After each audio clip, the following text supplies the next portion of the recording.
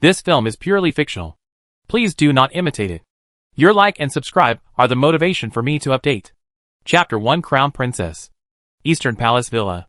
6th brother. What's wrong with you? Xiao woke up from his coma. And the first thing he heard was such a soft and pleasant question. He opened his eyes in confusion and saw a woman in luxurious clothes kneeling behind the table 5 steps away. The woman was wearing a red folded skirt with exquisite patterns.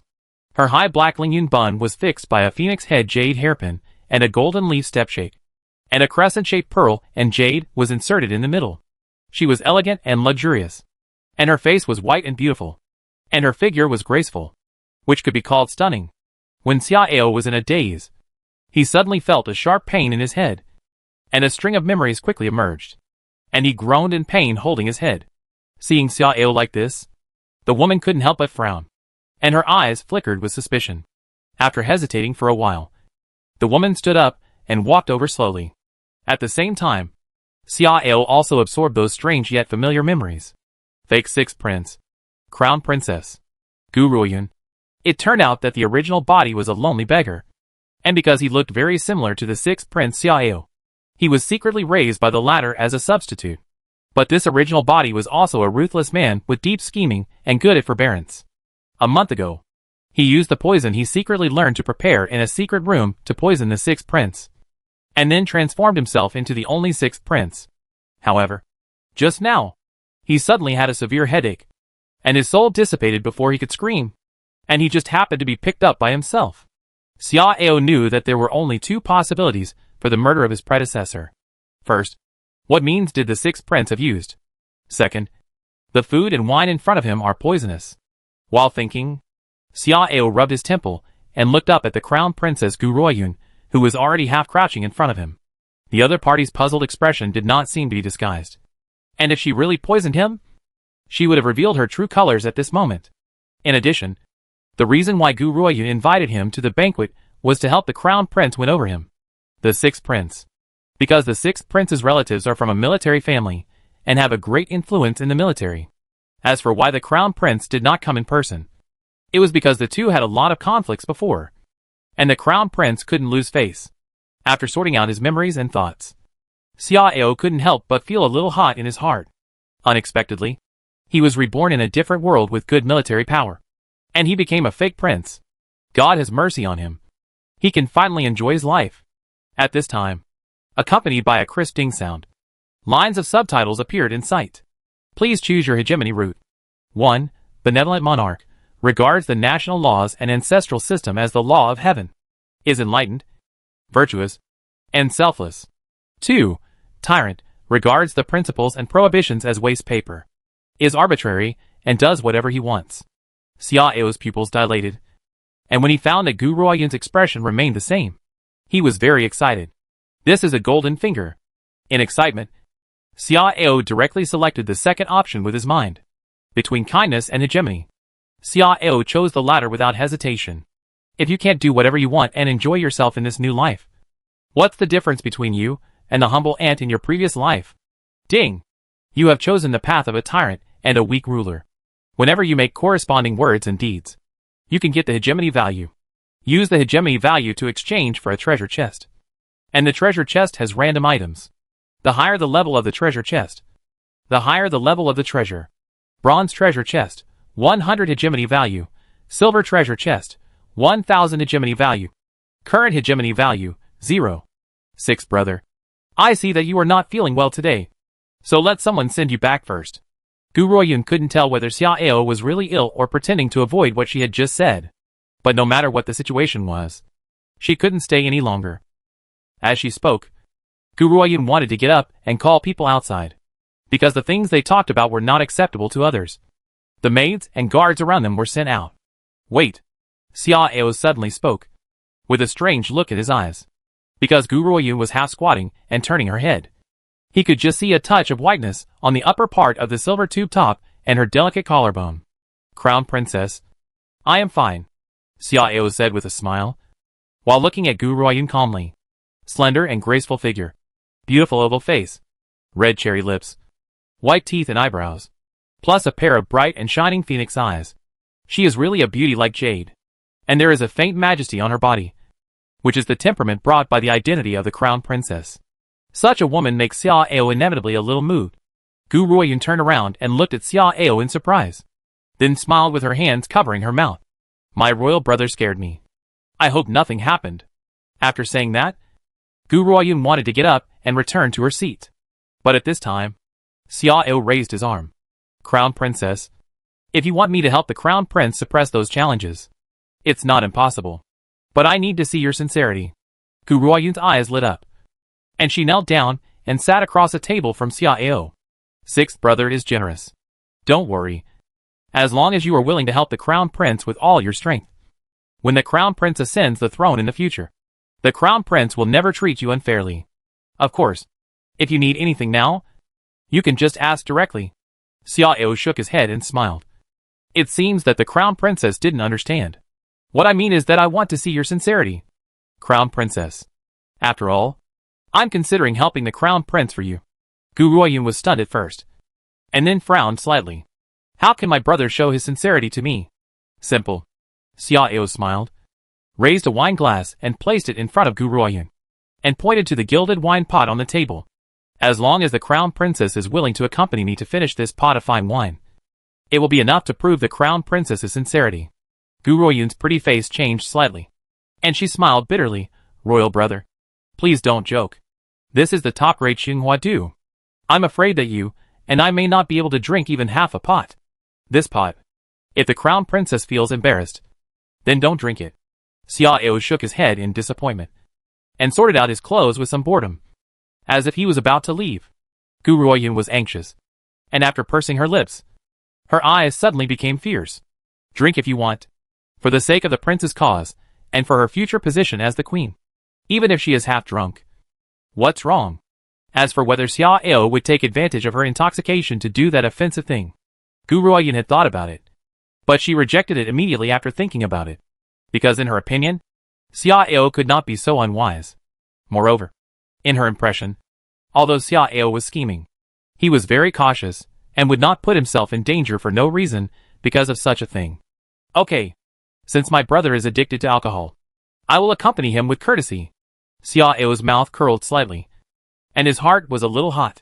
He liked to do whatever he wanted without any scruples.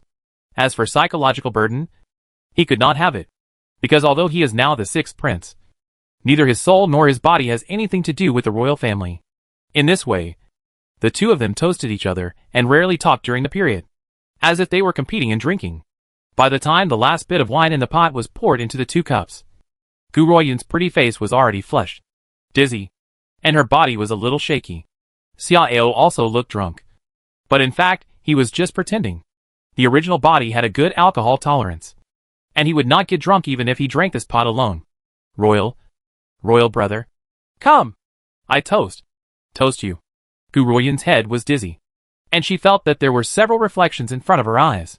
But she still forced herself to pick up the wine glass, with a look of satisfaction and relief in her eyes. She finally persisted, and it was about to end, and she would successfully win the 6th prince as her arm.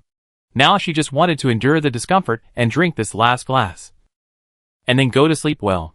However, just when the wine glass was halfway up, her fingers twitched a few times uncontrollably, causing the wine glass to slip from her hand. Looking at the wine glass that fell on the carpet, Gu Ruoyun was a little dazed for a while. At this moment, Xia Ao suddenly grabbed her right hand that was frozen in front of her. Crown Princess, are you okay? Gu Ruoyun was startled, struggling to pull her hand away while blushing and scolding. Royal brother, I'm fine.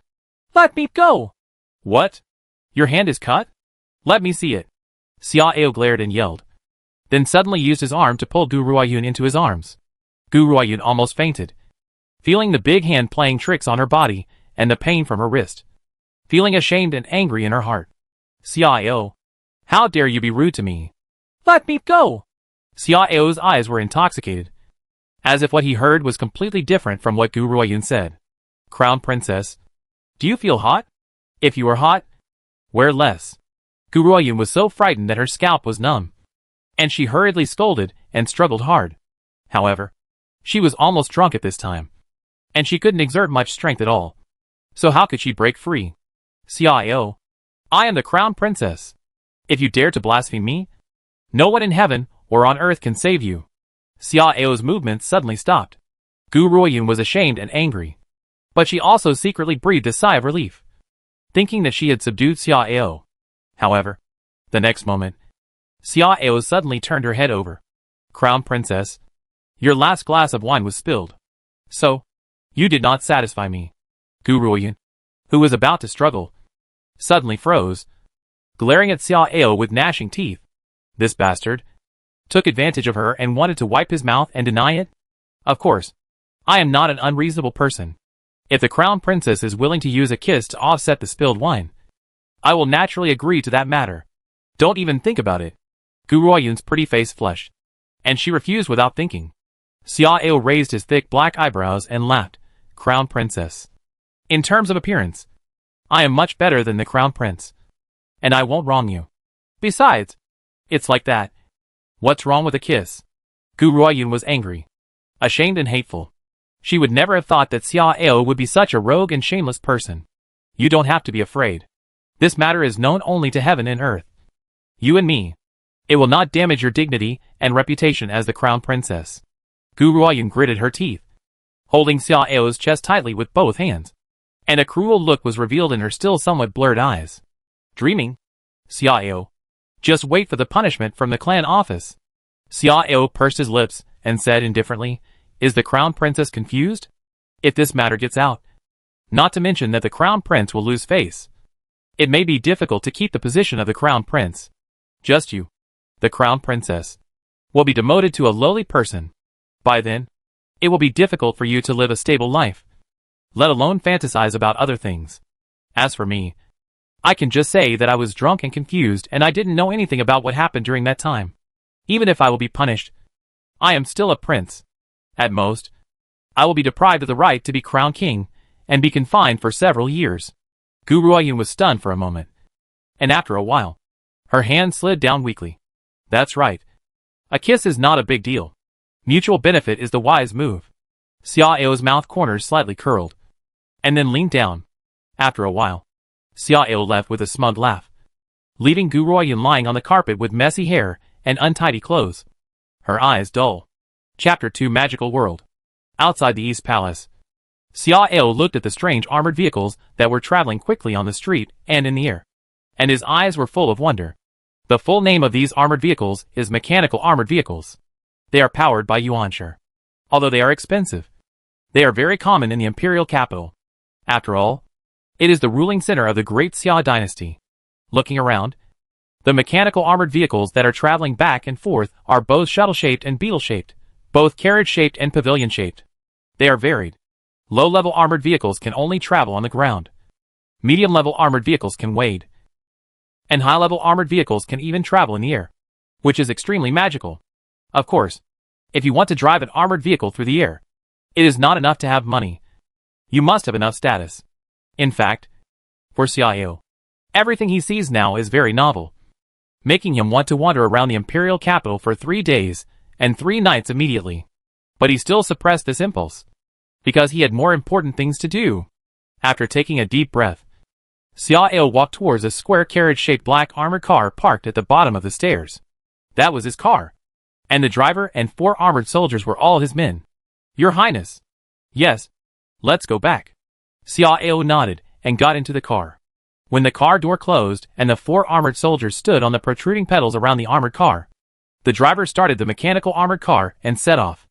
According to the ancestral system of the great Xia dynasty, the princes had to move out of the palace and open a house in the imperial capital when they were 15 years old.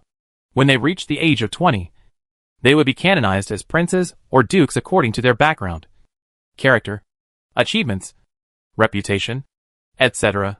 Xiao was now 18 years old, and it was not time for him to be canonized. In the car wrapped in silk and filled with fragrance, Xiao clicked on the system interface, where there was a record that he had heard but had not yet signed. Ding! You tease the Crown Princess of Daxia. Overbearing value plus 100. Current overbearing value, 100. Can be exchanged for a bronze treasure chest. Xiao rubbed his hands, with anticipation in his eyes. Ding! You spent 100 overbearing value to exchange for a bronze treasure chest. and the treasure chest opened. Congratulations. You got a 1-star Chow Chow template. 1-star Chow Chow template. After using it, you can get the 1-star characteristic of Chow Chow in the Abyss realm. Rose Friend. Duration, 10 minutes. After the duration ends, it will slightly increase charm and strength. Rose Friend. There is a high probability that the Rose Age woman will have a better impression of you. The more targets around you, the weaker the effect. After reading this series of information, Xiao couldn't help but look strange. Rose Friend? Isn't this the friend of young women? As expected of Boss Chow. But what is this Abyss realm? Made up by the system? Shaking his head and not thinking about it for the time being. After closing the system panel, Xiao suddenly felt a little melancholy. Chow Chow's template is a good thing. Maybe he can use it to further develop the Crown Princess Gu Ruoyun and let her serve him. But this thing is of no help to his own strength. There are 3 realms of cultivation in this world. From low to high, the acquired realm, the innate realm, and the Dharmakaya realm. The 3 realms of cultivation correspond to refining essence into Qi, refining Qi into spirit, and refining spirit into emptiness. Each realm of the acquired realm and the innate realm is divided into 9 levels. But the Dharmakaya realm is extremely special, because the Dharmakaya realm can actually be divided into 3 different realms, or 3 stages. That is, the virtual body stage, the real body stage, and the spiritual body stage. The most special thing is that the 3 stages of the Dharma body realm have only a lower limit, but no upper limit. Just like when the virtual body stage cultivates the virtualized Dharma body to a height of 9 feet. It can start to break through the real body stage. But if you don't want to break through, you can still continue. The most famous virtual body stage powerhouse in history once cultivated the virtualized Dharma body to a height of 99 feet. Moreover, in a shocking battle, he killed more than a dozen real body stage powerhouses and hundreds of virtual body stage masters, and even dragged a top powerhouse who had just entered the spiritual body stage to death. The results of this battle were shocking, and it also triggered a cultivation craze of delaying breakthroughs and starting to pile up the height of the Dharma body in the virtual body stage. It's a pity that there are very few people who can hold on to the 50-foot Dharma body, because for most people, such a choice is not a wise move. In simple terms, a 10-foot true Dharma body is equivalent to a 9-foot virtual Dharma body. Most people who have the time and resources to cultivate a 9-foot virtual Dharma body can cultivate a 2-foot true Dharma body. Xiao's current cultivation level is the 3rd level of Xiantian, the same as the dead 6th prince. The 3rd level of Xiantian at the age of 18 is already good, but considering the identity of the prince, it can only be said to be average, because the top geniuses of the Great Xia dynasty at this age are mostly around the 7th level of Xiantian. In addition, he didn't know if there were any loopholes in the identity of the counterfeit. If there were, it would be the most fatal crisis for him. Therefore, what he needs and wants to do most now is to improve his strength, because once his identity is questioned, he is the only one in the world who can save himself. The sudden sense of crisis in his heart made him feel uneasy. In a restless mood, Xiao opened the curtains and looked out. At this time, the armored car was moving forward slowly in the air 5 meters above the ground. The buildings passing by on both sides included shops and taverns lower than the armored car, as well as attics and floating platforms higher than the armored car. Occasionally, there were armored cars of strange shapes passing by, and the scene was wonderful. The cool breeze drifted in through the open car window and caressed Xiao's cheek, which also made Xiao's mind clear and his eyes suddenly brightened, because he suddenly remembered that his golden finger had no time limit. As long as he did whatever he wanted, he could continue to get the domineering points to exchange for treasure chests. In this case, change the route and go to Shitsuyuan. Yes. Eastern Palace Villa. A young man in a bright yellow python robe strode into the bedroom. After raising his hand to wave away the maid in the hall, he walked towards Gu Ruoyun, who was sitting in front of the dressing table and combing her hair with an expectant look. This person was the current prince of the Great Xia dynasty, Xia Cheng. Dong Fei. How is it? Hearing Xia Cheng's impatient question, Gu Ruoyun froze, feeling a little flustered and a little suffocated. Although she had already bathed, the smell of alcohol on her body was still a little strong. The prince did not ask about the smell of alcohol, but went straight to the point, which made her a little resentful. He agreed. Hearing this answer, Xia Cheng's eyes suddenly lit up, and he laughed loudly, and subconsciously ignored Gu Ruoyun's stiff tone. Good. He is sensible. Xia Chong said with a smug smile, holding his hands on his waist, and then sniffed his nose, revealing a strange look.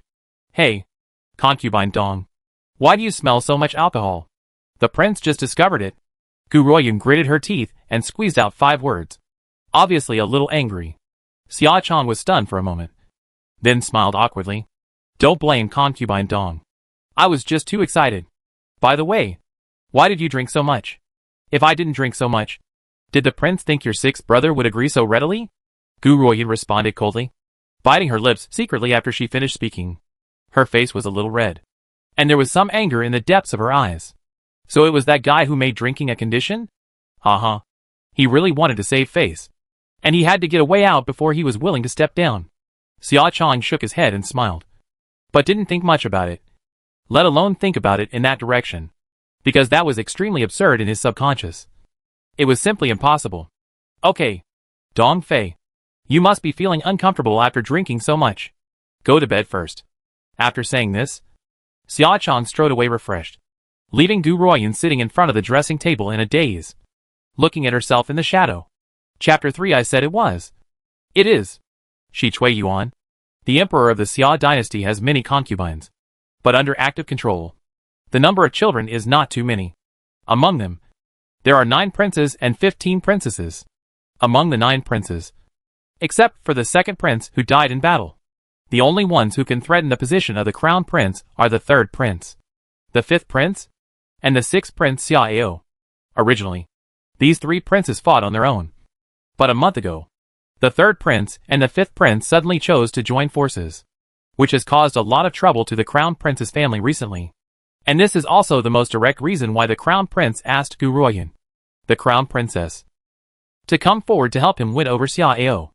Although the name of Shi Chui Yuan is fresh and elegant, it is actually a high-end gambling house with a good environment. The reason why Xia Ao came to Shi Chui Yuan is because this place is the place of Lu Xuqing, the legitimate son of the minister of the Ministry of Revenue. And Lu Xuqing is the follower of the 5th prince. Shi Chui Yuan, E-shaped wing room. Hey! Lost again. This Jin bet is really unplayable. No. I'll bet on the Yin face this time. I don't believe it. I won't win after betting 10 times. This young master counted with his fingers. It must be the Wu face again this time. Bet. 20 or so men in luxurious clothes gathered around a long table. Some of them were shouting in a very impolite manner. Some of them were clenching their fists with red eyes. Some of them were squinting and muttering something. And some of them were playing with jade chips with a smile on their faces. The so-called Chin bet is a kind of bet with a small chance of winning, but it will definitely make a huge profit.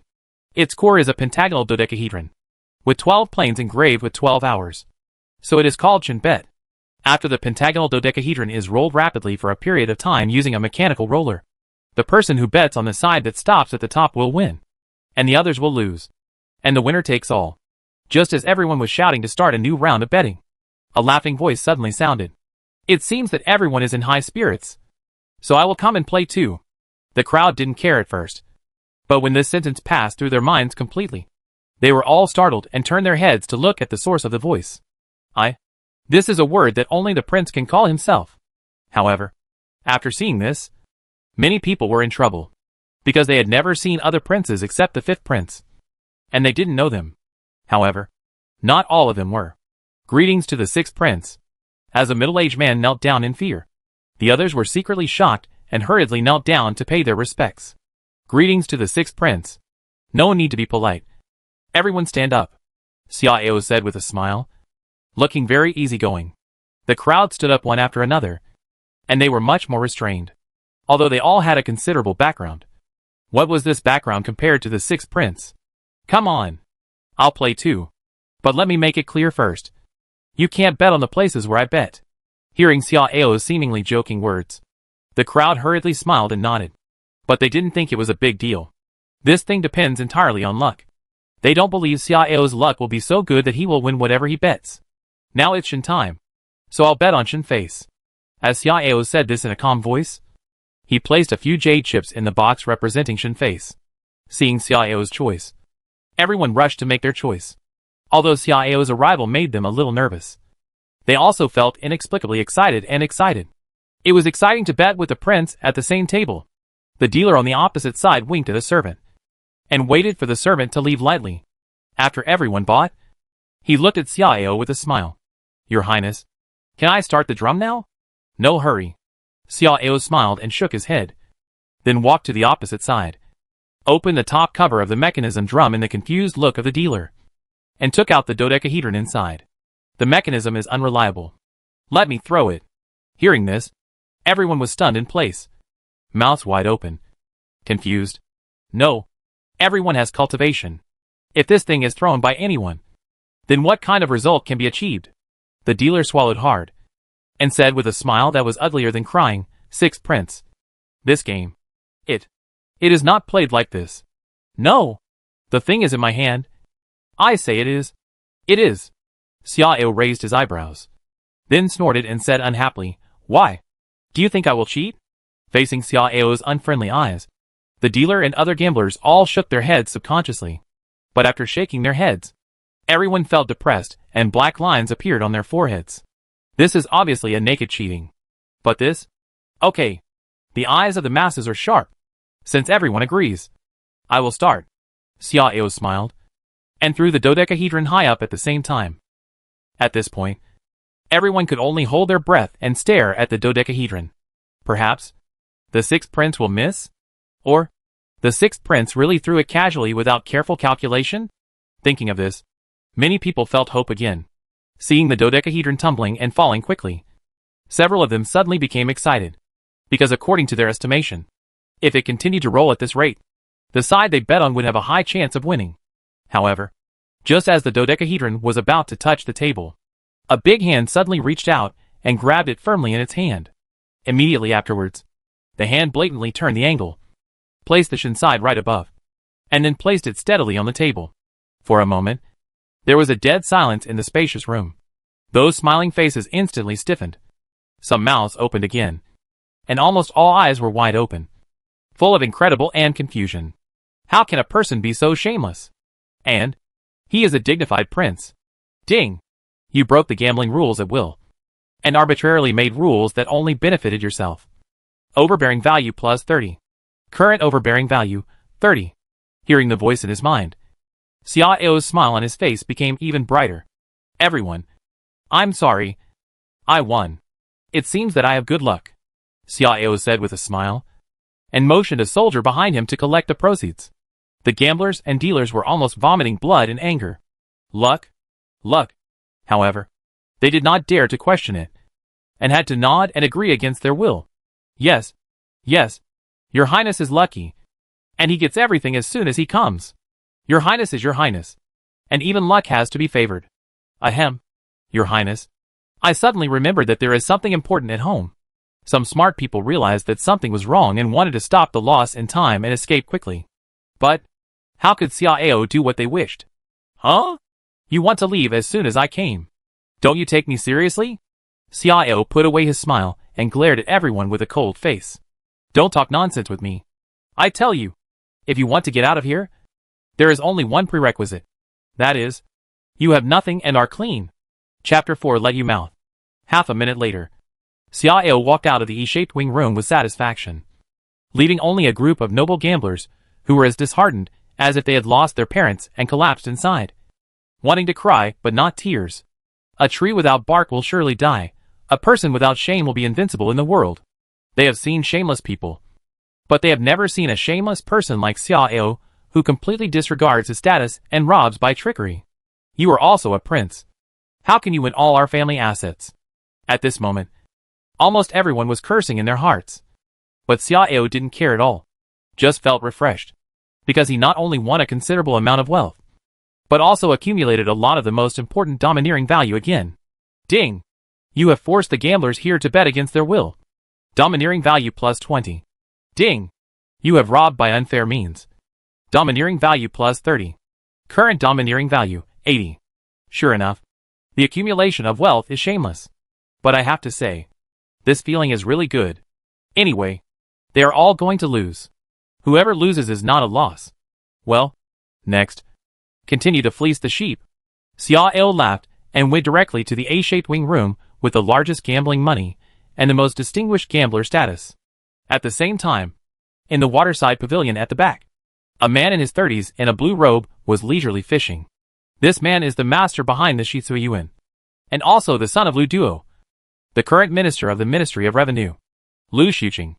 On the side, an old man pursed his lips, hesitated for a long time, and then spoke. Sir, are you really not going to greet him? After all, he is the 6th prince. If he gets angry, the 5th prince may not be able to protect him. Angry? What kind of anger is he angry about? Lu Xuqing chuckled and looked indifferent. This place is not under my name, and I didn't know he was here. Let him wander around. If he loses his money, that would be the best. Ha ha ha. Just as Lu Xuqing was laughing, a figure ran over in a panic. Sir! Something happened. What happened? You're so flustered. Lu Xuqing frowned and shouted unhappily. Sir! The 6th prince cheated openly. Not only did he win all the guests in the B-shaped wing, but he also made us lose several days of revenue. What? Lu Xuqing's face suddenly changed, and he threw the fishing rod in his hand directly into the water. What's going on? After the man finished telling the details of the process, Lu Xuqing was shocked and angry, and his face was even more ridiculous. Damn Xiao! How could he be so shameless? Young master, go and have a look. He seems to be heading for the A-shaped wing again. Lu Xuqing's eyes widened, and he stood up anxiously, and his face flushed as he shouted angrily, Go and invite the 5th prince. Quick! A-shaped wing.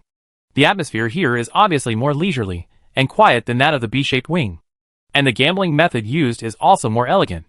Moreover, everyone has beautiful maids to accompany them, and there is no noisy noise. Therefore, when Xiao walked in, someone soon discovered him. Oh! The 6th prince actually has the leisure and elegance to run to such a place to play? Strange. Strange.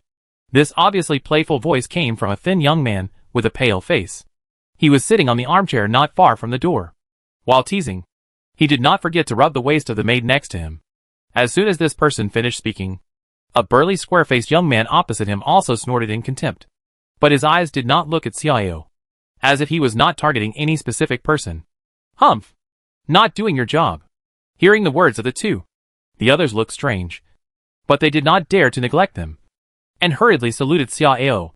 After all, the former was the son of the Grand Tutor, and the latter was the legitimate son of the Duke of Wei. They had the capital to ignore the 6th prince, but they could not. Xiao narrowed his eyes and smiled, not surprised by such a scene. After all, most of the people who often come to Shitsuyuan are from the 5th prince and the 3rd prince, and the rest are from neutral backgrounds. Naturally, it is unlikely that someone from his lineage will be there to speak for him. Xiao walked slowly forward, constantly looking at the two people who spoke rudely. The 6th prince has put a lot of thought into making the original body, the substitute, work, just like the powerful people in Daxia that he knew. They would find their portraits and information and give them to the substitute to memorize.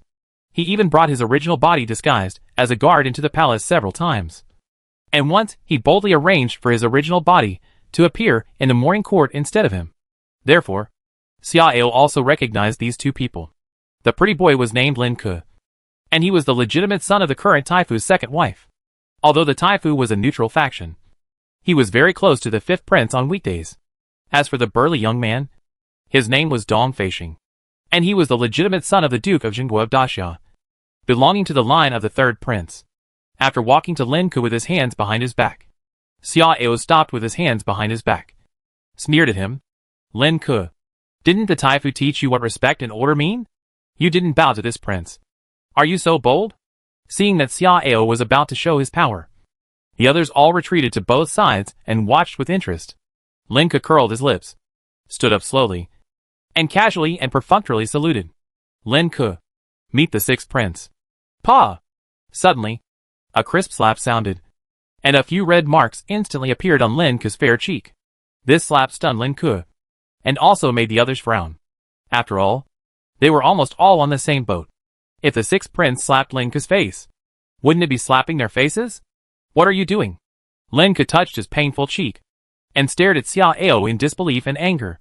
However, before he could finish shouting, Xiao slapped him again, and slapped him more than a dozen times in a row, causing Lin Ke's nose to bleed and dizzy. You bastard! You dared to disrespect this prince. I think you are tired of living. Xiao scolded coldly, and finally kicked out fiercely, kicking Lin Ke several steps away, and knocking over the armchair and the maid behind him. Ding! You wantonly beat the son of a senior official. Domineering value plus 20 in the dead silence. Xiao turned his head and stared at Dong Feixing, scolding him harshly. Get over here. Dong Feixing's face turned green and red, and he walked over with his head held high. Greetings to the sixth prince. Your Highness. Lin Ke didn't mean to offend him. Why did your Highness have to fight? Hee. You still want to speak for others? Xiao sneered, his eyes cold. It's fine that you didn't greet me in time, but you dared to insult me. Dong Feixing. Are you trying to rebel? Dong Feixing's face changed slightly, and he said in a deep voice, Sixth Prince? Don't say anything nonsense. Oh! You dare to threaten me? Xiao's eyes became colder, and he suddenly shouted angrily.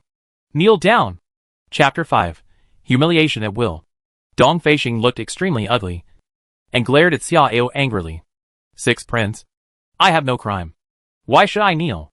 Your Highness. Don't think of using trumped-up charges to harm me. You still dare to be stubborn. Xiao glared and scolded, then waved his hand violently. This beast openly insulted me. According to the crime, his tongue should be cut off. Capture him. The two armored soldiers following behind Xiao drew their sabers without hesitation and stepped forward at the same time. Dong Feixing's face changed instantly, and after a little struggle, his knees softened, and he knelt down with humiliation on his face, gritting his teeth. In his impression, the sixth prince has always been cautious and low-key, so he dared to make a sarcastic remark to the air. But what he never expected was that the sixth prince today was like eating charcoal, with an unbelievable temper. Although reason told him that Xiao was unlikely to really cut off his tongue, he didn't dare to gamble. Seeing Dong Feixing kneeling down in fear, Xiao raised his hand to stop his soldiers, and then walked forward slowly. Weren't you quite arrogant just now? Keep going. While sneer, Xiao slapped Dong Feixing hard, hitting his head and tilting it. But his hand was also hurt by the shock. Dong Feixing has reached the 9th level of innate cultivation. Not only is his true energy abundant, but his physique is also quite strong. He is really tough and thick. Sixth Prince. Don't go too far. Dong Feixing bit his lips tightly and straightened his head, staring at Xiao fiercely, clenching his fists tightly, making a crackling sound of joints. How dare you be rude to His Highness? The two soldiers' faces sank and shouted angrily. Too much? Oh! Well, then I'll give you something even more excessive. Xiao sneered and turned to the maid who served Dong Feixing and shouted coldly. Bring me the pot of hot tea. The maid was trembling with fear, but she could only force herself to bring the teapot tremblingly. Xiao took the teapot, and then tilted the pot with a playful look on his face, so that the spout was aimed directly above Dong Feixing's head. Seeing this, everyone guessed what Xiao wanted to do. Not far away, two men pushed each other for a while, and one of them gritted his teeth and spoke. Sixth Prince. Xiao turned his head and looked at him playfully. What's the matter? Facing Xiao's increasingly excited eyes, the man couldn't help but jump in his heart, and hurriedly changed his words. Nothing. Nothing. Cough. The man smiled awkwardly with a stiff expression, and his eyes dodged, because he felt that Xiao was just waiting for someone to speak up, and then take the opportunity to punish more people. Xiao withdrew his gaze with some disappointment, and focused his attention on Dong Feixing again. Boy, the Duke of Xinghua is such a great man. You can't bring down his reputation.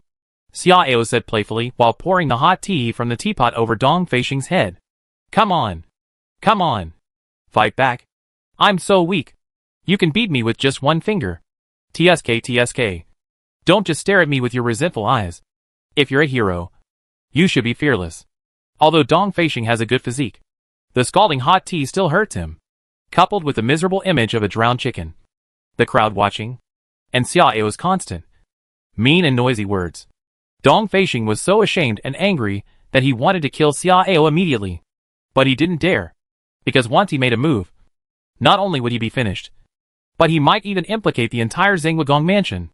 At the same time, a group of onlookers were also cold in their hearts. The sixth prince kept provoking Dong Feixing, clearly forcing Dong Feixing to lose his mind. And once Dong Feixing really lost his mind and attacked him, then, at this moment, no one dared to persuade or stop him. Even Lin Ke. who was beaten into a Zongzi face, felt a little fortunate at this moment. How can Dong Feixing face people in the future after being humiliated like this? Compared with Dong Feixing, his situation is actually much better. After a while, a pot of hot tea was poured, and Dong Feixing also endured it with hatred, without any resistance. Ding! You ruthlessly humiliated the son of the Zhengwagong in public, and your domineering value plus 30. In response to this, Xiao felt relieved in his heart, but he was angrily cursing on his face. You coward! Can't you be more motivated? At this time, Lu Xuqing finally arrived, looking at the extremely embarrassed Dong Feixing and Lin Ke, and then looking at the others who all lowered their heads and dared not breathe. Lu Xuqing was a little confused. What's going on? Why did they become so cowardly? Although he was very confused, he didn't care to think too much at the moment. Lu Xuqing quickly ran behind Xiao and bowed properly. Xuqing greets His Highness. I didn't know that Your Highness was coming. I didn't welcome you from afar. I hope Your Highness will forgive me. Forgive me? You still know you are guilty? Xiao turned around and stared at Lu Xuqing with a sneer.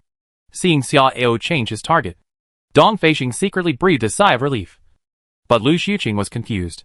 What's going on? This is just a normal polite remark. Why do you take it seriously? Being confused, Lu Xuqing could only cough awkwardly and try to change the subject. Sixth Prince, who offended you to make you so angry? Don't try to be clever in front of me. Tell me, what crime did you ask me to forgive? Xiao sneered, his eyes unkind. Lu Xuqing's forehead was covered with black lines, and it seemed that 10,000 earth horses were running through his mind. Who is this? Isn't this nonsense? However, while cursing secretly, Lu Xuqing seemed to understand a little, and understood why the two were so miserable, and the others were scared and dared not say a word. Could it be that the sixth prince came here specifically to cause trouble and mess up the scene? After taking a deep breath, Lu Xuqing gritted his teeth and said, Sixth Prince, Xuqing's crime is that he did not greet you in time. You want to beat or scold. Xuqing will admit it. He also thought it through. Since Xiao came to mess up the scene, he couldn't hide. Therefore, instead of letting Xiao make more serious charges, he might as well admit his faults first, so as not to be punished too badly. Moreover, he also needs to buy time and wait for the arrival of the fifth prince. When the fifth prince arrives, let's see how arrogant Xiao is. Okay, since you plead guilty, I will give you a chance to atone for your crimes. Xiao wiped his hands slowly, and then said loudly, You and I have a bet. If you win, this crime can be forgiven. If I win, you need to take out 10,000 inferior yuanshi. Hearing this, Lu Xuqing's face changed drastically. There are two kinds of currency in this world. One is gold, silver and copper, and the other is yuanshi. Copper coins have the lowest value. One tael of silver is equal to 1,000 copper coins, and one tael of gold is worth more than 10 taels of silver. Yuanshi is divided into 3 grades, upper, middle and lower. Among them, one lower grade yuanshi can be exchanged for 10 taels of gold. Medium grade yuanshi can be exchanged for 100 taels of gold. And upper grade yuanshi can be exchanged for 1,000 taels of gold. If compared with the price level on Earth, one tael of silver is about 100 yuan, and one lower grade yuanshi is about 10,000 yuan. 10,000 lower grade yuanshis are equivalent to about 100 million yuan. Although this kind of high-end gambling house is one of the most profitable businesses, Shitsui Yuan is limited in size after all, and the net income per month is only about 10,000 taels of gold. That is, 1,000 lower grade yuanshis. Moreover, he and his father are only one of the main families. If they really want to divide it, they can only get 2 or 3% every month. Xiao is asking for nearly a year's income from the entire Shitsui Yuan with just one mouth. Isn't that asking for too much? Chapter 6. Trick the King and Scold the Prince. Lu Xuqing was absolutely unwilling to accept the bet in his heart, because the bets on both sides were seriously unbalanced. More importantly, he had seen Xiao's shamelessness, and he guessed that Xiao would definitely want to cheat again, so he would definitely lose. But he didn't dare to refuse directly, because the previous experience of Dong Feixing and Lin Ke was right in front of him. Many thoughts flashed through his mind quickly, and Lu Xuqing finally smiled bitterly and said, Sixth Prince, this Shitsui Yuan is not mine. I am just taking care of it on my behalf. I have no right to accept your bet. You don't even have this little power. Why are you pretending to be the master? Xiao curled his lips in disdain, and when he was about to say something else, A voice suddenly came from the direction of the door. It's rare that the sixth brother is so elegant. How can you disappoint the sixth brother? Hearing this voice, the people in the wing room all brightened their eyes and turned to look at the door. Soon, a sturdy young man with bright eyes walked in with his hands behind his back. This man was Xia Kuei, the fifth prince of Daxia, who was 21 years old this year and was named King Wei.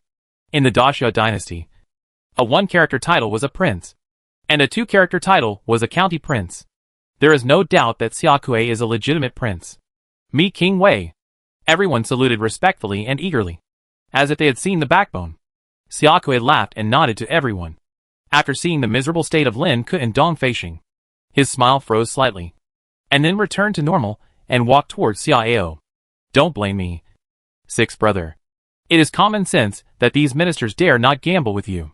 So, I, your royal brother, will take over this for Su Qing, and I will gamble with you. How about it? Looking at Xia Kuei with a generous face, Xia Ao tilted his head. As expected of the emperor, his style of caring for his subordinates is still so obvious. Hearing Xia Ao's words of praise and sarcasm, Xia Kuei remained calm and smiled. Sixth brother, you are joking. The emperor dare not overstep the boundaries. They are not the emperor's subordinates, but the emperor's brothers and sisters. Oh, brothers? Xia Ao raised his eyebrows and showed a playful smile at the corner of his mouth. When did the emperor have so many good sons? Does the emperor know? Xia Kuei's hearty smile froze, and his eyes twitched several times. What's wrong with this old six? Why has he become so sharp-tongued? Sixth brother, don't joke. I was just making a metaphor. Xia Kuei stared, and then put on a smile again. By the way, sixth brother, I heard that you went to the East Palace Villa today. The emperor is well informed. Xia Ao smiled, and then took the initiative to confess in a very bachelor way. The prince wants to win me over, but he doesn't dare to show up himself. So he asked the princess to accompany him. By the way, my brother, how do we bet? Xia Kuei's eyes flashed, and he didn't care about the way of betting. Sixth brother, it's up to you. After waving his hand, Xia Kuei shook his head and laughed. This prince is still so hypocritical. He wants to win you over, but he can't lower himself to meet you in person. Ah, ridiculous. Sixth brother, the prince looks down on you so much. You won't agree to him, right? What do you think? Xia Ao blinked and smiled meaningfully. Xia Kuei's expression froze, and he cursed in his heart. I said? What the hell I said? Your brain is on your head. How can I know what you are thinking? Just when he was speechless, Xia Ao's voice rang in his ear. By the way, my royal brother, do you bet on odd or even numbers? Xia Kuei looked in the direction of the voice, and saw a white jade dice in Xia Ao's right palm, and Xia Ao himself was looking at him with a smile. Xia Kuei was stunned and said in a daze, Sixth brother, what do you mean? Do you want to throw it yourself? Yes. Didn't my royal brother tell me to decide? Xia Ao nodded innocently, and then stared at Xia Kuei with suspicion. What? My royal brother? Do you want to cheat and deny it? Xia Kuei's face twitched, and he hated it in his heart. This damn bastard. He really knows how to take advantage of loopholes. How can there be such a fair and open cheating? How can he be so shameless? Hey, sixth brother. I won't cheat, but we have to follow the rules. Right? You? Before Xia Kuei could finish, Xia Ao interrupted him with a cold snort. Brother, you are denying. This is not okay. You are the great king of Great Xia. You are my father's beloved son. If you cheat, where will the dignity of the Great Xia royal family be? Where will the face of my father be? Hearing Xia Ao shouting, everyone in the field was speechless. What kind of perverse logic is this? Don't you, the sixth prince, cheat so shamelessly, and you won't destroy the dignity of the Great Xia royal family and the emperor? No, he has already destroyed it. Xia Kuei's head was full of black lines, and he felt that he had never been so speechless as today.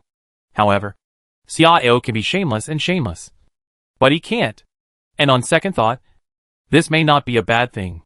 If this matter gets out today, his reputation will be greatly ruined. As a sharp contrast, his generosity and tolerance will naturally win more recognition and applause. Thinking of this, Xia Kuei felt relieved and showed a helpless bitter smile on his face. Okay, don't worry, sixth brother. I have no intention of breaking my promise. Okay, isn't it just 10,000 inferior yuan sure? As long as it can make Sixth Brother happy, I will not cherish it. Xiao rolled his eyes and snorted coldly. Brother, you are really good at this. It seems that you are giving it to me for free. Brother, you should know that you are standing up for your men for your own face. You are gambling with me, and the outcome is unpredictable. Even if I win, it is you who lose to me, not you who give it to me. Xiaokui grinned, feeling a little toothache, and wanted to bite Xiao hard.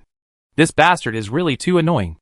At this moment, another hearty laugh came from the door. Ha ha ha. Well said, Sixth Brother. Some people are hypocritical. For such people, we should despise them mercilessly. Everyone's face was very exciting. After sighing secretly, they hurriedly saluted the visitor. Greetings to His Royal Highness the Crown Prince. Xia Chan did not look at the people kneeling together. He just shook his sleeves casually, and then strode towards Xiao with a friendly look on his face. When the secret line reported that Xiao was making a big fuss in Shizuyuan, he was very happy. He didn't expect that Xiao would go to Lao Wu's territory to step on the plate as soon as he agreed to help him. In addition to being happy, he couldn't help himself, so he simply ran over to see the excitement. And by the way, he supported Lao Lu and declared his relationship with Lao Lu to the outside world. Sixth Brother, good job, Xia Chan said with a look of approval, and at the same time stretched out his hand to pat Xiao on the shoulder. However, Xiao avoided him with a look of disgust, and glared at him unhappily. What the hell is it to you? Chapter 7, Get up. I'm only interested in women. Instantly, the whole room was dead silent, and everyone's eyes widened, with a look of astonishment on their faces. As the person involved, Xia Chan was even more dumbfounded, as if a stinking thunderbolt sounded in his head. His face turned blue and red, and his arms stretched in the air froze, and he couldn't move forward or retreat. And Xiaokui, who was originally full of anger, quickly changed his mood from gloomy to sunny at this moment, and laughed out loud. Well done. This Lao Lu is really great. No one has ever dared to embarrass the prince so bluntly in public. It seems that the prince did not personally receive Lao Lu, which made Lao Lu very angry. And this also shows that Lao Lu didn't even think about joining the prince. Coupled with this scolding, Lao Lu is even less likely to stand with the prince. This is great news for him and Lao San. Ha ha ha. Sixth Brother, you are still so straightforward, but you have to be careful. Although being straightforward is a virtue, it can easily lead to trouble, Xiaokui said with a laugh, while trying to put his arm around Xiao's shoulders to show their closeness. However, another embarrassing scene occurred. Get out of the way. Xiao slapped Xiaokui's outstretched arm and glared at Xiaokui. Are you all sick? I'm just playing a bet, but you have to make insinuations. Is that fun? Also, I only like women. Don't stretch your claws over me all the time. The smile on Xiaokui's face froze completely, and anger kept surging in his eyes. This damn bastard. Is there something wrong with his brain? Ding! You scolded the current crown prince in public, and your domineering value is plus 80. Ding! You scolded the fifth prince of the dynasty in public, and your dominance value plus 50. Xiao is not interested in everyone's voice, anger, hatred, etc., and he will not take it to heart. He feels comfortable now. I am just a second-rate person. So what? I scolded and got what I wanted. As for the other things, are they important? Oh, no. There is still a harvest that has not been harvested. Since my brother doesn't choose, I will choose. I bet on double. As he said, Xiao did not give Xiaokui a chance to speak, and directly threw the dice in his hand. When the dice fell into his palm, the points facing up were 6 black dots. Ding! You blackmailed a lot of wealth by the following means. And your dominance value plus 50. Current dominance value, 310. Brother, you lose. Remember to have someone deliver the yuanshi to my house before nightfall today. Not a single one can be missing, ha ha ha. After saying that, Xiao threw down the dice, put his hands behind his back, and left with a hearty laugh, leaving the others in the wing room staring at each other in silence for a long while. After a while, Xiaokui gritted his teeth and took a deep breath, barely calming down his anger, and then looked at Xia Chan with a fake smile. Prince, do you want to stay and try your luck? Fifth brother, play by yourself. Xia Chan snorted coldly, then suppressed his boiling anger and left with a gloomy face. The sixth prince's mansion. Yuhai residence. Your Highness, return to the mansion. Seeing Xiao's armored car directly past the gate and land in the spacious front yard. The steward near the gate shouted loudly inside. Along with the shout, 2 teams of 8 maids came out in a neat and orderly manner, followed by 3 people. Among the 3 people, the one walking in the middle was a kind-looking white-bearded old man, who was the steward of the 6th prince's mansion, named Su Shang. Walking on the left was a black-robed man with a thick black mustache, a square face, and a burly figure.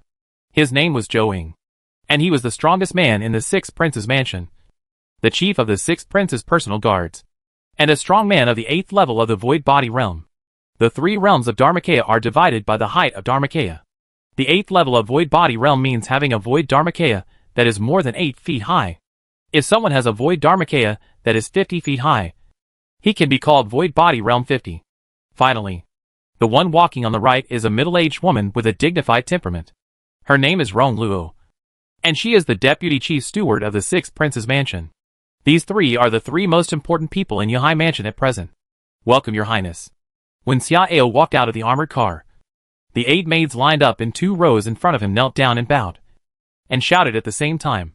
And Su Shang, Zhou Ying and the other 3 bowed, among whom Su Shang and Rong Luo were smiling, while Zhou Ying was serious. At this time, one of the armored soldiers suddenly strode forward and handed the package in his hand to Su Shang. General Manager Su, this is what Your Highness got in Shisuiyuan today. Your Highness asked me to give it to you. Su Shang blinked in surprise, and when he saw what was inside, his face changed slightly. Seeing the soldier's beaming and proud expression, he was even more confused. Your Highness, did you go to Shisuiyuan to gamble with someone? I was a little itchy, so I just took a look around. Xiao nodded with a smile, and then walked inside without saying much. He just wanted to open the treasure chest now. After taking a few steps, Xiao suddenly stopped and turned around to say something. By the way, King Wei should send a batch of yuanshi before nightfall. Pay attention to receive it. Watching Xiao's back gradually go away, Su Shang, Rong Luo, and Zhou Ying looked at each other. Xiao Wu, why did King Wei send yuanshi to Your Highness? How much? That's the one that King Wei lost to our prince. A full 10,000 low-grade yuanshi, the soldier said with a smile, with a proud look on his face. Hearing the word 10,000, Su Shang and the other 3 were all shocked. Shiwu, didn't His Highness go to the East Palace? How come he got such a big harvest from Shichui Garden? What happened? Tell me from the beginning. Xiaowu did not dare to hide it, and immediately told the whole process from beginning to end. After hearing the whole story, Su Shang and Rong Luo were so shocked that their mouths opened wide, and their faces were unbelievable, because they knew the 6th prince's cautious character very well. They didn't understand why the 6th prince changed his style today. If it was because he stood together with the crown prince, it would be fine. But in the end, the 6th prince actually slapped the crown prince's face hard. The 2 felt confused in their minds, and couldn't turn around for a while. Your Highness is so confused. Isn't it ruining his reputation by doing this? After a while, Su Shang clapped his hands suddenly, with a look of grief on his face. Rong Luo pursed his lips, and said hesitantly, Your Highness has always been cautious. Today's abnormality cannot be as simple as we think. I think Your Highness must have his reasons for doing so. Su Shang calmed down a little, but was still a little worried. At this time, Zhou Ying, who had been silent all the time, suddenly spoke. I never thought that today's retreat and failure to protect Your Highness's side would almost put Your Highness in danger. It's my fault. After saying that, Zhou Ying turned and left. Su Shang and Rong Luo looked at each other, and their expressions were a little helpless. Zhou Ying is a dull person, and he is very demanding of himself. He must have gone to Your Highness to apologize again. Chapter 8, Prison of Hell. Singing and Singing Stage. In the study, Xiao waved away everyone, rubbed his hands, and exchanged 300 domineering points for 3 bronze treasure chests. After taking a deep breath, Xiao began the most anticipated treasure chest opening session. The treasure chest is opened. Congratulations. You get a 1-star Lubu template. 1-star Lubu template. After using it, you can get the 1-star characteristic of Lubu in the Abyss Realm. The Gate Shooting Halberd. Duration, 1 minute. After the duration ends, the archery and strength will be moderately improved. The Gate Shooting Halberd, during the period, the strength is improved to the 99th level of the Virtual Body Realm, and every arrow is soul-stealing and hits the target. After reading the information in front of him, Xiao's eyes lit up, and he almost laughed out loud. He finally has a trump card to protect himself. And it is extremely powerful. Although it only takes 1 minute, it is enough for a strong man in that realm to do a lot of things. In addition, after the duration of the gate shooting halberd characteristic ends, it can also improve archery and strength to a certain extent. Although I don't know how much it can improve, I can also look forward to it a little. While excited, Xiao felt a little strange, because the gap between Cao Cao's template and Lu Bu's template seemed to be too big. After thinking for a while, Xiao finally came up with 2 inferences. First, these 2 people should have many characteristics, and there are strong and weak characteristics in the same star level. Maybe Mayo's characteristic is the weaker one of Cao Cao's 1-star characteristics. Second, it may be that the fields are different and the restrictions are different, which makes the 2 seem to be very different. But in fact it is not. After all, Mayu directly affects people's thoughts, emotions, and even souls. As the saying goes, it is easy to kill, but difficult to bend one's will. It is much more difficult to make a person surrender sincerely than to kill one. As for which one it is, or both, Xiao can't judge for the time being. Shaking his head and not thinking about it, Xiao continued to open the treasure chest. The treasure chest is opened. Congratulations. You have obtained the pseudo-forbidden device. The Hell Prison. Pseudo? Forbidden device? Xiao raised his eyebrows, a little confused. According to the original body's memory, there are only 3 levels of weapons and armor in this world. From low to high, they are sharp weapons, magic weapons, and treasure weapons. And each level is divided into 3 levels, upper, middle, and lower. What level is this forbidden weapon? Is it above the treasure weapon? Or is it because its effect is extremely special, and it is impossible to define the specific level? Pseudo-forbidden weapon Hell Prison. It can enslave the soul of the prisoner, making him a loyal follower of the dead, and can accelerate cultivation. But the other party must enter voluntarily. The Hell Prison can be hidden in your soul's sea. Currently, only the first level of the Hell Prison is open, which can imprison 800 Xiantian realm warriors. The enslavement time is within 10 days. The weaker the will, the shorter the enslavement time. People above the Xiantian realm cannot be collected. But the enslaver's breakthrough is not restricted. Unlocking the second level requires 1,000 domineering points. What Hell Prison? It's really a great weapon. After reading the information about the Hell Prison, Xiao couldn't help but be happy. But soon, Xiao was a little discouraged, because the restriction is too deceptive. The other party enters voluntarily. Isn't this just taking off your pants to fart? The only people who can enter voluntarily can be his people. How can the enemy be willing to enter? Could it be that he also captured the other party's family to threaten them? It's not impossible. But how much effort would it take? Not to mention the series of troubles that might be triggered. He rubbed his temples with a headache. And after thinking for a while, Xiao's eyes suddenly lit up. How could he forget about the prisoners? If those serious criminals, especially those on death row, were given a chance to escape from the cage and be reborn, how many people would not be happy? After thinking about this, Xiao immediately set his sights on the heavenly prison. But after thinking about it again, Xiao gave up again. It's not that he didn't have the confidence to get people out of it, but it was not worth it. The heavenly prison is the highest level of prison in the Great Xia dynasty, and most of the prisoners in it are life prisoners. These life prisoners are either powerful people in the third realm of the Dharmakaya or high-ranking officials who are being questioned. And now he just wants to get a group of innate prisoners. So there is no need to think about the heavenly prison, lest something goes wrong and arouse vigilance. After all, the next few layers of the nether prison must correspond to the third realm of the Dharmakaya. And then it is time to think about the heavenly prison. Since the heavenly prison is not available for the time being, we can only set our sights on other prisons. In any case, this choice is a good idea to kill 2 birds with 1 stone. He not only wants people, but also the domination points. As for what to do specifically, Xiao touched his chin and thought for a while, then suddenly laughed. Isn't this the time for the relatives to show their own value? After making a decision in his mind, Xiao focused his attention on the last treasure chest. The treasure chest is opened. Congratulations. You get the rare item Shingatai, 1 star. Shingatai, 1 star. The Shingatai is a place of joy every night, and gentlemen and beauties all ascend to heaven, listening to music, watching dances, And having fun on the Shingetai can quickly help the master of the Shingetai improve his cultivation, and slightly help the beauties practice. The more beauties, the more graceful their appearance, and the more sophisticated their skills, the greater the improvement. A 1-star Shingetai can accommodate up to 20 beauties, and the practice speed is increased by dozens of times. To upgrade to 2 stars, 1,000 domination points are required. After reading the information about the Shingetai, Xiao's eyelids twitched and his eyes lit up. Singing and reveling every night. This is what countless people dream of, but can only dream of.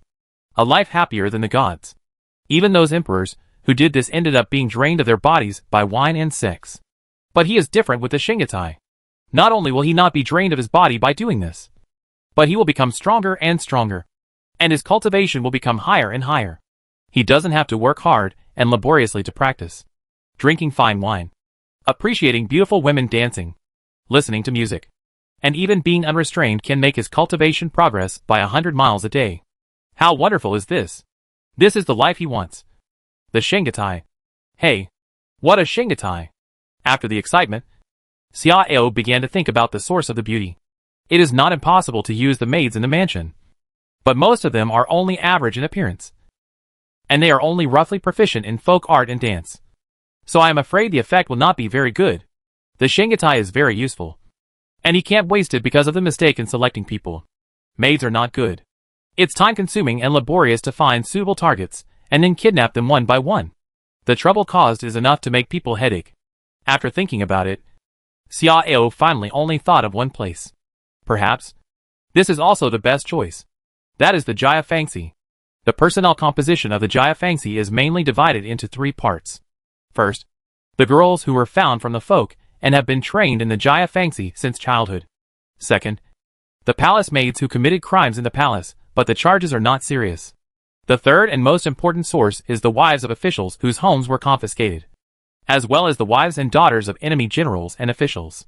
Among the 3 groups of people, the third group has the highest value, because as the wives, daughters and relatives of high-ranking officials, their various conditions are extremely favorable, whether in terms of skills or appearance. They are much higher than the first 2 groups of people. Chapter 9. The Crown Prince roars. Feels guilty. Night. Eastern Palace. What happened to concubine Dong? A maid who came to deliver food asked in a strange voice. Looking at Guruoyun, who was sometimes stabbing the silk cloth with a thick needle as if to vent her anger, and sometimes in a daze. The maid standing at the door shook her head slightly and said in a low voice, I don't know. Since she came back from the villa, concubine Dong has been in a bad state. Oh, maybe she had a quarrel with His Royal Highness the Crown Prince. At this time, the maid on the other side of the door glared at the 2 whispering people and warned them. Dong concubine dares to chew the root of her tongue. Don't want to live? The 2 maids stuck out their tongues and dared not say anything more. A quarter of an hour later, Xia Chang walked into the hall with a strong smell of alcohol. Your Highness. The maids hurriedly saluted. But Xia Chang roared with red eyes. Get out! Get out of here! The maids were startled, but they didn't dare to ask anything. They all lowered their heads and walked out of the hall without breathing. In the inner hall, Guruoyun, who was in a daze, was also startled. She covered the rag on the table with Hong Wan and stood up to greet Xia Chang with a confused look. What's wrong with the prince? Why did you drink so much? Guruoyun poured a cup of hot tea while speaking and handed it to Xia Chang. Drink a cup of hot tea first to calm down. However, Xia Chang waved his arm and overturned the teacup. Drink tea? I want to drink blood. Guruoyun trembled with fear, looking at Xia Chang, who was staring at her with red eyes. She suddenly felt uneasy. Could it be that Xiao was discovered teasing her? Guruoyun's eyes were a little evasive. Prince, calm down first. What's going on? Have you heard some rumors that are making trouble out of nothing? Xia Chang suddenly stretched out his hands, and his big palms tightly grasped Guruoyun's slender arms, causing Guruoyun to feel pain and her heartbeat suddenly accelerated. Didn't you say that Xiao had agreed? Didn't you say that he had clearly nodded? Huh? Guruoyun was stunned at first, and then her heart was relieved. She thought, but why? Why did he not only not fawn on me, but was more arrogant and domineering than before, and insulted me in front of so many people? Huh? Xia Chang shook Guruoyun hard, while roaring and hating to eat people. Do you know that I, the prince, have become a joke in the entire imperial capital? Ah! Gu Ruoyun had calmed down at this time, gritted her teeth, and shook Xia Cheng's hands away. Prince, calm down. Xia Ao has indeed agreed. He is a prince after all. How could he go back on his words so easily? Is there something else going on? Prince, what's going on? Can you please explain it clearly first? Xia Cheng calmed down a little, but was still a little irritable. He barely calmed down after turning around and smashing several objects in succession. Okay, since you want to hear it, I'll tell you. Immediately, Xia Cheng told the whole story. After listening, Gu Ruoyun was also stunned on the spot. It shouldn't be like this. How could Xia Ao do this? If he really regretted it and didn't want to stand with you, the prince, then he should stand on the same path with the fifth and third brothers. How could he offend everyone? This sixth brother, did he suddenly go insane? Gu Ruoyun muttered, gritting her teeth in anger. That bastard took advantage of her so much. And in the end, he wanted to wipe his mouth and deny it? He is crazy. I think he is still very crazy. Xia Cheng sneered repeatedly, and murderous intent suddenly jumped out of his eyes. Damn Xia Ao. You dare to scold me and destroy my dignity. You are looking for death. Gu Ruoyun was shocked and hurriedly pulled Xia Cheng inside. Prince, you are crazy. How dare you say such words? Gu Ruoyun carefully glanced at the outer hall and glared at Xia Cheng with disappointment. You are the prince, the heir of Daxia, and the future. Xia Ao can go crazy. Xia Kui can go crazy. Xia Feng can go crazy. But you can't go crazy, let alone whether it can succeed. Even if it succeeds, do you know how terrible the turmoil and consequences will be? Once the slightest trace is discovered, that position will be completely cut off from you. Not to mention, Xia Ao is behind them. And behind them is more than 30% of my Daxia army. If they get ruthless, who knows what will happen? Even if they don't have any evidence. As long as they suspect you, they will definitely throw themselves into the arms of the third and fifth brothers. How can you fight then? After being lectured by Gu Ruoyun, Xia Cheng finally calmed down. He also knew that he was overwhelmed by anger just now. So he had a very dangerous idea. But even if he calmed down, he still felt extremely angry and aggrieved. He is the crown prince. But Xia Ao ruthlessly despised him in front of so many powerful children. He was treated coldly by the boss. How could he swallow this? Of course, the most important thing is that Xia Ao's regret made him miss an extremely important assistant, which may cause his position as the crown prince to face severe challenges. Then what do you say? Can we just swallow our anger? Xia Cheng snorted with a gloomy face, his eyes full of resentment and unwillingness. Gu Ruoyun thought for a while, then gritted her teeth and said, I will go to find him tomorrow and make him give an explanation. If he really breaks his promise and goes back on his word, then the crown prince doesn't have to be polite to him. Although he can't kill him, it's not impossible to use other methods to deal with him and those behind him. Xia Cheng pondered for a while, and there was no better way after thinking about it. So he could only nod in the end. Okay, let's settle it. I'll have to trouble you to make another trip tomorrow.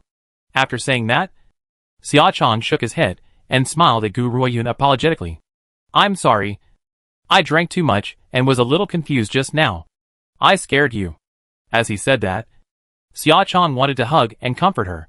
Gu Ruoyun stepped back and let her go, her eyes flickering. Your Highness, there's no need to apologize. I understand. But my mother sent a message today saying that she hasn't seen me for a long time and she misses me a little. So she wants me to go back tonight and stay for a few days. I wonder if your Highness agrees. Xia Cheng's smile froze slightly. After withdrawing his hand awkwardly, he smiled gently. This is human nature. How could I stop you? Go ahead. Your Highness. By the way, please say H, low to me. Of course. Thank you for your understanding. Your Highness. Gu Ruoyun knelt down and then went to pack her things. The reason why she wanted to leave the palace and go to her parents' home was because she felt a little uncomfortable and guilty. What happened between her and Xia Ao today was a great disloyalty to the prince. So, she wanted to escape for a few days and let time dilute this guilt. Chapter 10 Stubborn Donkey Zhouing. The Great General. The next day, Xia Ao slept until the sun was high in the sky. And then he got up lazily. From getting up to leaving the table, Xia Ao finally experienced what it meant to stretch out your hand for clothes and open your mouth for food. In his sleepy eyes, two maids knelt behind him to pat his back and shoulders and comb his long hair. 2 other maids helped him wipe his face with a hot towel and rinse his mouth with bamboo salt. There were also 2 maids squatting in front of him, who were specially holding basins. After that, he chose a set of clothes he wanted to wear today from dozens of clean and tidy clothes.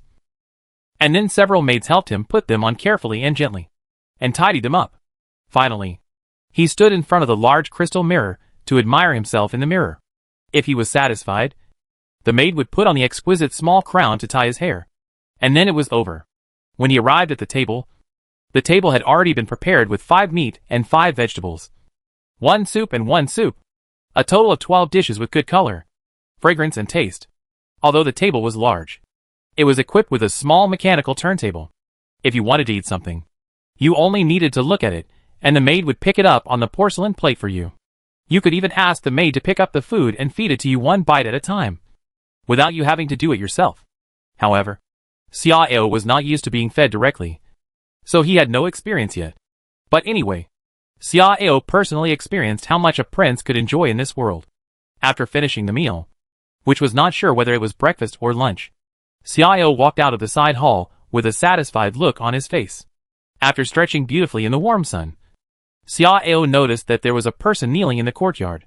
Upon closer inspection, the person was the chief of the personal guards, Zhou Ying. Zhou Ying knelt on one knee, expressionless, and even did not blink for a long time. Like a sculpture, Xiao couldn't help but look at Rong Luo with a strange look on his face, and asked in confusion, "What's going on?" Rong Luo smiled helplessly and replied, "Your Highness, Chief Zhou is blaming himself. He thinks that your Highness might be in danger if he did that yesterday, but he failed to stay by his side to protect him. So, your Highness, you know Chief Zhou's temper. Except for you, he refused to listen to anyone's advice, so we didn't advise him." Xiao nodded in understanding, but felt strange in his heart. I didn't expect this guy to be so stubborn. In the memory of the original body, Zhou Ying's temper was very stubborn. Sometimes he even refused to listen to the words of the 6th prince, and made the 6th prince very angry. But then again, although this kind of person is stubborn, his loyalty is quite reliable, which can be regarded as both good and bad. How long have you been kneeling? You knelt not long after you came back yesterday. I asked someone to bring tea, but he didn't touch a drop, Rong Luo said, pointing to a teapot in front of Zhou Ying. Xiao nodded, not worrying about anything. An expert in the Xiantian realm can practice fasting for more than 3 days, not to mention a strong person in the void body realm. Even if he kneeled for a night and a half, it would probably only make Zhou Ying's spirit a little weak, which was not a big deal. Walking to Zhou Ying with his hands behind his back, Xiao smiled and said, "Have you finished kneeling?" Zhou Ying, who was like a sculpture, finally responded, pursed his lips, and shook his head. "No. I failed in my duty. I need to kneel for at least a night and a day, and there is still more than half a day left." Xiao rolled his eyes, not knowing whether to laugh or cry. "Even if you made a mistake, I should punish you." "How can you punish yourself? Your Highness did not punish me, so I can only punish myself," Zhou Ying responded in a muffled voice. Xiao glared at Zhou Ying in anger, and then turned and left. When he was about to reach the gate of the courtyard, Xiao left a message. "I want to go for a walk in the city. If you want to kneel, just kneel slowly." Zhou Ying glared and stood up very quickly. The maids only heard a swish sound, and when they looked again, there was no trace of Zhou Ying. The general's mansion. In the Great Xia dynasty, there were a total of 8 people standing at the top of the pyramid of civil and military officials. 4 civil and 4 military. Among them, the 4 civil officials were the Prime Minister and the 3 dukes, Grand Master, Grand Tutor, and Grand Guardian. However, the 3 dukes were mostly the highest honors awarded to show the emperor's favor, and they had almost no real power. Therefore, although the 3 dukes could check and balance the Prime Minister, their strength was limited. Among the 4 military commanders, the general is the most respected, followed by the general of cavalry, the general of cavalry, and the general of guard. However, although the general is the most honorable, he usually directly commands very few troops. Only in wartime can he command a large number of troops under the order of the emperor. The general of the day is named Xiao Hongyuan, the father of the late mother of the 6th prince, concubine Xiao. When Xiao walked out of the armored car, the first thing he saw was the 3-door red courtyard and the tall courtyard wall, which were much more magnificent than Yuhai Mansion. On the platform and dozens of white marble steps in front of the gate, more than 30 fully armed soldiers were on duty. These soldiers have sharp eyes and stand like pine trees. They are not easy to mess with at first glance. In fact, most of them are in the early stage of Xiantian 1, 2, and 3 levels. 2 captains are in the middle stage of Xiantian, and there is a sergeant in the late stage of Xiantian. It is undoubtedly extremely luxurious to use Xiantian realm soldiers to guard the gate, but considering the status of the general, it is not surprising. When Xia Ao stepped up the stairs, the soldiers passing by only stood up straight and walked sideways to show respect, without speaking, and did not perform a dignified salute. Only the sergeant who led the group quickly stepped forward to greet him, bowed his head, clasped his fists, and saluted respectfully. Xia Ao was not surprised by this, because this situation was normal. The general was respected, and even if the prince came, these soldiers on duty would only remain indifferent. Moreover, if he did not greet him in advance, he would stop the prince, and only let him in after the general expressed his willingness to meet him after reporting. Your Highness, you came at the right time. I heard that the general was about to send someone to invite you. Hearing the words of the sergeant, Xia Ao smiled slightly, not surprised. Such a big thing happened yesterday. It was good enough that Xiao Hongyuan could endure until now. Lead the way. Yes. In this way, the sergeant led Xia Ao and Zhou Ying, who never left him, through the hall and courtyard. And it took half a cup of tea to reach the place. This is a small lake with rippling green waves. There is an octagonal pavilion by the lake. In the pavilion, an old man with white hair and youthful face and bright eyes is playing chess with a well-mannered middle-aged man. General, the 6th prince has arrived. Hearing the words of the sergeant, the middle-aged man hurriedly stood up and bowed to Xia Ao. But the old man did not stand up, and snorted in dissatisfaction. Why bother with him? Keep playing chess. The middle-aged man smiled awkwardly, waved to the sergeant, and then walked out of the pavilion to greet him. Your Highness, you know the temper of the general. He is still angry about what happened yesterday. Don't take it to heart. Don't worry. Uncle Kong, I understand. Xia Ao smiled slightly, and then walked slowly into the pavilion. He is not stupid. He is still very weak at the moment. If he offends everyone, what is the imperial plan? Chapter 11 Conversation. Jia Fangxi. Anger hurts your health. Why do you have to be so angry? Grandpa? Xia Ao said with a smile and walked into the pavilion. Why? Xiao Hongyuan glared at him, reprimanding him with a look of disappointment. As a prince, you went to gamble with those powerful children, but you actually used those dishonorable means to cheat without scruples. Do you know what people in the imperial capital are saying about you now? Do you know that you, the 6th prince, have become the biggest joke? Also, you actually humiliated the prince and the king at the same time in public. You really pissed me off. Xiao Hongyuan pointed at Xia Ao angrily, his face livid with anger. Xia Ao smiled slightly and sat down on the stone bench opposite. Grandpa, don't get angry first. In fact, this is my strategy. Strategy? Xiao Hongyuan was stunned, and his shrewd eyes narrowed slightly. What do you want to do? Could it be? At this point, a gleam of light flashed through Xiao Hongyuan's narrowed eyes, and his body leaned forward slightly. You have always been very secretive before. Today you have to tell me the truth. Do you have any idea about that position? If I say no, will Grandpa believe it? Xia Ao did not answer directly, but just smiled mysteriously. But Xiao Hongyuan had already understood Xia Ao's implication, and his expression was shocked at the moment. And his heart, which was as stable as a lake, suddenly set off waves. In fact, this matter is also a very difficult choice for him. If he wins, he will be endlessly glorious, and if he loses, the building will collapse and be shattered. However, due to the special nature of his identity, he actually has little initiative in this matter. As Xia Ao's grandfather, even if he does not help Xia Ao, he will eventually be liquidated. So, once Xia Ao makes a decision, he must follow him. After taking a deep breath, Xiao Hongyuan said in a deep voice, So, you want to create an arrogant and notorious illusion, so that others will lose their vigilance against you and wait for an opportunity to act. Xia Ao nodded slightly and said meaningfully, Yes. Who has ever sat in that position cherishes their reputation as much as their life. If I do this, everyone, including that person, will exclude me from the list of threats. Xiao Hongyuan frowned and questioned, Your thinking is reasonable. But have you ever thought about it? If your reputation is really ruined, what will you fight for in the future? And, let alone the will of the people, you can't win enough support from the civil and military officials alone. Xiao smiled lightly and said proudly, the truth is only in the fist. As long as the strength is strong enough and the power is large enough. How many people are not afraid of death? So, I came here today to make an announcement with Grandpa. No matter how absurd I do in the future, Grandpa can be furious. But you must understand my deep meaning, and sometimes you should cover for me. Xiao Hongyuan was silent. He found that his understanding of Xiao seemed to be very different.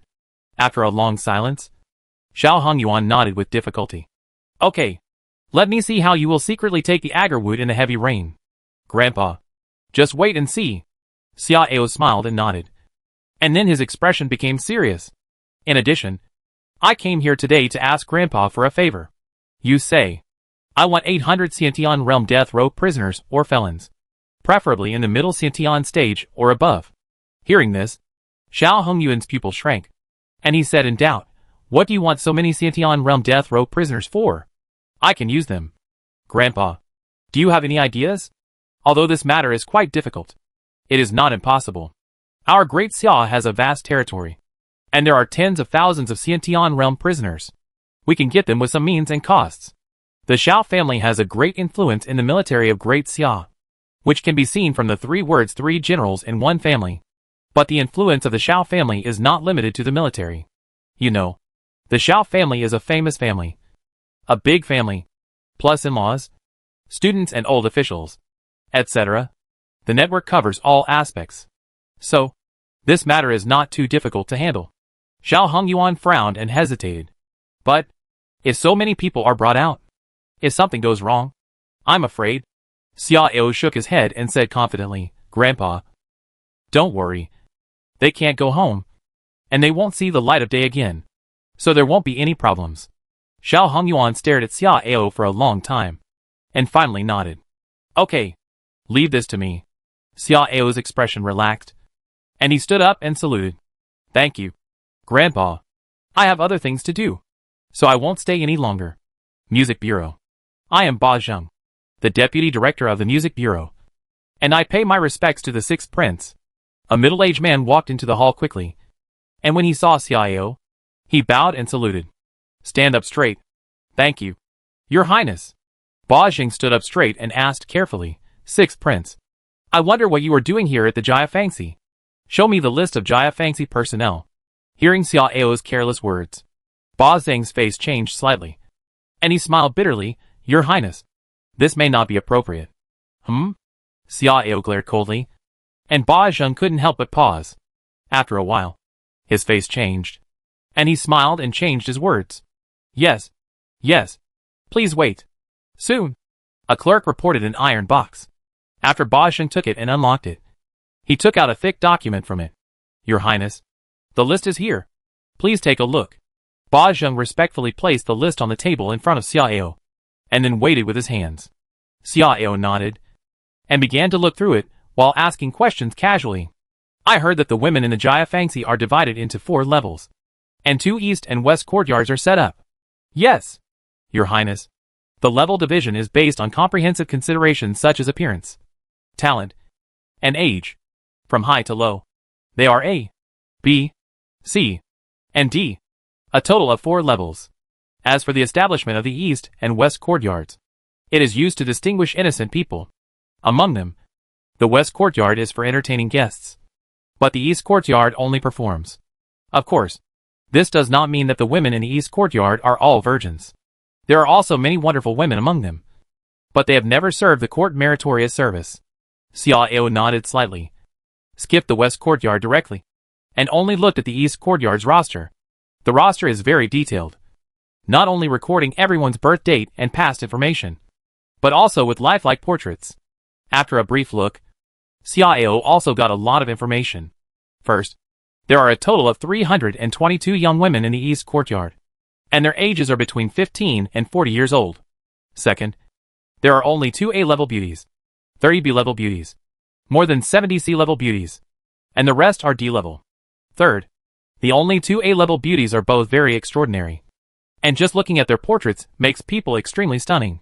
I wonder what the real people are like. After a while, Xiao closed the list, stood up and looked at Ba Zheng. Take me to the east courtyard and gather all the A-level and B-level beauties. I want to meet them. Chapter 12. Two Stunning Beauties. Ba Zheng's face suddenly changed, and he knelt down and begged. Sixth Prince, without the Emperor's order, no one can have private contact with the beauties in the east courtyard. Your Highness, please don't embarrass me. If you are interested, I can take you to the west courtyard. Having said this, seeing Xiao's sneer, Ba Zheng gritted his teeth. Your Highness, if you are still not satisfied, I can arrange a second-class beauty to play the piano for you, even if it is to serve you. Xiao sneered, glanced at Ba Zheng and said, stop talking about those useless things. Either do what I say immediately, or I will kill you now. Hearing Xiao's words, Zhou Ying did not hesitate, let alone dissuade, but strode forward and put the knife on Ba Zheng's neck. In Zhou Ying's eyes, the Sixth Prince is everything, even if the Emperor is in front.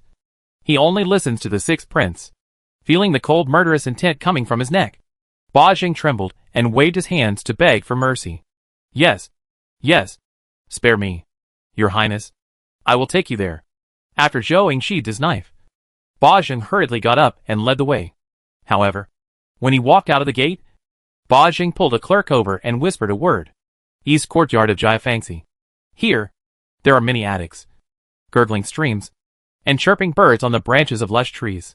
The sound of the piano is bursting. The singing is pleasant, and all kinds of stringed instruments rise and fall from east to west. Those birds are attracted by these sounds and are reluctant to leave. Suddenly, I don't know what information was received or what order was heard. All the sounds stopped abruptly, and this spacious courtyard returned to silence. In the central hall, Xiao sat on the main seat on the inside, watching the women who walked in with interest. These women were dressed in different styles, but they had several things in common. They were in their prime, outstanding in appearance, and well-mannered. There was no doubt that these women were much better looking than the maids in Yihai residence, not to mention the difference in talent. Looking around, there were petite and timid women, charming eyes, and those who were reluctant to accept, those who were curvaceous and charming, and those who were pure, cold, and proud like plums. 20 or 30 women like this gathered together, which really made people feel dazzled and overwhelmed. Compared with these well-educated and well-mannered top beauties, the so-called beauties that Xiao had seen in his previous life were just mediocre women. After Xiao looked at them for a long time, he suddenly frowned and stared at Ba Zheng. Where are the two first-class beauties? Ba Zheng sighed in his heart, but had to bite the bullet and answer. Sixth Prince, you really can't see them. What a joke. Is there anyone in the world that this prince can't see? Xiao snorted coldly, his eyes full of coldness. Ba Zheng gritted his teeth, took 2 steps forward and whispered, Your Highness, the 2 of them have been selected by His Majesty. Ba Zheng didn't say the rest of the words, but the meaning was clear. It's true that you are a prince, and it's also true that you are of noble status. But no matter how noble you are, how can you compare with His Majesty the Emperor? Ba Zheng's strange eyes with a bit of playful smile seemed to say, no matter how arrogant and domineering you, the Sixth Prince, are, you don't have the courage to snatch your father's woman, right? Unexpectedly, Xiao narrowed his eyes slightly, then suddenly sneered, and then slapped Ba Zheng on the cheek. You bastard! You dare to make up rumors about your father? My father is so noble that he would bring the people he wants directly into the palace. How could he leave them in a place like the Jiafangxi? What's more, one of them seems to have been a candidate for the princess of King Wei. You said that my father chose her. Isn't that scolding my father for stealing his son's woman? Ba Zheng was stunned by the beating. After he came to his senses, he covered his cheek and gritted his teeth to suppress his anger and said, Sixth Prince, I have already told you that if you still insist on seeing someone, I dare not stop you. Ba Zheng's implication was very simple. I have said what I should say. But if you insist on seeing someone, then if there is a problem, you, the Sixth Prince, will have to bear it yourself. Xiao sneered and said disdainfully, Don't talk to me about those useless things.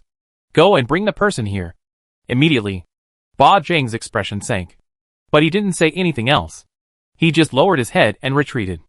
Not long after, 2 women came out of the hall again, and as the 2 walked in, the other women blocking the road silently made way. Where there are people, there are rivers and lakes, and there are high and low. The gap between the first-class beauty and the second-class beauty is not only reflected in their own conditions, but also in the difference in status and power. Xiao did not pay attention to these. He was staring at the two women with a fiery gaze. Among the two people, the one walking on the right is a charming young woman who seems to be able to squeeze out water with a pinch. Just like a ripe peach. She is wearing a pink double-breasted skirt, covered with a red gauze jacket. A pair of peach blossom eyes seem to be filled with endless spring tides. Plump crimson lips are pink and smooth, and the slender waist twisting while walking is full of temptation, which is simply a beauty that brings disaster to the country and the people. According to the records on the roster, this woman is called Lu Jijun, 30 years old, the daughter of the former Minister of Rights of Daxia, and the wife of the former Confronting Marquis of Daxia. 6 years ago, Confronting Marquis was defeated and surrendered to the enemy, and his house was confiscated, and his father-in-law was also implicated and dismissed from his post. Xiao looked at Lu Jijun deeply, and then cast his eyes on the woman on the left. She was a cold and arrogant ice beauty with perfect body proportions, which was completely opposite to Lu Jijun's style. She was wearing a silver dress. Her hair was black and shiny. Her skin was whiter than snow, and her delicate facial features and slender figure seemed to be the most perfect work of the creator. And there was almost no flaw. Her beautiful eyes were black and white. Her eyelashes were long, and her thin cherry lips were tightly pursed, revealing the arrogance that kept people away from her. But this stubbornness and arrogance could arouse people's desire to conquer. According to the records, this woman was called Shangguan Xian. She was only 22 years old, and she was still a perfect woman. She was the daughter of the former Shaoqing of the Dali Temple, and was originally betrothed to the fifth prince. However, 3 years ago, her father was involved in a major case, and was executed and his property was confiscated. So she was sent to the Jia Fangxi. As for her marriage with the fifth prince, that is, King Wei, it naturally ended in vain. The guilty woman pays homage to the sixth prince. Lu Jijun and Shangguan Xian stood in front of the second-class beauties, and knelt down to salute Xiao. Xiao nodded slightly, then walked down the stairs, and walked towards the beauties with a smile. Ba Zhang's face changed slightly, and he quickly stepped out and bowed to block the front. Sixth Prince, please keep your distance from them. Chapter 13 The Emperor's Beloved? You are welcome. Get out of here. Xiao raised his leg and kicked Ba Zhang to the ground. Although Ba Zhang was a 9th level innate cultivator, he rarely fought with others, and he was not prepared, so he failed to keep his balance. Ding! You wantonly beat up an official who was doing his duty, and your domineering value is plus 20. Seeing the second in command of the Jiafang division being kicked over, the beauties had different expressions. Without the obstacle, Xiao regained his smile and walked straight towards the women. What's your name? Xiao came to a blue-clothed woman at the edge and asked with a smile. Replying to the sixth prince, the guilty girl Fu Qingping, the blue-clothed woman responded in a low voice, looking a little nervous. Oh, this name is quite immature, but I don't know how talented you are. Xiao raised his eyebrows and smiled, while reaching out to pinch the woman's chin. The woman was startled and took a step back subconsciously, tilting her head back. The smile on Xiao's face disappeared instantly, and then he slapped the woman to the ground. This loud slap not only made the woman's cheeks red and swollen, and she sat on the ground in a daze, but also shocked the other beauties. Ding! You are angry and bully a weak woman. Domineering value plus 10. Shame on you. Xiao snorted coldly and walked towards the next person. When Xiao reached out again, the second person did not dare to hide, but stood there obediently, pursing his lips and letting Xiao move. Xiao nodded with satisfaction and praised. Two completely different situations appeared before their eyes, and the other beauties knew what to do. Therefore, when Xiao sniffed and touched the beauties left and right, no one dared to dodge or resist. It was normal to think about it. After all, it was just touching the cheek and pinching the chin, and there was no other extraordinary action. It would be fine if you endured it. There was no need to anger this domineering prince and cause trouble for yourself. Xiao went around all the second-class beauties, and finally came to Lu Jijun and Shangguan Xian. Facing Xiao's unscrupulous gaze, Lu Jijun knelt slightly and saluted, staring at Xiao and speaking meaningfully. Your Highness, I don't want to cause you trouble. Lu Jijun's words seemed a bit nonsensical, but Xiao naturally understood the deep meaning. However, Xiao not only did not care, but also smiled disdainfully, stepped forward and embraced Lu Jijun's slender and smooth waist. and pressed it hard against himself. Trouble? What I am least afraid of is trouble. Not far away. Ba Zheng was horrified and wanted to die. His face turned pale, and he collapsed directly on the ground. It's over. It's really over now. How is he going to explain to His Majesty? Lu Jijun's breathing stagnated, and she resisted nervously. But such movements and the wandering seductive eyes seemed to be reluctant to refuse, but also to welcome. She knew her own fate very well. So compared to becoming a plaything that the old and sick Supreme occasionally visited, it might be better to commit herself to the young and handsome sixth prince in front of her. However, she was worried that the sixth prince did not have the courage to take her away directly. So after weighing and thinking in a flash, she chose to seduce him quietly. Your Highness, you can't. Lu Jijun's fiery red lips slightly opened. Her breath was like orchid, and she shyly pushed Xia Ao's chest with her smooth little hands. But her body twisted slightly during the friction, deliberately provoking Xia Ao's passion. Xia Ao's mouth corners were slightly raised. He naturally saw through Lu Jijun's little thoughts, but he didn't dislike it. After tapping a certain elastic part through the clothes, Xia Ao let go of Lu Jijun and came to Shang Wanxian, facing Xia Ao's fiery eyes that seemed to be able to see through her clothes. Shang Wanxian still had a cold and arrogant expression, and her eyes looking at Xia Ao were also cold. If your Highness touches the guilty girl, either take the guilty girl away or kill her. Shang Wanxian opened her cherry lips slightly. Her voice was crisp and pleasant, but it was cold and resolute. She always believed that her father was wronged, so she hated the old emperor. When she learned that the old emperor was interested in her, she was determined to kill him. She knew that it was almost impossible to succeed, but she was strong-willed and would never serve the old emperor who killed her father, even if there was only a slight chance of success. She was willing to fight for her life. So, if the sixth prince touched her, even if it was just her face, the old emperor would not be likely to summon her to the palace again. This was equivalent to cutting off her last hope, so she would not agree even if she died. However, if the sixth prince was willing to take her away, that would naturally be another option, because in that case, she would have the hope of using the sixth prince's power to vindicate her father, even if she was powerful enough to conquer the sixth prince's body and mind. It was not impossible for her to seduce the sixth prince to do dangerous things. Xia Ao didn't know what Shang Wanxian was thinking, but he could guess something from Shang Wanxian's words. After a wicked smile, Xia Ao reached out and pinched Shang Wanxian's smooth and tender chin without hesitation. Woman, you are quite courageous. Shang Wanxian's eyelashes trembled slightly, and she did not dodge, but her lips were tightly pursed, and her eyes were full of death. Seeing this, Xia Ao raised his eyebrows, chuckled and retracted his hand. Interesting. Turning around, Xia Ao glanced at Ba Zheng, who was lying on the ground with lifeless eyes. These two women, and the other 20 people, I want to take them away. Do you have any objection? Hearing this, all the second-class beauties were stunned, but Lu Jijun's eyes lit up, and she was slightly excited. As for Shang Wanxian, her body also shook, and her eyes, which were originally like a dead water, also had ripples, and faintly revealed some joy and hope. However, these words were like a bolt from the blue to Ba Zheng's ears. Sixth Prince, are you crazy? Excited, Ba Zheng actually jumped up and stared at Xia Ao and screamed in fear. How dare you? Zhou Ying glared at him, and his voice condensed into a thin line and rushed into Ba Zheng's ears, causing Ba Zheng's eardrum to bleed. But Ba Zheng ignored the heart-piercing pain and tinnitus, and still stared at Xia Ao with great excitement. Your Highness, without the order of His Majesty, you can't take away even a third-class beauty, let alone them. Xia Ao scratched his ears and said lazily, I am informing you, not asking you.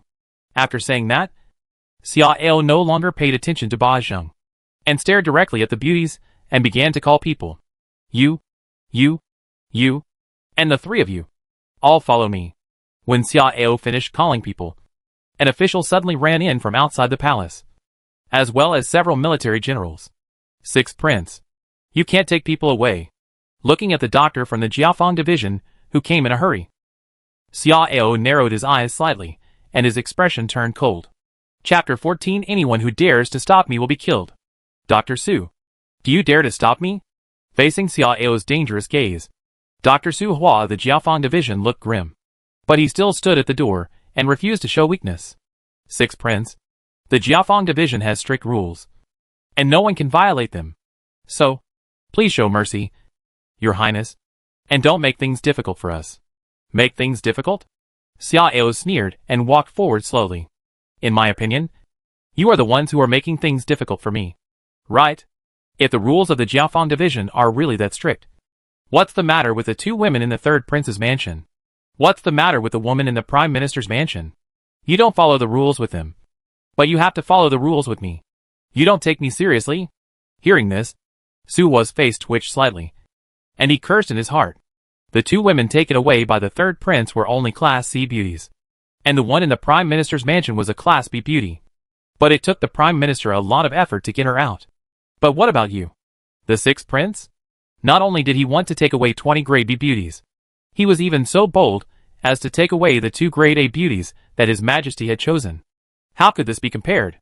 After gritting his teeth, Su Hua said in a deep voice, Sixth Prince, let's not waste our breath. In this way, I will take a step back. I am willing to take the risk of being investigated and make a decision privately. I promise you to take away the 2 second-class beauties. This is the greatest compromise I can make. So I hope Your Highness will not embarrass me again. Xiao sneered and said slowly, Dr. Su, don't say those useless things. I will only give you 2 choices. First, you get out of the way obediently, and then you can go to find the Minister of Rights. Or go directly to the palace to meet the Emperor and sue me. I won't blame you. Second, if you bring people to stop it, then I will have to kill people and let this music bureau with its pleasant music and endless laughter flow into a river of blood. Then, please make your choice. Dr. Su. After speaking, Xiao looked at Su Hua quietly, smiling calmly, but Su Hua was directly forced into a corner, neither advancing nor retreating. Extremely embarrassed. After struggling for more than 10 breaths, Su Hua suddenly raised his hand with a fierce look in his eyes. Sixth Prince, I'm sorry that I can't obey your order. Where's the halberd-bearing officer? Yes. Behind Su Hua, 2 virtual body-level officers wearing armor responded in unison. Order. If anyone dares to take this beautiful girl out today, arrest them on the spot. Yes. The 2 officers responded in a solemn voice, then drew their weapons and stood guard on both sides of the gate, while waving their hands to summon the halberd-bearing soldiers outside to line up and prepare. Seeing Su Hua so tough, Lu Jijun and Shang Wanxian's hearts were instantly lifted, and they looked at Xiao's back with uneasiness and even a little discouragement. In their opinion, no matter how bold Xiao was, it was unlikely that he would really fight directly with the halberd-bearing soldiers guarding the Jiafangxi. After all, if this happened, the matter would really get out of hand. At that time, even if Xiao was a prince, and even if Xiao's background was strong enough, he would probably be questioned by the clan government. Therefore, if we think rationally, Xiao is unlikely to put himself in danger for some women. How dare you? Xiao was immediately amused, staring at Su Hua, who seemed to be really going all out and trying to stop him. Then his eyes flashed coldly, and he turned around with his hands behind his back. Zhou Ying. Here. Whoever dares to stand in the way, kill him. When these words came out, everyone's face changed. The beauties all looked at Xiao in disbelief. In addition to being shocked, some of them clenched their fists and their eyes were full of brilliance. This sixth prince is so domineering. Unlike the beauties, Ba Zheng, the official holding the halberd, and Su Hua, the doctor of the Jiafang division, were all filled with fear. They never thought that the sixth prince would be so bold. Doesn't he know the consequences of doing this? Unlike these people, Zhou Ying strode forward without hesitation, and at the same time drew his sword to force Su Hua and the other 3 people who were lined up at the door. Get out of the way, or die. Zhou Ying's eyes were stern, and an extremely tall shadow appeared behind him. It was unknown how high this shadow was, because more than half of it had penetrated the dome of the hall, and the top could not be seen. The shadow also held a knife in his hand, but the knife was big and long, and it kept pace with Zhou Ying's movements, like a shadow that was magnified many times. This is the virtual body. That is, the virtual Dharma body. Once the fight really starts, I don't know how many buildings in this Jiafangxi will be reduced to ruins. Facing Zhou Ying's deterrence, the 2 halberd-wielding officials gritted their teeth and also showed their virtual Dharma bodies. However, their virtual Dharma bodies were only 2 or 3 feet high, which was a big gap from Zhou Ying. As for Su Hua, who was standing in the middle, he did not show his Dharma body for a long time. In his opinion, when he made the decision to block it strongly, Xiao would most likely choose to stop. But the fact is just the opposite. Xiao did not take the usual path and chose to confront without giving in. This forced him into a dilemma, because he did not dare to really fight, nor did he dare to really make a big deal. This was not only because of Xiao's identity and power, but also because of some extremely sensitive information. Let's not talk about other people first. Shang Wanxian alone is a big problem. You know, Shang Wanxian was the favorite of King way before, and almost became, but not long ago, His Majesty fell in love with this girl. Now, the sixth prince wants to take her away. Once this matter gets out of hand, the connection between them is likely to spread. By then, I'm afraid the whole dynasty will be crazy about rumors that the emperor and the two princes are jealous of each other for a woman, and even fight each other. If this is true, His Majesty will definitely lose face. And even Ba Zheng and all the people working in the Jiafang department, will probably have their heads chopped off. Just when Su Hua was considering whether to choose to retreat regardless of his face, Ba Zheng ran over with a panicked look on his face. Doctor, we can't fight. Doctor, let the sixth prince take the people away. The Jiafang division can't let blood flow like a river. Su Hua's heart moved, and he hurriedly took advantage of the situation. He waved his hand with a dark face, signaling the halberd officer to make way. Let's go! Xiao sneered, called out to the selected beauties, and then walked out with his hands behind his back. Ding! You are overbearing and forced the officials of the Jiafang division to give way. Overbearing value plus 100. Ding! You broke the rules and forcibly took away more than 20 top beauties of the Jiafang division. Overbearing value plus 324. Ding! You are lawless and forcibly took away the woman that the Emperor of Daxiao liked. Overbearing value plus 666. Hearing a series of sounds coming from his mind, Xiao felt relieved, and turned to Su Hua again. Oh, Dr. Su, remember to tell the Minister of Rights. The world is vast, but His Majesty's authority is the greatest. Think carefully before asking him to do anything.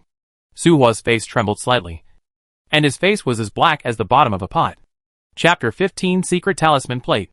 The Effect of Rose Friends. Outside the Jiafangxi, Xiao's mouth curled slightly as he watched the 22 beauties enter two large armored vehicles. At this time, an armored soldier suddenly walked over quickly holding a palm-sized bronze square plate. This bronze square plate is called a Secret Talisman Plate, which is a special device for transmitting and receiving messages.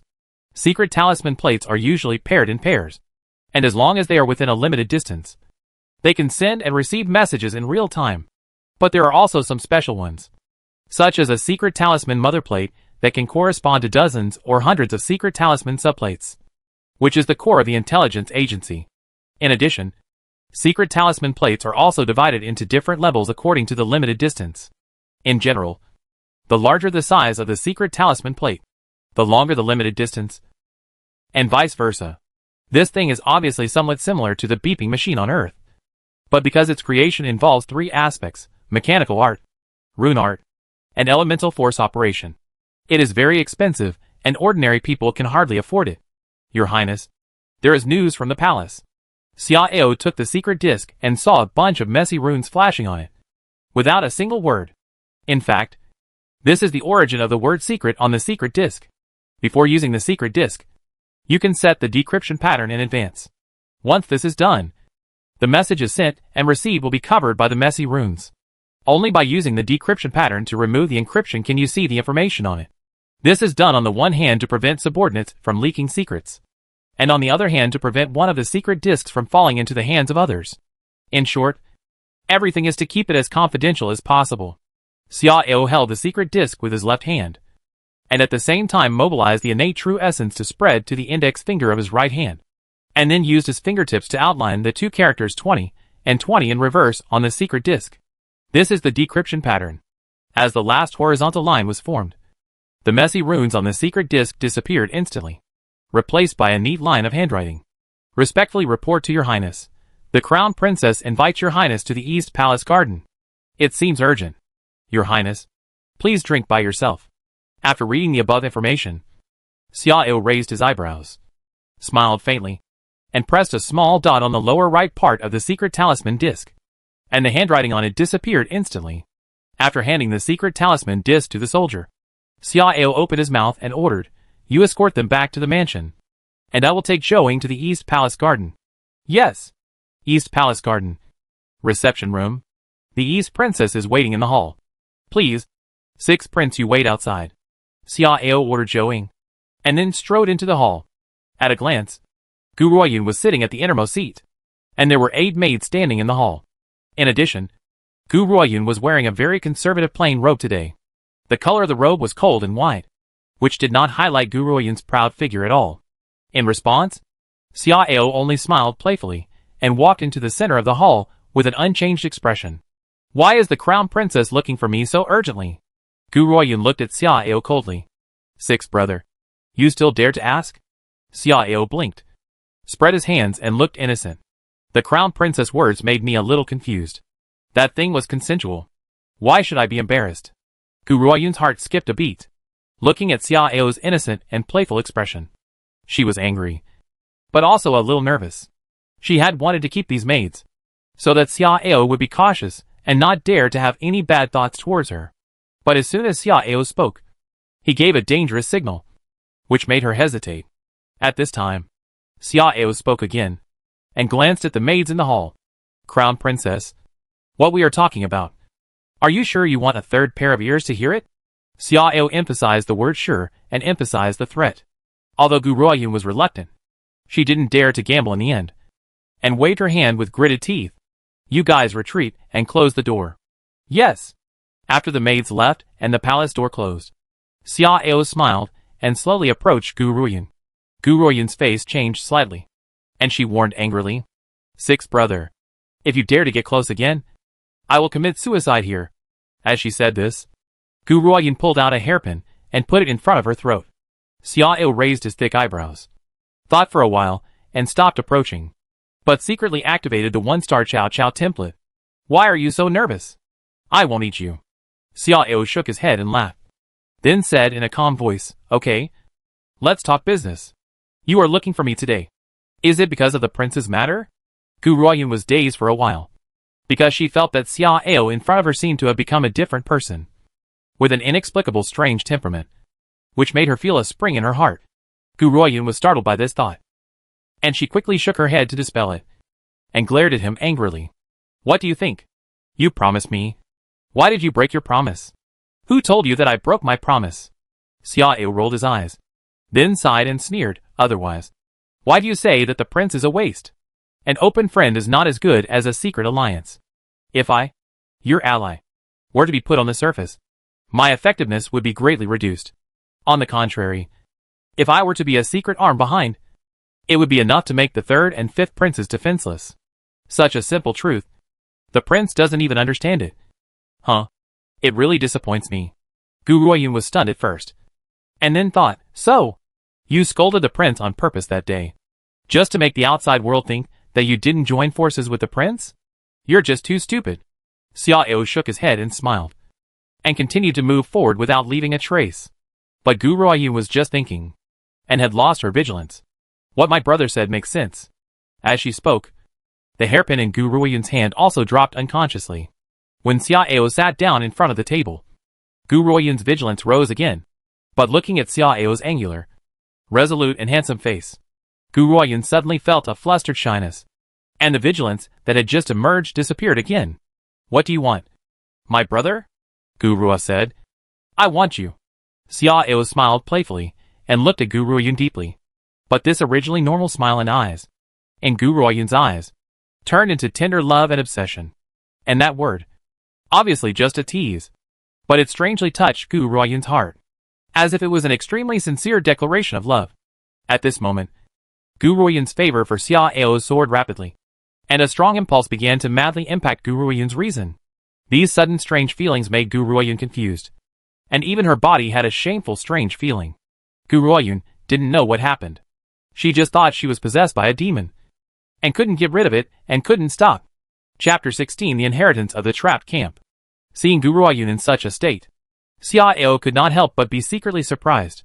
It seemed that he really underestimated the characteristics of Boss Chow's rose friend, and its effectiveness was far beyond imagination. "Crown Princess, are you okay?" Xiao held Gu Ruoyun's soft and smooth little hand and asked with a concerned face. Gu Ruoyun's heart trembled, as if she was electrocuted, and she felt a little numb. The remaining reason urged her to stay awake, but under the confusion of love, this reason could not resist at all. Gu Ruoyun bit her lips tightly, and a hot blush rose on her pretty face. At this moment, she seemed to have become an ignorant girl, and Xiao in front of her was the man who the ignorant girl was willing to give everything to wander in the river of love with. The next moment, Gu Ruoyun pushed the table away and took the initiative to throw herself into Xiao's arms. Xiao. Kiss. Xiao blinked, a little dazed. No. Why did you take the initiative to throw yourself into my arms? Isn't this too strong? However, Xiao didn't stay stunned for long, because her fiery and charming body was twisting constantly, occasionally revealing some spring light, which made him a little difficult to control. Crown Princess, you took the initiative to seduce me. You can't deny it afterwards. And you can't blame me. Xiao pulled the corner of his mouth and whispered something to Gu Ruoyun, then picked up Gu Ruoyun's delicate body and walked to the couch behind the screen. An hour later, Xiao glanced at Gu Ruoyun, who seemed to be sleeping soundly in the quilt, and a small arc appeared at the corner of his mouth. This crown princess is really hot and active, which is completely inconsistent with her noble and cold majesty on the surface. TSK. It's a loss. I'm still a virgin. Xiao muttered to himself, then smiled silently, turned around and left refreshed.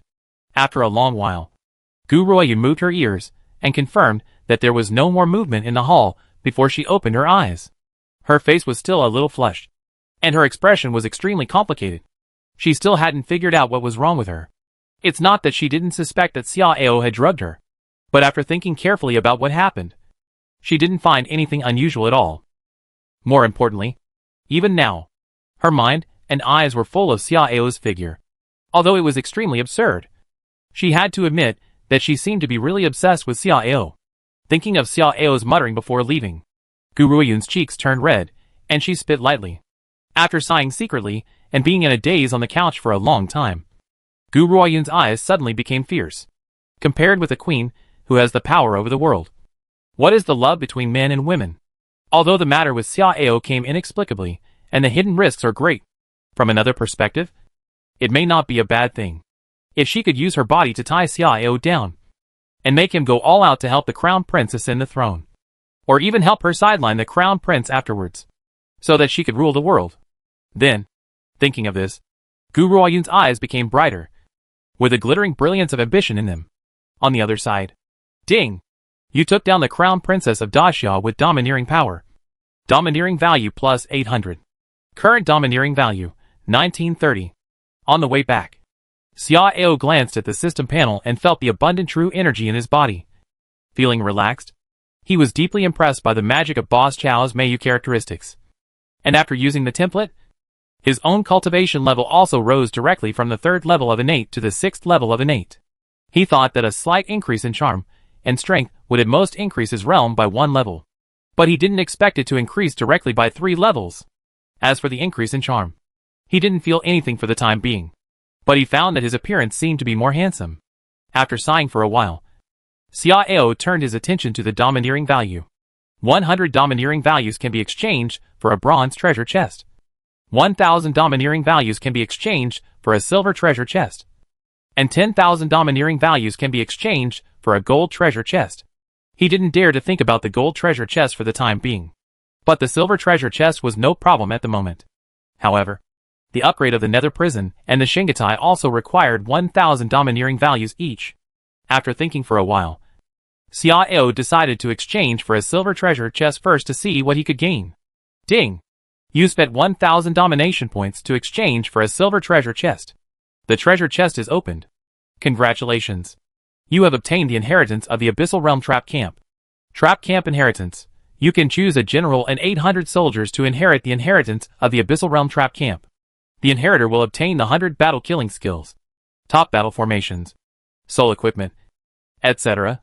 And the general strength will be greatly improved. And the soldier strength will be slightly improved. After reading this string of information, Xiao's eyes lit up, and he immediately thought of the group of innate prisoners who were about to be thrown into the nether prison. The 800 innate masters are already a very impressive force. If they obtain this inheritance, It is possible that a small number of them will directly enter the void body realm. Coupled with those impressive elements, it will inevitably become an irresistible and terrifying army. You know, there is only one innate army of 3,000 people in the Great Xia's Imperial Army, and most of the members are only in the early stage of innate. As for the choice of the general, Xiao thought about it, and finally decided to let Zhou Ying come. However, although Zhou Ying was extremely loyal, he was only loyal to the sixth prince. If one day, his identity was discovered by Zhou Ying, he might shoot himself in the foot. Therefore, he decided to unlock the second level of the nether prison first, and then throw Zhou Ying in. Only in this way can Zhou Ying be absolutely loyal to him. Yuhai residence. When Xiao returned, he found Su Shang and Rong Luo waiting anxiously. Your Highness, why did you rob the Jia Fangxi? As soon as Xiao walked out of the armored car, Su Shang came up to him anxiously, and asked anxiously with sweat on his forehead. Robbery? Xiao raised his thick black Beidou eyebrows, and a smile appeared at the corner of his mouth. That's a good word. Su Shang choked, then smiled bitterly and said, Your Highness, how can you still laugh? This is too big. Your Highness, you should send them back immediately, and then quickly go to the palace to see the Emperor. Otherwise, the people from the clan house will come to the door soon. What are you afraid of? Beat them out when they come. Xiao curled his lips. Looking indifferent, Su Shang opened his mouth. His eyes widened with astonishment. He also beat the people from the clan house out?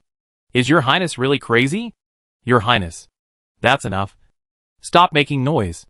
Xiao interrupted with a cold snort, glared at Su Shang with dissatisfaction, and then looked at Zhou Ying. Remember, no matter who comes, beat them out. If they want to explain, tell them that if anyone is dissatisfied, they can go to the Emperor to complain. Yes. Zhou Ying bowed his head respectfully. Without any hesitation, Su Shang and Rong Luo were both stunned. The former wanted to say something, but was stopped by the latter, who pulled his sleeve. Chapter 17. Nothing to do today. Listen to music on the singing stage. Yuhai Mansion. Bibble Hall. Bibble Hall is located deep in Yuhai Mansion, next to a sparkling lake, surrounded by trees, and the environment is quiet and fresh. This hall covers an area of 1 acre, with an internal area of nearly 600 square meters. It is one of the largest buildings in Yuhai Mansion. However, today's Bibble Hall is very different from the past, because a Mandarin duck pool appeared in the center of the hall at some point, half of which is cold water and half is hot spring, which is very strange. In the center of the Mandarin duck pool, there is also a circular wine pool. On the top of the isolation board around the wine pool, there is a large circle of wine vessels, trays, etc. And on the inside of the hall, there is a circular couch that can accommodate 5 or 6 people to rest. The couch is surrounded by red translucent gauze, and there are bright bouquets and red candles, which are full of spring. In addition, the entire hall was covered with soft red silk cloth, and each vermilion lacquered column was wrapped with pink and red gauze. And there were also scrolls taller than people. On these scrolls, some were dancers with graceful waists and silk, some were musicians holding pipa and looking back with charming smiles, and some were pictures of playing in the bath. In short, the scale of each scroll was quite large, and it was integrated with the various decorations and combination styles in the hall, creating an atmosphere with a strong ambiguous style. When the 22 beautiful women walked in here, they blushed and panicked. Although they had been prepared in their hearts, they were still a little at a loss when it came to this time, especially when facing such an ambiguous environment. Just as they were hesitating and didn't know what to do, the door of the hall behind them suddenly closed, and a laugh came from behind. The world is wonderful, but only good wine and beautiful women cannot be let down, Xiao said with a smile, while walking forward surrounded by the fragrant wind. From today on, you are my woman. But remember, if you can't satisfy me, I can always let her go from spring breeze to winter. So, when you are here, don't play any tricks of pretending to be reserved with me. At this point, Xiao turned around and looked at the women with a warning look, then smiled gently and pointed to the side halls on both sides. There are hundreds of sets of clothes in there, as well as hundreds of musical instruments and dance props. Go change your clothes. As he spoke, Xiao had a mysterious smile on his lips. The women didn't understand what this smile meant, but when they entered the side hall, they immediately understood it. It turned out that those so-called clothes were either very short, or extremely thin, or hollow, translucent, and so on. In short, none of them could be associated with the word conservative. Faced with such a situation, the women subconsciously looked at each other. But soon they all lowered their heads in panic. Their cheeks flushed, and they felt embarrassed all over. In the awkward situation, no one moved for a while. However, this silence did not last long. After Lu Jijun and Shang Wanxian gritted their teeth, picked out their clothes first, and went into the curtain compartment to change, people started to move. There were also smart people among them. Since they knew that this situation could not be changed, they might as well be brave, take the initiative, or even be bold. If she could attract the attention of the sixth prince, or even capture his soul, her future situation would be better. After all, the sixth prince obviously wanted to make them all his concubines, which meant that their only supporter in the future was the sixth prince. In that case, what was there to resist? Shame was hard to overcome. But sometimes, it had to be overcome. In the main hall, Xiao took off his outer clothes, wore only shorts, and went into the pool to cool off, and closed his eyes to take a nap. I don't know how long it had been. When Xiao opened his eyes again, 22 beauties had appeared in his sight. The beauties were dressed differently, but most of them chose thin, semi-transparent gauze skirts. So there were all kinds of spring scenes looming. 15 of them chose musical instruments, such as pipa, pottery sun, jade flute, 7-stringed harp, brocade zither, reed pipe, etc. The remaining 7 took red water chestnuts, wanhua, round fans, etc., and were obviously ready to perform dances. At first glance, it was really like a pipa half embracing peach blossoms, and a brocade zither holding up a colorful fairy. Dazzling and beautiful. Xiao's fiery eyes swept over the women for a while, and suddenly frowned. They were beautiful, but unfortunately they were restrained and reserved, and there was no atmosphere he wanted to see at all. Just when he was about to express his dissatisfaction, he suddenly saw Lu Jijun, who was wearing a red gauze skirt and had a graceful posture like a peerless beauty, standing out with a smile. Sisters, I know everyone has their own unique skills, but if everyone shows off their own skills, it will only make His Highness' ears noisy and eyes messy. So, I suggest that Sister Xian leave the sisters who brought musical instruments to play music and sing, and I have 6 other sisters to dance to the music to cheer His Highness up. After saying that, Lu Jijun turned her eyes to Shang Wanxian and said with a smile, "What do you think, sister?" Shang Wanxian glanced at Xiao, who was looking at this place with interest, and then looked deeply at Lu Jijun, nodded lightly, and uttered a word. Yes. When changing clothes, Shang Wanxian had already made up her mind that she must do everything to gain Xiao's favor and gradually win Xiao's heart, so as to lay the foundation for her own plot later. Originally, she was very confident about this because she believed in her own capital. But at this time, she was shocked to realize that this matter might be much more difficult than she imagined, because this Lu Jijun would definitely become her biggest obstacle. At this moment, Shang Wanxian had already regarded Lu Jijun as the biggest opponent. However, Lu Jijun was also like this. Under the coordination and arrangement of Lu Jijun and Shang Wanxian, elegant and pleasant music sounded in the hall soon. At the same time, Lu Jijun also started to show his dancing skills with the other 6 beauties. Along with the ups and downs of the music, the dance postures of the 7 dancers were constantly changing. Xiao leaned against the pool, watching the long white legs performing leg touching from time to time, watching the charming eyes gradually revealing seductive smiles, watching the delicate bodies twisting and seducing, and the smile on his face became more and more intense. At the same time, he could also clearly feel that the practice was running automatically in his body, and the innate true essence in his dantian was slowly but firmly growing. After a cup of tea, Lu Jijun and the other 7 dancers suddenly moved the venue to the pool, and laughed and seduced Xiao, and their movements and courage gradually became bigger. After more than 100 breaths, Lu Jijun took out the wine utensils, and while dancing closely to Xiao, he offered Xiao the wine with a charming smile. "Your Highness, please drink this cup." Xiao opened his mouth and drank it all, then laughed loudly and grabbed Lu Jijun's smooth little hand to untie him. And at the same time, he straightened his body, attracting waves of shy exclamations. Chapter 18. The clan house arrives. Just when Xiao was enjoying himself in the Baibo Palace, a team of more than 100 soldiers in bright red armor came to Yunhai residence aggressively. The great Xiao royal family respected gold as the most important color, and red as the second most important color. Therefore, the clan house, which was responsible for managing the affairs of the royal family, used red as the main color. The bright red armor style symbolized the identity of the clan house's internal guards. On the inside of the gate, Su Shang, who saw the scene, turned pale and looked anxious. It's over. It's over. They're here as expected. Rong Luo frowned. A hint of dissatisfaction flashed in her eyes, and her tone was a little stiff. Uncle Su, you are the chief steward of His Highness's mansion. Why are you so afraid of trouble? Su Shang turned his head angrily, puffing his beard and glaring. What do you know? The current clan leader of the clan house is the assistant of the third prince, and the clan member who led the team is the prince's man. Your Highness has offended both the prince and the third prince.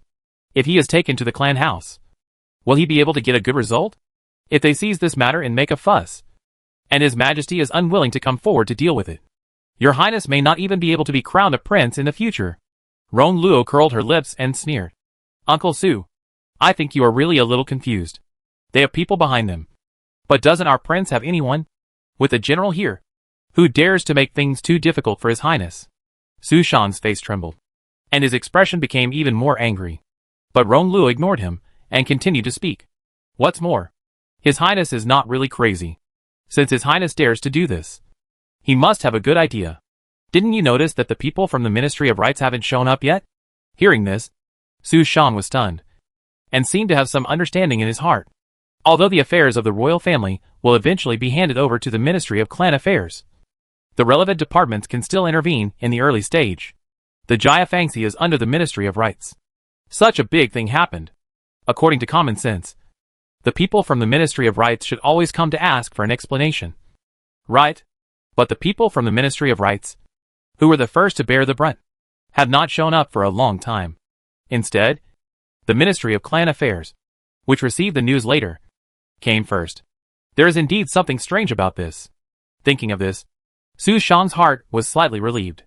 At this time, the internal guards of the Ministry of Clan Affairs had surrounded the gate of Yuhai residence, and the middle-aged man in the lead was walking with a gloomy face. This person is the third in command of the Ministry of Clan Affairs, the clan, and the current Pingchuan king, named Xia Yongning, who is Xia Ao's uncle. Xia Yongning had a mediocre background, so he only received the title of a prince. However, his choice was decisive. He joined the prince's family when he was still young, which was the main reason why he could serve as a clan member. Where is the sixth prince? Let him come out immediately, and go to the clan mansion with this clan member to be questioned. However, in response to Xia Yongning's question, he was responded with an extremely impolite cold snort. Get out. When this voice came out, everyone was stunned. Not to mention Xia Yongning was stunned in front of the door. Even Su Shang and Rong Luo were shocked. Asshole. After coming to his senses, Xia Yongning's face flushed instantly, and he glared at Zhou Ying, who was standing in the middle of the gate with murderous intent in his eyes. Little guard, dare to insult the royal family. Come here. Take this guy down. If there is resistance, kill him on the spot. Yes. Two young generals immediately rushed out from the back, ready to rush towards Zhou Ying. Zhou Ying's eyes turned cold, and murderous intent also jumped out of his eyes. At the critical moment, Su Shang and Rong Luo rushed out in time. Wait a minute. My clan? He is the chief of my prince's personal guards, and his temperament has always been straightforward and reckless. He just spoke without restraint for a moment. I hope you will forgive me. Su Shang smiled bitterly and explained to Xia Yongning. But Xia Yongning didn't want to listen at all. Don't make a fuss. This person is guilty of a heinous crime and must be severely punished. You'd better go and invite the sixth prince out immediately. Otherwise, I will have to bring people in to invite him in person. At this time, Rong Luo stepped forward and snorted coldly. Prince Pingchuan, I know you are so active just to vent the anger for the prince. But have you ever thought that your behavior is a bit too presumptuous? What is going on between the prince and my prince? Can you just interfere without knowing the truth? How dare you? Xia Yongning was immediately angry and glared at Rong Luo and shouted, Don't talk nonsense. What I did was just to perform my duties. What does it have to do with others? The sixth prince made a scene in the Jiafang division and acted recklessly by relying on his status as a prince. If my clan government does not punish him according to the rules, how can I explain to the world? How can I explain to His Majesty? Rong Luo smiled and shook her head. She did not refute directly, but just said a few words calmly. Let Prince Pingchuan know that today the Crown Princess invited my prince again on behalf of the Crown Prince. After leaving the Jiafangxi, the first place my prince went to was the East Palace. Prince Pingchuan, do you really know what you are doing? Hearing Rong Luo's meaningful words, Xia Yongning's expression remained unchanged, but his pupils shrank sharply. After gritting his teeth, Xia Yongning was about to say something, but Rong Luo took the lead. There is another thing that needs to be reminded to Prince Pingchuan. The people from the Ministry of Rites have not shown up yet. Have you ever thought about why this is the case? Xia Yongning was stunned at first. Then his face changed, and he became a little suspicious. Is it really wrong for me to be the first to come out? Just when he was a little suspicious, he suddenly heard a voice behind him. My clan? Dr. Su from the Jiafangxi has arrived. Xia Yongning's eyes suddenly lit up, staring at Rong Luo and Su Shang'an laughing. I was almost fooled by your trickery. Didn't you say that the Ministry of Rites would not come? What about now? Humph. Now let's see how you can still create confusion.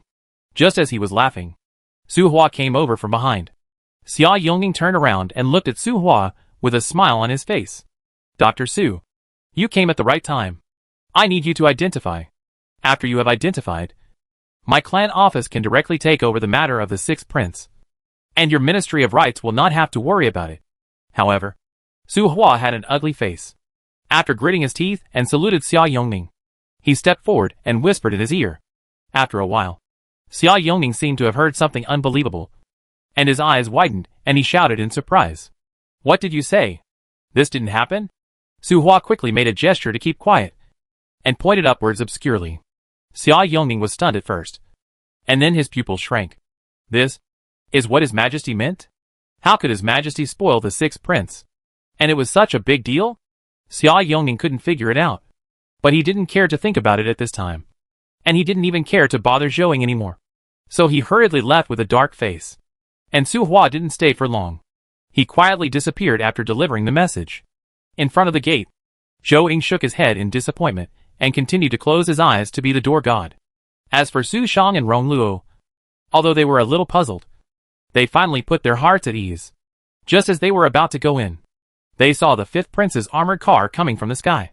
Chapter 19, Asking for Help? I'll give you a painting. Fifth prince? What is he doing here? Su Shang and Rong Luo looked at each other. Both of them were a little confused. Obviously, they didn't know the relationship between Shang Wanxian and the fifth prince Xia Kui. Not long after, Xia Kui walked out of the armored car. His expression was extremely gloomy, as if a dark cloud was covering his face, and there was anger and frustration in his eyes. Greetings, King Wei. Su Shang and Rong Luo hurried forward to salute. With a respectful attitude, Xia Yongning was just a prince, but the one in front of him was different. Is the royal brother in the mansion? This king wants to see him. Immediately, right away, Xia Kui didn't look at the two of them, but just said in a cold voice, and in an ordering tone. Su Shang looked embarrassed and hesitated, replied to King Wei. My prince is in the mansion, but he ordered that he would not see guests today. After saying that, he seemed to feel that what he said was not quite accurate, and added another sentence immediately. No one. After the trouble at the clan house was gone, Su Shang calmed down a lot, so he looked neither humble nor arrogant.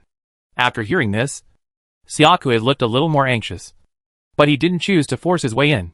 Then go and tell him quickly, and tell him that I have something important to discuss with him. Tell him that everything is negotiable, as long as he... Having said this, Xia Kui waved his hand impatiently. Just tell him so, and he will understand. Su Shang and Rong Luo were even more surprised. From what they heard, could it be that the fifth prince had some handle in the hands of their own prince? While secretly guessing, Rong Luo looked at Su Shang. Uncle Su, you accompany the king. I will report to the prince. Su Shang nodded and welcomed Xia Kui into the pavilion beside the gate. By Bo Palace, the sound of stringed instruments has not stopped, and two beauties are dancing with flower umbrellas in front of the pool. The sight shifted to the Mandarin duck pool, and Xia Ao was seen lazily leaning on the soft ladder, his eyes half open and half closed, his face full of comfort and satisfaction. In front of Xia Ao, Shang Wanxian was holding a furry brush and gently stroking Xia Ao's body, which looked a bit like massage. But this massage method was a bit strange. Shang Wanxian was wearing a silver gauze skirt, but after being soaked in water, The gauze skirt almost stuck to her skin, thus showing her proud figure to the fullest. She was originally an iceberg-like lonely beauty, but under this contact, her cheeks naturally rose red, and there was a hint of shyness in her eyes. The combination of the two made her charm even more attractive, and could also arouse people's original desire. However, Xiao was not in a hurry. Such a beauty had to be stewed with a slow fire to be more delicious. The process of unraveling the silk step by step was particularly enjoyable. At this time, Rong Luo had come to the outside of the Baibo Palace, but the guards had received orders not to let her in. Helplessly, Rong Luo could only stand outside the palace gate and report loudly. In the Mandarin duck pool, after listening to Rong Luo's report, Shang Wanxian's eyes flickered slightly, and the movement of her hands also paused for a short time. Xiao opened his eyes and looked at Shang Wanxian with a smile. What do you think the important matter that King Wei wants to talk to me about? Shang Wanxian pursed her lips and said softly, Your Highness, I don't know much. But since Your Highness asked me, I have a guess that I don't know whether it is right or wrong. Oh, tell me. Your Highness should also know some of the past events. Before the incident in my family, my father almost arranged a marriage between me and King Wei. Although the marriage did not take place, there was still some involvement. So, I guess that King Wei came here today for his own reputation. Oh, reputation? Xiao raised his eyebrows, his expression slightly surprised. Yes. Shang Wanxian nodded affirmatively. Although ordinary people don't know about this, it is no secret to the upper circles in the imperial capital. If I serve Your Highness, there may be a green on King Wei's neck. Although everyone knows that this is not true at all. But some people like to use this kind of thing to tease people. So it is not impossible for such rumors to appear. Therefore, King Wei came here to avoid this kind of thing from happening, so as to protect his reputation. Not bad. Not bad. Your analysis makes sense. Xiao clapped his hands with a smile, and then said playfully, Then you say, should I help him? Shang Wanxian's pretty face changed slightly, and then she actually threw herself on Xiao, with a begging look in her eyes. Your Highness, I only want to serve Your Highness in this life. Please don't drive me away. Oh, really? Xiao raised his thick eyebrows, with a look of suspicion in his eyes. Shang Wanxian was a little anxious, with a mist in her eyes, and she became aggrieved in an instant. Okay. I was just joking with you. Xiao laughed and patted Shang Wanxian's smooth back. Then his eyes rolled. Let's play a game. I heard that you play the jade flute well. If you can play it underwater for more than 100 breaths, I will send him away immediately. How about it? Shang Wanxian was stunned at first. Then her beautiful eyes widened, and a blush spread from her ears to her fair neck. A beautiful girl who was kneeling behind and rubbing Xiao's shoulders blinked, feeling a little strange. It is difficult to hold your breath and play music underwater for 100 breaths. But it doesn't have to be like this. Right? Okay. Shang Wanxian pursed her red lips and struggled for a while, but still whispered a word. Xiao smiled with satisfaction and stopped Shang Wanxian, who was about to dive. Don't worry. Continue what you did before. I want to give King Wei a painting. After speaking, Xiao looked up at the 7 or 8 beautiful girls who were resting not far away. Who is good at painting? Lu Jijun stood up immediately and walked over with a slender waist. Your Highness, I think my painting skills are not bad. Why don't you let me do it? Okay. Then you do it. Xiao did not refuse and agreed with a smile. Outside the mansion, Xia Kui, who had been waiting for 2/4 of an hour and was getting more and more impatient, stood up suddenly and wanted to force his way in, just in time to see Rong Luo coming out. Xia Kui's eyes lit up, and he hurried forward and asked, How is it? My Highness said that he has no time to see guests, but he gave me a painting and asked me to pass it to you. Rong Luo said, as she handed the scroll in her hand to Xia Kui with a strange look on her face. Xia Kui's face sank, but he didn't think much about it, and took the scroll subconsciously. After shaking open the scroll and seeing the contents clearly, Xia Kui's eyes instantly became bloodshot, and veins popped on his forehead. Ah! Bastard! Xia Kui roared angrily, and a shadow several feet tall appeared behind him, creating strong winds, which also forced the unprepared Su Shang and Rong Luo to stagger back and almost fall to the ground. Not far away, Shouying suddenly opened his eyes and pressed his palm on the hilt of the knife. However, after Xia Kui roared for a while, he did not make any more extreme moves. He just stared coldly at the inside of the gate with his fierce eyes, and then returned to the armored car with the scroll tightly. Chapter 20. A Month of Dormancy. A Fatal Assassination. In the following month, Xiao Ao stayed in the mansion almost every day, and lingered in the Bibo Palace day and night, enjoying music and dancing, and living a life of drunkenness and dreams. This matter was not only known to the powerful people in Daxia, but also quickly spread in the imperial capital and even the surrounding areas, and it was known to everyone. For a time, there were voices everywhere that despised Xiao Ao, although this despise was full of envy, jealousy and hatred. Of course, at the same time, there were other rumors surging, but they were only limited to the upper circle. September 1st. Night. Xiao Ao finally walked out of Yuhai Mansion. This was also the first time he left the mansion in a month. In the armored car, Xiao Ao had a ruddy face and bright eyes, and there was no sign of excessive desire for alcohol. In fact, just last night, his cultivation had broken through to the 9th level of the Xiantian realm. Breaking through 3 levels in a month may sound a bit dreamy, but you have to know that normal cultivation only takes 2 or 3 hours a day. But he is passively cultivating every moment in the Shingatai. More importantly, the Shingatai can now speed up by more than 10 times. The reason why he wants to come out tonight is that the people he needs are already in place. In addition, Zhou Ying, who entered the prison, will also retire after success tonight. After thinking about the future route plan for a while, Xiao Ao opened the system panel. Ding! You ordered your men to force the clan officials, who came to ask for punishment, to retreat, and the domineering value was plus 90. Ding! You humiliated the 5th prince of the dynasty with a painting and made him a laughing stock, and the domineering value was plus 200. Ding! You were unrestrained among the beauties, and the domineering value was plus 200. Ding! You have been singing and drinking day and night, living a life of drunkenness and dreaming for more than a month, and the domineering value was plus 1000. Ding! You instruct others to sneak out 800 inmates or felons from the prison. Overbearing value plus 8000. Current overbearing value, 9420. Looking at the system records, and the extremely impressive overbearing value, Xiao Ao could not help but smile. To be honest, he really didn't expect that the rescue item would get such an amazing response. But after careful consideration, it is understandable. After all, these 800 people are either about to be executed or need to be imprisoned for decades. Some of them may be imprisoned unjustly, but most of them are extremely evil. Getting such 800 people out will not only destroy the law, but may also bring about many disasters. Considering various factors, 10 points of overbearing value per person is actually not much.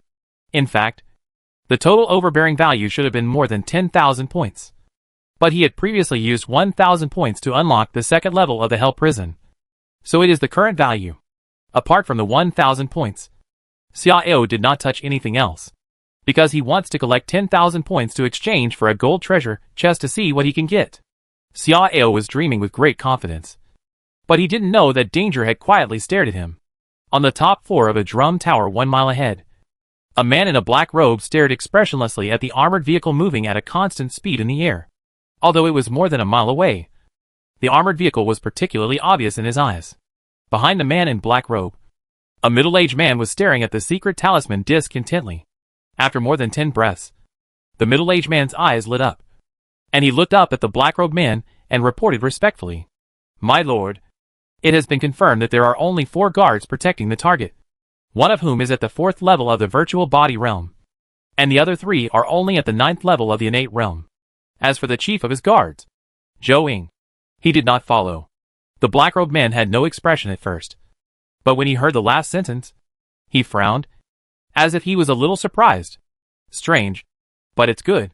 It can be solved more quickly. After muttering softly, the black-robed man asked in a deep voice, "Are you sure there are no other masters guarding in secret?" "My lord, I have confirmed it again and again. There will be no problem." "Very good. Your mission is accomplished." The black-robed man nodded with satisfaction, and then he slapped the middle-aged man's chest with his backhand. The middle-aged man was shocked, and blood kept flowing out of the corners of his mouth, while his eyes were filled with pain, anger, and confusion. He opened his mouth to ask something, but the palm seemed to have shattered his vocal cords, and he couldn't make any sound. The black-robed man slowly turned his head and looked at the middle-aged man's powerless body, with a hint of mockery in his eyes. "Such a big thing. How can you leave a tail?" In fact, not only this person, but everyone who participated in this matter tonight, except him, must die, even if they are all loyal and commendable warriors.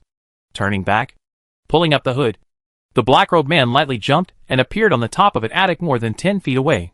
He needs to find a relatively secluded place and then solve the target in the shortest time. In the armored car, Xiao was closing his eyes to rest when he suddenly saw the door open quickly. And then, he was pulled out of the car by brute force. During the whole process, he almost didn't have time to react. Before he came back to his senses, he heard a deafening roar. He turned his head and found that his car had been torn into pieces, as if there was an explosion, with flames splashing and debris flying, occasionally mixed with broken pieces of cloth and pieces of flesh and blood. There is no doubt that the driver at the helm and the other 3 guards had been turned into pieces in the terrorist attack in front of them. And they didn't even have time to scream before they died. Everything happened too suddenly. Facing such a bloody scene, Xiao felt trembling and felt that all the hairs on his body were pierced by lightning. At this moment, his head just turned around, and his back was covered with fine cold sweat. If it weren't for the quick reaction of the guard Captain Guoda, he would have. As soon as he thought of this, anger and murderous intent swept through Xiao's mind, and his cold eyes also stared at the figure standing in the air 10 feet away. It was a person wrapped in a black robe all over his body, and even his eyes could not be seen, like the black impermanence that was asking for life in the dark night. However, from his slightly tilted head posture, it can be seen that he should be a little surprised at Guoda's quick reaction. But soon, the black-robed man shook his head again and laughed disdainfully. At the same time, a 3-foot-tall human figure appeared behind him.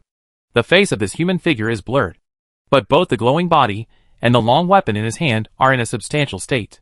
3rd level of the true body realm? Your Highness. Hurry up. Guoda was shocked. And then, he showed his virtual Dharma body, which was more than 4 feet tall.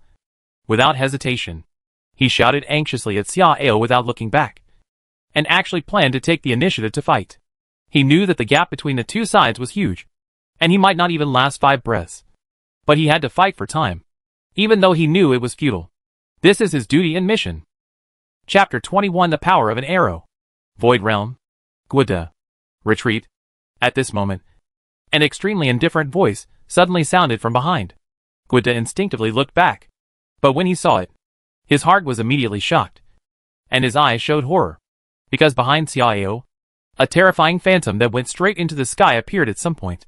Guoda kept looking up, but he couldn't see the end of the phantom. He lowered his head stiffly and found that one of the phantom's feet was even bigger than the house. In fact, at this moment, not only Guoda was frightened, but the black-robed man who was about to attack was also frightened to death. He even thought he was hallucinating and stretched out his hand to rub his eyes hard. It's a pity that no matter how he rubbed his eyes, when he looked again, it was still the terrifying phantom that reached the sky and the earth. How could this be? The black-robed man murmured in a trembling voice, and his arms holding the weapon were shaking uncontrollably. You deserve to die, Xiao shouted coldly. His voice buzzing like thunder was full of murderous intent and resentment. The 1-star Lu Bu template allows him to borrow the strength of the 99th level of the virtual body realm. With such strength, it would be too wasteful to use it to kill this assassin of the 3rd level of the real body realm. However, he had no choice. 1-star Lu Bu template, after use, you can obtain the 1-star characteristic of Lu Bu in the Abyss realm. The Gate Shooting Halberd. Duration, 1 minute. After the duration ends, the archery and strength will be moderately improved. Gate Shooting Halberd, during the period, the strength is increased to the 99th level of the virtual body realm, and every arrow is soul-stealing and hits the target. Facing the terrifying sound that seemed to come from the abyss, the black-robed man gritted his teeth to stabilize his body, and then turned around and fled without saying a word.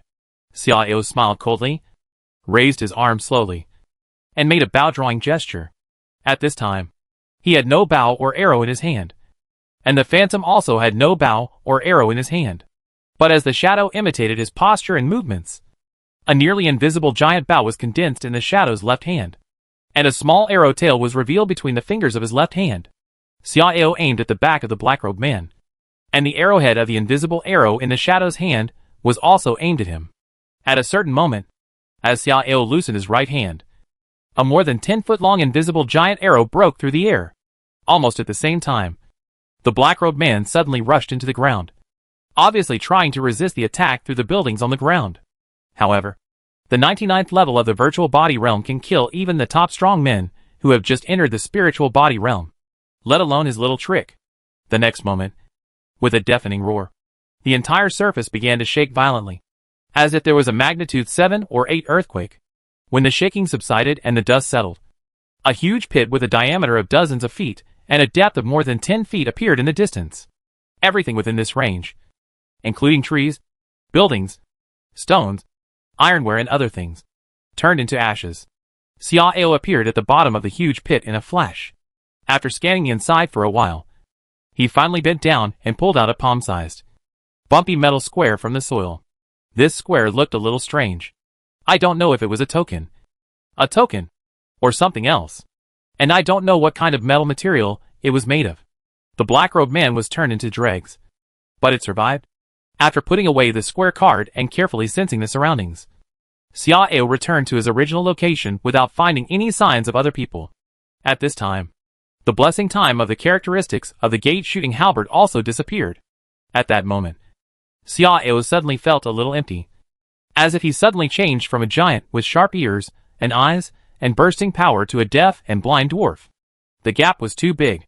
However, this feeling came and went quickly, as all kinds of seemingly innate insights merged into consciousness, as the divine consciousness manifested, and led the true essence in the lower dantian to transform into a virtual body like a fetus. A sense of fullness and power arose spontaneously. On the path of cultivation in this world, the acquired realm cultivates internal strength, the innate realm cultivates innate true essence, and the three realms of Dharma body cultivate the Dharma body formed by the fusion of divine consciousness and spiritual true essence. The so-called Dharma body refers to the law of heaven and earth. This realm pays the most attention to the perception of the great way of heaven and earth, and in contrast with the inner strength, borrows the power of heaven and earth to condense a powerful Dharma body outside the body, thereby greatly enhancing its own combat power. At present, thanks to the last gift of the one-star Lubu template, his archery perception is constantly improving. His own cultivation has directly entered the virtual body realm, and it is still getting stronger. Xiao calmly adjusted himself and ignored his cultivation that was still rapidly improving.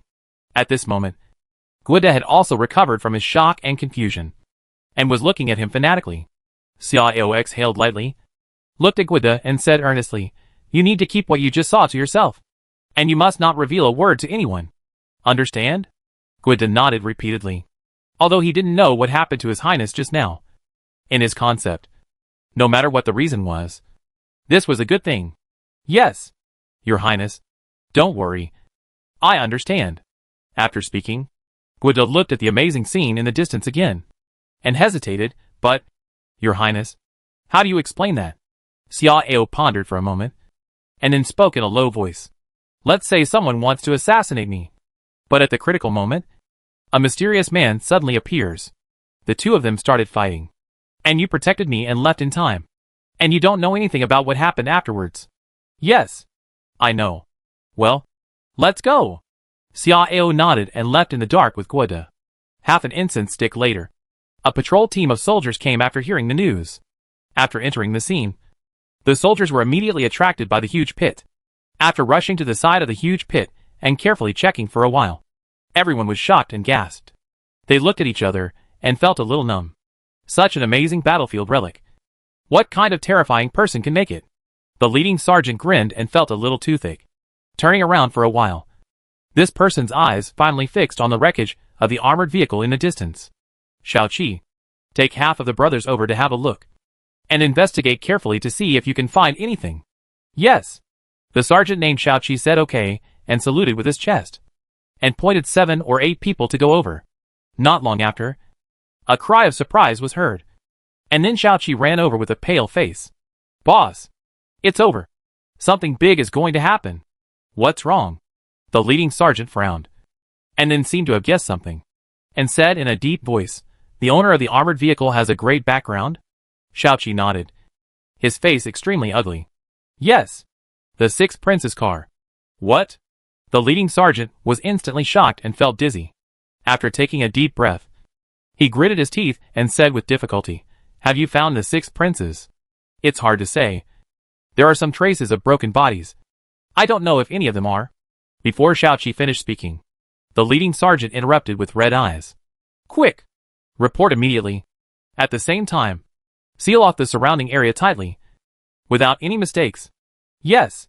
After Shaoqi left, the leading sergeant's body softened and fell down. It's over. The situation is about to change. Don't let the fire burn us, little soldiers. Chapter 22 Dynamics of all parties. Suspects. General's mansion. What did you say?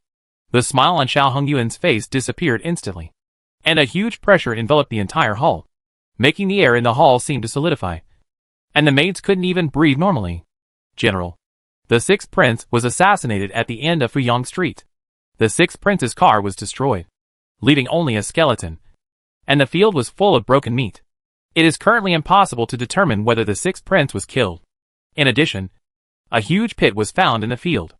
I'm afraid only a strong person in the spiritual body realm can do it. A young general gritted his teeth and reported under great pressure.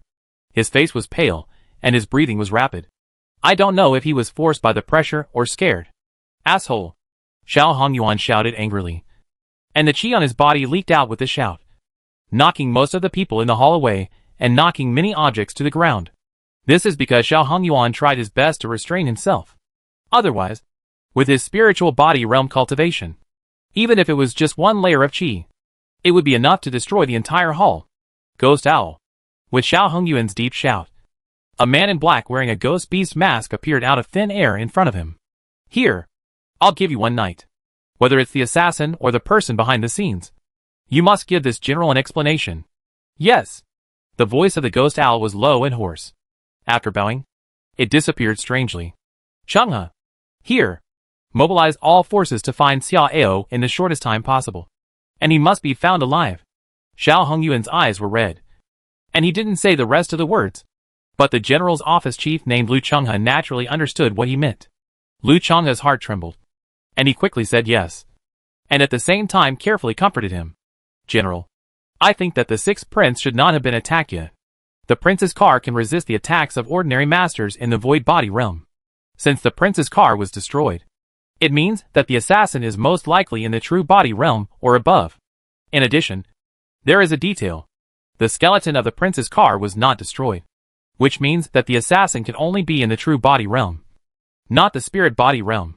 But there is also a trace suspected to be left by a strong man in the spirit body realm. According to common sense, the assassin is unlikely to send out two such strong men at the same time, and they both attacked. Therefore, I infer that they should be two parties, and there is a possibility of hostility. If so, then the prince has a chance of survival. After listening to Lu Changhe's analysis, Xiao Hongyuan calmed down a little. Seeing this, Lu Changhe breathed a sigh of relief and continued to speak. General, I think we should contact Captain Su first to see if the sixth prince has arrived there. The Captain Su mentioned by Lu Changhe refers to Su Ziden, the captain of the west gate of the imperial capital. All the people Xia Ao needed were transported to the imperial capital through Su Ziden's channels. Xiao Hongyuan waved his hand with a gloomy face. Hurry up. Yes. Lu Changhe hurriedly waved to a person at the palace gate and took the secret talisman disc from him. Not long after, Lu Changhe's eyes suddenly lit up and a relieved smile appeared on his face. General, the prince is a lucky person and has arrived safely. Xiao Hongyuan was refreshed, and the dark clouds on his face were instantly replaced by a relaxed smile. Good boy. Lu Changhe smiled, and then asked softly, General, since His Highness is fine, what is your order just now? Xiao Hongyuan narrowed his eyes and snorted coldly. No. Continue. If this general does not express something tonight, I am afraid that anyone will run to our heads and shit in the future. Dare to stroke this general's tiger whiskers. Hey. Okay. Then this general will see what price they can pay. Pass the order down. All the general's men. All move. Whoever dares to stop. Kill. After speaking, Xiao Hongyuan looked at Lu Changhe meaningfully. For what happened tonight, we will always have a few suspects. Right? This general was looking for someone in a rage, and it is completely reasonable that he couldn't stop for a while. Right? Hearing this, Lu Changhe couldn't help but feel a chill in his heart. The general's implication was very simple. He wanted to take the opportunity to get rid of the most active opponents who had escaped recently. It must be said that although he had quick wits, He was far inferior to the general in controlling the overall situation. Yes. I understand. Yeah. Xiao Hongyuan nodded. Then raised his hand and said, "Oh, by the way, tell His Highness to disappear tonight and return early tomorrow morning." "Yes. I'll do it right away." Eastern Palace? What? Lao Lu was assassinated. Xia Chong was stunned for a long time after receiving the news. His expression was sometimes happy, sometimes sad, sometimes happy, and sometimes a little angry. His expression was quite wonderful. He had never forgotten the embarrassment that Xia Ao had brought to him. So he was happy and happy. However, Xia Ao was his secret ally, which was extremely important for him to stabilize his position as the crown prince and sit on that position safely. If Xia Ao really died, he would lose an irreplaceable and powerful arm. Therefore, he was a little sad and angry. As for who wanted to kill Lao Lu, this was not a mystery in his eyes. If it wasn't him, then it must be Lao San or Lao Wu. Or maybe the two of them made the decision together. As for the possibility of assassination by the enemy country and Lao Lu's personal vendetta, Xia Chong didn't think it was that big. Thinking of this, Xia Chong couldn't help but get a little excited. If this matter could be verified, Lao San and Lao Wu would be severely punished even if they didn't fall. In this way, he would just be able to reap the benefits. While thinking about it, Xia Chong strode out of the main hall and wanted to go to the West Hall to share the good news with Gu Ruoyan. However, halfway through, Xia Chong frowned again, stared at the candlelit windows of the West Hall for a while, and suddenly snorted and turned back. I don't know what medicine this crown princess took wrong. After returning from her mother's house half a month ago, she said that she couldn't sleep well. So she wanted to eat vegetarian food and worship Buddha for 3 months. And moved directly to the West Hall to accompany the green lamp and ancient Buddha. This made him very depressed. But considering the importance of his maternal relatives, he could only bear it for the time being. But then again, this also gave him the opportunity to taste the new tea. Prince Wei's mansion. Old 5. Tell me honestly, did you do this? A somewhat fat but noble young man stared at Xia Kui with a very serious expression. He is the third prince of the dynasty. Xia Feng. Xia Kui shrugged, and while pouring wine, he smiled nonchalantly. Brother, it's really not me. Let me tell you this. I actually want to. And I'm even preparing. But I'm not ready yet. You know, this kind of thing must be foolproof. How could I rashly do it without being ready? Xia Feng carefully paid attention to every subtle expression of Xia Kui. But unfortunately, when Xia Kui finished speaking, he still didn't find anything unusual. If it's not you, then who is it? Could it be the prince? Xia Kui curled his lips and said lazily, if it's not us, then it can only be him. Who else can it be? Chapter 23 The Emperor's Oral Instructions. The next day, Yuhai residence. Aor, what happened last night? Who helped you? Xiao Hongyuan stared at Xia Ao, trying to see something. Xia Ao smiled helplessly, spread his hands and said, Grandpa, there was a thief in the real body realm who ambushed me on the way last night. If it weren't for a mysterious man who suddenly appeared, I would definitely have to give up my life. As for the origin of the mysterious man, I really don't know. The assassin was wrapped in a black robe, and the man was also wearing a white hat. So I couldn't see anything. The situation was critical at the time. When the two confronted each other, Buddha protected me and ran away. I don't know what happened afterwards. I just heard a loud noise when I left. Xiao Hongyuan's eyes were suspicious, obviously not believing it. But he didn't continue to ask. By the way, Grandpa, I heard that several important officials of the court died last night. Was it your handiwork? I am building your prestige and paving the way for you. Xiao Hongyuan glared at Xia Ao and said unhappily. Xia Ao smiled and didn't dwell on this topic. Grandpa, who wants to kill me? Have you found out? Hearing this question, Xiao Hongyuan frowned slightly, and a layer of clouds floated on his face. Only some nameless corpses were found. Obviously they were silenced. The identities of these people are very ordinary, and almost no valuable information was found. The person behind the scenes is very mysterious, and the beginning and the end are handled very cleanly. I'm afraid nothing can be found in a short time. Xiao Hongyuan was a little depressed. After pondering for a while, he sneered again. But even if there is no evidence, it can be inferred. Since you have secretly allied with the prince, the one who took action can only be the third prince or the fifth prince. Xia Ao frowned. then slowly loosened his eyebrows, and took out a metal square plate from his arms. Grandpa, let someone check this thing. This is what Zhou Ying found on the battlefield. See if you can find out anything. Although Xiao also tends to believe that the assassin was sent by Xia Kuei, he still wants someone to find out clearly. Because if the person behind the scenes is not Xia Kuei or Xia Feng, it means that there is still a very secretive force hidden in this imperial capital. If you don't take precautions, it is very likely that this party will take advantage of the chaos to pick peaches. Xiao Hongyuan took the square plate and carefully examined it for a while. But he didn't see any problems. After putting the square plate away, Xiao Hongyuan nodded. Okay, I'll have someone check it as soon as possible. After speaking, Xiao Hongyuan suddenly clapped his hands. Soon, a strong and powerful man with big eyes walked in. General. Sixth Prince. Xiao Hongyuan nodded, pointed at this person and introduced him to Xiao.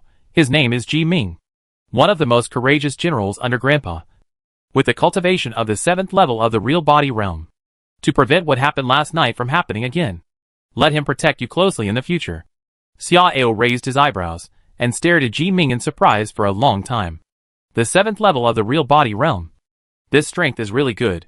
Although Zhou Ying's cultivation level will improve rapidly in less than 10 days, it is a good thing to have another strong man to listen to him. Moreover, if he chooses to refuse now, it will inevitably make Xiao Hongyuan think too much. Therefore, Xiao nodded happily after watching for a while. Thank you, Grandpa. With such a master guarding me, I can rest assured. Xiao Hongyuan smiled with satisfaction and turned to look at Ji Ming. Ji Ming's expression became serious, and he knelt on one knee and formally performed a great salute to Xiao. I am Ji Ming, your subordinate, and I pay my respects to your highness. I will serve you till death. Good. Xiao clapped his hands and laughed. At this time, Rong Luo hurried over. Your highness, someone is coming from the palace. Xiao Hongyuan narrowed his eyes slightly, and then stood up with a smile. It should be His Majesty who sent someone to visit. Okay, Grandpa. I won't stay any longer. After walking a few steps, Xiao Hongyuan turned his head again, with a strange expression. By the way, everything must have a limit. Don't really let yourself be drained. Xiao pulled the corner of his mouth, bowed and smiled. Grandpa, don't worry. I know what's going on. After Xiao Hongyuan left, Xiao looked at Rong Luo. Please bring the person over. Yes. Not long after, a white-faced, beardless, smiling eunuch arrived, surrounded by 4 guards. Your servant Lu Feng greets the 6th prince. Eunuch Lu. No need to be polite. Ahem. Xiao greeted him with a cough. Looking a little tired, Lu Feng's eyes flickered slightly, and he took 2 steps forward and said nervously, What's wrong with the prince? Were you injured in the attack last night? That's not the case. Xiao shook his head and smiled awkwardly. But I was a little frightened, and I haven't recovered yet. I'm sorry to make you laugh. Eunuch Lu. Lu Feng let out a long sigh and said thankfully, It's good that nothing happened. It's good that nothing happened. Your Highness doesn't know that when His Majesty heard that you were attacked last night, he was shocked and angry. But he didn't sleep all night. Xiao smiled apologetically and clasped his fists in the direction of the palace. It's my fault. I made my father worried. Your Highness, don't blame yourself. His Majesty is relieved to know that you have returned to the mansion safely. Lu Feng smiled, and then his expression became serious. As for your assassination, His Majesty is furious. He has ordered the Dali Temple and the Zongrenfu to investigate the matter thoroughly. He will definitely give you an explanation. I came here today mainly to visit you on behalf of His Majesty. As he said this, Lu Feng shook his whisk at a guard behind him, signaling the latter to put down the things he brought. These are all top-grade healing medicines and treasures for replenishing qi and blood. I hope they can help your Highness recover as soon as possible. Xiao nodded and said with a smile, I'm sorry for worrying my father. Please ask Eunuch Lu to thank my father on my behalf. Yes, I understand. Lu Feng bowed and changed the topic. To be honest with you, 6th Prince, I came here today with an order from His Majesty. Xiao's expression became serious, and he quickly stood up, straightened his robe, and bowed his head. Your son listens to your father's order. Your Majesty's order, 6th Prince Xiao is summoned to participate in the Grand Court meeting on September 2nd. Without any mistakes, I decree that Xiao was stunned for a moment. And after receiving the order respectfully, He looked at Lu Feng in confusion. In Daxia, before being crowned as a king, the prince could not participate in the court meeting. But now the old emperor actually picked his name and asked him to participate. Why? Was it because of the assassination? Eunuch Lu, do you know why your father summoned me to participate in the grand court meeting? Lu Feng hesitated for a while, suddenly stepped forward, approached Xia Ao, and whispered in his ear. To be honest with you, Sixth Prince, in fact, for tomorrow's grand court meeting, His Majesty not only summoned you, but also summoned King Anlai, who was away to participate. Xia Ao raised his eyebrows, and his expression became even more surprised, because this King Anlai is the fourth Prince Xia Ju, unlike the third and fifth princes, who have been developing in the imperial capital. The fourth prince has basically been performing his duties in other places since he was crowned king. He is low-key and idle, and has no intention of forming a clique for personal gain. He even never attends the monthly grand court meeting. Why did the old emperor summon him back? What is so special about this grand court meeting? Chapter 24, Provoking the Officials. Xia Ao was thinking when he heard Lu Feng say another sentence. In addition, I heard that the envoys of the Great Viet dynasty will enter the city today, which may be related to the marriage between the two countries. As for whether this matter is related to your highness's summons to participate in the court meeting, I can't say. Hearing this, Xia Ao's eyes flickered slightly, and then he took off the green jade ring on his left thumb with a smile, and put it into Lu Feng's hand without leaving a trace. I understand. Thank you, Eunuch Lu. Lu Feng's eyes lit up, and while throwing the green jade ring into his sleeve, he bowed with a smile. Your Highness, you are too kind. This is just something I said casually. If your Highness needs it in the future, I will do my best. After Lu Feng left, the smile on Xia Ao's face slowly disappeared, and he returned to his chair to think. The Great Viet dynasty actually wants to marry Daxia? What is this for? Do they want to unite with Daxia to counter the Great Jin dynasty in the north? Also, if the old emperor summoned him and Xia Ju to participate in the grand court meeting because of this matter, it means that Du wants to use one of its princesses to marry the prince of Daxia. In this case, everything makes sense. After all, the third prince and the fifth prince have their own princesses, but he and Xia Kui don't have one yet. With this in mind, Xia Ao no longer thinks about it, and gets up to go to the Baibo Palace to continue hanging out with a group of beauties. The next day, Taiha Gate, waiting for the announcement. When Xia Ao stepped into the threshold lazily, the whispers in the palace disappeared instantly, and almost everyone turned around and looked at him with different expressions. In the past month, Xia Ao's glorious deeds of making a scene in the Jia Fangxi to rob people and living a life of drunkenness and dreaming day and night have been widely spread, and coupled with the series of turmoil caused by the assassination the night before, it is inevitable that he has become the focus of attention, facing the gazes of more than 200 civil and military officials. Xia Ao turned his head and twisted his waist as if no one was around, then rolled his eyes at the crowd. What are you looking at? Do you believe that I will dig out your eyeballs? Ding! You scolded the civil and military officials in person, and your domineering value plus 222.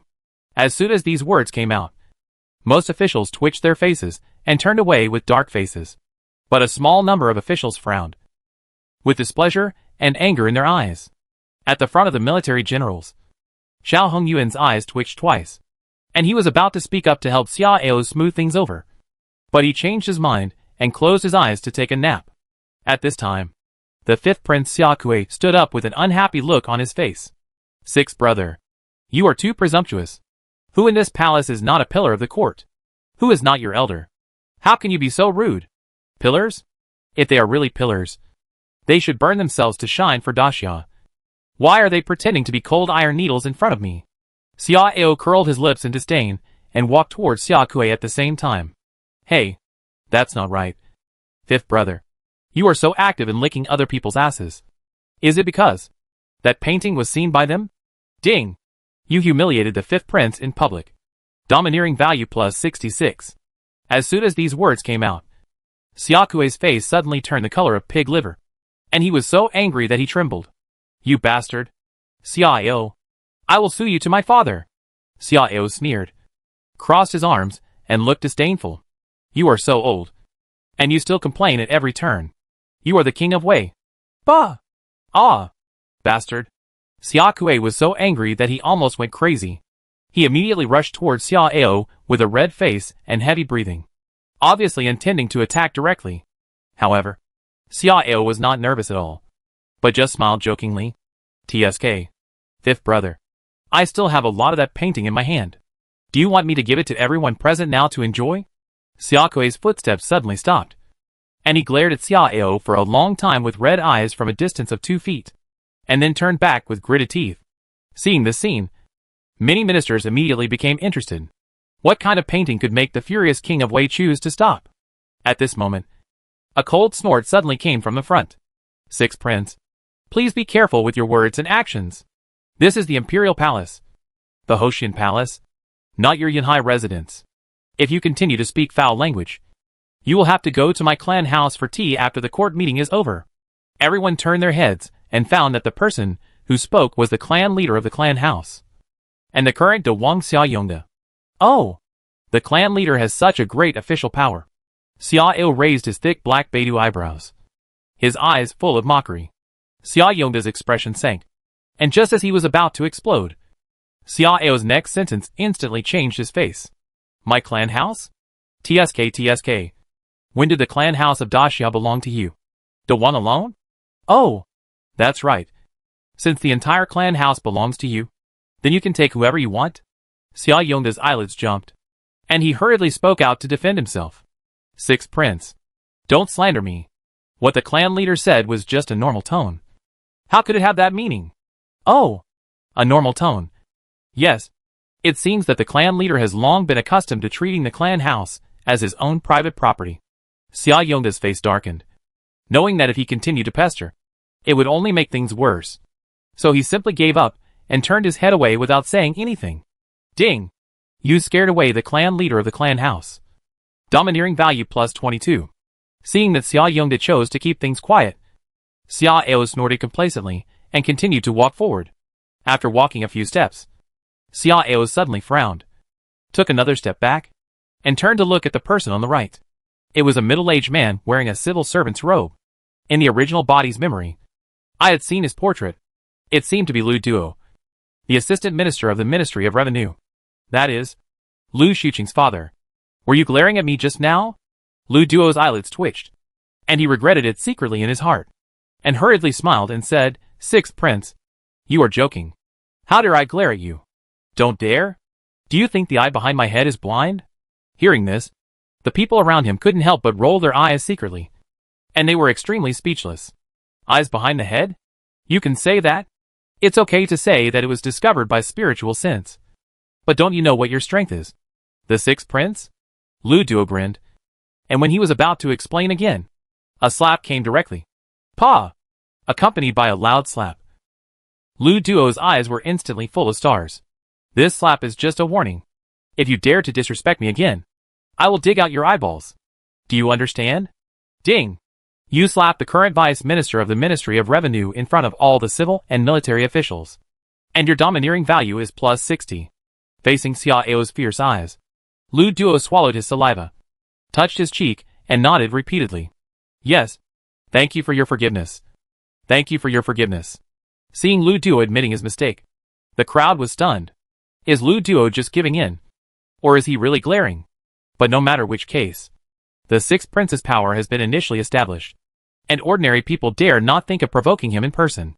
Chapter 25 The Invisible Fourth Prince. Xiao Ao continued to move forward, when he passed by a middle-aged young man with ordinary appearance and big ears. The other party turned around and smiled gently, and nodded to greet him. Sixth brother. How are you? Fourth brother is still as charming as ever. Ha. Xiao Ao subconsciously smiled and nodded in response, and kept walking. However, after walking 3 steps, the smile on Xiao Ao's face suddenly froze, and his pupils shrank slightly. Wait, is this the fourth Prince Xiaju? No. What happened to me just now? How could I be so happy in a flash? As if I had chosen to ignore this person from the bottom of my heart? Xiao Ao was a little confused, and after being confused, a cold color suddenly flashed in his eyes. According to his nature of making trouble to harvest domineering points, how could he let the fourth prince go so easily? Instincts contradicted his will, and he almost didn't realize it. If there is no ghost, then it would be really a ghost. Think about it again. The whole court almost habitually ignored the fourth prince in the past. And today no one paid attention to Xiaju, who came back only once in a long time. This is a bit strange.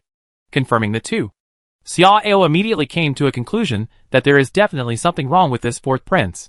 With this in mind, Xiao was cautious and turned back. Hey! Fourth brother? When did you come back? Xiaju narrowed his eyes, and a puzzled look flashed in the depths of his eyes. But the smile on his face remained. Just came back last night. Xiaju responded softly, and then his eyes showed concern. By the way, I heard that the sixth brother was assassinated 2 days ago. Did he not get hurt? Not injured, but scared, Xiao replied, then tilted his head and looked at Xiaju with suspicion. By the way, this matter, could it be your handiwork? Fourth brother? Xiaju's face changed slightly, and he glared at Xiao angrily. Sixth brother? What nonsense are you talking about? Fourth brother has no grudge against you. Why would he want to harm you? Besides, fourth brother is just a freeloader. Not to mention that I can't recruit a strong man in the true body realm to work for me. Even if I can, how can I risk a huge risk to fight against my own family? Xiao narrowed his eyes and sneered. Questioning, no. Then how do you know that the one who assassinated me is a strong man in the true body realm? At this moment, everyone's attention was involuntarily drawn to the two of them. Originally, everyone didn't care. But listening to the conversation between the two, some people gradually frowned. Xiaju's face darkened, and he said speechlessly, this matter has spread throughout the imperial capital. Although ordinary people don't know the details. Who among the dignitaries in the court doesn't know it? What's so strange about me knowing this? Sixth brother, I know how you feel. But you really can't think or talk about this kind of thing. No matter how bad your fourth brother is, he can't let anyone assassinate you. Besides, what motive does your fourth brother have to harm you? Motive? Hey! Xiao sneered repeatedly, hugged his arms, and looked Xiaju up and down. Everyone knows that I am not on good terms with the crown prince, King Feng and King Wei. If I am assassinated, the murderer behind the scenes is none other than these three people. If I really die, I'm afraid the whole court will be in chaos. You attack me, and in the end, only you, King Anlai, who is far away from the imperial capital, can benefit from it. Yes or no? When these words came out, everyone in the hall changed color, and many people stared at Xiaju with frowns, and doubt appeared in their eyes for the first time. Originally, no one took Xiaju seriously, because no one thought that Xiaju had the strength and confidence to compete for that position. But after listening to Xiao's analysis, it was not unreasonable. However, although everyone had doubts, these doubts were still shallow. In the final analysis, it still involved a problem of background.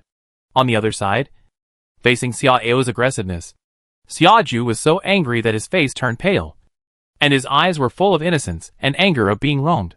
Sixth brother, you are just making up a story. Okay, since you insist on thinking this way, I will ask you. I don't have any background at all.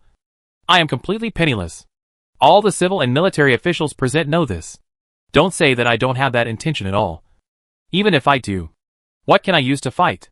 If you are as weak as a grass, getting involved in such a dispute, wouldn't that be courting death?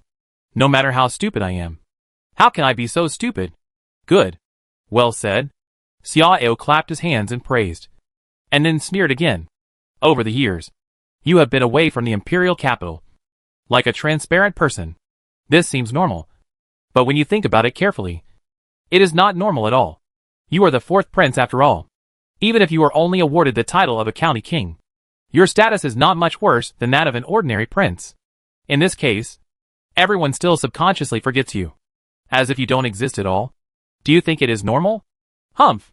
This is obviously what you did deliberately, because only in this way, no one will pay attention to what you are doing and what kind of followers you have cultivated in secret, Xiao said loudly, and at the same time turned his head to look around at the officials in the hall. In my opinion, the ministers in this hall may belong to other factions or remain neutral on the surface. But in fact, they have long become your people. Listening to Xiao's increasingly high words, facing the increasingly suspicious eyes, Xiaju's eyes flashed with murderous intent. But he hid it well, and his facial expression did not show any abnormality. Sixth brother's imagination really amazes me. Forget it. Imagine whatever you want. Xiaju sighed suddenly, revealing a bitter and self-deprecating look, turned his head and ignored Xia Ao. At this time, the third prince Xia Feng suddenly spoke. I heard that the Great Yu dynasty intends to marry my great Xia. And today's grand court meeting, father also specially summoned the fourth brother and the sixth brother to participate. Think about it again. The assassination of the sixth brother also happened 2 days ago. Thinking about it carefully, this is really a coincidence, Xia Feng said in a flat tone, although he didn't point it out directly. Who among the people present didn't understand the implication? For a while, the eyes and atmosphere became weird. Xia Ao raised his eyebrows, looked deeply at Xia Ju's profile, then sneered, walked directly to the front, and sat down on a rattan chair by the door. Seeing this, many people's faces turned black again. Although there was no clear division of positions in the Hoshian Hall, everyone stood in the order of the ranks when attending court. But the sixth prince? Not only did he appear in front of all the civil and military officials, but he also sat down without any scruples. Isn't this too arrogant? However, in view of Xia Ao's previous tyranny, no one stood up to criticize him, lest he get into trouble instead of accusing him. Ding! You are presumptuous and sit alone in front of all the officials. And your overbearing value is plus 80. After more than 100 breaths, the door on the inside opened, and an eunuch stood outside the door and shouted loudly. Announcement: all officials enter the court. Chapter 26 Princess Tianxiang of Diyu. Officials come to see the emperor. In the magnificent and spacious Taiji Hall, as a silver-haired old eunuch standing on the side of the imperial steps shouted in a shrill voice. All the civil and military officials knelt down. At this time, an old man with deep eye sockets and wearing a golden imperial robe also walked in from the side hall and sat down on the dragon chair. He was the ruler of the great Xia dynasty, the current emperor Xia Yongnian. The silver-haired old eunuch's eyes suddenly condensed, and there was a panic in his eyes, because he just found out that there was a person standing there stupidly in front of the train, which was very conspicuous among the people who were kneeling and bowing their heads in the hall. Ding! You are in the court but not kneeling, and you are above all officials. Domineering value plus 130. Sixth prince. You. Xia Yongnian waved his hand to stop the old eunuch, and looked at Xia Ao, who looked unhappy with some helplessness. Ao, you were frightened by what happened the night before. How are you doing? Have you recovered?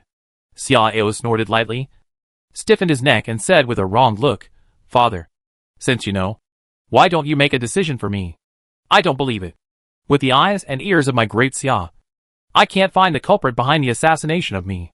At this moment, all the civil and military officials knew that the sixth prince did not kneel down. For a moment, everyone had different thoughts and sighed inwardly. Xia Yongnian coughed, shook his head and smiled. Your personality has changed too much. I didn't want to believe those rumors when I heard them. Now it seems. Okay. I know you were wronged. But I have ordered the Dali Temple and the Zonbrenfu to supervise this matter with all their strength. I believe there will be results soon. So don't be too anxious. Xia Ao pouted, still unwilling to give up. Father, I know that this matter is very difficult for you. After all, you have to rely on your own flesh and blood. However, I have no other thoughts. I just want to enjoy myself in time. This has led to assassination. I am really angry. Father, you have to promise me that no matter who is the culprit behind this, you can't let him off the hook. Xia Yongnian was displeased and frowned at Xia Ao. Are you questioning me? I dare not. I just want to ask you to do justice for me. Xia Ao pursed his lips and stiffened his neck, looking stubborn. Ding! You confronted the emperor of Daxia in the court, and your domineering value increased by 200. Xia Yongnian frowned, and suddenly squinted and stared at Xiao Hongyuan. Is it possible that Lao Lu did this because he was instigated by this old thing? It's okay that this old thing seized the excuse to kill several court officials that night, but today he dared to instruct Lao Lu to make trouble in the palace. It's really unreasonable. Xiao Hongyuan noticed Xia Yongnian's stare, and was immediately shocked and began to complain secretly. This is really not what I instigated. However, in this situation, he could not speak to prove his innocence, so he could only remain silent. Xia Yongnian was too lazy to pay attention to Xia Ao, and immediately glanced at the eunuch Zuoji, the silver-haired old eunuch. Zuoji immediately understood, and hurriedly cleared his throat and spoke. Bow. Long live His Majesty. The civil and military officials kowtowed 3 times in unison, and then continued to prostrate themselves. When Zuoji called stand up, he stood up. The court meeting officially began. After more than an hour of discussion as usual, the most critical topic of the day's court meeting finally came. The Great Viet dynasty intends to form an alliance with our Great Xia to resist the threat of the Great Jin dynasty in the north. What do you think? As Xia Yongyan spoke, all the ministers were refreshed. After a little silence, officials began to express their opinions one after another. In general, the voices of agreement accounted for the majority. A quarter of an hour later, Xia Yongyan looked at Xiao Hongyuan, who had never spoken. My dear Xiao, what do you think? Xiao Hongyuan's expression became serious, and he stepped out with a tablet. Your Majesty, I think you can agree or refuse. It's all up to your Majesty. Xia Yongyan frowned, showing a puzzled look. Oh, why did Xiao Aiqing say that? Your Majesty, although the Great Jin is strong, our Great Xia is not weak either. I have confidence that if the Great Jin dares to attack, we can defeat the enemy independently with our Great Xia army. Some people secretly curled their lips at Xiao Hongyuan's words, but no one stood out to object. First, Xiao Hongyuan did have the confidence to say such words. And second, such words were not easy to question. After all, you can't say that your own army is not good in front of the emperor. Right? However, the emperor didn't have time to tie up Xiao Hongyuan. So how could he dare to let him go out to lead a large army? Xia Yongyan nodded expressionlessly and turned to look at the chief civil servant. That was an old man who looked drowsy and had a pair of shrewd little eyes on his round face. This person was the Prime Minister of Great Xia and the grandfather of the Crown Princess. Hushan, Prime Minister. What do you mean? Hushan woke up as if from a dream and hurriedly walked out of the class holding the tablet. Your Majesty, I think it's better to agree to it for the sake of safety. The Great Jin dynasty has been preparing for war and strengthening its army in recent years. It has coveted neighboring countries and must be on guard. If the Great Viet dynasty is swallowed by them, then my Great Xia will face great pressure. However, the Great Viet dynasty is relatively weak. If it wants to marry my Great Xia to protect itself, it must pay enough sincerity. At this point, Hushan paused slightly, and then carefully asked, May I ask your Majesty, which princess is the Great Viet going to use to marry my Great Xia this time? What the Prime Minister said makes sense. Xia Yongyan nodded slightly with satisfaction, and then smiled and said, If we only look at the marriage candidates, the Great Viet dynasty is sincere. They plan to let their ninth princess marry. Hearing the three words ninth princess, the ministers in the hall were stunned at first, and then their eyes widened, because the ninth princess of Dai Viet is Princess Tianxiang, who is known as the sword-fighting North Star covering the martial arts world, the heavenly fragrance that makes the country of you fairy, and is a peerless beauty with unparalleled martial arts talent and appearance. Such a legendary peerless beauty is going to be sent for marriage. The Dai Viet dynasty is too willing. For a moment, the eyes of all the officials in the palace were full of envy and jealousy when they looked at Xia Ao and Xia Ju. Even the crown prince, the third prince, and the fifth prince had a hint of regret and jealousy in their eyes. These two guys are too lucky. Right? If they didn't have a wife, how could these two humble or bastard guys have the opportunity to marry such a beautiful woman? At this moment, even Xia Ao was also surprised. The name of Princess Tianxiang is very famous in the surrounding countries. There are even rumors that the Dai Viet emperor intends to make her a female crown prince. But he didn't expect that he would actually plan to send her for marriage. While thinking about it, Xia Ao glanced at Xia Ju. However, Xia Ju's expression remained the same, and no expression could be seen. Xia Ao couldn't help but feel suspicious. Could this guy have known about this a long time ago? Chapter 27, Making a Scene in the Golden Palace. Announcement. Envoys from the Great Viet dynasty are here to see you. As the eunuch on duty shouted, three figures lowered their heads and walked into the Taiji hall. Among the three, the leader was a middle-aged scholar with an elegant face, and the two people following behind him were probably his assistants judging by their attire. Envoy Mu Zhe from the Great Viet dynasty pays homage to Emperor Xia. Long live Emperor Xia. Envoy from the Great Viet dynasty. Please excuse me. Xia Yongyan raised his hand calmly. Thank you, Emperor Xia. Mu Zhe stood up and looked at Xia Yongyan in awe. Your Majesty, I am here to make a formal marriage proposal to your country on the orders of our emperor. Do you agree? This is beneficial to both countries. As long as Dai you can show its sincerity. I can agree. Hearing Xia Yongyan's words, Mu Zhe's eyes flickered slightly, and he asked carefully, I wonder what sincerity is mentioned by your majesty. We'll talk about this later. Xia Yongyan waved his hand and smiled.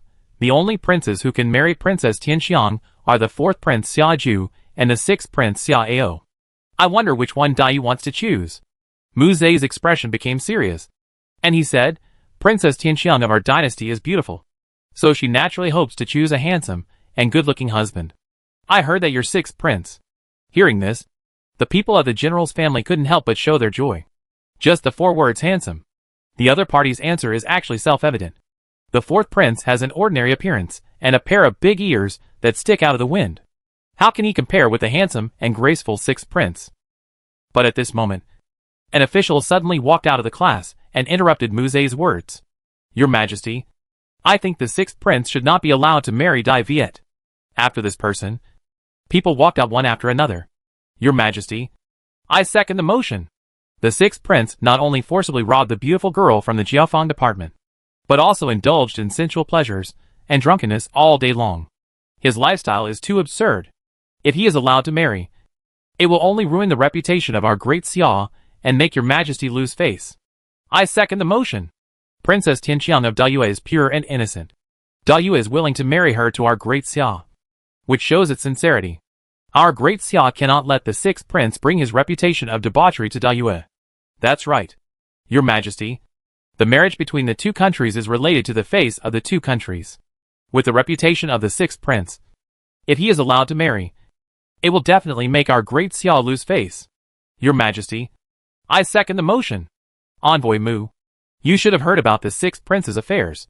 You don't want your Princess Tianxiang to be ruined, right? Listening to a series of objections and various accusations against Xia Ao, Mu Zhe could not help but stand there in a daze. On the other side, the leaders of various factions standing in front of the train were also quite surprised. They hadn't secretly instructed anything yet. So how come so many people came out to oppose? Although most of those who opposed were officials in the rear of the train, there were still quite a few of them. Moreover, these people's opposition seemed to have been arranged long ago. Not a sudden impulse. Thinking of this, the leaders couldn't help but be alert and glanced at Xia Ju in doubt. Could it be that these people were all instructed by Xia Ju? If this was true, then what Xia Ao had said before. Faced with the glances of the crowd, Xia Ju showed an expression of astonishment and surprise, as if he hadn't expected so many people to come out and say bad things about Xia Ao. As for Xia Ao, who was being criticized, he was furious. At one point, Xia Ao suddenly turned around and walked to the back, as if he could no longer bear it. He quickly came to an official who criticized him, and kicked him without saying a word. You dare to say that I am lewd? Well, tell me how I am lewd. Did I lewd your wife or your daughter? Xia Ao said angrily, while kicking the official who was curled up on the ground and howling. How dare you? Xia Yongyan was so angry that his face twitched, and he shouted and slammed the imperial desk heavily. Rebellious son. Don't stop? Father, don't stop me. They are not scolding me. They are scolding you in different ways. Xia Ao ignored it, responded loudly, and rolled up his sleeves and walked towards the next person. And you? You said I was a lecherous man. Aren't you hinting at my father's extravagant life? Huh? Xia Ao kept muttering and slapping the official, making him see stars and bleed. On the dragon throne, Xia Yongyan's face turned blue and red, and his hands were shaking with anger. You rebels! You dare to curse my father secretly. You are just looking for death. I will beat you to death. Xia Ao cursed and chased the officials who had just criticized him, making the court look like a vegetable market. The officials who were beaten naturally did not dare to fight back. They thought they would just bear it. But Xia Ao really wanted to beat them to death. They could not bear it, and could only run and dodge while calling for help from the emperor. Some people even lost their official hats and boots, and were in a mess. Facing the chaotic court scene, Mu Zhe and other envoys of Dayue were stunned. They wanted to laugh, but did not dare to laugh, so they could only hold it back. Xia Yongyan was so angry that his eyes turned red, and he stood up and shouted angrily, Where are the guards? Why don't you drag this rebellious son out for me? Upon hearing the emperor's order, more than a dozen guards rushed in from outside the palace and carried Xia Ao out of the palace. At this moment, more than a dozen officials who were beaten black and blue stood up with a groan, and complained to Xia Yongyan with a look of grievance. Your Majesty, you have to make the decision for us. That's right, Your Majesty, the sixth prince is too lawless. He even beat us up in front of you in this golden palace. He doesn't take your Majesty's majesty into consideration at all. At this time, the generals also hurriedly began to fight back. Humph. You still have the nerve to complain to His Majesty? You framed the sixth prince in the palace without any evidence. And you got beaten up. Your Majesty, I think the sixth prince is right. These people are using the criticism of the sixth prince to mock you. They must be severely punished. That's enough. Shut up. Xia Yongyan slammed the imperial desk with a dark face. Stopped all the noise. Took a deep breath. Forced a smile. And looked at Mu Zhe. The child is naughty, and made the great Yu envoy laugh. Mu Zhe's expression was stern. And he hurriedly bowed his head in fear. Your Majesty, your words are serious. I can see that the sixth prince of your dynasty is a person of true temperament. Xia Yongyan's mouth twitched. And after a long breath, his face regained its majesty. Let's stop here for today. Regarding the marriage, I will let the Prime Minister and the Minister of Rights contact you. Yes. Mu Zhe nodded respectfully. Resign? When Xia Yongyan left and all the officials walked out one after another, Crown Prince Xia Chong walked past Xia Ju first. But Xia Chong just sneered and glanced at Xia Ju without saying anything. After Xia Chong, Xia Feng and Xia Kui appeared in front of Xia Ju with a playful look on their faces. Fourth brother, you hit it well enough. Xia Ju blinked and looked at Xia Feng with a confused look. Third brother, I don't quite understand what you mean. Hee hee. Pretend? Just keep pretending. Xia Feng sneered, shook his head and turned away. Fourth brother, I really underestimated you. Xia Kui also snorted in a sarcastic way. Then followed Xia Feng away with his hands behind his back. Chapter 28 Wuzhou Heritage Pool. Ding! You beat up the ministers and made a scene in the Golden Palace. And your domineering value increased by 800. Current domineering value, 11,000. Xiao walked out of the palace with a gloomy face. But when he entered the armored car, he laughed and looked relieved.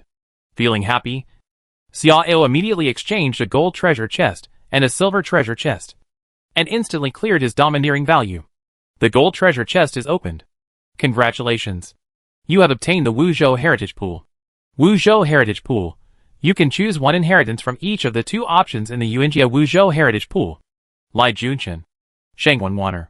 Bad people. Left and right 1,000 bull guards. Seeing the things in the gold treasure chest, Xiao was stunned. And then thought about it. At present, the bronze treasure chests are things that borrow power temporarily, or require continuous investment of domineering value. The silver treasure chests are inheritance. And the gold treasure chests are things that are done in one step. While thinking, Xiao selected Shangwan Water and bad people without hesitation. How could Lai Junchen, an old cruel official, compare with Shangwan Water, who was both talented and beautiful? As for Qianyuwai and bad people, what he needed most now was a large and powerful spies. So there was no need to worry about it. Shangwan Water, 33rd level of True Body Realm, 28 years old, can be summoned at a designated time and place. Bad people, divided into 36 divisions, each with 1,000 people, will be scattered in several surrounding countries. All members are familiar with the basic knowledge of this world and have perfect concealment of their identities. A small number of members will replace the people here. Bad leader Yuan Tiangang, 88th level of True Body Realm, 50 years old, can be summoned at a designated time and place. 36 Tiangang captains. The lowest level of Void Body Realm is 5th level, and the highest level of True Body Realm is 26th level. After reading the information of bad people, Xiao couldn't help but stare, surprised and happy. He really didn't expect that even Yuan Tiangang was figured out. It seems that if you choose the left and right Qianyo guards, there should be 2 Qianyo guards, most likely Yuan Feng. After passing an order to Shangwan Water and Yuan Tiangang, Xiao rubbed his hands and continued to open the treasure chest. The silver treasure chest is opened. Congratulations. You get a 2-star cultivation upgrade card.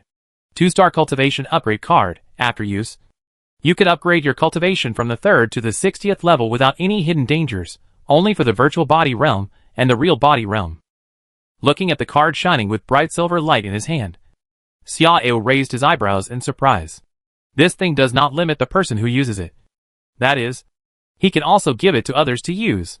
But he is only the 3rd level of the virtual body realm now. And it is the time when he urgently needs to improve his own strength. How can he take care of others? After a slight smile, Xiao directly put the card on his dantian. The next moment, the silver light like a galaxy wrapped Xiao up, causing Xiao's cultivation to soar rapidly while isolating all strange phenomena and breath. By the time Xiao returned to Yunhai residence, his strength had quietly soared to the 62nd level of the void body realm, and he could command anything he wanted. If the assassin from that night was brought out again, Xiao could kill him with one slap. Behind him, Ji Ming stared at Xiao's back in confusion for a long time, then approached Zhou Ying and whispered, "Have you noticed that His Highness seems to have changed in some way?" Zhou Ying glanced at Ji Ming and said expressionlessly, "A little more handsome?" Ji Ming's face twitched, and he smiled awkwardly and nodded. It seemed so. An hour later, Xiao Hongyuan arrived. "You really dare to make trouble like that? Aren't you afraid that His Majesty will punish you?" Looking at the careless Xiao Hongyuan said unhappily. Xiao smiled and said indifferently, "Not to the point. Don't look at the monk's face. Look at the Buddha's face. As long as you are here, my father will not bother with such a small matter." Xiao Hongyuan choked and said speechlessly, "Don't think too simply. His Majesty is extremely afraid of me. If we make too much trouble, God knows if he will be angry and do something." Hearing this, Xiao looked much more serious. "Yes, Grandpa. Don't worry. I understand this. So I will also know how to act properly." Xiao naturally understood the reason. And now he still needs some time to strengthen his foundation. As long as the foundation is sufficient. No matter what. Just start a coup. By the way, Grandpa, how is the investigation going? After mentioning the business, Xiao Hongyuan's expression also became serious. It has been found out that the metal square plate is a special high-level secret disc, and only the core members of the Pishio Guard of the Great Jin Dynasty can have it. It's a pity that the secret disc is seriously damaged. Even if there is a way to try to decrypt it, the information stored in it cannot be obtained. Great Jin? Pishio Guard? Xiao was stunned at first, and then frowned. This answer was really beyond his expectation, because based on the analysis of many things in recent days, he thought that the assassin that night was very likely set by Xiaju. But he didn't expect that it would be someone from the Great Jin Dynasty. Strange. Why did they want to assassinate me? Xiao Hongyuan shook his head, also a little confused. This is something I can't figure out. If they want to assassinate someone, they should assassinate the prince. Why would they choose you? Xiao touched his chin and thought for a while. Then his eyes suddenly flashed. Grandpa, do you think Xiaju has something dirty with the Great Jin Dynasty? Hearing this question, Xiao Hongyuan instinctively felt that it was a bit absurd. But when he thought about it carefully, his face turned cold. What you said is not impossible. Xiaju has an ordinary background, and he has been far away from the imperial capital since he was crowned king. If the Great Jin Dynasty wants to control him, it is very likely to do it without anyone noticing. If the assumption is true, then everything makes sense. Xiaju alone would never be able to get so many officials to join him in secret. But it would be different with the full support of the Great Jin Dynasty behind him. Also, the reason they want to assassinate you should be to kill two birds with one stone. First, they can put the blame on King Feng, King Wei or the prince, and provoke civil strife among the three parties, so that they can benefit from it in secret. Second, once you die, Princess Tianxiang, he is the only candidate for marriage, but he is not qualified as a county prince, so he must be promoted to a prince to pave the way for his future plans. If everything goes well, Xiaju has the Great Jin behind him, and with the Great Viet Dynasty behind Princess Tianxiang, there is every hope that he can take that position. And once he takes the throne, the entire Great Xia will essentially become a vassal of the Great Jin. At that time, even if the Great Jin does not directly annex Great Xia, it can use its control over Xiaju to join forces with the two dynasties to attack Great Viet and other countries. Hiss! At the end, Xiao Hongyuan couldn't help but take a breath, and was obviously shocked by his own analysis. Chapter 29 The Commander of the Five Camps. No. I need to send someone to investigate Xiaju's background immediately to see if he is involved with the people of Dajin. After coming to such an amazing conclusion, Xiao Hongyuan could no longer sit still. Xiao stood up and suddenly asked, Grandpa, if there is a big change in the imperial capital, will the army split? Xiao Hongyuan's face changed slightly, and he turned around and looked at Xiao in doubt. Aor, you can't be confused. The imperial guards are firmly in the hands of His Majesty. and nearly half of the garrison troops guarding the imperial capital are controlled by His Majesty's confidants. Xiao smiled, spread his hands, and said innocently, Grandpa, you worry too much. I have almost no power in my hands. Even if I want to do something, I can't do it.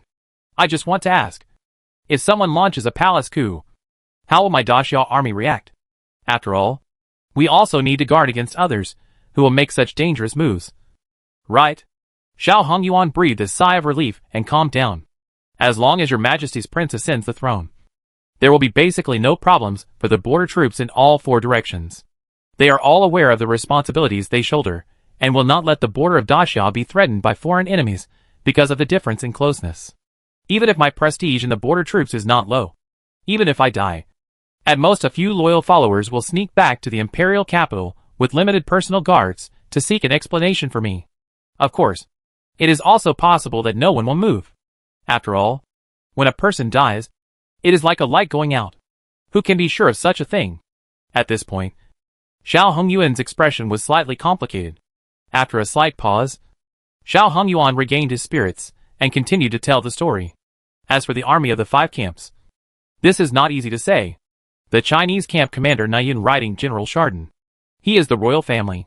He has no contact with you, but he cares about the Xia's stability. For generations, even the emperor dared to scold even the emperor. After all, if he only raised his soldiers, it would be tantamount to death. Hearing Dong Xiang's name, Xiao's eyes flashed slightly. If you remember correctly, he seemed to be the son of this guy before? The commander of the southern camp is General Gu Yaoting, the biological father of the crown princess and the son-in-law of the prime minister. So he naturally stands on the side of the crown prince. If it wasn't the crown prince who started the coup, he would definitely raise an army. After all, the crown prince is the legitimate heir. How could he tolerate others taking advantage of him? Xiao nodded in agreement, but he had other ideas in his mind. Finally, the commander of the eastern camp is General Xiao Jijia. The commander of the western camp is General Xiao Tianzong. The commander of the Cloud Banner. One of these 2 is your great-uncle, and the other is your uncle. So naturally, like me, your grandfather, they stand on your side. When mentioning these 2 people, Xiao Hongyuan didn't show any expression on his face, but he couldn't hide the complacency in his eyes. 3 generals from one family. What a dazzling honor. In fact, the reason why the old emperor was so afraid of him and wanted to get rid of him as soon as possible. But he didn't dare to do it. Wasn't it because of the existence of these 2 people? So, if we analyze it rationally, those people should not have the courage to launch a palace coup, even if they secretly control part of the imperial guards. Because as long as they dare to do so, I will give an order, and hundreds of thousands of soldiers and horses from the east and west camps will swarm in. After listening to Xiao Hongyuan's analysis, Xiao was relieved. Others dare not. But I dare. As long as the border troops do not cause chaos. Even if the north and south camps bring troops. I have 3 camps, so I don't have to be afraid at all. Moreover, the southern camp may not be impossible to fight for. And once the southern camp does not move, relying on the troops of the northern camp alone, will he, the Duke of Jinghua, dare to move? After having a bottom line in his heart, Xiao smiled. If that's the case, then there's really nothing to worry about. Xiao Hongyuan was still worried about Xiaju at this time, so he didn't stay any longer and left soon. As for Xiao, he was now thinking about how to rescue people from the heavenly prison. After all, the second level of the nether prison has been unlocked, which can hold 100 prisoners in the void body realm. Now only Zhou Ying occupies 1 position, and there are still 99 positions vacant. 99 void body realm strongmen. This is not easy to deal with, and I don't know how many are imprisoned in the heavenly prison of Daxia. 2/4 of an hour later, Xiao only took Zhou Ying out of the mansion. He was going to see Shangguan Wanner and Yuan Tiangang. And Light Palace? Secret room.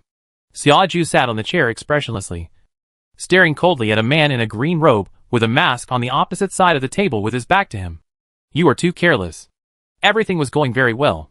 As long as Xiao is successfully assassinated, everything will go well according to the plan. But all of this was ruined by you. The masked man snorted coldly and said hoarsely, Xiaju, don't forget your identity. A flash of anger flashed in Xiaju's eyes, but he gritted his teeth and endured it. That incident was indeed our omission. But who would have thought that the old man Xiao Hongyuan would be willing to arrange a strong man in the spiritual body realm to secretly protect Xiao? I didn't expect. Xiaoju sneered. And then said indifferently, forget it. Anyway, it's not my fault. If they want to investigate, they can only investigate you. It has nothing to do with me. The masked man slowly turned around, and two dark lights suddenly shot out of his eyes. After the dark light was projected on Xiaoju, Xiaoju was slowly lifted up, and at the same time, Xiaoju looked painful. Xiaoju, remember? From 3 years ago, you are no longer the noble prince of Daxia, but a dog of his majesty.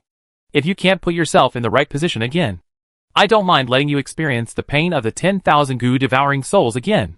Hearing the words 10,000 goo devouring souls, Xiaoju's eyes suddenly surged with fear. This fear made him forget the pain and abandon his dignity. He hurriedly struggled to nod. Seeing this, the masked man snorted coldly, and then put away the dim light. After Xiaoju collapsed on the chair with sweat dripping profusely, the masked man spoke slowly. Be sensible and honest. Although you are the dog of our emperor, as long as everything goes well, you can still be the master of Daxia and enjoy all kinds of wonderful things.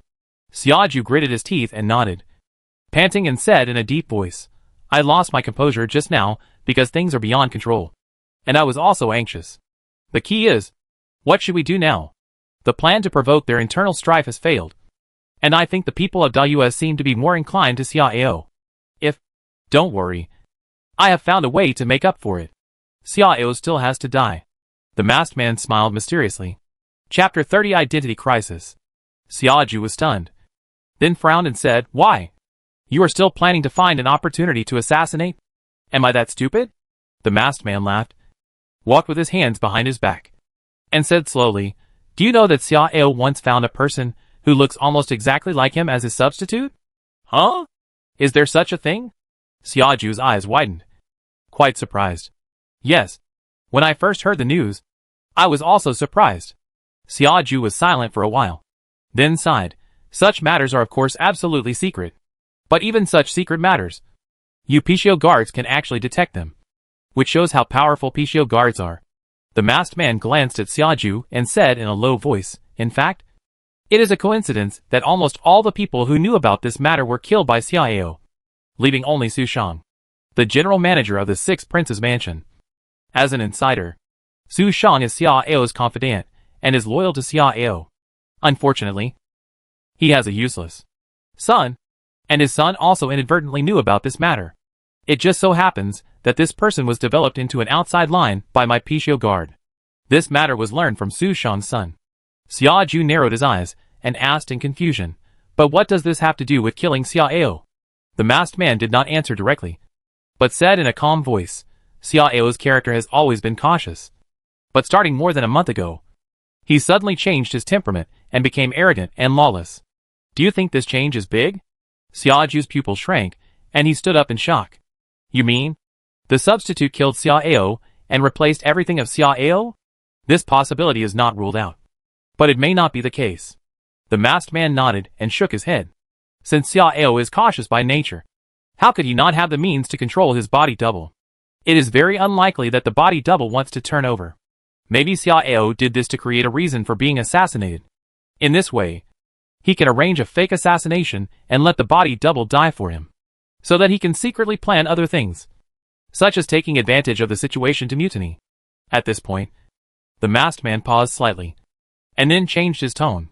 Of course, none of this matters.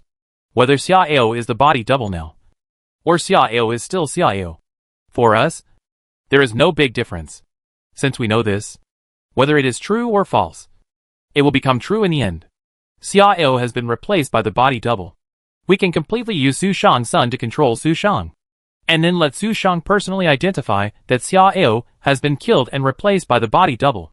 With the personal identification of Su Shang, the chief steward of the Six Princes Mansion, and the huge change in Xiao's personality and style of doing things, others can't help but believe it. Hearing this, Xiaoju finally understood. After his thoughts became clear, Xiaoju's eyes also became bright. That's right. Regardless of whether it's true or not, since we know it, the real Xiao has to become a fake one. However, the old emperor may not believe it so easily. If we report it directly to him, Even if it's to appease Xiao Hongyuan, he will definitely verify it in detail. So, for the sake of safety, we should find a way to throw it to Xia Feng or Xia Cheng. If they know it, they will definitely not leave Xia Ao a chance to survive. And in this way, Xiao Hongyuan will also vent his anger on them. And we can still reap the benefits. Well said. The masked man cast an admiring look at Xia Ju, but then shook his head. Let's leave it to Xia Feng. Xia Cheng is not stable. The crown princess has had secret meetings with Xia Ao twice. I suspect that they may have reached a secret alliance. Xia Ju nodded thoughtfully, and did not object. The masked man smiled, and suddenly turned his head to look at the corner of the secret room. Wen Tao, tonight should be the day when Su Shang returns home. Right? This matter is handed over to you. And you are responsible for it personally. Seeing a skinny black-robed man emerging from the shadows, Xia Ju's face changed. There is actually a third person hiding in this secret room. And he has never found anything wrong. It's really scary. The Pichio guard is really terrifying. Yes. The black-robed man named Wen Tao respectfully clasped his fists, then took a step back and merged into the shadows again. Xia Ju had been staring very hard, but he still didn't find out how Wen Tao disappeared. Nor could he tell whether Wen Tao had left the secret room. Seeing Xia Ju's face turn pale, the masked man smiled silently. Wen Tao is one of the most capable generals under my command. Even I admire his ability to hide and sneak. You are only in the early stage of the virtual body realm. It is normal that you can't find him. Listening to the masked man's introduction, that seemed to comfort, but was actually a warning. Xia Ju forced a smile and said nothing. If it were possible, how could he be willing to be manipulated by others? However, no one in the world could solve the poison. And the power displayed by all aspects of the great Jin dynasty made him feel powerless. At the door of the empty pleasure boat in West Lake, as a silver-skirted woman with both heroic spirit and elegance passed by with a smile, Zhou Ying couldn't help but breathe and felt a little numb. Because he actually felt the terrifying pressure of a prehistoric beast on this woman. Although it was only a flash, it gave him the illusion of being unable to breathe. Just when Zhou Ying was still in shock, he saw another tall blue-robed Taoist priest coming in front of him. When the two looked at each other, Zhou Ying suddenly felt as if he had fallen into an extremely dark abyss, and his body was sinking madly and uncontrollably. He was so anxious that he wanted to roar and shout madly, but found that he couldn't even make a sound. When Zhou Ying came back to his senses with some dizziness, he found that he was still standing at the door of the painting boat. But the Taoist priest had disappeared. Only the sweat beads rolling down his forehead silently reminded him that everything he had just experienced was not an illusion. He knew that these two people were the ones His Highness was waiting for. But he couldn't help but look back inside, when he saw that such a terrifying two people were actually saluting Xia Ao with great respect. Zhou Ying couldn't help but stand there. Who are they? Could they be the strong men arranged by the general? Although he had many doubts in his heart, Zhou Ying did not think about it. This was his nature. He would not ask too many questions, nor would he say anything, as long as he confirmed that these two people would not harm His Highness. That was enough. In the painting boat, Xia Ao looked at the two people who were extremely respectful in front of him, and sighed secretly. Originally, he was worried that these strong men who appeared in unknown ways might be unruly. But now it seems that they should have been planted with some kind of restrictions. Or something else. Otherwise, these two super strong men, with terrifying strength, would not be respectful to him. Chapter 31 Dangerous and Dangerous. Shangguan Water is slender, with a flowing cloud moon bun on her head, and a pair of spiritual almond eyes under her heroic mountain-like eyebrows.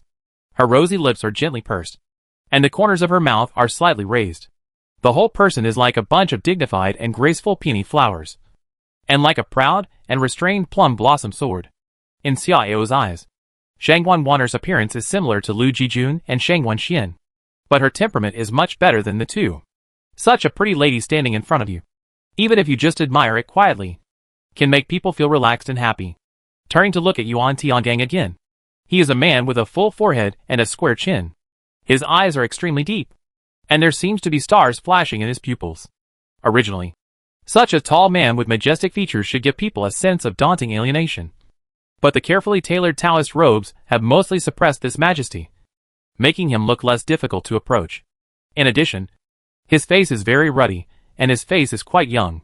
He looks like he is in his 30s, not 50 at all. But this is normal after entering the Dharmakaya realm.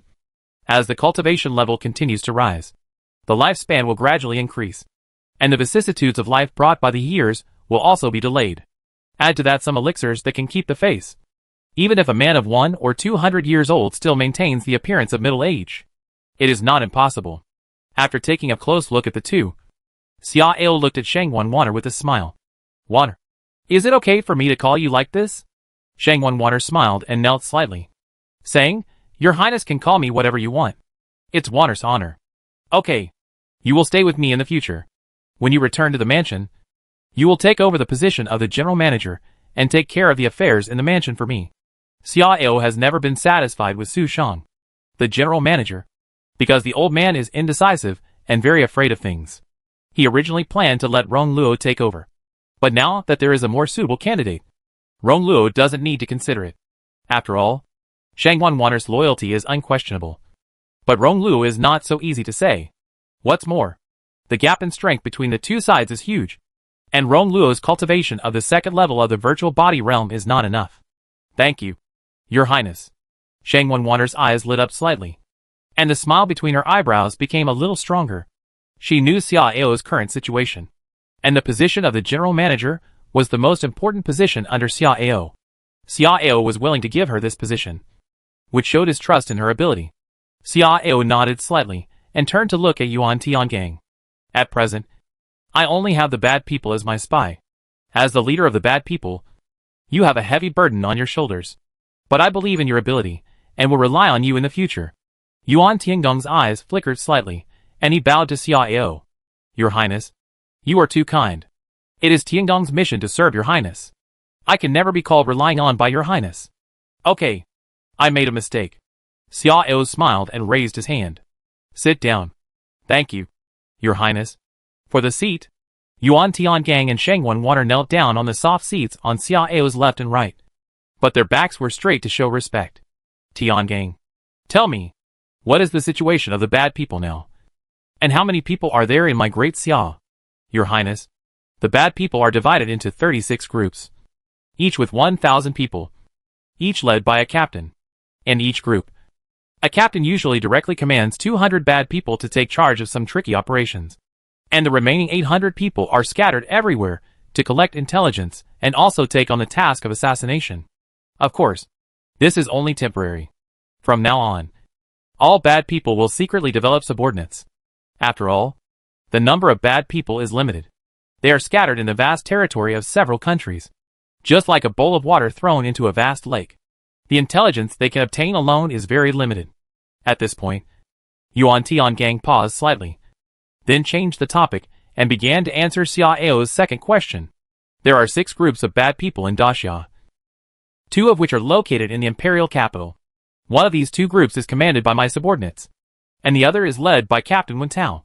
When mentioning Wen Tao, Yuan Tiangong's eyes suddenly showed a smile. Your Highness, Captain Wen has just arrived here, but he has already made a great contribution for Your Highness. Xia Ao was stunned and asked with interest, Oh, is there such a thing? Tell me quickly. Your Highness, do you know the Pichio Guard?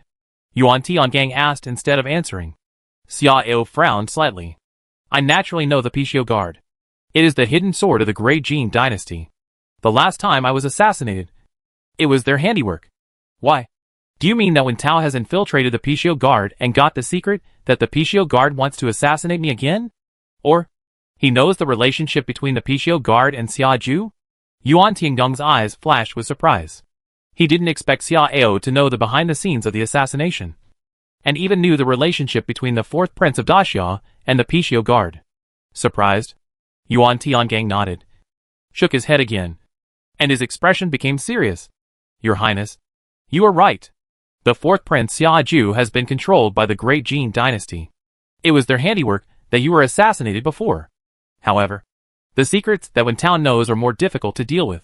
Your Highness, they have learned the secrets of the substitute through Su Shang's son. Although they are not sure that you are the substitute, they have already made a plan to use Su Shang's mouth to kill someone.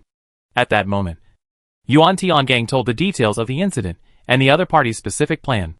After hearing the story, Xia Ao's face suddenly became extremely ugly. He didn't expect that the dead 6th prince actually hid a hand from the original body, and the original body didn't know that Su Shang also knew about the substitute.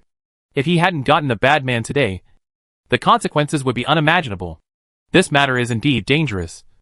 But fortunately, the deputy guard of the Pichio Guard, Lang Tiao, has a backbone also called Wen Tao.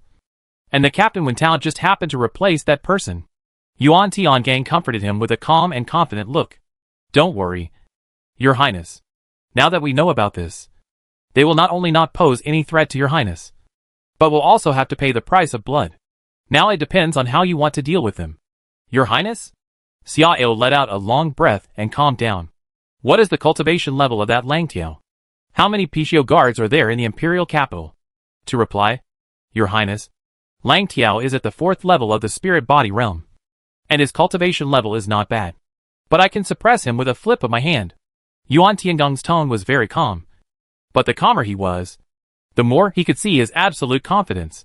As for the Pichio guards in the imperial capital, according to Wen Tao's feedback, except for those who are not known to the online line, the direct troops should be around 1,000. And they are all elite. Except for Lang Tiao. Can Wen Tao command all the Pichio guards in the city? Xiao continued to ask questions. Chapter 32 The Secret of the Heavenly Prison. Killing 4 birds with 1 stone. This is not impossible. But Lang Tiao's other deputy must also disappear. Yuan Tiangang responded carefully, and then said thoughtfully, Your Highness wants Wen Tao to take over the Pichio Guard in the city, so that he can use the continuous investment of the Great Jin dynasty to help us? Xiao shook his head and said coldly, No. I want Wen Tao to take over the Pichio Guard in the imperial capital. But not for the long term. But for the present. Lang Tiao and his other deputy are all dead. Even if the Great Jin Old Nest does not suspect Wen Tao, it will still send others to coordinate the overall situation. It will be difficult for Wen Tao to take over. Yuan Tiangang narrowed his eyes and smiled. Your Highness wants to use the Pichio Guard to kill the 4th prince directly? As soon as Yuan Tiangang finished speaking, Shang Wanwaner on the opposite side suddenly took over. It seems a bit of a waste to just kill the 4th prince. Your Highness wants to get rid of the 3rd prince as well, right? Xiao glanced at the two and nodded heavily. Yes. This time, I will send both of them to heaven. Your Highness, this strategy is ruthless and decisive, and it is a great virtue. Yuan Tiangang nodded in approval. He was not surprised by Xiao's ruthlessness, but admired it very much. Only such a decisive and heroic lord is worthy of his service. Moreover, he and Shang Wanwaner also knew that the master they served actually had nothing to do with the great Xia royal family. Shang Wanwaner also supported it. Her skills had nothing to do with her delicate appearance. She also liked iron-bloodedness. Killing the 4th prince, Lang Tiao, and others can not only avenge the assassination and solve the subsequent crisis, but also completely eliminate the last hidden danger in your identity. Using the hands of the Pichio Guard to get rid of the 3rd prince. On the one hand, it can allow the Duke of Jingguo to transfer his anger to the Great Jin dynasty. And on the other hand, it can also lay the foundation for your Highness's subsequent palace coup, so as to prevent the Duke of Jingguo from raising troops to threaten you. Your Highness, this plan is very thoughtful. It can be called a plan of killing 3 birds with 1 stone. Xiao's eyes were bright, and he straightened his back and said, Okay. Since you all agree, let's discuss the details next. After the specific details of the action were finalized, Xiao also relaxed, looked at Yuan Tiangang and asked with a smile, By the way, Tiangang, I haven't asked you yet. What is your current cover identity? Replying to Your Highness, I am now the warden of the heavenly prison. Hearing Yuan Tiangong's response, Xiao was stunned at first, and then his eyes lit up. Although the Tianlao is formally under the Ministry of Justice, due to its special nature, it is independent of the Ministry of Justice to a certain extent and can be directly governed by the Emperor. The Tianlao has 3 leaders, also known as the 3 mountains, which means that the giant mountain suppresses and the devil cannot turn over. The first leader is called the Great Saiku. The second leader is called the Young Saiku. And the third leader is the prisoner. Xiao never thought that Yuan Tiangang was the prisoner of the Tianlao. He was still struggling with how to get people out of the Tianlao. After all, the 3 leaders of the Tianlao are all the Emperor's confidants, and Xiao Hongyuan can't get involved. This is really a pleasant surprise. At the moment, Xiao couldn't help laughing and said, What a coincidence. I was thinking about going to the Tianlao. Yuan Tiangang was slightly stunned and asked curiously, What are you going to the Tianlao for? I want to get some people out, Xiao explained. Then asked, How many prisoners are there in the third realm of Dharmakaya in the prison?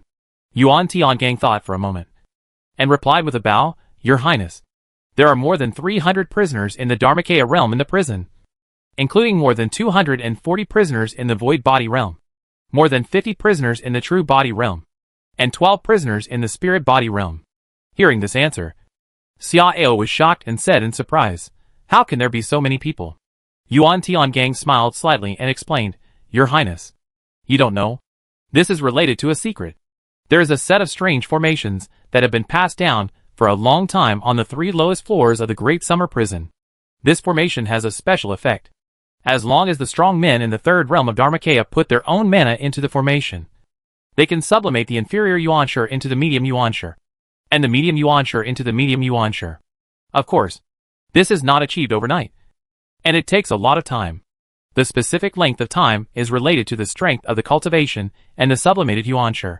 Therefore, the serious criminals of the third realm of Dharmakaya, even the death row prisoners, as long as they are not sentenced to immediate execution, will basically be secretly changed to unlimited imprisonment, as an artifact, to continuously sublimate the middle and upper Yuanshi for the court. The more than 300 death row prisoners of the Dharmakaya realm in the Tianlao. The oldest is even over 500 years old, and is a top-level strongman of the 8th level of the spiritual body realm. It seems that he was thrown into the Tianlao 100 years ago. As for the person who has been detained for the longest time, it has even been nearly 300 years. After hearing the reason, Xiao suddenly realized it. He said that there are only a few Dharmakaya realm strongmen in the entire Great Xia dynasty, and there are more than 300 people in a Tianlao. So this is the case. After the explanation, Yuan Tiangang asked in confusion, Your Highness, do you want to recruit a group of death row prisoners in the Dharmakaya realm for your service? Yes. Xiao nodded. After receiving a positive answer, Yuan Tiangang shook his head and smiled bitterly. Your Highness, this is probably not feasible, let alone whether you have the means to control them. Even if you do, there are big problems. These people have been bound at the bottom of the heavenly prison, and have been continuously supplying power to the formation for years. They can only rest for 5 hours a day. Their bodies are already riddled with holes and countless hidden diseases, and they have basically lost the ability to fight.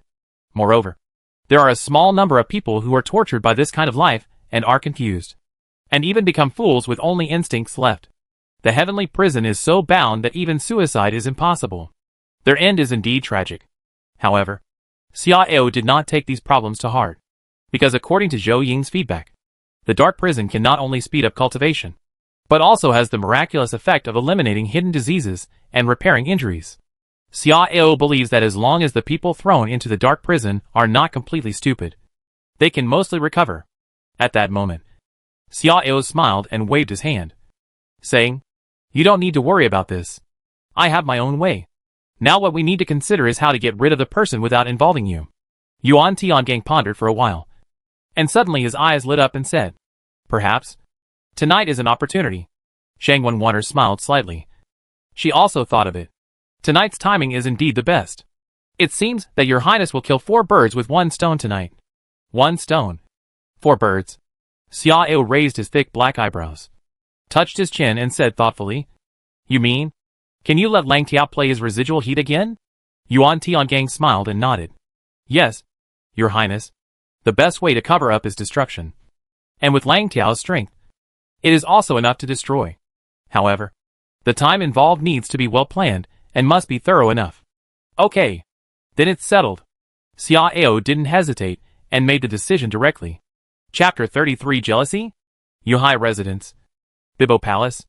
A group of beauties were playing in the palace, playing chess and drinking tea, or leaning against the window by the lake, quietly watching the beautiful scenery around the lake and feeling the caress of the cool breeze. Although Xiao had marked out half of the backyard for them as an activity area and did not confine them to the Bibo Palace, few of them walked out of the palace. Occasionally, those who went out would just enjoy the flowers by the lake and relax, and would not go far, because they knew their identities. As canaries in a cage, they should have the awareness of canaries. By the rippling lake, Lu Jijun and Shang Wanxian were fighting crickets in the pavilion. Pucci, it seems that my sister's black-headed general is useless. He has been knocked down several times. looking at the black-headed big cricket in the basin being pushed over again by the green-headed small cricket. Lu Jijun covered her mouth and chuckled, staring at Shang Wanxian opposite with a teasing look. Shang Wanxian's mouth twitched slightly, and after a turn of her eyes, she suddenly smiled lightly. That's right. How can I not be furious when my head is so green? Lu Jijun's smile froze, and she rolled her eyes at Shang Wanxian in annoyance. It's been so long. Why is my sister still so hostile to me? We are all in the same situation, so there is no need to compete for favor. Right? Shang Wanxian frowned, picked up a thin wooden stick and gently fiddled in the basin. Sister, you are joking. I know my status and I dare not have any thoughts that I shouldn't have. It is even more unreasonable to say that I am competing for favor. Also, sister, I didn't say anything. Sister, don't let your imagination run wild. Lu Jijun snorted and said dissatisfiedly, do you think sister is a fool? Can't you even hear such obvious innuendo? Don't you just want to say that, sister? I am not a virgin and can't compare to you? Speaking of this, Lu Jijun's eyes suddenly turned, and a complacent smile appeared on her face. Humph. I'm telling you that His Highness likes me like this. Don't you realize that His Highness favors me more times than you? Shang Wanxian's hand movement paused, biting her lip and glaring at Lu Jijun. Yes. Yes. If that Chan Feng Ho suddenly appears in front of you one day, I wonder what you will think. Hearing the 3 words Chan Feng Ho, the smile on Lu Jijun's face suddenly disappeared, and a hint of hatred and murderous intent flashed in her eyes. The biggest failure of my life, Lu Jijun, is that I obeyed my father's order and married that bastard without balls. If he died on the battlefield, even if he wanted to surrender, he would be killed. When my house was confiscated, I would have used a 3-foot wide silk to end my life. Hateful. Lu Jijun slammed the stone table with hatred, staring at Shang Wanxian with gnashing teeth. Do you know why I want to live? I just hope that one day, I will have the opportunity to chop that bastard into pieces with my own hands. Shang Wanxian pursed her lips, with an apologetic look in her eyes, and hesitantly said, Sister, I didn't mean to bring this up. But the more she talked, the lower Shang Wanxian's voice became, because even she herself didn't believe that she didn't mean it. She didn't expect Lu Jijun to think like this. Lu Jijun took a deep breath and forced a smile. It's okay. I've been holding this breath in my heart, and it will be very uncomfortable. I feel much better today to talk to my sister. Shang Wanxian still felt a little guilty, and immediately changed the subject. By the way, sister, have you seen any unusual changes in your cultivation recently? Hearing this question, a strange look flashed in Lu Jijun's eyes. Huh? You too? Shang Wanxian breathed a sigh of relief. A little self-deprecating. She thought she was the only one. I have hardly practiced for more than a month, but my cultivation has increased from the 6th level to the 8th level. It's really weird. I also increased by 2 levels. Lu Jijun looked strange, and then his eyes flashed. Could our prince have a special physique that allows him to practice both? Is there really such a magical existence in the world? Shang Wanxian instinctively didn't believe it, but after thinking about it, she couldn't find any other explanation, so she could only smile helplessly. It seems that we are all blessed by your prince and benefited from your prince. Lu Jijun smiled secretly, her charming big eyes blinking. So, we have to take the initiative in the future. Shang Wanxian spat lightly, her face a little red. But then again, His Highness hasn't come back for most of the day. This is the first time. I don't know what he is busy with. I heard that His Highness went to participate in the court meeting early in the morning. Maybe something big happened in the court. The 2 of them said softly, and their eyes flickered when they mentioned this. Perhaps it's time to tentatively ask His Highness for something? Just when the 2 of them were thinking about it, they suddenly saw someone appear on the stone steps in the distance. Huh? Your Highness? Lu Jijun and Shang Wanxian were both happy and stood up quickly. However, when they saw Shang Wanwaner following behind Xiao, the smiles on their faces froze. That woman is so beautiful. Moreover, her temperament is very special. 3 parts dignified, 3 parts heroic, 3 parts delicate, and 1 part of the dignity of looking down on all living beings. Facing such a woman, even though the 2 of them are extremely confident in their own capital, they can't help but feel a little ashamed. At this moment, the 2 of them suddenly felt a little dazed. Perhaps such a woman is worthy of accompanying His Highness for a long time. What are you thinking about? Xiao walked towards the pavilion, looking at Lu Jijun and Shang Wanxian, who were still in a daze. and asked with a smile. The two women came back to their senses, and hurriedly smiled and walked out of the pavilion to salute. Welcome your highness to return to the mansion. Well, let me introduce you. Her name is Shangwen Water, and in the future, she will be the new chief steward of Yuhai residence. Xiao pointed at Shangwen Water and introduced her to the two women. Lu Jijun and Shangwan Xian's beautiful eyes widened slightly, and then they were relieved. Sure enough, this master is different from them. I am Lu Jijun, and I greet the steward. I am Guan Xian, and I greet the steward. Shangwan Water glanced at the women who were lying on the windows of the Bibo Palace, not far away, and looking curiously. Then smiled and lifted up Lu Jijun and Shangwan Xian, who were kneeling and bowing, with a normal look. Since the two sisters are your women, there is no need to be polite. Hearing the address of sisters, Xiao's eyes flickered slightly, and a small arc appeared at the corner of his mouth. After the three of them talked and laughed for a while, Xiao clapped his hands. Okay, let's talk inside. Didn't you recently choreograph a new fairy dance? It's just right. Let our steward Shangwan open his eyes. Yes. Lu Jijun and Shangwan Xian responded in a tender voice, turned around and led the way. Xiao put his left hand behind his back and spread his right hand in front of Shangwan Water. Shangwan Water's expression froze, and he looked at Xiao hesitantly and carefully. Your Highness, this. Chapter 34 Pray. Xiao frowned and hummed softly. His sidelong glance revealed an unquestionable domineering attitude. Shangwan Water pursed her pretty red lips, and finally placed her soft and slender hand gently on Xiao's hand. When their skin touched, Shangwan Water couldn't help but tremble, and felt a small electric current spreading from her fingers to her body, making her body a little numb. Faced with this strange feeling, two barely visible blushes quietly appeared on Shangwan Water's pretty and smooth cheeks. Ding! You domineeringly teased Shangwan Water, a 33rd level strongman in the true body realm, and your domineering value plus 200. Xiao's eyes flashed with a smile, and he gently pinched Shangwan Water's hand and raised his foot to walk forward. It is not difficult to see that although Shangwan Water is very loyal to him, she has her own preferences in this matter, and it is difficult to force her. However, how could he give up such a peerless beauty to others? Don't worry. This scene is a good start. He believed that Shangwan Water would not last long under his own means.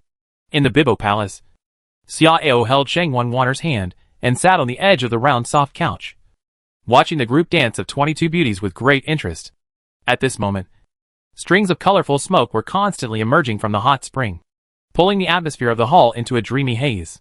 In this wonderful colorful mist, 22 beauties were wearing long-sleeved thin gauze skirts, sometimes appearing and disappearing, sometimes stepping on the colorful clouds in the sky, laughing and making fun of them, and sometimes using glazed sleeves to build a clear floor of the heavenly palace, with 7 beauties pretending to be 7 fairies calling for their husbands, which was extremely dreamy.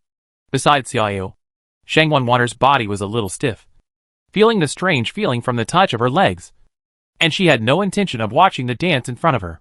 She only hoped that this dance would end quickly, and then she would find an opportunity to leave.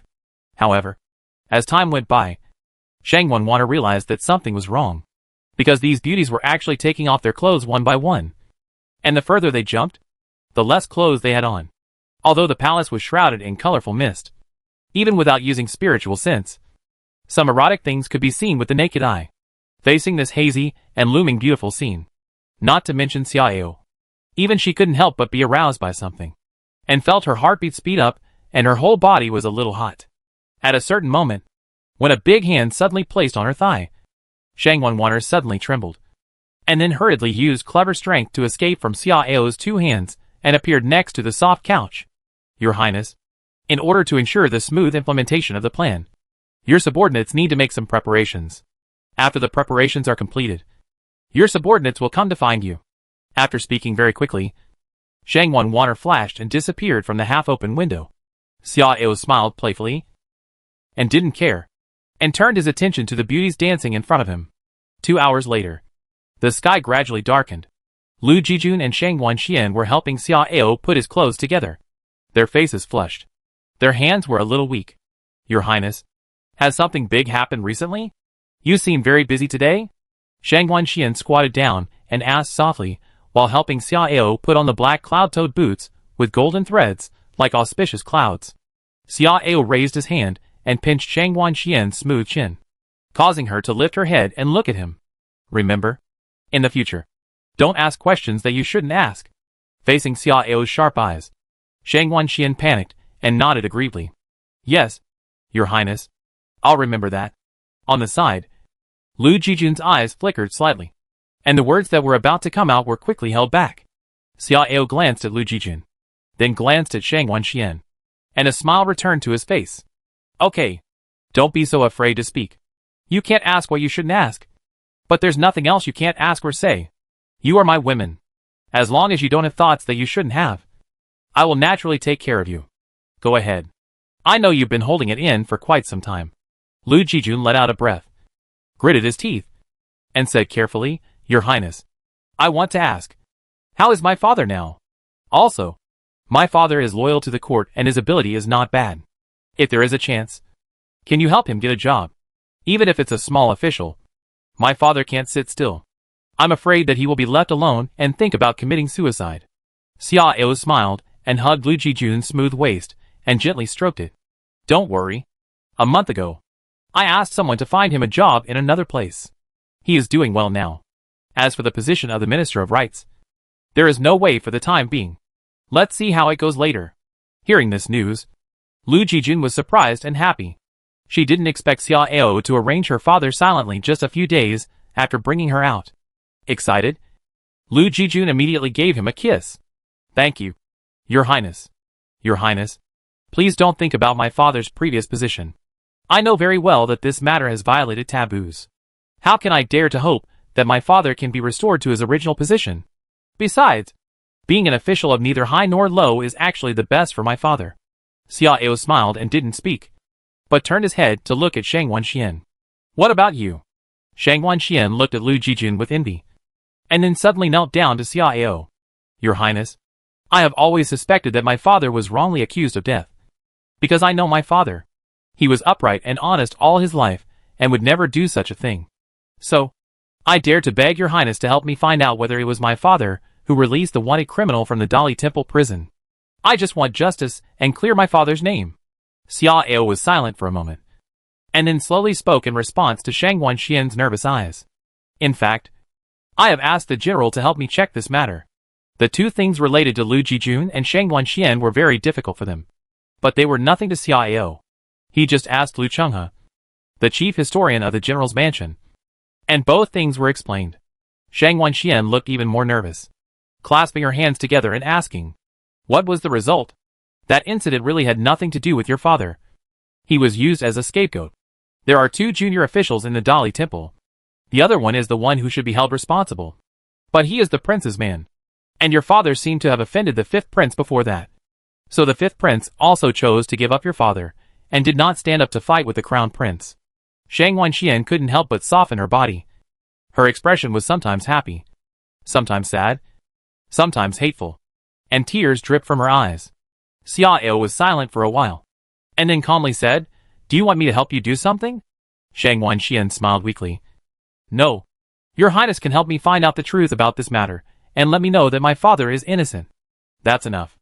As for asking your Highness to help me overturn my father's case, I dare not think about it. I am not a greedy person, nor a brainless person. I will not be ungrateful. Really? Xiao raised his eyebrows without comment, got up and walked out. Halfway through, Xiao suddenly stopped and left a word behind him. Don't worry.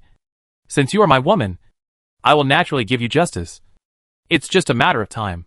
In the back, Lu Jijun helped Shang Wanxian up, and the two of them looked at Xiao's receding back, and were stunned for a moment. Chapter 35 Blood and Fire. Beginning. It was night. It was the hour of Su. Lupang Lane. Su Mansion. Dad, you're back. The young man named Su Xiaoping strode out of the main house, and greeted Su Shang with a happy face.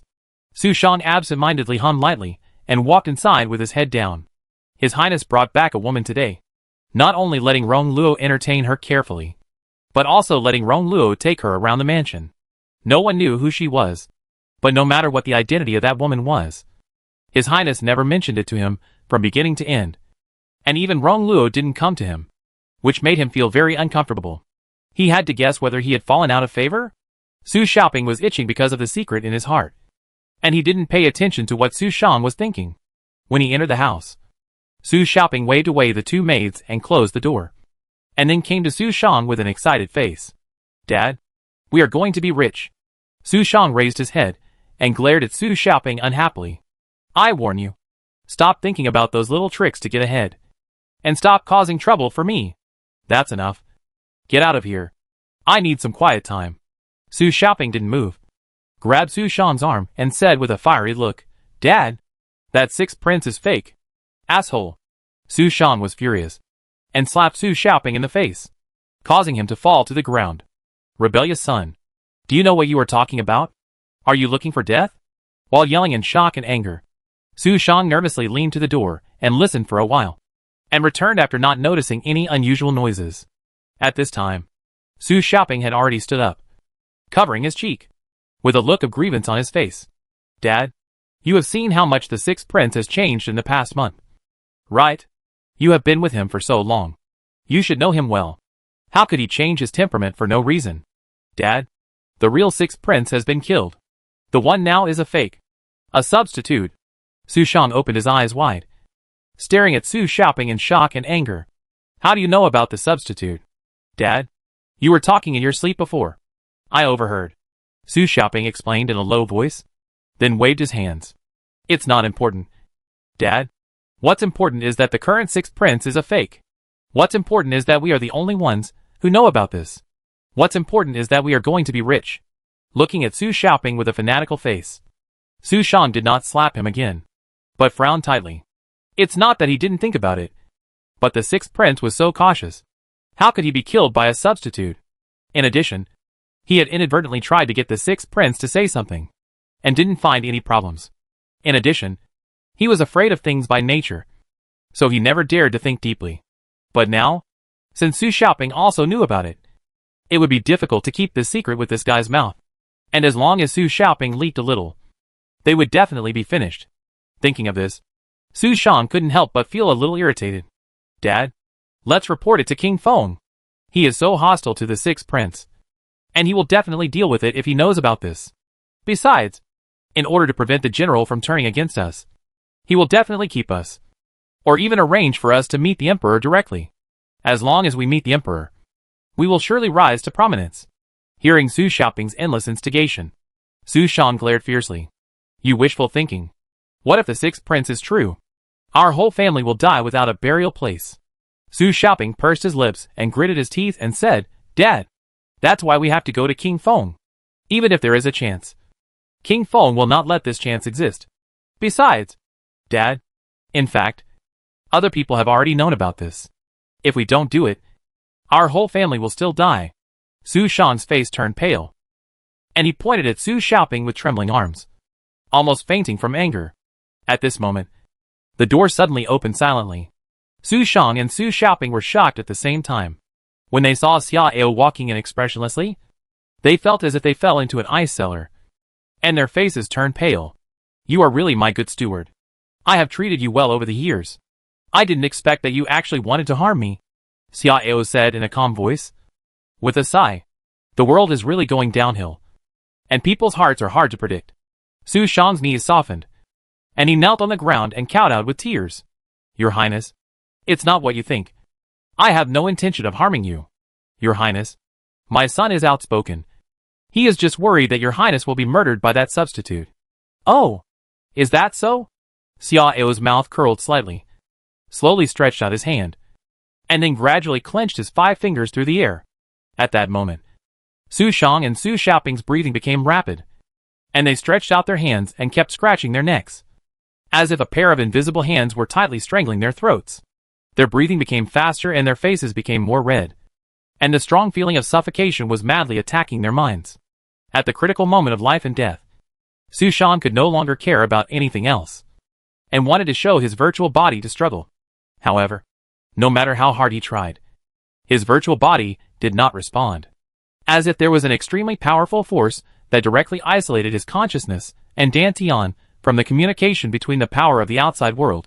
Despair began to appear in the eyes of the father and son, and as Xia Ao suddenly clenched his 5 fingers, the throats of the two were crushed in an instant. Under this fatal attack, Su Xiaoping died on the spot. But Su Shang was still in his dying moments. Still with a breath left, Su Shang opened his mouth with difficulty. Although he could not make a sound, he could tell from his mouth shape that he was asking, "Are you real or fake?" Xiao smiled coldly. "What do you think?" Xiao did not satisfy Su Shang's last desire, and smashed Su Shang's head with a palm in the air, and then turned and walked out of the main house. At this moment, the fire was spreading everywhere in the Su mansion. After more than 10 breaths, Zhou flashed in front of Xiao. "Did you clean it up? Return to your highness. Not a single one is left." "Okay. Let's go." Xiao nodded slightly, put on a hat, and walked out of the sea of fire that was surrounding him.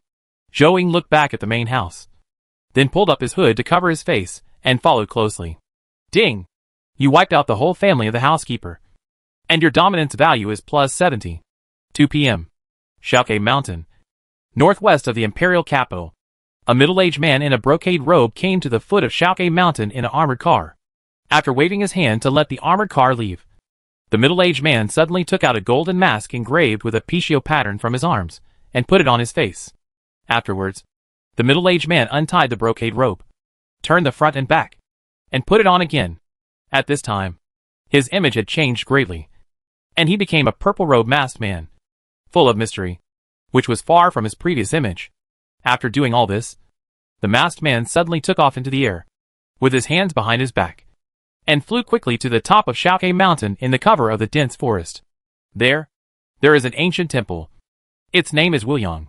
Chapter 36 Spiritual Body Level 4? Just an ant. Wuliang Temple. When the purple-robed masked man came to the temple, he suddenly frowned, because there was not a single person in the huge temple at this time.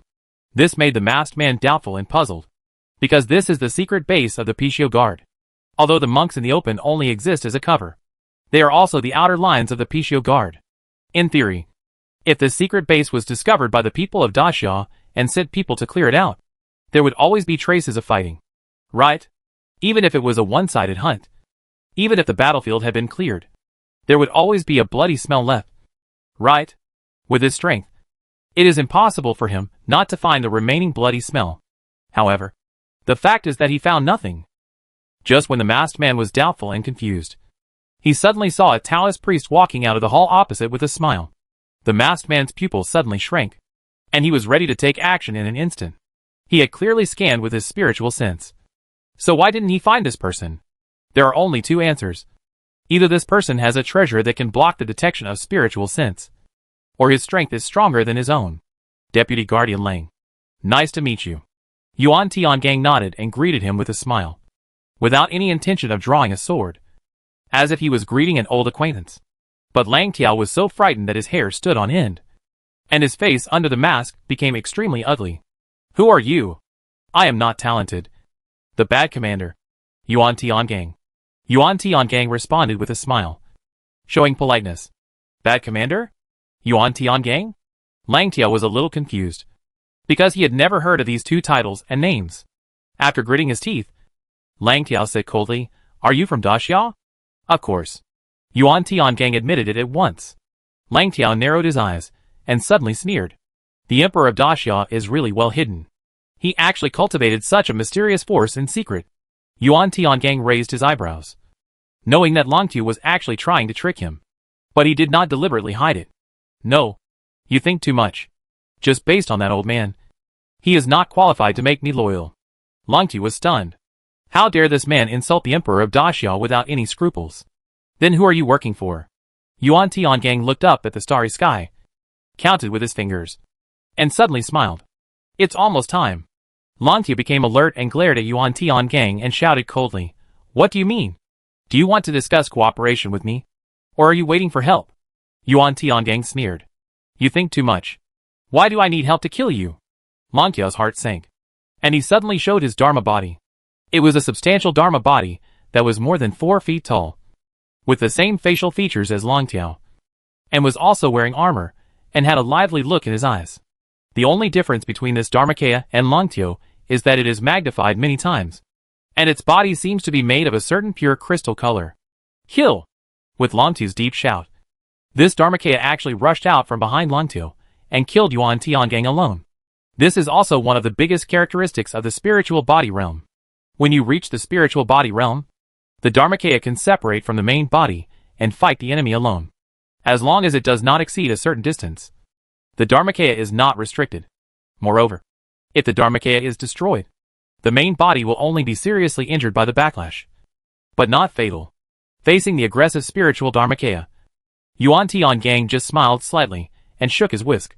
At that moment, the entire Wuliang Temple was surrounded by an invisible but real wall of fog, which isolated everything that happened in Wuliang Temple from the outside world, and even the sound could not be heard.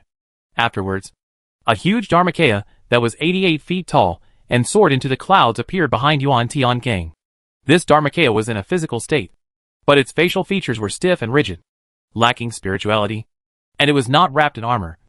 Only something like a veil was attached to the surface of the body. There is no doubt that this Dharmakaya is the real body.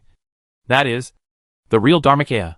The level of the real Dharmakaya is naturally much lower than that of the spiritual Dharmakaya, and the two sides are one level apart. But at this moment, Lang Tiao was not happy at all. The only thing in his eyes and heart was endless horror, fear, and trembling. How can there be such a terrifying guy in the world? You know, theoretically speaking, even the top masters of the 9th level of the spiritual body realm may not be able to defeat the 88th level of the true body realm. If it is said that there is a virtual body of 80 or 90 feet in this world, Lang Tiao can still believe it. But this is a true Dharma body. Which madman would do this? How much terrifying resources and time would it take? This is the Tianan area with poor vitality. How could such a monster exist here? Lang Tiao kept shaking his head. He even doubted whether he was trapped in an illusion. However, the terrifying scene that followed told him what reality is. Yuan Tiangang shook his whisk lightly forward again and uttered a word in a cold voice. Break. At the same time, the giant whisk in the hands of the true Dharma body behind Yuan Tiangang also swept down. At that moment, the sound of the wind disappeared, and the whole world seemed to be swallowed by the black hole and completely lost its movement. Moreover, the surrounding space seemed to be frozen, and Lang Tiao's spiritual body seemed to be frozen as well, and it was stalemated for a while. But it was this brief stalemate that made his spiritual body unable to defend itself, and was directly swept into scum by the giant whisk. The spiritual body was destroyed, and Lang Tiao suffered a backlash in an instant. His face was as pale as a piece of gold paper, and fine blood beads oozed out of his facial features. The heart-wrenching pain and the suffocating weakness made Lang Tiao's knees soften, and he knelt on one knee on the ground with his sword. Compared with the severe physical injuries, Lang Tiao's consciousness was actually more damaged. Everything was actually true. Moreover, the gap between the two sides was too big, like a chasm. This feeling of powerlessness, like facing a legendary giant, made Lang Tiao, who had made outstanding contributions and was hard to beat, feel discouraged, and his fighting spirit had been completely defeated. At some point, the huge shadow disappeared, and the sound of wind and swaying treetops gradually returned to their original positions, and everything seemed to have returned to normal. Lang Tiao slowly raised his head, looking at Yuan Tiangang, who appeared in front of him with empty eyes. Kill me. He was powerless to resist. The disappearance of fighting spirit and the collapse of Taoism made him want to die. The more proud, the easier it is to be depressed. This sentence does make sense. Yuan Tiangang smiled and said nothing. He just shook the whisk and quickly moved it on Lang Tiao's body, completely controlling Lang Tiao. Facing death, Lang Tiao was not afraid. But facing Yuan Tiangang's actions, Lang Tiao's eyes suddenly turned red. Why don't you kill me? Do you still want to persuade me to surrender? Or humiliate me? He can die, but he must not lose his honor. And he can never tolerate being tortured or humiliated. You think too much. It's just that the time of death has not come yet. Yuan Tiangang smiled and shook his head, and put Lang Tiao into the sack. Don't worry. It won't be too long. Just bear it. It will be soon. Chapter 37. Poor Xiaju. At the beginning of the night, Prince Anlai's mansion. Seeing a team of 200 armored soldiers stepping in neat steps straight towards the gate of the mansion, the guards couldn't help but show doubts in their eyes, because the armor these people wore was exactly the same as theirs, which was the standard armor of the guards of Prince Anlai's mansion. Stop! The guard sergeant strode down the stairs and raised his hand to shout coldly at the approaching armored soldiers, with a vigilant look in his eyes. Who are you? Across the street, a middle-aged man wearing military Sima armor raised his hand to stop the team and walked over alone. The prince has ordered us to strengthen the guard force of the prince's mansion. This is the prince's handwritten order, the military Sima said solemnly, and showed a token and a document with the special seal of Prince Anlai. The sergeant frowned, because he had not received the corresponding order at all. However, after carefully checking the token and the handwritten order, he did not find any problems. The token representing the presence of King Anlai and the seal of King Anlai. These two things are unlikely to be lost. Not to mention that the two things appeared together. Therefore, after a slight hesitation, the sergeant still saluted respectfully. See the military commander. After the salute, the sergeant hesitated again. Military commander, we have not received any information about this matter in advance. Can I send someone to verify it first? Nonsense. The military commander glared at the sergeant and shouted, the prince's secret order. How can you know it in advance? After the words fell, the military commander's face relaxed slightly, stepped forward and lowered his voice. The prince has received intelligence that there may be thieves sneaking into the palace to destroy it recently. So he secretly ordered us to stay at night to prevent the thieves from getting the news. This matter is serious. The fewer people know and the less noise, the better. Do you understand? The sergeant's face changed slightly, and he hurriedly saluted. Yes, I understand. After the voice fell, the sergeant hurriedly stepped aside to make way, and at the same time waved his hand to signal the men on duty to make way. The military commander nodded with satisfaction and waved behind him. Soon, half of the 200 soldiers entered the palace gate silently. Time continued to pass, and when the last 50 people stepped onto the stairs, the military commander coughed lightly, and the murderous intent suddenly bloomed in silence. The 50 soldiers who walked forward silently drew their weapons without hesitation and chopped down the butcher knives at the guards of the palace on both sides, who were not prepared at all. These people were very fast, and their killing methods were extremely professional. Almost all of them covered their mouths with one hand and stabbed with the other hand, which made the 30 guards of the palace unable to even scream. The sergeant who was accompanying the military commander to talk in a low voice noticed something wrong and wanted to turn his head to see. However, before he could turn his head, the murderous intent at hand made him follow in his footsteps. Killing, carrying corpses, changing shifts. All of this was done in just a dozen breaths, and without making any big noise. The middle-aged man pretending to be the military commander looked around cautiously. After finding nothing unusual, he nodded to his subordinates, who stayed behind, and then walked into the gate.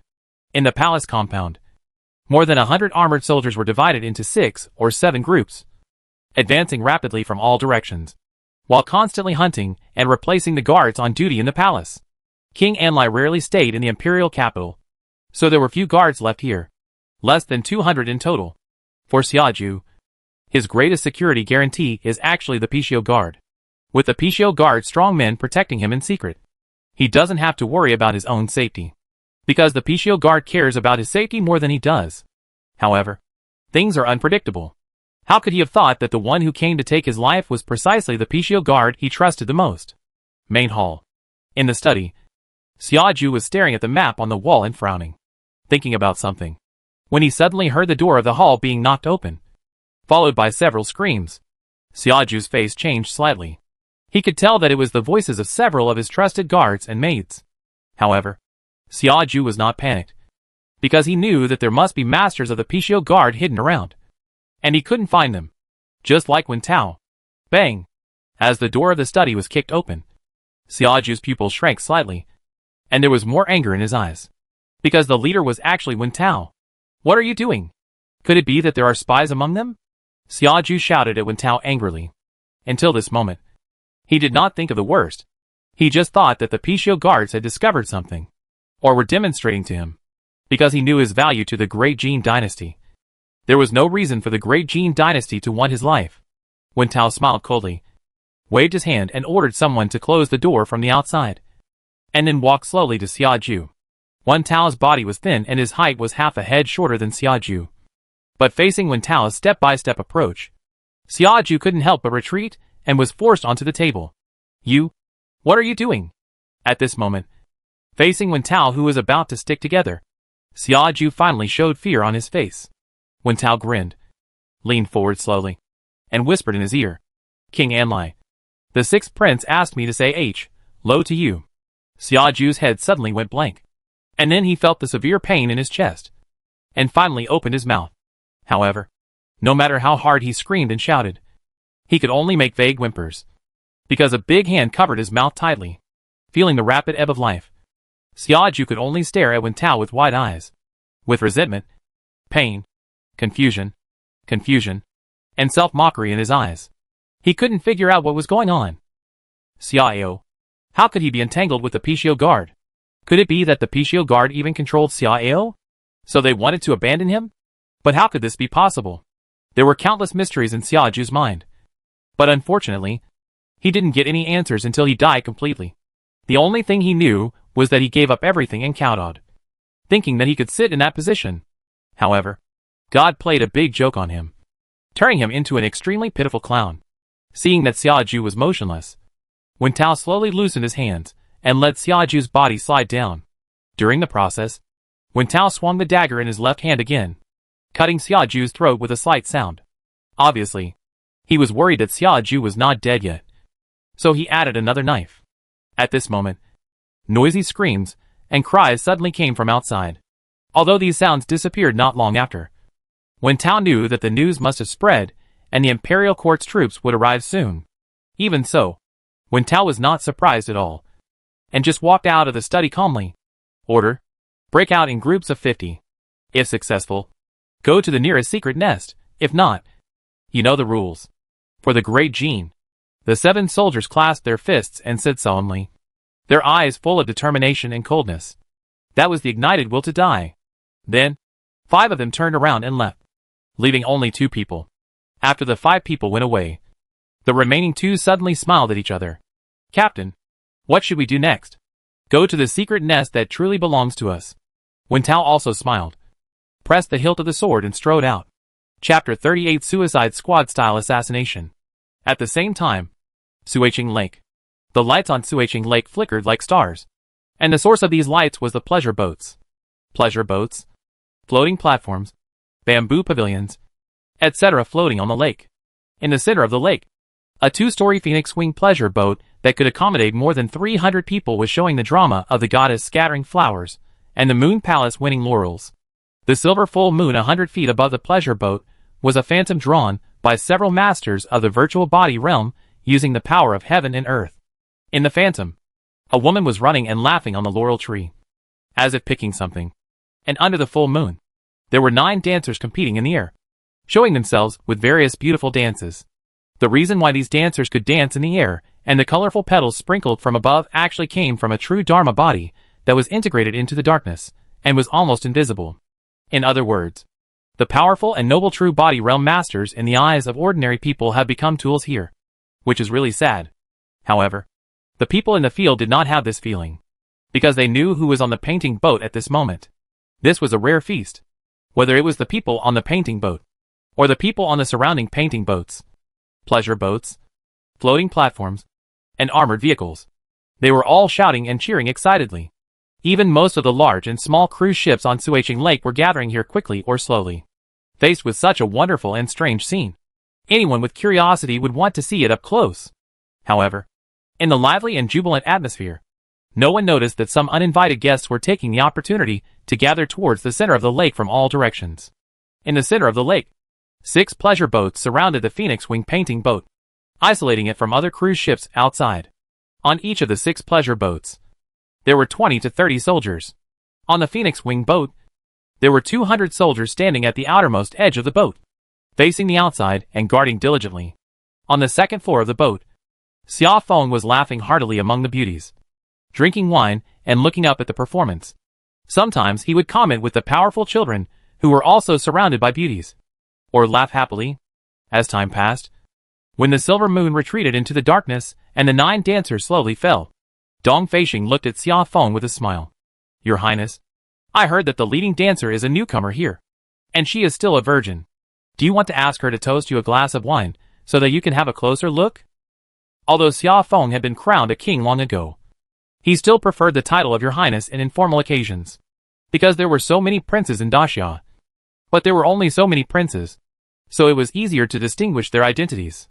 Moreover, in Daxia, being crowned a king does not mean completely losing the relationship with the throne. But the people who can inherit the throne must be the princes. So, this is also a kind of psychological suggestion, both for others and for oneself. Xia Feng grabbed the fullness of the beauty on the right side heavily, with an interested look in his eyes. Oh! In this case, let her come and let this king take a good look. Okay. Dong Feishing smiled more happily, nodded, and winked at the girl in the painting boat not far away. Fang Yang understood and hurried down to make arrangements. At the same time, on a certain cruise ship outside, a man in black was squinting his eyes at the guard cruise ship 5 meters away and the Phoenix Wing pleasure boat 20 meters away. Next to the man, a woman looked at the people on the cruise ships talking and laughing excitedly, lowered her voice and said hesitantly, "Military lieutenant, do we really want to do this?" The man in black looked at the woman and said indifferently, "What do you want to say?" The woman gritted her teeth and said, "Military lieutenant, I really can't understand the meaning of assassinating Xia Feng. Moreover, whether the assassination is successful or not, I'm afraid it will be difficult for us to go back alive." The man in black snorted coldly, and there was a hint of coldness in his eyes. "How can you and I guess what the higher-ups are thinking? Remember your identity. We are the Pixiu guards, the dark swords of the Great Jin dynasty, who are always successful and will accomplish their missions. As dark swords, we must not have our own emotions, and obeying orders is our duty. It is our highest honor to die for the Great Jin dynasty." The woman's face changed slightly, and she hurriedly clasped her fists and bowed her head.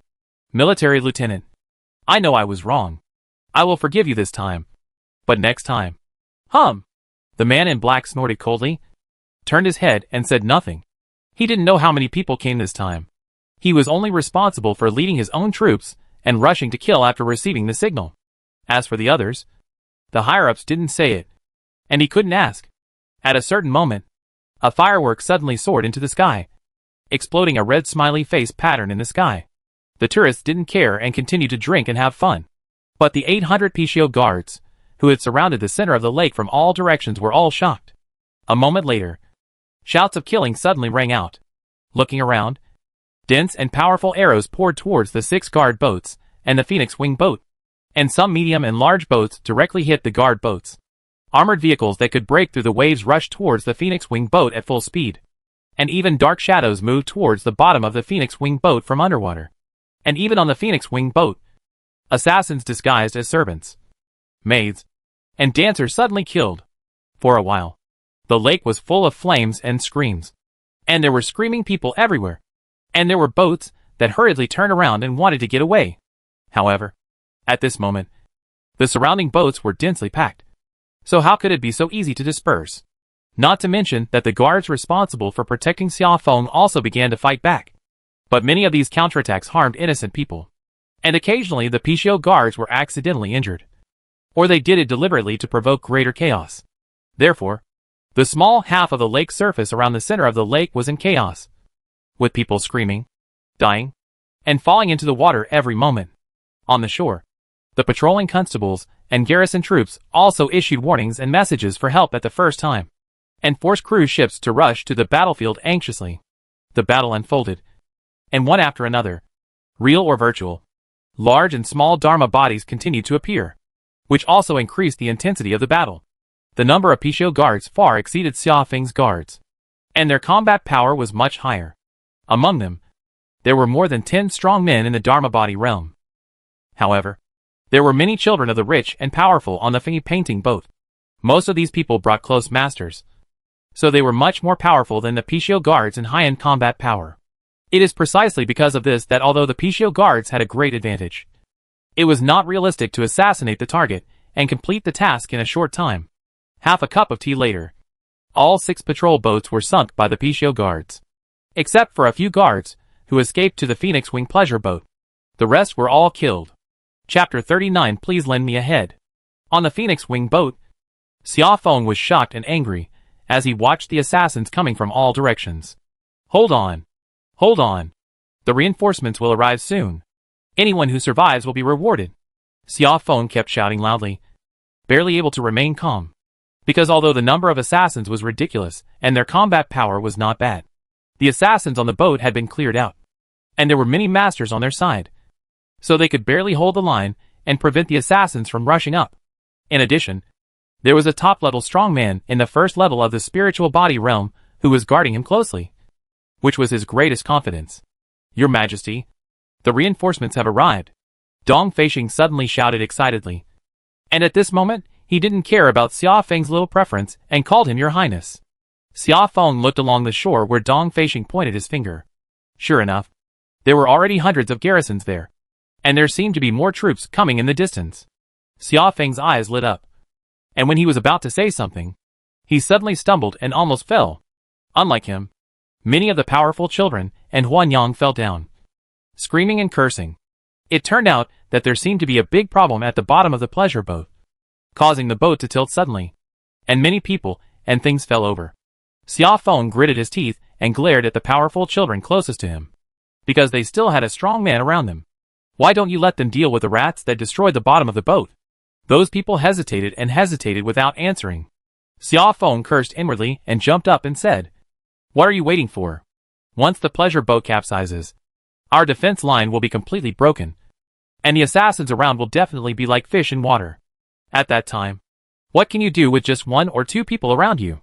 Several powerful children looked at each other and finally gritted their teeth and agreed. When the powerful men in the virtual body realm dived underwater, the Pishio guards who realized that something was wrong also became ruthless. In the next 100 breaths, 4 of them exploded their Dharma bodies in succession, dragging the powerful opponents who were entangled with them to take the blame, or severely injuring them in one fell swoop. As a result, the defense line of the painting boat was torn into several thick and long holes, and Pishio guards kept rushing in with red eyes. For a time, the whole painting boat was in chaos, and many people were separated. On Xia Feng's side, many children of the rich and powerful gritted their teeth and chose to stay away from Xia Feng. They are not stupid. These assassins are so big that they must be heading for Xia Feng. Now that the defense line has been broken, Xia Feng's side has become the most dangerous place. How dare they stay? Xia Feng naturally saw this scene, which made Xia Feng curse inwardly, but also sneered constantly. These idiots! How could they know that there is a powerful man in the spiritual body realm secretly protecting them?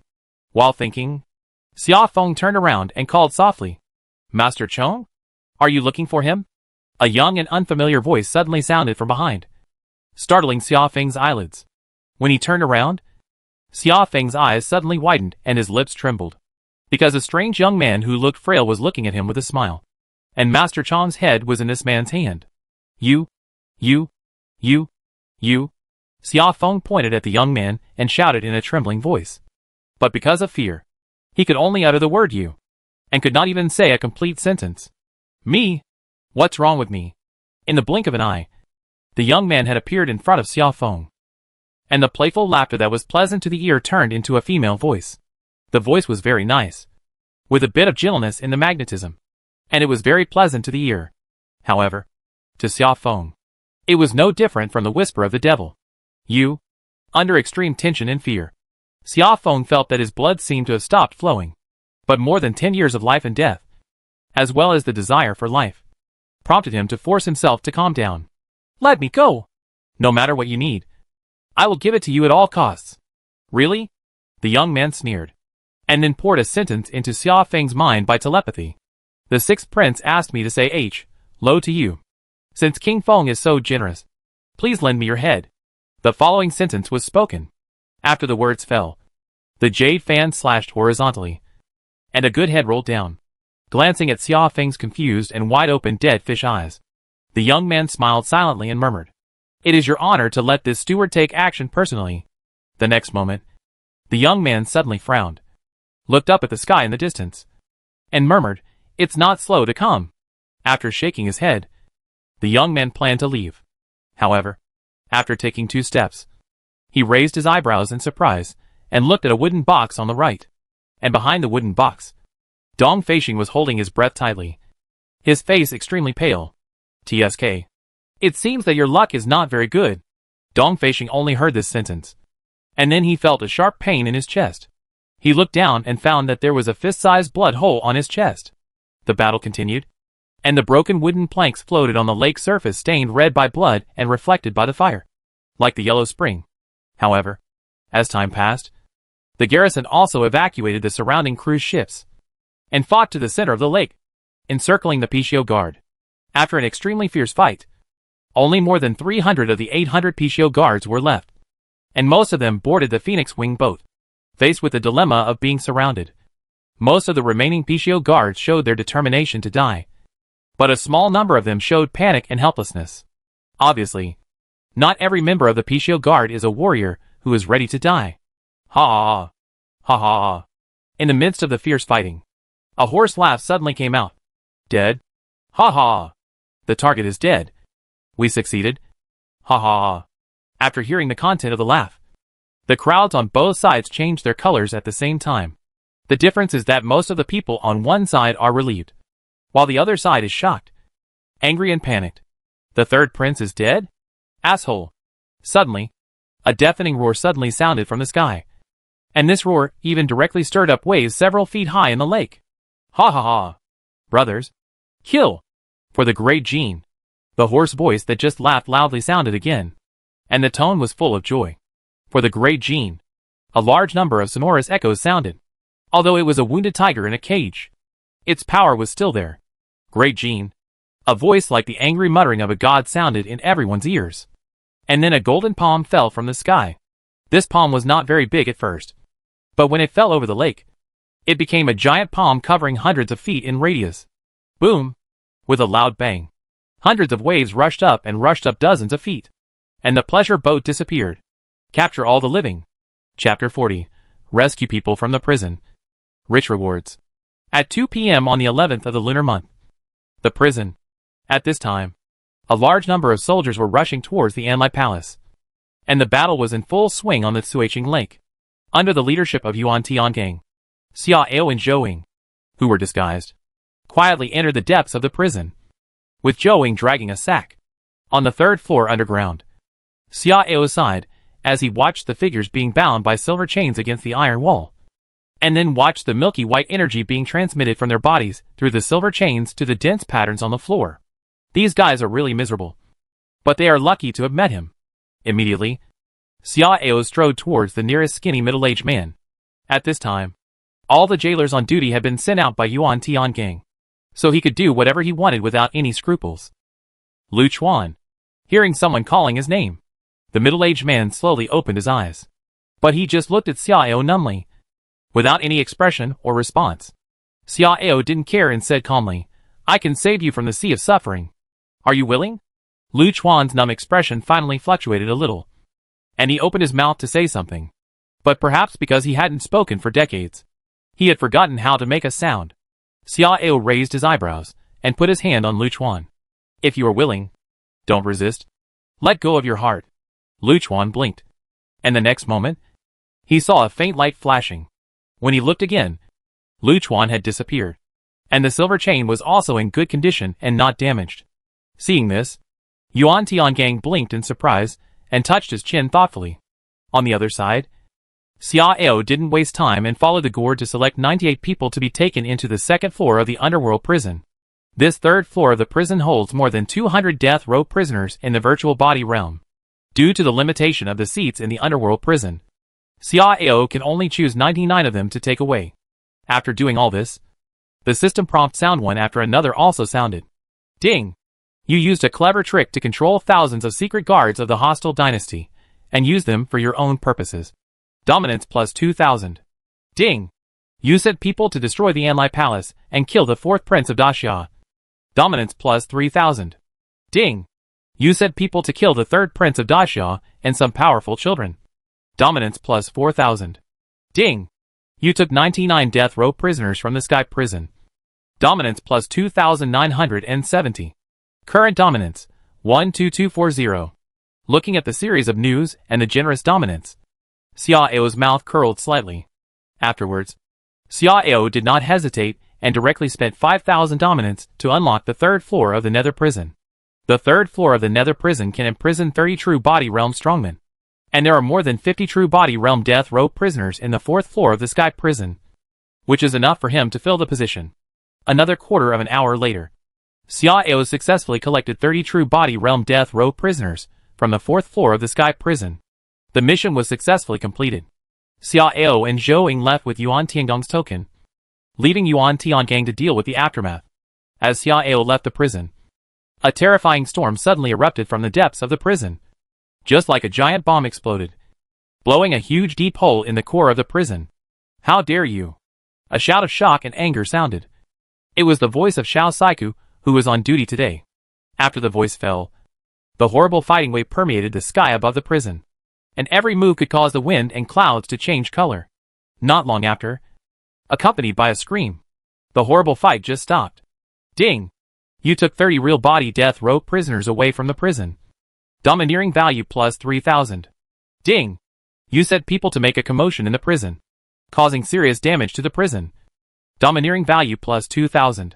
Current domineering value, 12240. Xia Ao returned to the mansion with satisfaction, as if nothing had happened. But the entire imperial capital had been caught in the storm.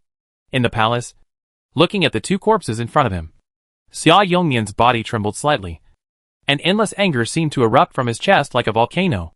In one day, the third and fourth princes were assassinated at the same time, and the assassins' methods were so rampant that it was outrageous.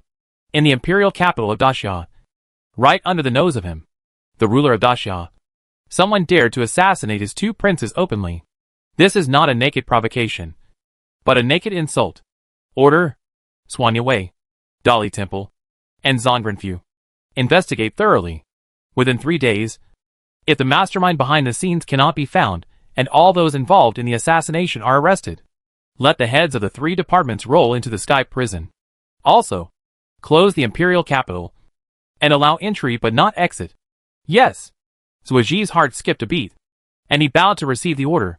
Afterwards, Zuoji said cautiously, Your Majesty, according to the existing intelligence, the murder of the 2 princes seems to be related to the Pishio guards of the Great Jin. What I want is evidence and reasons. Not just seems. Xia Yongnian stared at Zuoji with red eyes. He did not deny that this matter was most likely the work of the Pishio guards, but he felt that it was not that simple. Because how could the Pishio guards alone assassinate the 2 princes smoothly? And why did they do this? What was their purpose in killing the 3rd and 4th princes? Just as he was thinking about it, he saw a eunuch hurriedly walk in from outside the palace. Your Majesty, the Xiao Saiku wants to see you. Announce. Xia Yongnian uttered a word with a gloomy face. Soon, a middle-aged man with a square face and deep eyes strode in, holding a square box in his hand. Your Majesty, Lang Tiao, the deputy chief of the Great Golden Pishio Guard, sneaked into the heavenly prison, intending to destroy our heavenly prison conversion array. Fortunately, the warden noticed it in time and took decisive measures, so it did not cause a disaster. However, Lang Tiao saw that his plan failed, so he was determined to destroy the core area of the heavenly prison, causing serious damage to the 2nd, 3rd and 4th floors of the heavenly prison. And the imprisoned criminals and death row prisoners also suffered heavy casualties. At this point, Xiao Saiku held up the square box in his hands with both hands. However, Your Majesty, Lang Tiao has been executed, and this is his head. A eunuch hurriedly took the square box and handed it to Zuoji to open it for Xia Yongnian to see. Are you sure this person is the deputy chief of the Pishio Guard? Xia Yongnian asked in a deep voice, with murderous intent in his eyes. Your Majesty, I have confirmed it again and again, and it is correct. Xiao Saiku nodded respectfully. Good. A great Pishio Guard. A great Jin. Pass on my order. Summon the 5 commanders to return to the imperial capital immediately to participate in tomorrow's court meeting. Xia Yongnian was furious and ruthless. The Jin dynasty clearly wanted to take advantage of them. If he didn't show any reaction, not to mention his 2 dead sons, he would also lose the hearts of the people and the army. No matter what the reasons behind these things were, it was an indisputable fact that the Pishio Guard was the main force involved. So, Daxia must fight back fiercely. Chapter 41: The Inheritance of Yanyan Cavalry. Yuhai Residence. Xia Ao looked at the rich domineering value and directly spent 1,000 points to upgrade the Shingatai to 2 stars. A 2-star Shingatai can accommodate up to 50 beauties, and the speed of cultivation is more than 30 times. After the gold treasure chest, there is a diamond treasure chest, but it requires a full 100,000 domineering value. The value of 100,000 is too scary. Xia Ao thought about it and decided to strengthen the current foundation first. Immediately afterwards, Xia Ao exchanged a silver treasure chest and a gold treasure chest, which caused the domineering value to shrink rapidly to 240 points. Ding! You spent 1,000 domineering points to exchange for a silver treasure chest. The treasure chest is opened. Congratulations. You have obtained the inheritance of the 108 Yin Cavalry of the Abyss Realm. Yin Cavalry Inheritance. You can choose 108 soldiers to inherit the inheritance of the Yin Cavalry of the Abyss Realm. The inheritor will obtain 100 battle killing skills, top battle formations, soul equipment, etc. And the strength of the soldiers will be slightly improved. 108 riders of Yin. Xiao raised his eyebrows in surprise. After thinking for a while, he quickly made a decision. If he could create an army composed entirely of Dharmakaya realm masters, then it would be exciting just to think about it. However, the slavery time of the Void Realm in the Nether Prison is within 20 days, and the slavery time of the True Realm is within 30 days.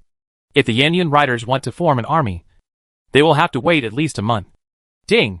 You spent 10,000 tyranny points to exchange for a gold treasure chest. The treasure chest is opened. Congratulations. You have obtained a high-quality Yuancher mine large. Seeing what the treasure chest opened, Xiao was slightly disappointed. He thought he could open another foundation pool, but this disappointment soon dissipated, and Xiao regained his spirits. Yuancher is a real strategic resource at this time. Whether it is cultivation, armored vehicles, formations, currency, or other ingenious uses, it is inseparable from Yuancher, especially in terms of cultivation. If you can use the superior Yuancher to assist, you can save a lot of time and become stronger quickly. However, the Yuanchi in the Tianan area is relatively poor, and the Yuancher veins that are bred are almost all inferior or medium-grade veins. And there are few superior Yuancher veins. Even if there are, they are only micro or small. And the reserves of superior Yuancher are very small. But now, he has obtained a large superior Yuancher vein, which is quite good in strategic significance. The reserves of a large Yuancher vein are between 10 million and 100 million.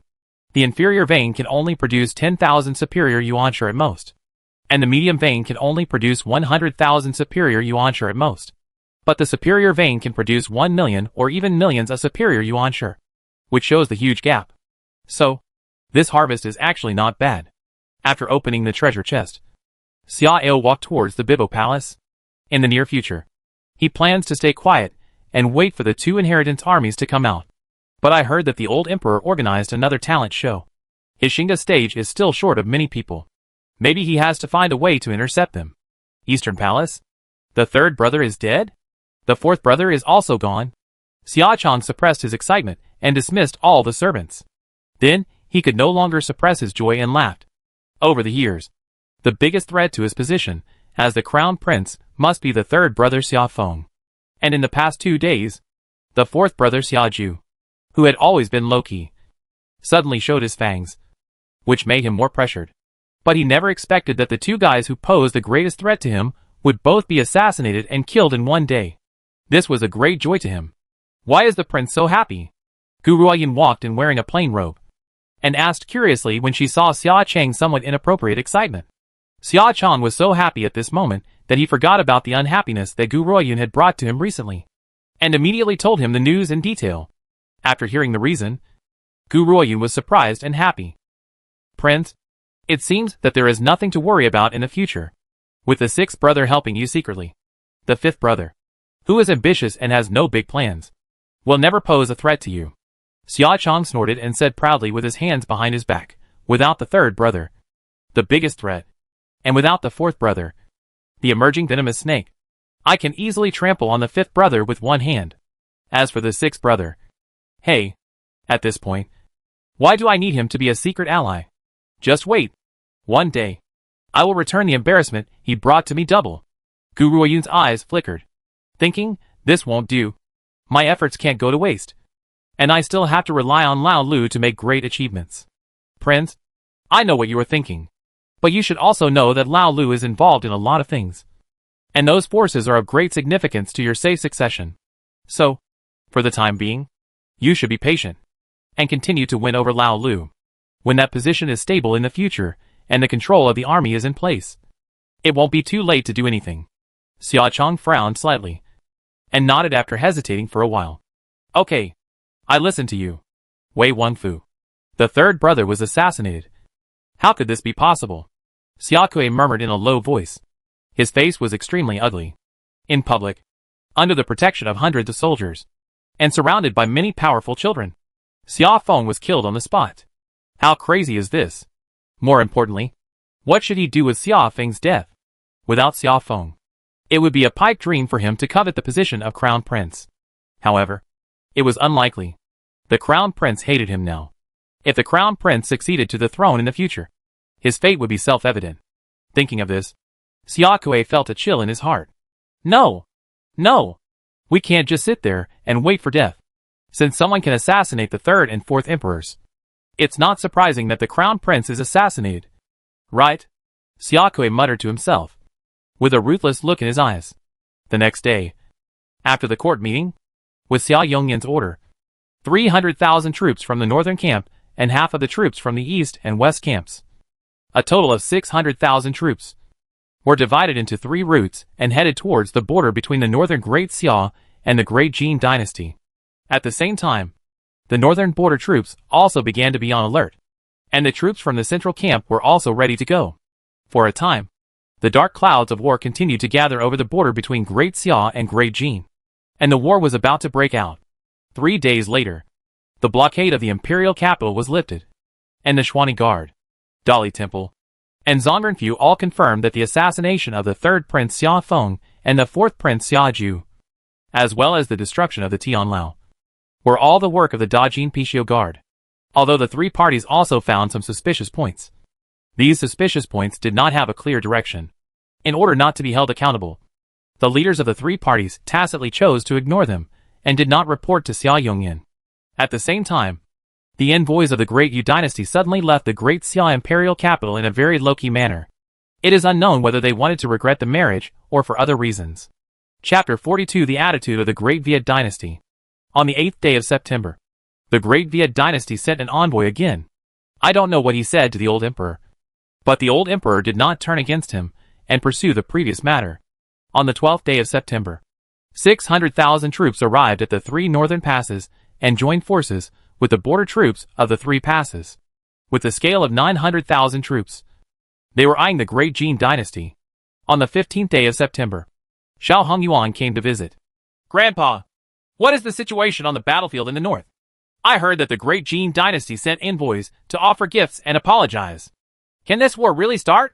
Hearing Xia Ao's question, Xiao Hongyuan rolled his eyes. What do you think?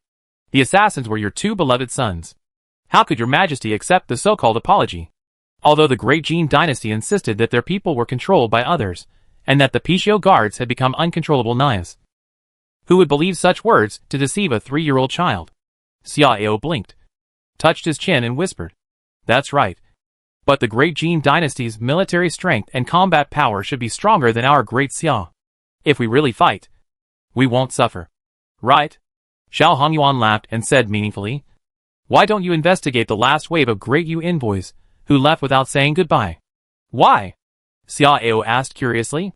Although he had learned many things through the bad people, he was still a nobody in Xiao Hongyuan's place. So he naturally needed to disguise himself. The new envoy from Dai Viet said a few days ago that the candidate for marriage that the emperor of Dai Viet and Princess Tianxiang favored was Xia Ju. But Xia Ju was suddenly assassinated, so the marriage naturally had to be put on hold for the time being. Hearing this, Xia Ao showed anger on his face. Oh! How dare you! You don't take me seriously at all? Hey! That's great. You dare to play tricks on me. Let's wait and see. Looking at the dangerous light flashing in Xia Ao's eyes, Xiao Hongyuan shook his head secretly and didn't care. After a light cough, Xiao Hongyuan continued to speak. In fact, it is not difficult to understand that the reason why Dai Viet wants to form an alliance with the Xia is because the Jin dynasty is continuously sending troops to the border of Dai Viet, and is about to invade on a large scale. In this case, Dai Viet naturally needs the help of the Xia in order to resist the Jin. But now that the 2 princes of the Xia have been attacked and killed by the people of the Jin, the 2 sides have become incompatible. Even if there is no marriage, the Xia will inevitably go to war with the Jin. In this case, what is the need for marriage? Of course, the most important thing is that Dai Viet has expressed its willingness to send 1,000,000 troops to the border and fight against the Jin dynasty together with the Xia. At present, Your Majesty, all thoughts are focused on revenge against the Great Jin dynasty. The decision of the Great Viet dynasty is just what they want. So they will naturally not care about the previous incident. Xiao habitually raised his thick eyebrows and said softly, "This Great Viet is really bold. In this situation, even if they shrink back and watch the show, it is not impossible.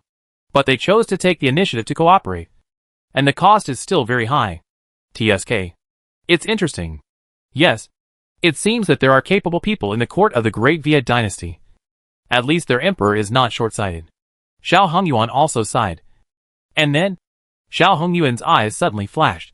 And he seemed to change the subject inadvertently. "By the way, I heard that on the night when the third and fourth princes were assassinated, something happened to the steward in His Highness's mansion. It seems that the whole family was burned to death in a fire?" Hearing this, Xiao sighed lightly, his eyes showing helplessness. "Yes, Steward Su has worked hard for me and fulfilled his duties. I have never heard that he has offended anyone. I don't know how he was killed. I have asked someone to report this to the Dali Temple and asked them to find out the murderer and give me an explanation. But there has been no response. I don't know if they don't have the energy to investigate it carefully, or they don't take it to heart." Xiao Hongyuan narrowed his eyes and pondered. Could this also be the work of the Pichio Guard? I have thought about this. But the possibility should not be high. Unless they want to force Su Shan to harm me in some way. But Su Shan refuses to obey. So he will be killed. Hearing this, Xiao Hongyuan's eyes flickered slightly. And after pondering for a while, he shook his head and smiled. "Forget it. Since there is no result from the Dali Temple, I will let my people check it out when they have time. By the way, if your Highness goes out in the future, defensive measures must be in place. In less than a month, your Highness was the first to be assassinated, followed by the third and fourth princes. The security situation is really worrying. Ji Ming is at least a master of the 7th level of the real body realm. With him guarding by your side, your Highness's safety can be greatly improved. In addition, I plan to transfer another strongman in the spiritual body realm to protect your Highness in secret. I wonder if your Highness..." Xiao frowned slightly and shook his head to interrupt Xiao Hongyuan before he finished speaking. "Grandpa, it's enough to have Ji Ming here. As for the strong man in the spiritual body realm, there is no need. Grandpa also knows my personality. I will hardly leave the house unless there is something serious. If you transfer such a strong man, won't he see me playing with beauties in the house or doing other interesting things? Besides, after the assassination that night, my father has ordered all departments to improve the alert support system. Once there is a large-scale battle again, the strong men of the court can rush to the scene to support in the shortest time. So, let's forget about it." Seeing Xiao's determined expression and displeasure, Xiao Hongyuan hesitated for a while and stopped insisting. "Okay then." Then, Xiao Hongyuan leaned forward slightly and looked at Xiao meaningfully. "Aor, now that the third and fourth princes have died, the fifth prince poses a limited threat, leaving only the crown prince as the biggest obstacle. Think about it carefully. Your chances are really much greater. To be honest, although I know it's ridiculous, I can't help but fantasize sometimes, wondering if you have secretly helped in this matter." Seeing that Xiao was about to say something, Xiao Hongyuan raised his hand to interrupt, stood up and smiled. "I also know that this is just a joke. Don't take it seriously. Grandpa has only one meaning. No matter what, you can always trust and rest assured on Grandpa's side. Let's go." After saying that, Xiao Hongyuan waved his hand and left with a smile.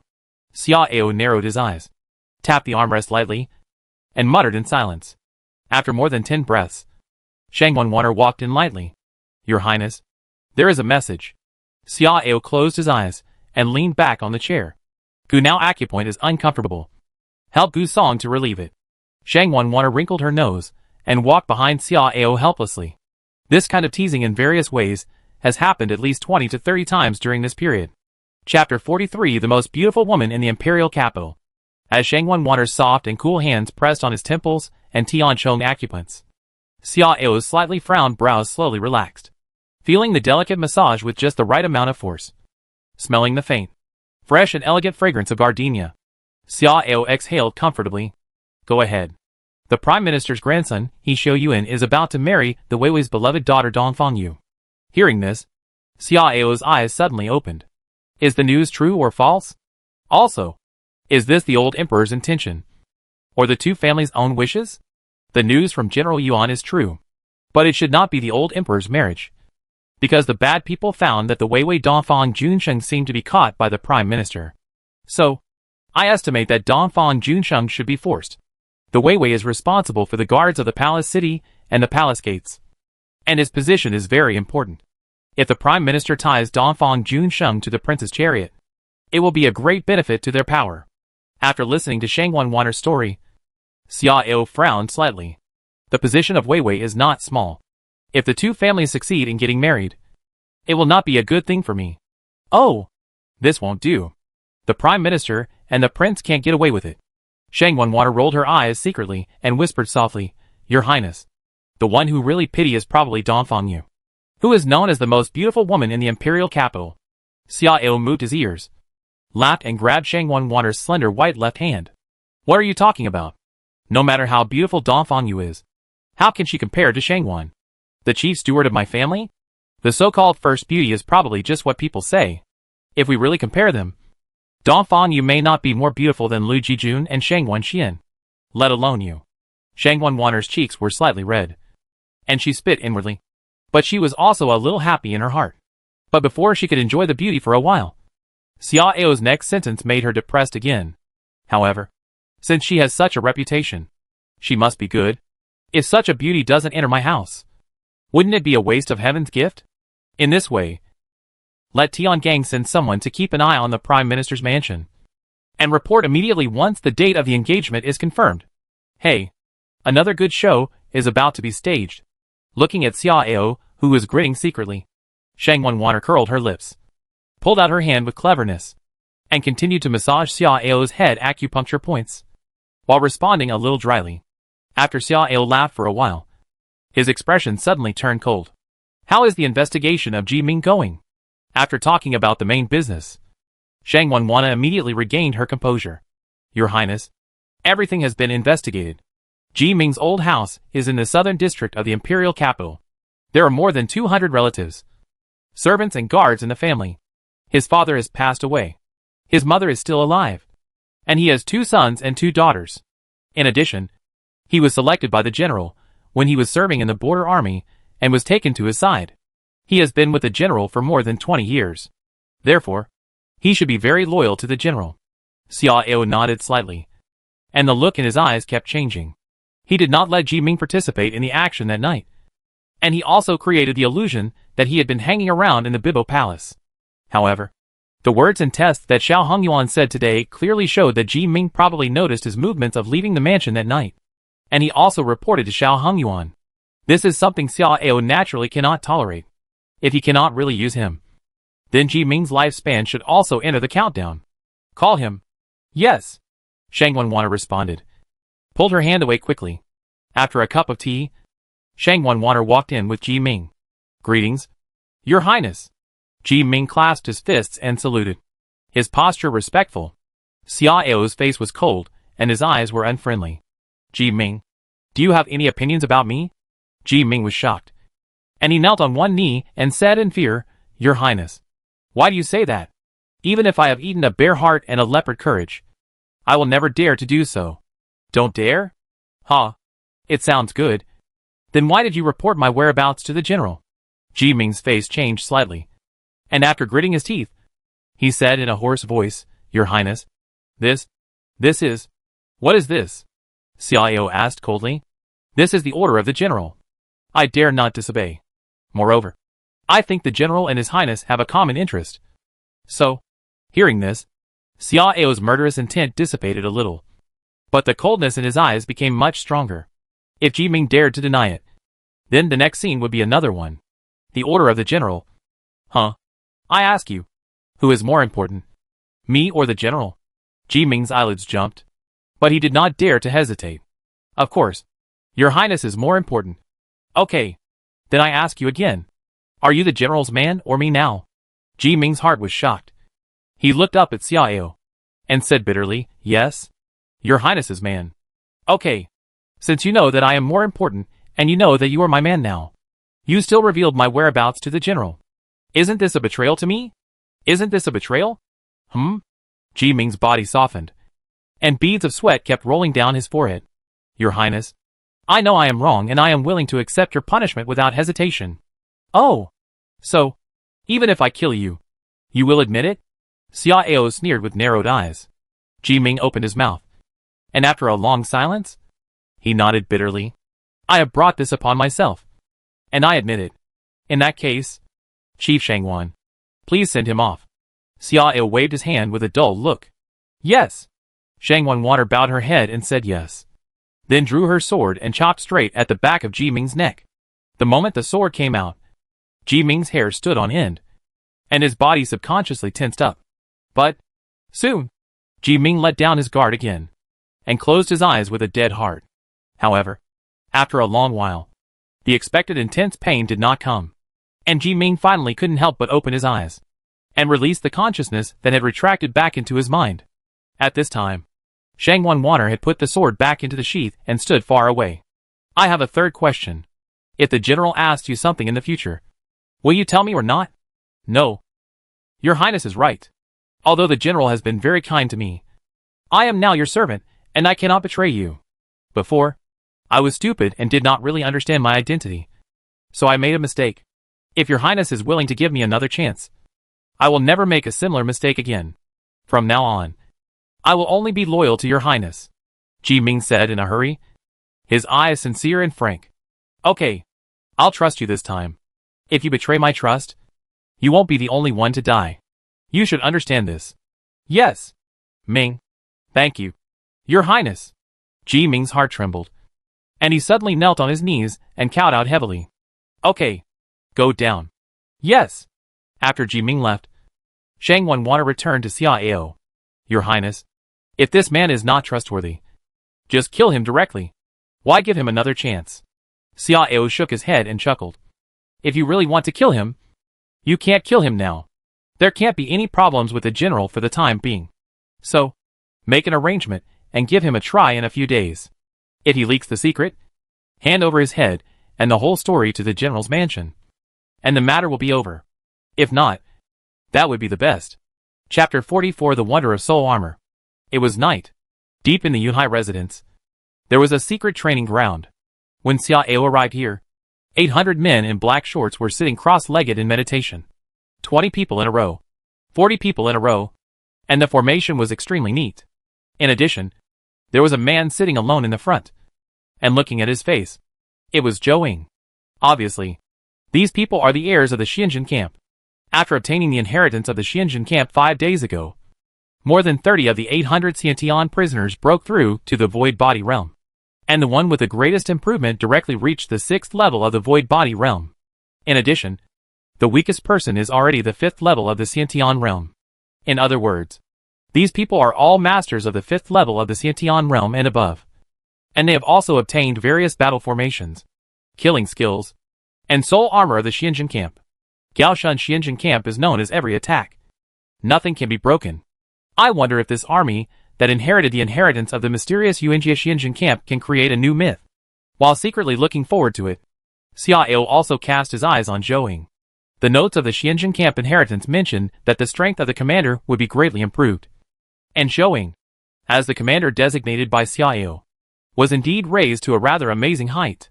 The 78th level of the virtual body realm. This great improvement directly raised Zhou Ying's cultivation by 70 levels, which was indeed a bit scary, but also more gratifying. The 78th level of the virtual body realm was 16 levels higher than Xiao. Theoretically, Zhou Ying at this time could compete with the 89th level of the real body realm. There is no doubt that at this moment, Zhou Ying has become the third-ranked force under Xiao. When Xiao cast his eyes on Zhou Ying felt it in his heart and stood up quickly in just 2 breaths. All troops, listen to the order. Get up. As Zhou Ying shouted in a deep voice. The 800 men quickly opened their eyes and stood up. The movements were crisp and neat, and there was no abnormal movement, which was scary. If someone told those who didn't know the truth at this time that these people were actually some unruly, cruel and vicious wanted criminals on death row, they would probably be drowned by spit. This kind of sergeant who is more rigorous than the mechanical puppet is difficult for even the dead soldiers to achieve. Not to mention those wanted criminals, who almost hold the mentality of I am the best in the world. When Zhou Ying was about to raise his hand to do something, he suddenly saw Shangwan Water lightly snapping her fingers. At that moment, although others could not see anything, Zhou Ying could see that ripples spread rapidly toward the surroundings through the snap of fingers, and a circle of empty walls was drawn around the entire training ground. Zhou Ying knew that this was the soundproof barrier used to isolate the transmission of sound. He could also make a barrier like this now, but it would never be as easy as Shang Wanwaner, and it would take a long time. It can be seen that there is still a big gap between him and Shang Wanwaner. After secretly staring at Shang Wanwaner, Zhou Ying knelt on one knee and shouted to Xia Ao with a fist. "Greetings, Your Highness." Behind him, 800 strong men also knelt down in unison and shouted in unison, "Greetings, Your Highness." No need to be polite. "Thank you, Your Highness." When everyone stood up, Xia Ao looked at Zhou Ying with a smile. "How is the soul armor, Your Highness?" "All the soldiers have mastered it. After a few days, they will be able to master it and use it as if it were their own arm." Zhou Ying responded solemnly, his eyes burning with passion for the soul armor. In his cognition, only the best treasures can be stored in the body. But the best treasures are so rare that there are probably only dozens of them in the entire Great Xia dynasty. But this soul armor can be stored in the body, which is only one of the reasons. More importantly, the soul armor can also use the power of the owner to repair itself. And it can also become stronger as the owner becomes stronger. Of course, this third characteristic actually has both advantages and disadvantages. Rationally speaking, it actually changes with the strength of the owner. If the owner is weak, it will be weak. And if the owner is strong, it will be strong. It adheres to the principle of helping its owner to always exert the best strength. But no matter what, in Zhou Ying's eyes at this time, this soul armor is the most perfect weapon in the world. And he would not change it even if he was given a fairy weapon. "Okay, arm yourself and let me see." Xia Ao nodded slightly and gave Zhou Ying an order. "Yes." Zhou Ying received the order loudly, and then shouted, "All troops, put on armor and hold sharp weapons." As soon as the voice fell, the scene suddenly changed. I saw wisps of fine black mist suddenly seeping out from everyone's body. And then it kept lingering, turning into cloud-headed combat boots, snake-scale skirt armor, black light heavy armor, tiger-headed belt, ghost-faced arm guards, and cloud-patterned iron helmets with masks, etc. At first glance, everyone was almost armed to the teeth, and there was no place to start. As a commander, Zhou Ying's armor was roughly similar to that of his subordinates, but the pattern was more delicate, and there was a pair of majestic lion-headed shoulders on his shoulders. In addition, Zhou Ying also had a brown right cloak behind him, which was also a point that distinguished him from his subordinates. In addition to protective gear, weapons were constantly appearing. Long spears, horizontal swords, strong bows, crossbows, heavy shields, hooks, etc. These weapons appear on one person at the same time, naturally very bloated, and it is impossible to bear the burden of fighting at the same time. However, the charm of soul armor lies in this. You can use whatever you need, and you can switch it in a few breaths. Even the changes in the weapons in the hands of the Dharma body can also refer to the changes in the body at any time. Such an army is simply amazing. Xia Ao stared at it for a long time. His eyes were full of light, and the smile on his mouth became more and more intense. He suddenly found that he seemed to have thought wrong. Perhaps, this soul armor is the most valuable item in the inheritance of a strong army. While thinking, Xia Ao suddenly turned his head to look at Shang Wanwaner, and seeing the latter's calm expression, his eyes flashed slightly. "Do you know the situation of the soul suit? Or, have you seen a similar scene?" Shang Wanwaner was slightly stunned, and subconsciously shook her head and said, "No. Isn't it right? If you really saw it for the first time, how could you be so calm?" Xia Ao didn't believe it at all, because Shang Wanwaner's reaction was clearly the kind of usual one. Shang Wanwaner was stunned again, and then her eyebrows were tightly knitted, and her eyes showed confusion and confusion. "Yes, if I saw it for the first time, how could my heart be as calm as water, and without any waves?" After muttering for a while, Shang Wanwaner suddenly looked up and smiled helplessly at Xia Ao. "Your Highness, my memory is sealed. If you hadn't asked me just now, I would never even think about the past. This seems to be a very strong psychological induction. Until just now, I tried my best to think hard. And then I touched the seal." Xia Ao raised his eyebrows in surprise. And then, he was relieved. Shaking his head and not asking any more questions, Xia Ao gave Zhou Ying some instructions, and then left with Shang Wanwaner. Chapter 45 Visiting with Joy. On September 22nd, the sun was shining brightly. and everything was auspicious. On Juke Street, a team of people wearing red, and with carriages and horses decorated with red hydrangeas was marching with gongs and drums, attracting the curious gazes, chases and discussions of the people on both sides of the street. There were 200 or 300 people in the team, and almost everyone had a happy face. There were as many as 100 boxes of various sizes decorated with bright red silk in the team.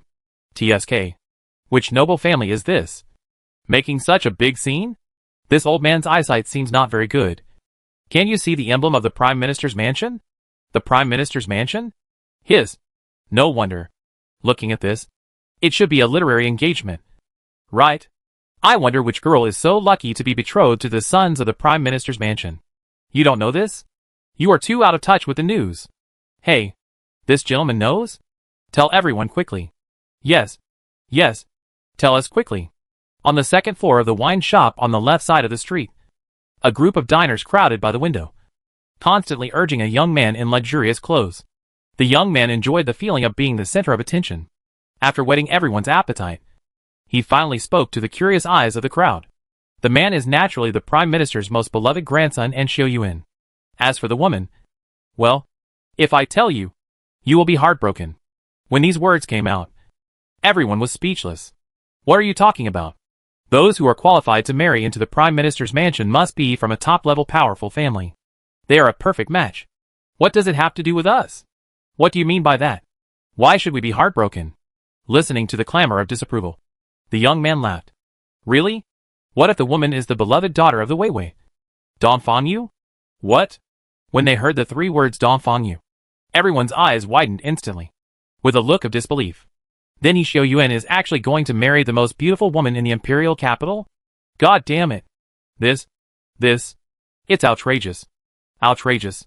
Asshole. There is definitely something wrong with this marriage. It might be forced by force. What do you mean it's outrageous?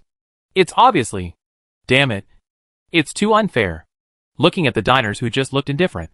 But now almost all of them were indignant and gnashing their teeth. The young master's mood instantly became much better.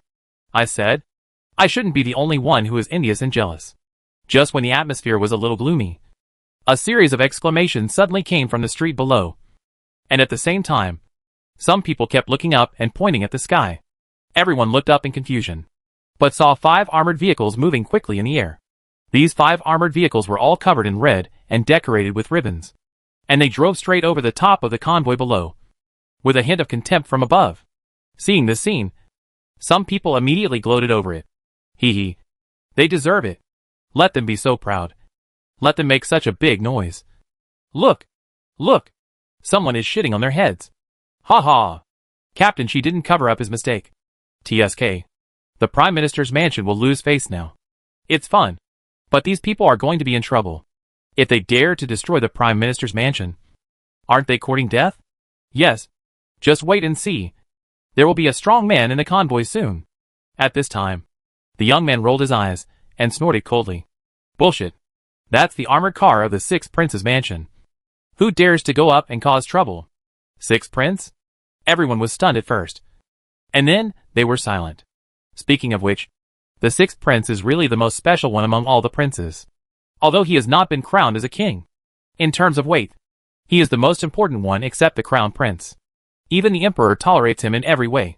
Even when the incident of the music bureau occurred, the Emperor turned a blind eye. There is no way. Who let him be backed by the Shao family with 3 generals in one family?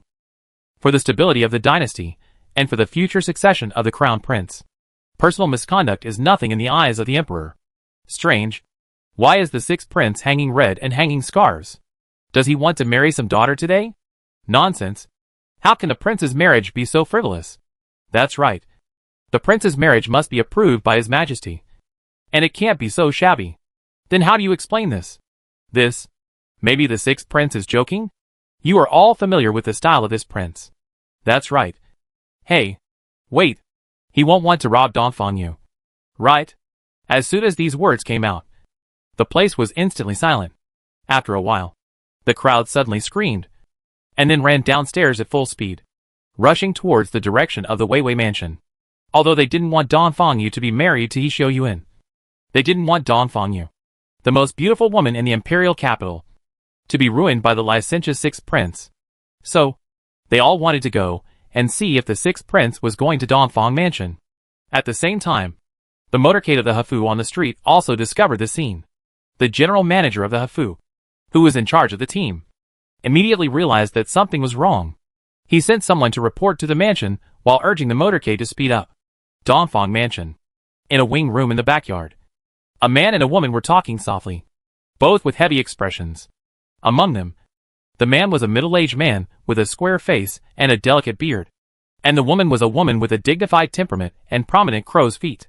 These two people were the Weiwei Dongfang Junsheng and his wife Su Xiao. Master, have you really thought it through? That incident was not a big crime in the final analysis. At most, it was just a dismissal. Do you really want to marry Yurov because of this? Su Xiao said softly, with resentment in his eyebrows.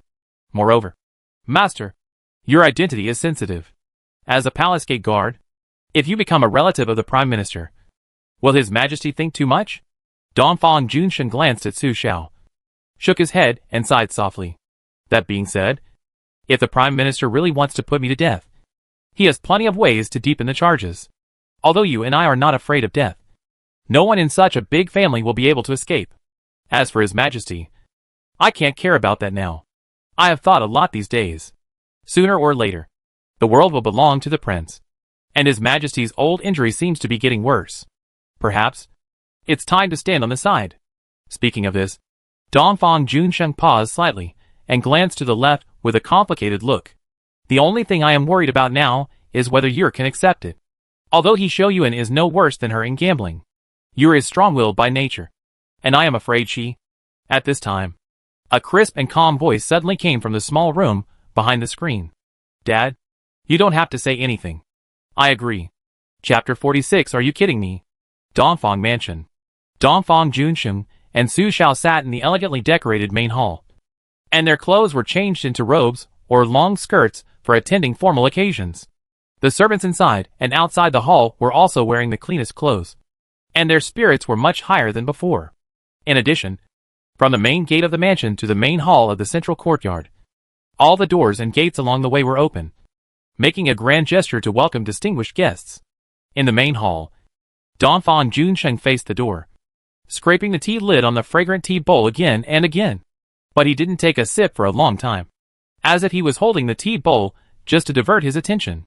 On the other side of the Eight Immortals table, Su Xiao glanced at Dongfang Junsheng and wanted to say something, but he opened his mouth and didn't say it in the end. At a certain moment, the housekeeper of the mansion suddenly ran in from outside in a hurry. Master, please go and take a look. Dongfang Junsheng frowned and snorted in displeasure with a calm face. What are you looking at? But the people from the He Mansion have arrived? If they have, you can arrange it according to the rules. How can you let me come in person? No. No. The housekeeper clapped his hands, a little anxious. Hey, Master, it's the sixth prince. The sixth prince is here. The sixth prince? Dongfang Junsheng and Su Xiao were both stunned, looking at each other in bewilderment. I have nothing to do with the sixth prince and the general. Why did the sixth prince come to visit? Dongfang Junsheng stroked his beard under his chin, frowned, and his eyes were full of confusion. Su Xiao was also puzzled, but she was careful and found that the housekeeper's expression was a little wrong. So she immediately asked, what else? The housekeeper gritted his teeth and stammered. The sixth prince brought 5 armored vehicles with him, 2 of which were carrying guards. One was a car, and the other 2 were pulling something. What's this? Dongfang Junsheng was still puzzled, and his expression became more and more unhappy. The key is that these 5 armored vehicles are all covered in red and decorated with scars. When the housekeeper said this, Dongfang Junsheng and Su Xiao stood up in shock. At this time, even if they were slow to react, they should have reacted. Could he think? No way. Dongfang Junsheng whispered softly, his expression uncertain. Su Xiao snorted coldly and gritted his teeth and said, the reputation of the sixth prince is not very good recently, and Yur is also well known. However, this matter may not be as simple as imagined. The sixth prince may have come here under the urging of the general. If so, things will be troublesome. Dongfang Junsheng also reacted, and his face suddenly became ugly. He also wanted to take the opportunity to directly surrender to the prince and the prime minister, so that it would be a good thing. But the sixth prince came here, whether it was instructed by the general or not. He was destined to be dragged into the vortex. And he would become the core of this vortex. On one side is the Crown Prince and Prime Minister. On the other side is the Sixth Prince and General. If the one in the palace has any thoughts or actions, then he... For a moment, Dongfang Juanqing's scalp was numb, and he felt that there was a cliff in front of him, as if a gust of wind could blow him down. Master, what should I do? Hearing the housekeeper's question, Dongfang Juanqing took a deep breath and forced himself to calm down. Let's go and welcome the Sixth Prince. At this point, he could only bite the bullet and go down. Middle courtyard. Central courtyard. 5 armored vehicles woven with red silk satin were parked in a row. Someone was constantly unloading large red painted boxes from 2 of the armored vehicles. And there were also armored soldiers standing guard around. As for Xiao, he was lying on a rattan chair and swinging leisurely. There was also a gorgeous umbrella standing next to him to block the sun for him. Dongfang Juanqing rushed out with a large group of people. When he saw Xiao, he hurriedly saluted respectfully. The subordinate Dongfang Juanqing, with his little servant, greets the Sixth Prince. Su Xiao and others followed the salute, but did not speak, which was a restriction of etiquette. Xiao immediately stood up, laughed and walked forward to lift Dongfang Juanqing up. Wei Wei, please don't be polite. I have long admired you. It is a great honor to meet you today. Dongfang Juanqing smiled and only looked at Xiao, pretending not to see the armored vehicles and the dozen boxes on the ground. Your Highness, you are so kind. It is my honor to meet you. After saying this politely, Dongfang Juanqing showed a trace of regret on his face. Your Highness, to be honest, today is the big day to finalize the marriage of my daughter. I am afraid I can't entertain you. Why don't you go to the living room to rest for a while? And when things are done, I will accompany you to drink and chat. Xiao laughed and patted Dongfang Juanqing's arm.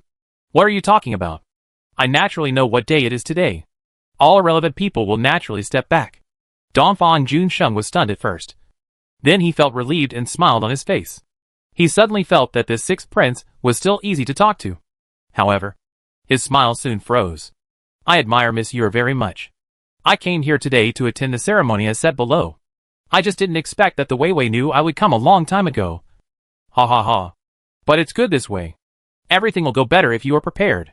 Looking at Xiao, who was laughing heartily, Dongfang Juanqing almost choked out a mouthful of blood. Yes, this guy really came to make trouble. He just thought that the other party was easy to talk to. At this moment, a large group of people suddenly came from the outside. Except for the 20 or so guards or servants of Dongfang Mansion. All the others were wearing red clothes and red hats, which was quite festive. Xiao frowned and looked unhappy. Where did the Lantern Man come from? Don't you know that today is a big day for me and Miss Dongfang Yu? Ji Ming. Here. Drive them all out for me. Yes. After the last questioning, Ji Ming learned from his mistakes and had made clear his position. At least for now. Seeing Ji Ming and 10 soldiers approaching the Naji team of He Mansion with great momentum, Dongfang Juanqing's face changed slightly, and he hurriedly shouted to stop them. Wait! Afterwards, Dongfang Juanqing bowed to Xiao repeatedly and smiled bitterly. Sixth Prince, you don't know that my daughter has already established a marriage with He Xiuyuan, the son of He Mansion. They are the Naji team of He Mansion. Today we are here to hold the engagement ceremony. Establish the marriage? Xiao snorted coldly, and his eyes began to become unfriendly. Are you kidding me? The engagement ceremony hasn't even been held yet. So how can it be established? Dongfang Wei Wei, you have to understand that even if it's based on first come first served, I was the first to arrive. If you dare to break the rules, don't blame me for doing what I want. Dongfang Juanqing's forehead darkened, and he couldn't complain in his heart. Who is breaking the rules? It's obvious that you are threatening people with your status as a prince. And you still say that I don't follow the rules? But he naturally didn't dare to say this out loud. Facing Xiao's dangerous eyes and final warning, Dongfang Juanqing was in a dilemma. Chapter 47 Humiliation. At this moment, a grinning roar suddenly came from behind. Sixth Prince. Dongfang Yu belongs to Xiuyuan and me. Don't even think about taking advantage of her. The crowd turned their heads and saw a pale-faced, slender young man in a red robe glaring at Xiao with his eyes spitting fire, and walking towards this side quickly. Beside this young man, an old man was constantly whispering something. Behind the two of them, there were several more people following. As for the others, they stayed where they were.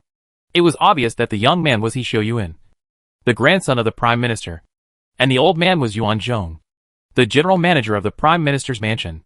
Xiao's eyes were slightly cold, and he glanced at He Shoyuan. Dare to call me by my title. Slap your mouth. Ji Ming hesitated a little, looking at Xiao with a questioning look in his eyes, obviously wanting to confirm it again.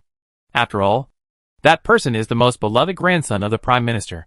If you dare to question my order again, you don't have to follow me. Xiao snorted coldly, although he said it expressionlessly. It made Ji Ming feel cold in his heart, and he dared not hesitate anymore.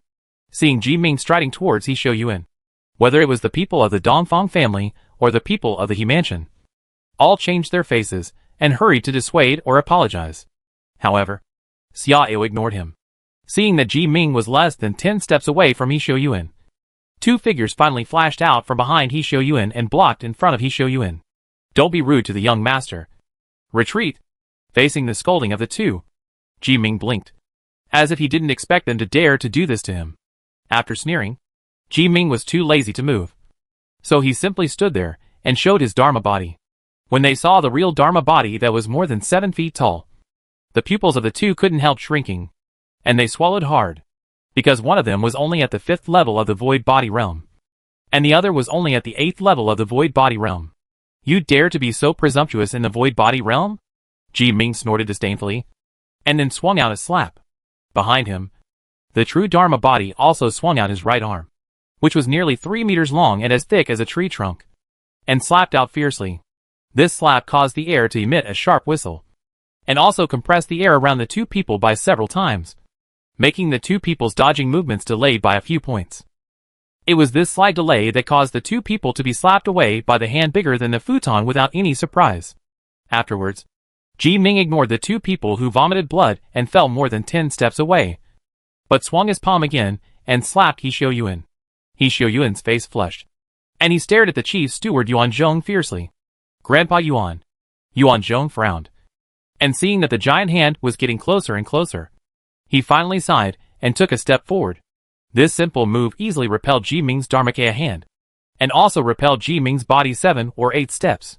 Seeing this scene, everyone was stunned and a little stunned. No one thought that this plain-looking old man was actually a strong man in the spiritual body realm. Although Yuan Zhong did not reveal anything, he could easily repel Ji Ming, who was in the 7th level of the true body realm. He could only be a strong man in the spiritual body realm. However, considering Yuan Zhong's identity as the chief steward of the Prime Minister's mansion, it was not surprising that he had such strength. 6 Prince. Master Shoyuan has no intention of offending you. He was just too excited just now. I hope you can be magnanimous and not be like him.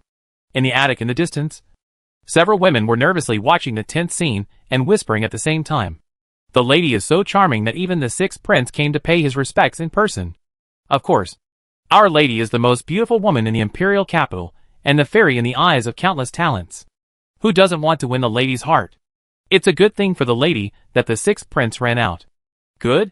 What's good about it? A woman wearing a goose yellow skirt and a white gauze scarf on her face suddenly appeared from behind, startling the whispering maids. Ah, miss. The maids hurriedly saluted, and they were quite restrained, because this woman was the main topic of their topic. Dongfang Yu. Xiao Gu. What's good about it? Dongfang Yu walked to the window and asked in a calm voice while observing the crowd in the distance. Well, miss, don't you dislike that He Shoyuan? Now that the 6th prince has shown up, maybe this matter will be ruined. So, I said it. Really? Then, just marry the 6th prince? Dongfang Yu smiled lightly, very calmly, as if she was not talking about her own marriage. Well, the 6th prince's status is more noble. But the 6th prince's reputation doesn't seem to be very good. This doesn't seem to be very good either? Xiaogu said hesitantly, with a tangled face. Actually, none of this matters. What matters is that I have never met either of them. I don't know them at all, and I don't have the slightest good impression of them.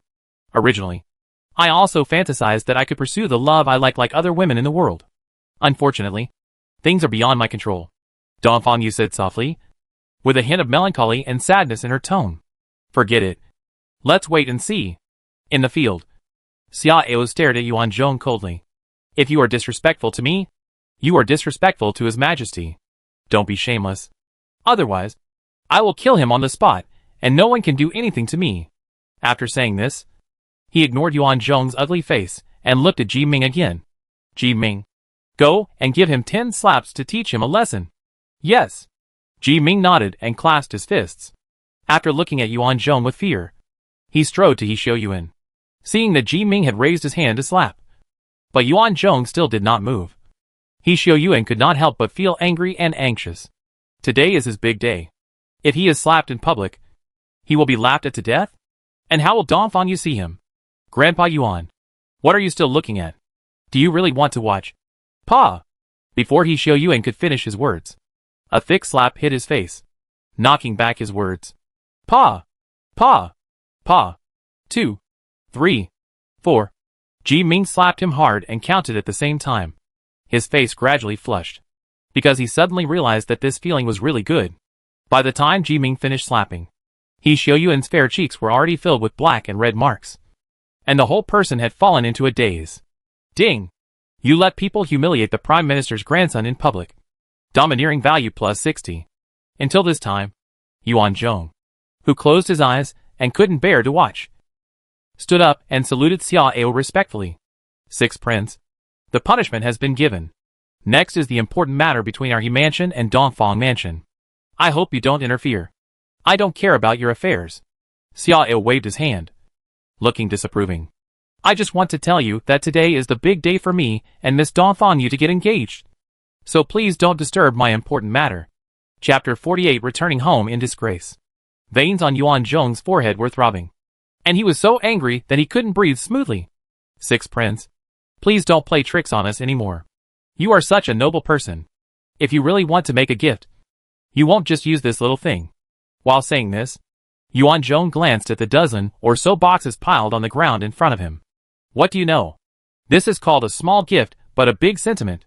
Xia Ao snorted disdainfully, then turned his head to look at Dongfang Junsheng, who was sweating on his forehead. Right. Dongfang Weiwei? Dongfang Junsheng's eyes flickered, and he hesitated and didn't dare to answer. Xia Ao's eyes turned cold, and he glared at him unkindly. What? Weiwei thinks that what I said is wrong? Dongfang Junsheng's face twitched, and he could only cough twice vaguely. Well, yes, that's right. Xia Ao smiled with satisfaction and spread his hands towards Yuan Zhong. See? Dongfang Weiwei has promised me. You can go back. Everyone was stunned when these words came out. After reacting, Dongfang Junsheng hurriedly shouted, No, Your Highness. I didn't promise anything. My Your Highness? Please forgive me. Xia Ao frowned and looked unhappy. Dongfang Weiwei. What do you mean? Why? Do you think that marrying Dongfang Yu to me is unfair to her? Or is it unfair to your whole family? Dongfang Junsheng trembled and bowed his fists. Your Highness, I have no such intention. It's just that we have already discussed this matter with the He Mansion. That's enough. Stop talking to me about those useless things. Xia Ao waved his sleeves impatiently and interrupted, snorting coldly, I'm going to say this today. Dongfang Yu only belongs to me. If anyone dares to have ideas about her, I will kill him. Seeing Xia Ao's ulterior motives and uttering such cruel words, Dongfang Junsheng and Su Xiao looked at each other and were a little at a loss. Across the street, He Xiaoyuan, who was being treated by his men for facial injuries, was furious and wanted to say something, but was forced back by Yuan Zhong. The atmosphere was a little cold and awkward for a while, until someone behind Yuan Zhong looked at the secret talisman disc and whispered to Yuan Zhong for a long time. Yuan Zhong frowned, took a deep breath, and suddenly smiled and bowed to Xia Ao. 6 Prince, something happened in the mansion. We need to go back immediately. Goodbye. After saying that, Yuan Zhong nodded to Dongfang Junsheng and his wife in a friendly manner, and then dragged He Xiaoyuan away with them. Compared to the radiant appearance when they came, when they left, the people in the Hafu Naji team were all dejected and frustrated. Dongfang Junsheng was a little at a loss for what to do. He didn't know what the people in the Prime Minister's mansion meant. Xia Ao narrowed his eyes, then turned around and came to Dongfang Junsheng with a smile. Dongfang Weiwei, you should have heard what I just said. Right? Yes. Dongfang Junsheng could only respond with a silly smile. That's good. Tell Dongfang Yu to take care of me. After a while, I will come to Naji when I have prepared what I need. Xiao nodded with satisfaction, and then pointed to the box on the ground. As for these, just consider them as engagement gifts. Okay. I have other things to do, so I won't stay any longer. After saying that, Xiao boarded the armored car and left in style. Watching the 5 armored cars fly away, Confronting Junshin was speechless for a long time. Master, it seems that one of the main reasons why the 6th prince came here is to prevent us from marrying with the Prime Minister's mansion. Su Xiao sighed lightly and said with a complicated expression. Confronting Junshin nodded, exhaled a breath of turbid air, and rubbed his temples with a headache. I just don't know why the people from the Prime Minister's mansion left suddenly. They left as soon as they said they would, which put us in an extremely embarrassing situation. Fortunately, the 6th prince did not press us step by step. Otherwise, you would have to be betrothed to the 6th prince. Su Xiao frowned and said in a deep voice, Master, it's not fear, but it's true. Confronting Junshin frowned and said unhappily, when did I agree? No, Su Xiao asked back, and seeing that Confronting Junshin was speechless, but still a little indignant, he shook his head and spoke again. The key issue is that the 6 princes have thought you promised. Confronting Junshin couldn't help but be dumb. After a while of silence, he suddenly waved his hand. Yeah, I heard that the 6 princes were dead, and no one was afraid. I stunned several of the children of the main members, and even the prince dared to scold. Some are not as handsome than the 6 princes, and there is no domineering of the 6 princes. The 6th prince is better. That's not entirely true. I heard that the 6th prince is very fond of women and has hundreds of beauties in his mansion. If the young lady goes there, I'm afraid. Nonsense. How can it be so exaggerated? Look at the 6th prince's face. How can it be a sign of excessive indulgence? In my opinion, someone is throwing dirty water and deliberately ruining the 6th prince's reputation. I think so too. Besides, which of the powerful people in the court doesn't have a few beauties in their mansion? Maybe he Shoyuan is even more excessive than the 6th prince. Listening to the discussions of several maids, Confronting was also touched. Xiao was indeed domineering and arrogant, but He Shoyuan was a bit cowardly. She didn't have any feelings for He Shoyuan, and now she even had a hint of contempt. As for Xiao, she didn't have a good impression of him at first, but Xiao was willing to give her some time to prepare, which made her feel a little more comfortable. However, what her final destination would be depends on her parents' ideas. She thought clearly that since she had no chance to slowly choose her ideal partner, she had to try her best to take care of her parents' interests and safety. Ding! You forcefully destroyed a key marriage. Domineering value plus 300. Current domineering value, 600. In the car, Xiao glanced at the panel, then looked out the window, thinking. He didn't know what the people from the Prime Minister's mansion meant by suddenly retreating, but he felt that the other party should not give up so easily. Perhaps this was a step to retreat and let himself relax his vigilance. But no matter what, it's the meat in his bowl. No one can take it away. He was still expecting the other party to make other moves, which was one of the reasons why he was not in a hurry to take down Confronting. Shaking his head and temporarily putting this matter behind him, Xiao began to think about the matter of the concubines. Although this selection is under the banner of selecting palace maids and female officials, it is thought that some good seedlings can still emerge. Now, the concubines who have passed 4 rounds of selection are arranged in the concubine garden. Originally, the first round of palace selection was to be held in 3 days, but due to the war on the northern border, this matter has been postponed indefinitely. However, this is a good thing for me. Chapter 49, asking the general to come out of retreat. Imperial Palace, Qingjing Hall. I heard that the Prime Minister's grandson named Yuan went to the Weiwei family to propose marriage. Xia Yongyan asked casually while reviewing the memorials. Zuozhi raised his eyelids slightly, but did not say anything, but glanced at the white-haired old man sitting at the foot of the imperial steps, because he knew that His Majesty was not asking him, but asking the Taifu Linyoha. Linyoha opened his somewhat turbid eyes, coughed twice, and said in a hoarse voice, Your Majesty, I heard about this matter 2 days ago, but I didn't know they went today. What do you think? Xia Yongyan asked without raising his head. Linyoha pursed his lips, pondered for a while, and spoke slowly. Your Majesty, this matter, I am afraid it is not easy for this old minister to say. The speaker is innocent. Just say it directly. Xia Yongyan finally raised his eyes, glanced at Linyoha, and said expressionlessly, This is... Lin Yoha did not dare to refuse again. He lowered his head and organized his words and began to speak.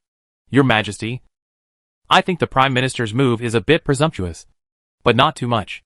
And since the Weiwei chose to agree, it is enough to show that his loyalty to your Majesty has leaked out a little. However, from another perspective, it may not be a bad thing. Xia Yongnian paused with a brush in his hand and frowned slightly. Oh, what's the best way? Your Majesty, the Weiwei is responsible for the mission of guarding the palace gate. It is an important job and one of the most critical links to ensure the safety of the palace and the central government. Therefore, there must be no mistakes. Since your Majesty has decided on the candidate for the Crown Prince, you should seek stability and stability. The Prime Minister's mind is obviously on the prince. He tied the Weiwei to the prince's chariot. In this way, if your Majesty wants to retire behind the scenes to enjoy his old age in the future, it will be safer to have the Weiwei perform his duties and escort the prince. Hearing this, Zuoji's face changed slightly. Xia Yongnian glanced at Zuoji and said in a low voice, Zuodaban, do you have a different opinion? Zuoji's eyes flickered slightly, and after hesitating for a while, he still spoke honestly, because he knew your Majesty. If he didn't tell the truth, he would definitely be alienated and even lose trust. Your Majesty, I think that what the Grand Tutor said is not true. Oh, why? Your Majesty, there is another most important and dangerous possibility that the Grand Tutor did not mention, Zuoji said softly, glancing at Lin Yoha, who frowned slightly. What if? What if? What if the Prime Minister has some thoughts that he shouldn't have, and persuades the Crown Prince to commit the treasonous act of betraying his teacher and destroying his ancestors? Then the most powerful shield of the Weiwei will become a broken wall that will crush him. After saying that, Zuoji suddenly shuddered and knelt down suddenly, with a face full of fear and trepidation. Your Majesty, I have no other intentions. I just want to show you all the possibilities. I hope your Majesty will forgive me. Xia Yongnian narrowed his eyes and waved slowly. Get up. Thank you. Your Majesty. Xia Yongnian did not look at Zuoji again, but looked at Lin Yoha. Master, have you never thought of this? Lin Yoha shook his head and sighed. Your Majesty, I have thought of this, but I think the possibility is very small. Hearing this, Zuoji's eyes suddenly showed anger. Small? Still should? Master Taifu, do you know what you are talking about? The safety of His Majesty, and the safety of our great Xia. How can it be ignored just because it is small? Where do you put His Majesty?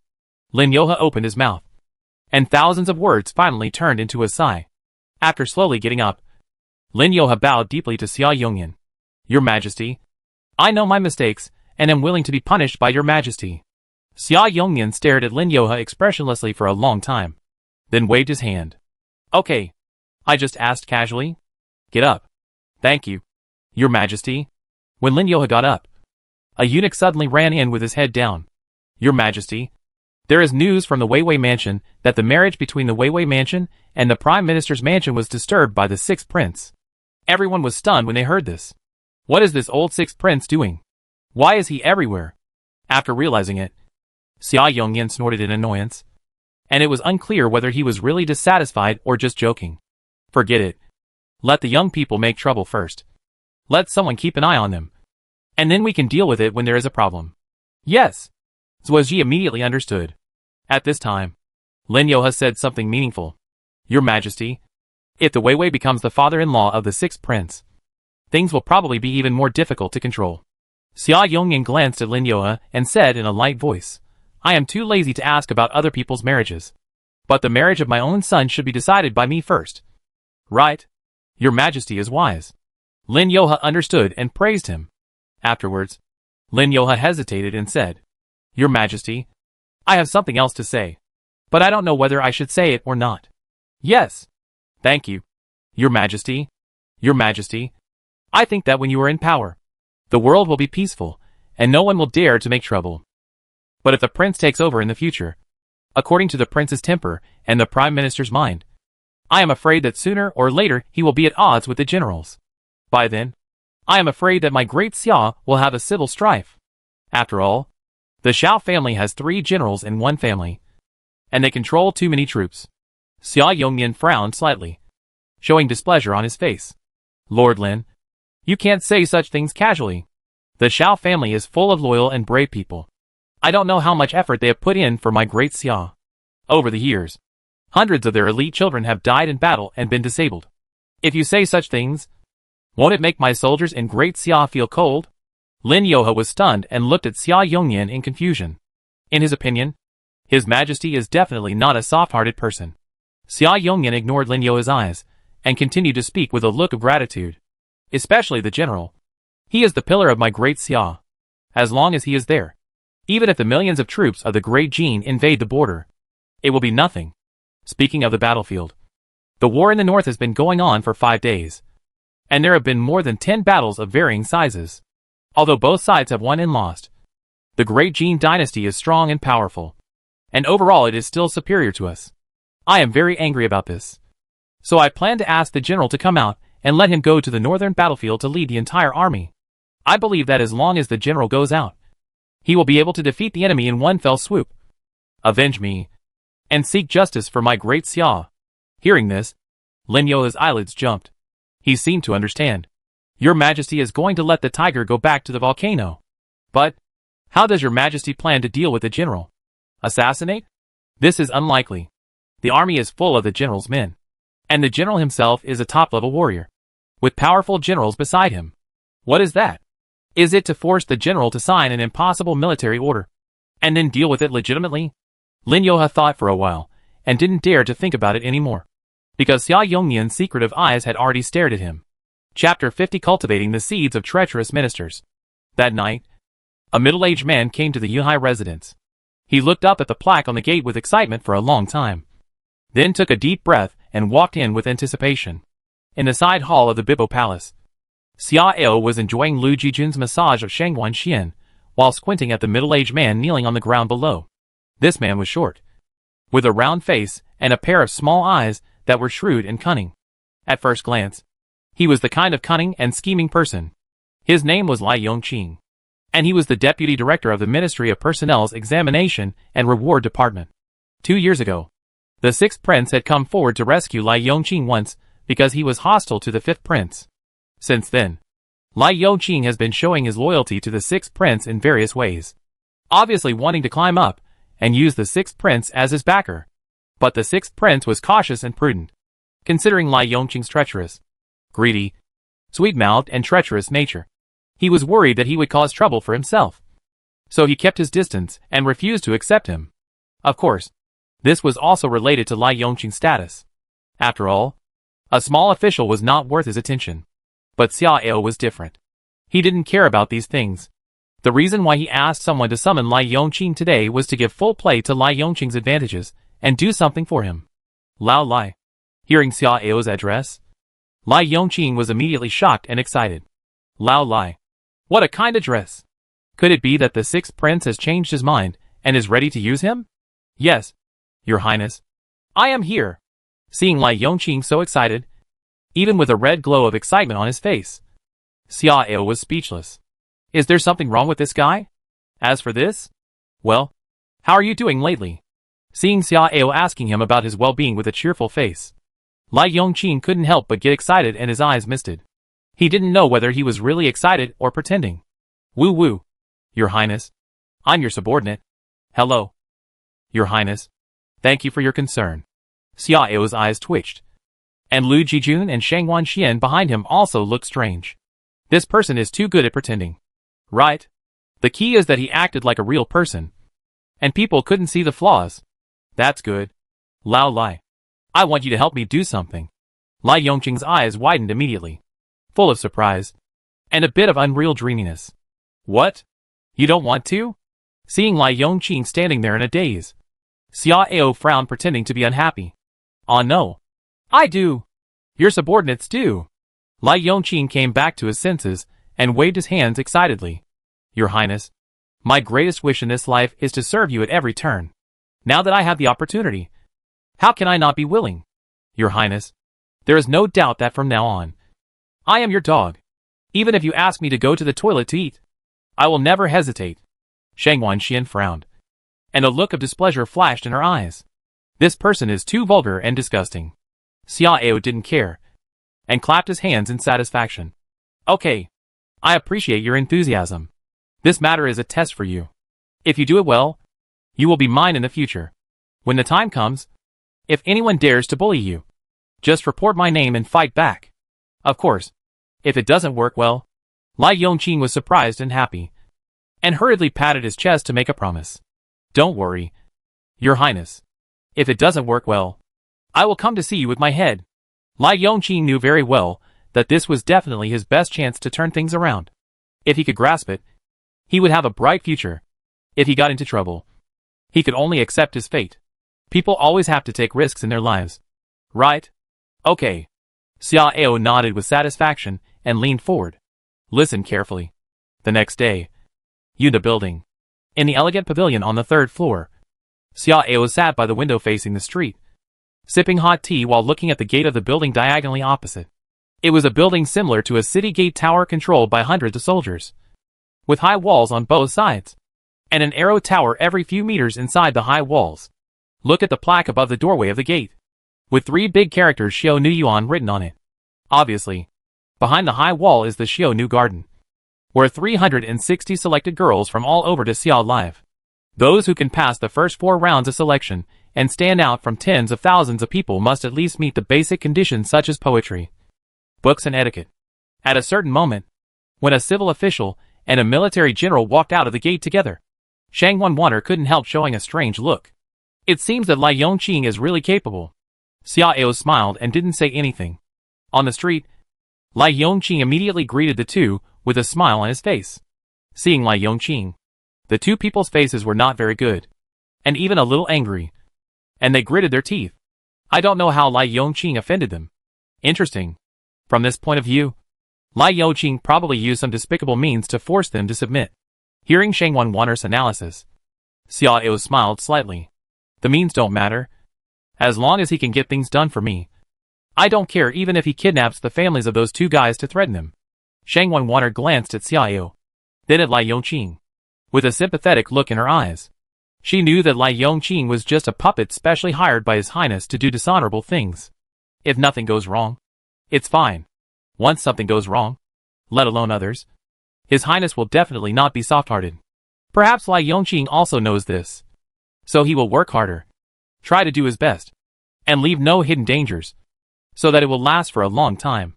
Not long after, there was a knock on the door, and then the door opened. Zhou stepped aside, waited for 3 figures to enter, and then closed the door again. Greetings, 6th Prince. Lai Yongqing and the other 3 saluted respectfully, among whom Lai Yongqing looked excited, and the other 2 looked complicated. Xia Ao didn't care about the expressions of the 3 people, just hummed lightly. Lai Yongqing was very observant.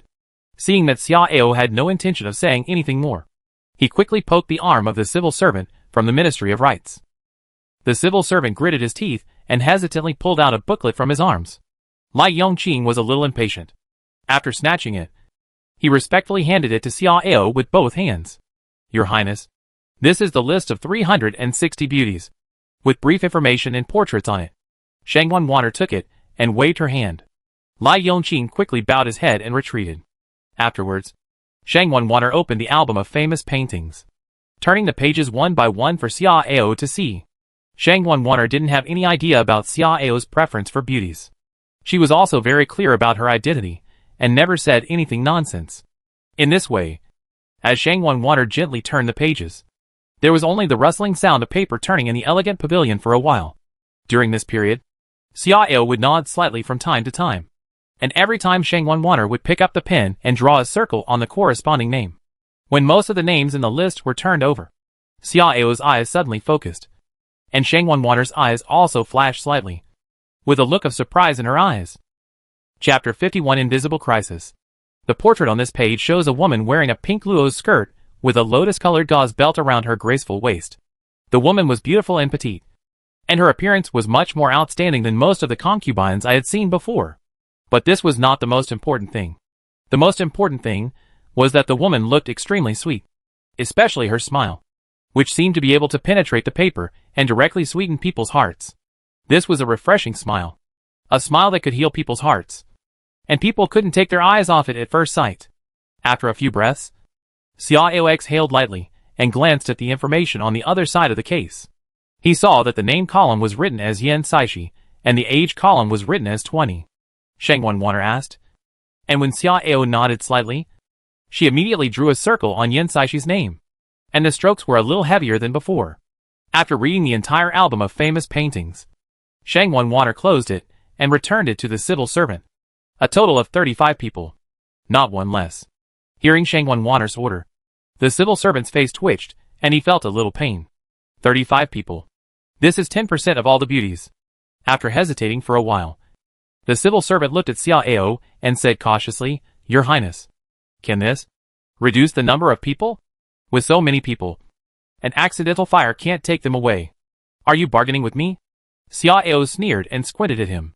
The civil servant shuddered, gritted his teeth, and lowered his head. I dare not. Then do as you wish. However, I hope that your highness can hide them well. After all, if the news leaks out, not only will I lose my head, but you will also have a hard time explaining to his majesty. I don't need you to worry about this. You just need to do your job well. Xia Ao flicked his fingers carelessly, and then glanced at Lai Yongqing. Remember to bring my reward to you too. Don't let those who work hard for me feel disappointed. Yes, your highness. Don't worry. As long as the people are safely sent to your highness's house tonight, the things that belong to the two adults will naturally arrive in time. And I guarantee that no outsiders will know. Lai Yongqing nodded and responded. That's good. I have prepared a big meal for the three of you. It's next door. After you finish enjoying it, go and do your own things. Xia Ao nodded, smiled and said something, then left leisurely with Shangwan Water and Zhou Ying. After seeing Xia Ao off, Lai Yongqing looked relaxed, but the other two looked heavy. This sixth prince is really too bold. These are the girls selected for his majesty and the palace. But the sixth prince has no scruples to grab the food first, and even pick the best batch. Such a capital crime. If Lai Yongqing, the bastard, hadn't grasped their vital points, even if the sixth prince came to threaten them personally, they would not dare to respond. But there is no if. Now that things have come to this, they can only pray in secret that nothing will go wrong. Otherwise, their own death is the least of it, and it is possible that the whole family will suffer along with them. Evening. Yuhai residence. Grandpa, if you are coming, why don't you send someone to say hello in advance? Xia Ao hurried into the hall, looked at Xiao Hongyuan who was sitting inside and said with a smile. Xiao Hongyuan sniffed, and his sensitive sense of smell was pricked by the smell of rouge and various strange fragrances. And he yawned. You are fooling around with women again? Xiao Hongyuan frowned and asked, feeling a little disappointed. Xia Ao smiled and said indifferently, It's just daily life to hide from others. Hide from others? Humph. Xiao Hongyuan snorted and laughed unhappily, as if he didn't think I didn't know. In his opinion, Xia Ao was absolutely addicted to beauty, and it was not for the so-called hiding from others.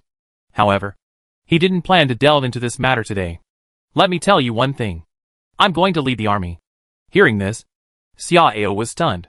Leading the army to fight? What's going on? Isn't your father most afraid of you leaving the imperial capital, and he wants to tie you up in the palace? Why is he suddenly sending you to fight? Xia Ao frowned and asked, with a look of suspicion on his face. Xiao Hongyuan shook his head, his expression a little heavy. I don't know either. His Majesty summoned me to the palace at noon today, saying that the war in the North Gate was not going well. The generals of the East and West camps refused to obey the orders of the Duke of Zhengwu Dongxiang, so that the three battlefields were almost fighting on their own, and the situation was not optimistic. So, His Majesty wants me to come out and personally lead the northern expedition, command the 900,000 troops in the north, and work together with the Daiyu dynasty in the west, in order to break through the defense line of the Great Jin dynasty in the shortest time and enhance the prestige of my great Xia. Xia Ao blinked, sat down on the chair, touched his chin and thought, it sounds reasonable. But if you think about it carefully, it's not right. 6 years ago, the Jin dynasty broke through the Mongshan Pass in our northern border, and 500,000 troops marched straight in 3 ways. Our army was defeated in succession, and lost more than 300,000 troops successively, and almost lost the 2 northern prefectures. Even in such a critical moment, the emperor refused to let you come out and send you out to take charge of the overall situation. Why has he changed his temper now? No. There is a problem here. At this point, Xia Ao's eyes suddenly condensed. Could it be that he is planning to attack you? Xiao Hongyuan looked at Xia Ao in surprise, with a look of surprise in his eyes. But this surprise soon turned into a look of relief. Ao, you have really grown up. No one knows what His Majesty is thinking. But your guess is not unreasonable. I heard that His Majesty vomited blood again last night. His Majesty's health is worrying. When he personally conquered the Manga Wasteland, his foundation was damaged. Although he tried every possible way over the years, he still couldn't make up for the damage to his foundation. So he got worse and worse. Perhaps he had a premonition of something. So he was ready to pave the way for the prince. After all, in his eyes, the biggest threat to the prince's succession to the throne and his position is me. At this point, Xiao Hongyuan's expression became complicated. What if my father really intends to get rid of you? What should we do? Xia Ao frowned and looked at Xiao Hongyuan, pretending to be irritable. It's not that easy to want my life. I'm not unprepared over the years. Xiao Hongyuan's eyes were sharp and his expression became serious. But, Ao, there is another possibility. Although even a tiger won't eat its own cubs, the royal family is ruthless. It's possible that the target is not me. But you? Me? Xia Ao pointed at himself in astonishment. That's right. I was transferred to the border. And Jijia and Tianzong are in the east and west camps respectively. If something happens to you, we are out of reach and can't take care of you at all. And we may not even get the news. Without you, the cohesion of my Xiao family will be dispersed. At that time, as long as I am trapped in a corner where no one cares, it will be easy to separate and deal with Jijia and Tianzong. Chapter 52. Three people. Sense of urgency. Xia Ao could not help but remain silent. He had not really considered this possibility. Seeing Xia Ao's heavy expression, Xiao Hongyuan suddenly smiled meaningfully. But you don't have to worry too much. This possibility is actually very small. And I will arrange a few people for you to do our best to ensure your safety. This matter is a crisis. But on the other hand, it is also an opportunity. As long as the killer move prepared by that person can't kill me or harm you, then in the end, it won't be us who will suffer. On this trip to the northern border, I should stretch my rusty fists and feet. If everything goes well, when I return, the possibility of you taking that position will be greatly increased. Xia Ao knew that Xiao Hongyuan was preparing to seize the military power. After nodding with longing and joy, Xia Ao couldn't wait to ask, Grandpa, who are those people you mentioned? The first one is naturally Lu Chenghe, the chief of my mansion. If you encounter any problems or need any help, you can go directly to him. The second one is Wei Yong, the Minister of Justice. Wei Yong and I are close friends. I have talked to him in secret. During the time I am away on the expedition, he will always take care of you. Of course, if there is an urgent need, you can also take the initiative to ask him for help. The third one is Li Guo, the Shonglong of the Dianwei. This person is of great importance. He is a dead chess piece that I have worked hard for a long time. Unless it is a life and death crisis, you cannot contact him. Hearing the names of the last two people, Xia Ao was moved. Needless to say, the Minister of Justice, as one of the 6 heads of the 6 ministries, his status and position are self-evident. The key is that Dianwei Zhonglong is also Xiao Hongyuan's man, which is scary. The center of the palace gates, and the imperial capital, as the 3 most critical defense systems, are respectively managed by the Imperial Guards led by the Imperial Guards, the Imperial Guards led by the Imperial Guards, and the garrison led by the Imperial Guards. Among them, the garrison is responsible for the largest area. So the Imperial Guards are divided into 2, namely the Imperial Guards and the Imperial Guards, who are responsible for the inspection and security of the Imperial capital, as well as the guarding of the city walls and gates. Li Guo, the Imperial Guards, is responsible for the inspection and vigilance of the outer and inner cities of the Imperial capital.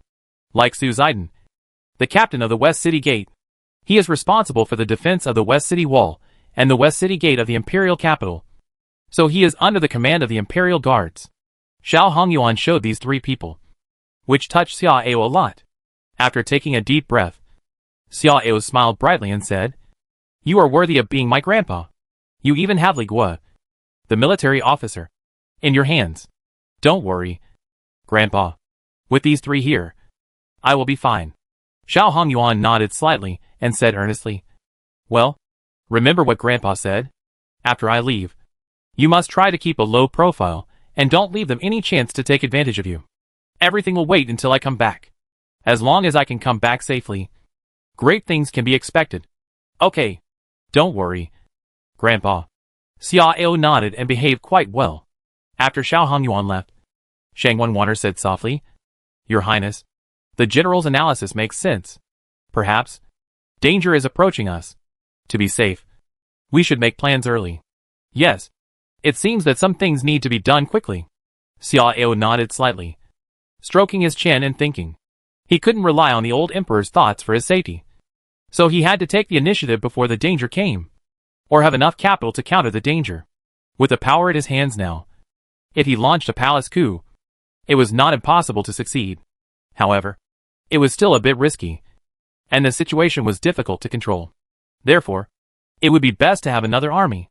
If you want an army, the foundation pool opened by the gold treasure chest is the best choice. Although there is a probability problem. The next time it is open may not be the foundation pool. But he still decided to try hard. Even if it is not the foundation pool, other things may provide him with a lot of main force. However, the gold treasure chest requires a full 10,000 hegemony points. He only has 600 now. Even if he counts the amount that will be credited soon, the gap is still large. This requires him to find another way and think of a big move that can gain a lot of hegemony points. However, what kind of big move can get thousands of hegemony points at once? While Xiao was racking his brains, Shang Wanwater spoke again. Your Highness, have you ever considered the general? He is indeed of great significance to your promotion. But after you are promoted, the power of the general's lineage will inevitably increase again. By then, he will be a super powerful minister that no one in Daxia can suppress. If the people under the general have any other intentions, then Shang Wanwater's words were relatively implicit. But how could Xiao not understand what she meant? After a toothy smile, Xiao said meaningfully, Powerful ministers? I like powerful ministers the most. The more power and ambition they have, the more I like them. Of course he likes them. Because whether it is the process of favoring and reusing powerful ministers, or the final action of solving the restless powerful ministers, it can bring him considerable domineering value. This is actually the same as cultivating treacherous ministers. Because in this way, he can continue to fleece the wool. Shang Wanwater didn't know what was behind this. But she also understood Xiao, and knew that Xiao was not a real fool. Since Xiao said so, he must have other considerations. So I won't say more. Send a message to Tian Gang, and ask him to come over in the evening. I have something to tell you. Yes. That night, a fire broke out in Xiaonuyuan. And the fire was so fierce that it burnt down 3 rows of houses. And then, the fire was barely controlled. Just when the fire lit up half of the sky and there was chaos. More than 10 carts for water came out from the side door of Xiaonuyuan. An hour later, 6 carriages drove into Yunhai Mansion and arrived at Bai Bo Palace unimpeded.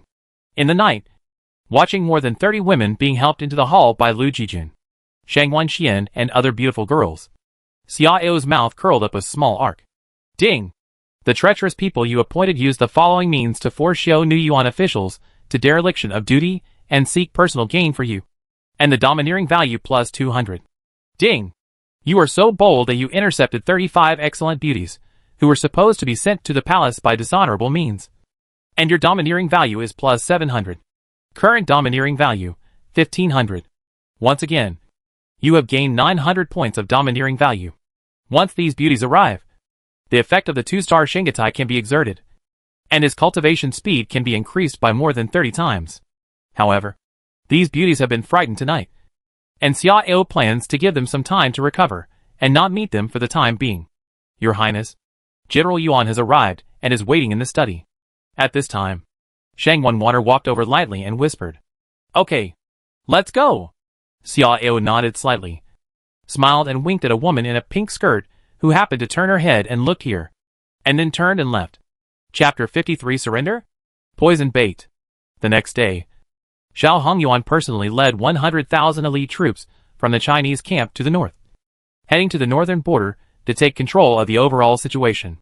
As soon as the news came out, the imperial capital was instantly shaken.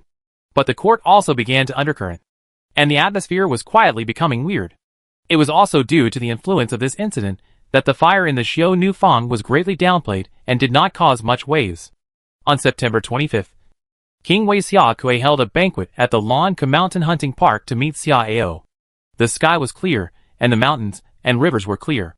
At a peak somewhere in Lanka Mountain, Xiao and Xiaokui were drinking tea and chatting. And some men were roasting prey not far away. 6th brother. I am really happy that you can come. Xiaokui diligently helped Xiao fill up the fragrant tea, and then raised his glass with a sincere face. It was my fault before. I sincerely apologize to you today, and hope you can accept it. Xiao raised his eyebrows and said with a smile, Brother, just say whatever you want to say. I am not used to your behavior. Xiaokui put down the teacup awkwardly, and after a moment of hesitation, he suddenly became serious. 6th brother. Those little brothers are still young, and there are some things they cannot interfere with. And the 3rd and 4th brothers were killed not long ago. So, now, except for the prince, there are only you and me left. Among the 3 of us brothers, you should know what the prince's character is. You were disrespectful to him before, and he has been holding a grudge against you. In addition to your involvement, if he ascends the throne, he will definitely not let you live. I am the same. In the past, my 3rd brother and I have been challenging his position as the crown prince. He will not let me go either. At this point, Xiaokui paused and leaned forward slightly. The current situation is very clear. As long as the prince succeeds in ascending the throne, you and I will definitely die. So, we must work together to protect ourselves. Oh, self-protection? How to protect yourself? Xiao leaned on the cushion and asked calmly. Xiaokui carefully looked around. Then a ruthless look flashed in his eyes, and he made a gesture of wiping his neck. Get rid of the prince, and you will be the crown prince. Xiao's eyes condensed, staring at Xiaokui for a long time. Royal brother, don't say such things carelessly. Be careful of your mouth. Xiaokui slapped his thigh, and said angrily, 6th brother, how can you be so naive? If the prince doesn't die, we will die. We have no other way to go. To tell you the truth, I actually planned to send someone to assassinate the prince directly. But my father secretly sent strong men from the inner court to protect the prince. My people couldn't find a chance to do it, so they had to give up. Xiao curled his lips and said lazily, Look, there is no chance. What else do you want? Xiaokui laughed and said coldly, Assassination is not okay. But what if we send troops to surround and kill? Xiao looked at Xiaokui as if he was looking at a fool, and said speechlessly, Royal brother, did you take the wrong medicine? You still need the army. Where do you get the army? Don't worry about this first. Just say, do you want to do it? Xiaokui shook his head, and did not show his trump card directly. He was not stupid. Xiao frowned. His face was hesitant, and he didn't speak for a long time. Seeing this, Xiaokui was a little impatient. 6th brother, can't you see? Father has transferred the general out, obviously ready to clear obstacles for the prince. If you hesitate any longer, when the general gets into trouble, everything will be too late. Xiao took a sip of tea and said hesitantly, No, this is a capital crime with a head loss. If father knows, you and I will definitely not survive. And I am not interested in that position. I just want to be a free and easy king. Xiaokui pounded the ground heavily, gritted his teeth and said angrily, 6th brother, are you a blockhead? I have been talking for a long time. Why don't you understand? Now it's not a question of whether you want to or not, but a question of what you must do. Otherwise, you can't even save your life. What's the point of being free and easy? King? As for the secrecy of the matter, you can rest assured that I have made careful arrangements, and it will not be discovered. Besides, once the prince dies, only you and I are qualified to succeed the crown prince. But I don't have enough foundation. No one will support me. And this crown prince position can only be yours. Even if something is revealed, my father can't do anything to you. At most, he will put me in the sky prison. Xiao blinked and said suspiciously, Will my brother be so kind? Of course. I heard that my father's body, even if I was really put in the sky prison, it would not be a matter of a word to let me out after you ascend the throne? Xiaokui said in a low voice, with a matter-of-fact look on his face. Xiao glared at Xiaokui, displeased. Brother, do you know what you are talking about? My father is in his prime, and in good health. How can you curse my father? You? Xiaokui's eyes widened, looking angry. That's enough. My brother, I'm not interested in what you said. I won't do such a thing as fratricide or treason. I also advise you not to have any dangerous thoughts or actions. We are all brothers. I believe that the prince will not do anything reckless. Xiao left such a paragraph, and then stood up and led people away regardless of Xia Kui's retention. An hour later, Yuhai residence. Your Highness, the bad people reported that Xia Kui covered his whereabouts and went to the palace. Shang Wanwaner reported softly, looking at Xiao with a little strangeness in her eyes. She didn't quite understand why Xiao decisively rejected Xia Kui's proposal, but now she understood. What do you think? Xiao wiped his hands and asked in a low voice. There are two possibilities. First, Xia Kui was worried that His Highness would tell on him, so he went to the Emperor in advance to explain his purpose. Second, Xia Kui's meeting with His Highness today was most likely the Emperor's secret instruction. In other words, this is actually a murderous net set by the Emperor. A net specifically targeting His Highness. If His Highness agrees, then once it is launched, the Emperor can legitimately get rid of His Highness and clear the obstacles for the prince. Perhaps, this is the Emperor's plan to transfer the general out. After listening to Shang Wanwaner's analysis, Xiao nodded slightly. To be honest, I didn't think much about it at first, but Xia Kui was too urgent later, and he didn't even put forward any conditions to me. That kind of urgency and wholehearted attitude for me has exceeded common sense, which aroused my vigilance. Now it seems that Xia Kui's move is most likely instructed by the old Emperor. At this point, Xiao's eyes showed a fierce light. Heh, I was a little hesitant at first, but since the old Emperor is so cruel, I can't blame myself for being unjust. Shang Wanwaner's eyes flickered slightly, and she hesitated. Your Highness, do you really want to do that? The strongmen guarding the Imperial Mausoleum are not weak. What if they are caught alive? Don't worry. They will get nothing. Xiao smiled, his eyes cold. Chapter 54 Information is not available. A hammer breaks a knife. At nightfall, 9 men in black respectfully bid farewell to Xiao, and then quietly left under the leadership of the personal guard Captain Guoda. After an incense stick, Rong Luo arrived. Your Highness, the prince sent an invitation. Please go to the East Palace Villa to participate in the night banquet. Prince? Xiao's eyes flickered, and after tapping the armrest and thinking for a while, he suddenly showed a faint smile. Shang Wanwaner took the invitation and smiled, and let Rong Luo leave. Your Highness, it looks like the prince has probably known about your secret meeting with Xia Kui today, and he must be very unhappy, and even have other ideas. However, this may also be an opportunity. Xiao smiled and nodded gently, saying, You are right. This is indeed an opportunity. Although the Emperor is thinking about the prince, there are some things that he will not tell the prince. Since the Emperor wants to use Xia Kui as a knife, then I will use Xia Chong as a sledgehammer, and use this sledgehammer to smash his knife. Get ready. We are going to the banquet. Yes. Eastern Palace Garden. 6th brother. Ha ha ha. You are finally here. Come on. Come on. Come and take a seat with me. In the banquet hall, seeing Xiao coming, Xia Chong was delighted, and even took the initiative to step forward and laughed and pulled Xiao's arm, wanting to pull him to the innermost main seat to sit with him. Xiao blinked and said with a smile, Brother Crown Prince, this is not allowed. There is a difference between the superior and the inferior. Outside, you need to pretend to maintain the illusion that you and I are not on good terms. But it is not allowed here. After saying that, Xiao glanced at Gu Ruoyan, who was standing with a smile on her face at the accompanying table next to the chairman's seat. Sister-in-law Dong, don't you think so? Because she is the concubine of the Eastern Palace. The Crown Princess is also called the Eastern Concubine. There is no problem for Xiao to call her the Crown Princess or the Eastern Concubine. But both titles are a bit formal. There are no outsiders in the banquet hall at the moment. It is obviously a private banquet. Calling her sister-in-law Dong is a bit cliché, but it can show closeness. While asking with a smile, Xiao's eyes seemed to have a deep meaning. Gu Ruoyan smiled as usual, as if she didn't see Xiao's meaningful eyes. Prince, don't embarrass my 6th brother. Hearing Gu Ruoyan speak, Xia Chong took advantage of the situation, shook his head and smiled, and led Xiao to the guest seat. Well, then please take your seat. 6th brother. After Xiao sat down, Xia Chong did not rush to ask anything, but just arranged singing and dancing to liven up the atmosphere, and kept talking about various interesting things.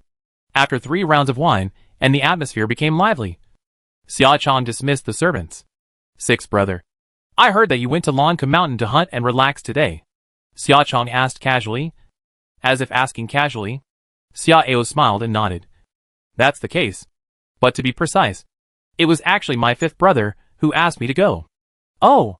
Xia Chong was stunned and showed a look of surprise. After looking at Guruoyun, Xia Chong asked with interest, Old Fifth asked you out? What did he ask you out for? Is he going to hunt some big thing? Xiao took a sip of wine and said with a smile, Prince? You guessed right. Old Fifth did ask me to hunt a big thing. And it was a very big thing. Xia Chang's smile froze slightly. And he said with a fake smile, Sixth brother. This very big thing. Could it be me?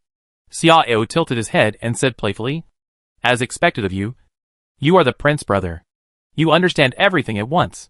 Xia Chang's pupils shrank slightly. And his eyes suddenly turned cold. Sixth brother. This kind of words are not good to joke about. Old Five. Does he really want to mess around? Brother Prince? Do you think I could possibly say such a thing? Xiao curled his lips. And his expression suddenly became serious. To tell you the truth, what fifth brother meant was, I have offended you. And will pose a great threat to you, and he once wanted to take your position as the crown prince. So if you take the throne, both of us will die. Therefore, he advised me to join forces with him. Kill you directly. And then help me sit on the throne of the crown prince. Hearing this, Xia Chang's expression sank, and a hint of murderous intent flashed in his eyes. Then, sixth brother. Aren't you tempted? Xiao rolled his eyes at Xia Chang and said unhappily, Brother Prince. What are you talking about? Being an emperor is so tiring. I'm not interested in that. It's so good to be free and unrestrained like I am now.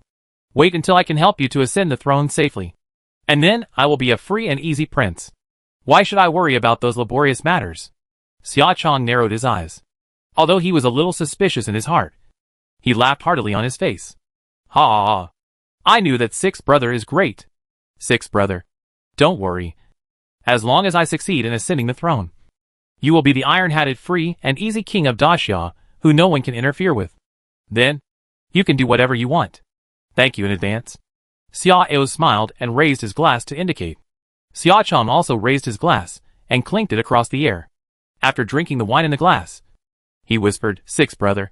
What does the fifth brother plan to do? I'm not sure about this, because I refused it directly at that time. Xiao shook his head, and then seemed to remember something, and patted his head and said, Oh, by the way, the fifth brother mentioned that he wanted to use the army to surround and kill you. As for which army he was referring to, he didn't say, but I think he looks very determined, as if he has it all planned out. And he seems to be very confident. Army? Xia Chang narrowed his eyes and frowned deeply. The fifth brother can also get involved in the army? That's not right. At this time, Gu Ruoyun suddenly spoke. The army that King Wei is talking about may not be a well-organized army, but a small one, or a small part of the army that is indirectly controlled by controlling a general. After all, he just wants to surround and kill the prince, not to directly provoke a war. Xiao clapped his hands and praised, as expected of Dong's wife. This insight is much deeper than mine. Gu Ruoyun's ears suddenly felt hot, as if stimulated by a certain word. Xia Chang rubbed his eyebrows and said thoughtfully, A small part. And he still has great confidence. Could it be Yulin army? Or Imperial army? Huh? Yes. Why didn't I think of it? Xiao stared and screamed. Brother Prince, you are always surrounded by strong guards. Even if there are hundreds of troops surrounding you, you can't be hurt for a while. But there is an exception. That is when entering the palace. If the fifth brother controls a young general of the Imperial Guards, then the other party can take advantage of the fact that there are no strong guards around you and lead his troops to attack you. Brother Prince, if that's the case, then Xiao didn't say the rest of the words, but the three people naturally understood the meaning. Xia Chang was frightened and broke out in a cold sweat on the spot, and was shocked and angry. This damn old fifth. He is looking for death. Xiao pursed his lips and hesitated. Brother Prince, I can testify to this matter. So it's completely reasonable for you to kill the fifth brother. After all, he was the one who wanted to murder you first. But he is our brother after all, and it's not easy to explain to the father. Otherwise, report to the father and ask the father to make the decision? Chapter 55 The Sword and Fire Disaster in the Imperial Mausoleum. Xia Chang let out a long sigh and said in a deep voice, I have my own considerations on this matter, and you don't have to worry about it. After saying that, Xia Chong suddenly smiled again, looked at Xia Ao very kindly, and sighed, "Sixth brother. This time it is really thanks to you. Otherwise, I might really have capsized in the gutter and been killed by the fifth brother. You helped me a lot. No doubt. I will not let you down in the future." Ding! You revealed the secret talk with the fifth prince to the prince. Stab the fifth prince in the back. And the domineering value plus 200. Look at what the prince said. This is what I should do. Xia Ao smiled modestly, but then his eyes turned and said seriously, "But prince, speaking of it, I really hope to get your support for something." "Oh, sixth brother. Let me hear it." Xia Chong immediately became alert and did not agree at once. "Brother prince, you should have heard about Dongfang. Right?" Xia Ao said softly, looking a little embarrassed. Gu Ruoyun raised her eyelids and stared at Xia Ao with an inexplicable look.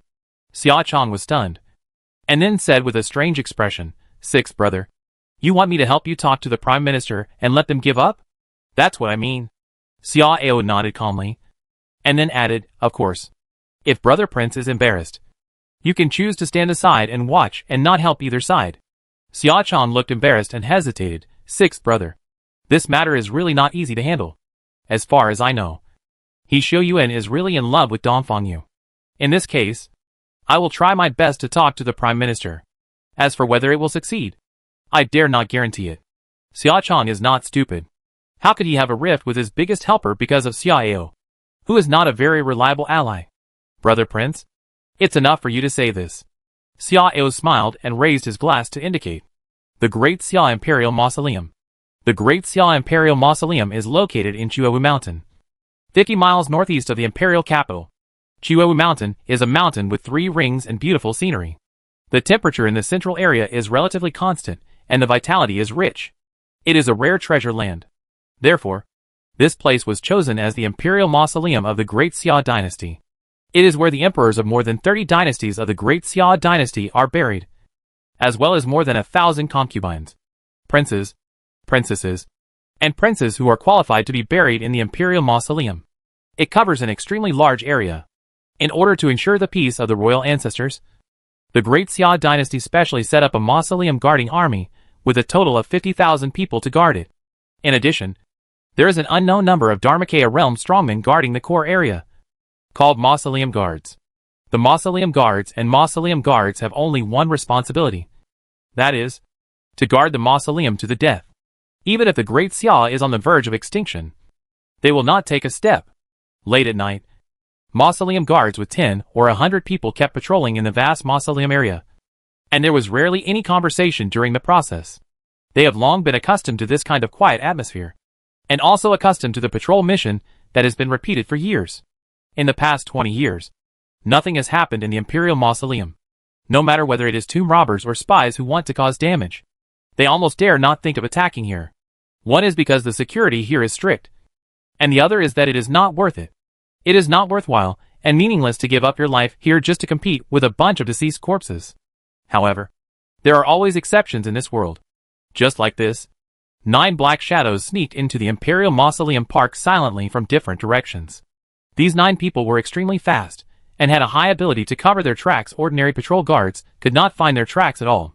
After successfully sneaking in, 5 of them found a place to hide in the middle and outer periphery and waited quietly, while the other 4 continued to move towards the core area inside. 2/4 of an hour later, when a man in black sneaked near the mausoleum of a former emperor of Daxia, a vicissitudes of life suddenly sounded. Haha. Interesting. After being silent for so long, finally a blind thief broke in. The man in black was startled and turned his head to look. Only then did he find a wrinkled old man in black standing on the treetop a dozen steps away to the right. At this moment, the old man in black was staring at him strangely, as if he was staring at a monkey in a theater. "Will you surrender and confess everything? Or will you let me help you?" Looking at the black-clothed man who was looking at him cautiously, the old man stroked his beard and chuckled. However, the smile on the old man's face soon froze. And then he turned around and flew back without thinking, because the black-clothed man's body suddenly began to swell, and was chasing him. However, the next moment, the black-clothed man changed direction and ran towards the towering square tombstone not far away. "How dare you!" The old man was shocked and angry. But before he could catch up, He saw the black-clothed man's swollen body suddenly exploded. Boom! Accompanied by a loud bang. A ball of fire covering a radius of more than 10 feet rose in the field. And the violent energy left a pit of 5 or 6 feet on the ground. And also blew the tombstone to pieces. The old man was dumbfounded. Shocked and angry. But also a little confused. He couldn't understand why this uninvited guest chose the extremely extreme self-explosion without saying a word. Could this be a madman? As the shocking roar sounded, the mausoleum guards scattered everywhere, and other mausoleum guards hidden in the core area were all horrified. And people kept running towards the direction of the explosion. At the same time, the 5 black-clothed men on the periphery suddenly began to move. They showed their virtual Dharma bodies ranging from 2 to 6 feet without hesitation. And then began large-scale destruction with the help of the Dharma bodies. Some people smashed the tombstones in front of them with their Dharma bodies. Some set fire to the forest. Some dug up the tombs. And some indiscriminately destroyed everything they could see in front of them. When the mausoleum guards came in anger, they did not want to fight, but continued to go to the next place to destroy, and would not fight until it was unavoidable. When the powerful mausoleum guards came to kill them, they chose to self-destruct one after another, not giving the other party a chance to capture them alive, and even refused to leave a relatively complete corpse. On the other side, when most of the mausoleum guards were led to the periphery, the remaining 3 men in black, who had sneaked into the core area, emerged and began to frantically destroy the most valuable target. For a time, the originally quiet and peaceful Imperial Mausoleum Park was full of flames and roars. The mausoleum guards kept dying tragically, and the men in black kept self-destructing, creating greater destruction before they died. When all 9 men in black died, when the chaos finally stopped, the originally green and clean mausoleum had already changed drastically, facing the devastated scene. Whether it was the generals of the mausoleum guards or the senior mausoleum guards, they all trembled and turned pale. This was shocking, angry, and even more frightening. After such a big thing happened, they were afraid that their heads would be in danger. Chapter 56. The Great Sui Dynasty Pool. Eastern Palace Garden. Ding! You said people to destroy the Great Xia Imperial Mausoleum. You are so audacious and reckless. Overbearing value plus 10,000. Hearing the voice in his mind, Xiao remained calm. But he was full of emotion in his heart. He just sent people to the Imperial Mausoleum to make trouble. Unexpectedly, he directly gained a full 10,000 points of overbearing value. It seems that this behavior is indeed amazing. This kind of thing is obviously extremely treasonous. But he is not a real great Xia royal family. In addition, the old emperor showed his murderous intention towards him. So he had no pressure and acted recklessly. Xiao was delighted by the generous reward. He looked up at Gu Ruoyun, who was sitting upright not far away. And Xiao's mouth showed a playful arc. Xia Chong just went out and said he was going to relieve himself. But Xiao guessed that the other party was probably going to arrange someone to deal with Xia Kui. Sister Dong, I haven't seen you for a long time. Have you missed me? Hearing Xiao's teasing, Gu Ruoyun's pretty face changed slightly. She glanced at the closed door nervously, and then glared at Xiao. Sixth brother. Behave yourself. Behave yourself? Xiao raised his thick eyebrows. And while scanning Gu Ruoyun's curvy body with his fiery eyes, he laughed and said, that day, Sister Dong's reaction was quite unbecoming. TSK. Think about it carefully. It's really unforgettable. Xiao. Gu Ruoyun was shocked and embarrassed. Gritted her teeth and shouted. Her expression was extremely nervous. Are you trying to kill us? What are you afraid of? The prince is not here. Xiao curled his lips, looking indifferent. Stop talking, Gu Ruoyun whispered. Her hands clenched tightly together nervously. Her face pale. It's okay if you don't tell me. But you have to promise me one thing.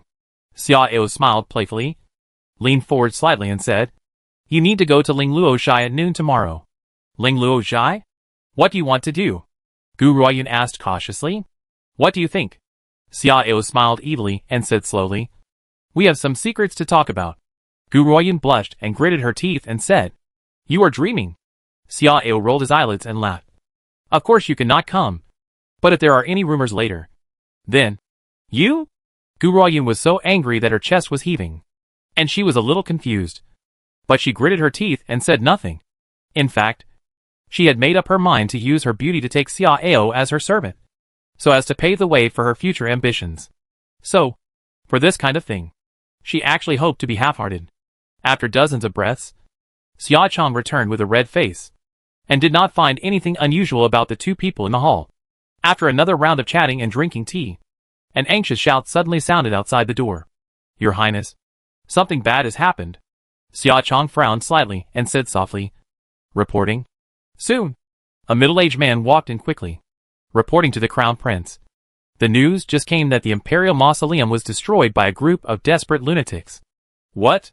Xia Chong and Gu Ruoyun stood up in shock, and Xia Ao was also stunned. How could the Imperial Mausoleum be destroyed? Are the Mausoleum guards and Mausoleum keepers just eating for free? Xia Chong asked angrily. The middle-aged man lowered his head and said with an unpleasant expression, replying to the prince, "I don't know the details. I only know that the damage seems to be not small this time. His Majesty is already furious." Xia Chang's face changed for a few breaths, and then he waved his sleeves and shouted, "Arrange it, and return to the palace immediately." After speaking, Xia Chong looked at Xia Ao with a sullen face. "Sixth brother, such a big thing has happened. You and I obviously can't drink and have fun anymore. Let's stay here tonight." "Okay." Xia Ao nodded and stood up, clasped his fists towards Xia Chong and Gu Ruoyun, and then left first with an expressionless face. Yuhai Mansion. Current hegemony value, 11700. Ding! You spent 1000 hegemony value to exchange for a silver treasure chest. The treasure chest is opened. Congratulations. You get a 2-star cultivation upgrade card. 2-star cultivation level upgrade card. After use, you can improve your cultivation level from 3 to 60 levels without any hidden dangers, only for the Void Body Realm and the True Body Realm. After opening another cultivation level upgrade card, Xia Ao thought for a while and decided not to use it himself, but to give it to Guida. This thing obviously determines the improvement level based on the realm of the user. He is about to break through to the 63rd level of the Void Body Realm. If he uses it, he may only be able to improve 5 or 6 levels at most, which is too wasteful. Guida is only at the 4th level of the Void Body Realm, and the improvement level will definitely be close to the maximum. Giving it to him will have the best effect. As for why Guida was chosen instead of others, it was naturally because of the assassination that night. If it weren't for Guida that night, he might have died, so he naturally had to show his appreciation. In addition, according to his understanding and observation during this period, Guida is not only loyal, but also the descendant of a declining general family, and is proficient in military strategy. He is a malleable general. Therefore, it is imperative to cultivate Guida. Putting away the cultivation upgrade card temporarily, Xia Ao rubbed his hands and started the most critical part. Ding! You spent 10,000 domineering points to exchange for a gold treasure chest. The treasure chest is opened. Congratulations. You have obtained the Great Sui Dynasty Foundation Pool. The Great Sui Dynasty Foundation Pool. You can choose one from the 2 options of the Great Sui Dynasty Foundation Pool in the Abyss Realm to inherit. Gao Zue, Li Mi, Zuyo Wu Ho, Xiaobu Jun. Seeing that the foundation pool was opened, Xia Ao's eyes lit up and his expression was happy. What he wanted most this time was the foundation pool, but he didn't expect that his wish would come true. After looking at several options for a while, Xia Ao directly chose Gao Zue and Xiaobu Jun. According to his understanding, Gao Zue is an all-round talent, and Li Mi is far behind him. As for the latter 2 options, Zuyo Wu Ho is the intelligence agency of the Great Sui Dynasty, and Xiaobu Jun is the Imperial Army. What he needs most now is the army, and he already has a bad guy in the intelligence department, so there is no need to worry about it. Gao Qiu, 15th level of True Body Realm, 60 years old, can be summoned at a designated time and place. Xiaobu Army, 50,000 people. All troops are equipped with soul equipment, and one is in the Xietian realm. You need to choose a place that can accommodate 50,000 troops to summon them. Xiaobu General Yuan Qingdu, 90th level of True Body Realm, 30 years old, will appear with the Xiaobu Army. 50,000 Xiaobu Army. 1/10 of them, that is, 5,000 people are in the Xietian realm, and all of them are equipped with soul equipment, which shows how powerful they are. There is also the attached commander Yuan Qingdu, who is the #1 figure among the fierce generals of the Great Sui Dynasty, much stronger than his father. Looking at the harvest in front of him, Xia Ao's eyes lit up, and the heart that was previously raised was completely put down. With this Xiaobu army, plus the Xianjin camp, and the Yanyan cavalry that will soon appear in the world, it is easy to launch a palace coup. Chapter 57 The Prince Captures the King of Wei. The next day, the whole court was in a state of panic. The Imperial Clan Court, the Dali Temple, the Xuanyi Guard, the Garrison Army, and even the Imperial Guards all rushed to the Imperial Mausoleum. Many ministers, the Prince, and others also rushed there. Last night, the Imperial Mausoleum was destroyed by desperate lunatics, and the Emperor had chopped off many people's heads in anger. At this critical juncture, everyone was trembling with fear and cautious, fearing that they would be implicated by accident. But Xia Ao still stayed in the mansion. Not only did he turn a deaf ear to what was happening outside the window, but he also continued to fool around with a group of beautiful girls without any corresponding awareness. By the Bibo Lake, the lake viewing pavilion, the sun was warm and the breeze was blowing. Xia Ao was fishing leisurely with a fishing rod. Behind him, Lu Jijun and Shang Wanxian were fiddling with a fruit plate. Next to him, a petite and very cute woman was fanning Xia Ao. This woman is none other than Yin Saishi, who is the most outstanding among all the concubines. Yin Saishi participated in this election for the position of a female official. But who would have thought that she would be kidnapped before entering the palace? For such a situation, Yin Saishi, who was powerless to resist, could only sigh inwardly that she was unlucky. However, when she knew that it was the sixth prince who robbed them, her heart gradually calmed down, and she adjusted her mentality in time and took the initiative to please him. Her appearance was already good, and coupled with her innocent and sweet smile, she quickly stood out from the concubines and took the third place among dozens of beauties. Hey, a point fish? This is a sign of good fortune. Your Highness is so lucky today. Seeing Xia Ao catch a fish with silver scales and red back, Yin Saishi blinked her smart eyes and laughed. Xia Ao laughed, looked at Yin Saishi's sweet smile, raised his hand and patted her lightly, causing Yin Saishi to make a drunken moan. Your little mouth is really good at talking. Go. Grill it for me. Let me have a taste. Yes. Yin Saishi responded in a delicate voice, turned around and ran towards the grill outside the pavilion like a light bird. Lu Jijun and Shang Wanxian looked at each other and curled their lips in dissatisfaction. This Yin Saishi seems pure and innocent, but in fact, he has a lot of thoughts. It seems that they have to be on guard. After a while, Shang Wanwaner came in. Xia Ao looked up and asked in a low voice, Did you go? Yes. Shang Wanwaner nodded, glanced at the three women around, and changed to telepathy. In order to hit the target with one shot and leave no trace, General Yuan will go out personally. This is the best. Xia Ao nodded with satisfaction. And suddenly he stretched out his arms and pulled Shang Wanwaner into his arms. Come. Hold the pole for me. Let me see your luck. Shang Wanwaner blushed, twisted twice in Xia Ao's arms, and hurriedly stopped. Your Highness, please don't move. The fish will be scared away. I'll give you half an hour. If you can't catch it, I'll give you a big fish. Xia Ao moved his hands and laughed. Shang Wanwaner's heart skipped a beat, and she quickly started fishing. She knew what the big fish meant. Imperial tomb. Looking at the bumpy surface and the charred and broken stone tablet, Xia Chang and others looked gloomy and ugly. Where is the general guarding the tomb? After a moment of silence, Xia Chang asked angrily. Several young generals of the Mausoleum Guard army looked at each other, and one of them stood up. To your Highness, General Zhang was executed. Xia Chang paused, then snorted coldly. What about the Mausoleum Guard manager? To your Highness, General Lu was also executed. Xia Chang and others all looked black. After a while, the chief of the clan Xia Hanlin spoke in a deep voice. Who is in charge here now? Hearing Xia Hanlin's question, two people stood up with their heads down. Xia Hanlin frowned slightly, because these two people were only the fourth in command of the Mausoleum Guard army and the Mausoleum Guards. In other words, their three superiors had been beheaded by His Majesty, which shows how angry His Majesty was. Who was responsible for what happened last night? What can you find out? This question was not only asked to the two people in front of him, but also to the leaders of the clan mansion, the Dali Temple, and the Xuanyi who were sent last night. Replying to Master Zongjing, nothing has been found. Hearing the response, Xia Hanlin, Xia Chang and others all changed their colors and looked angry. Are you all good for nothings? How come nothing has been found? Where is the body? You won't start from there?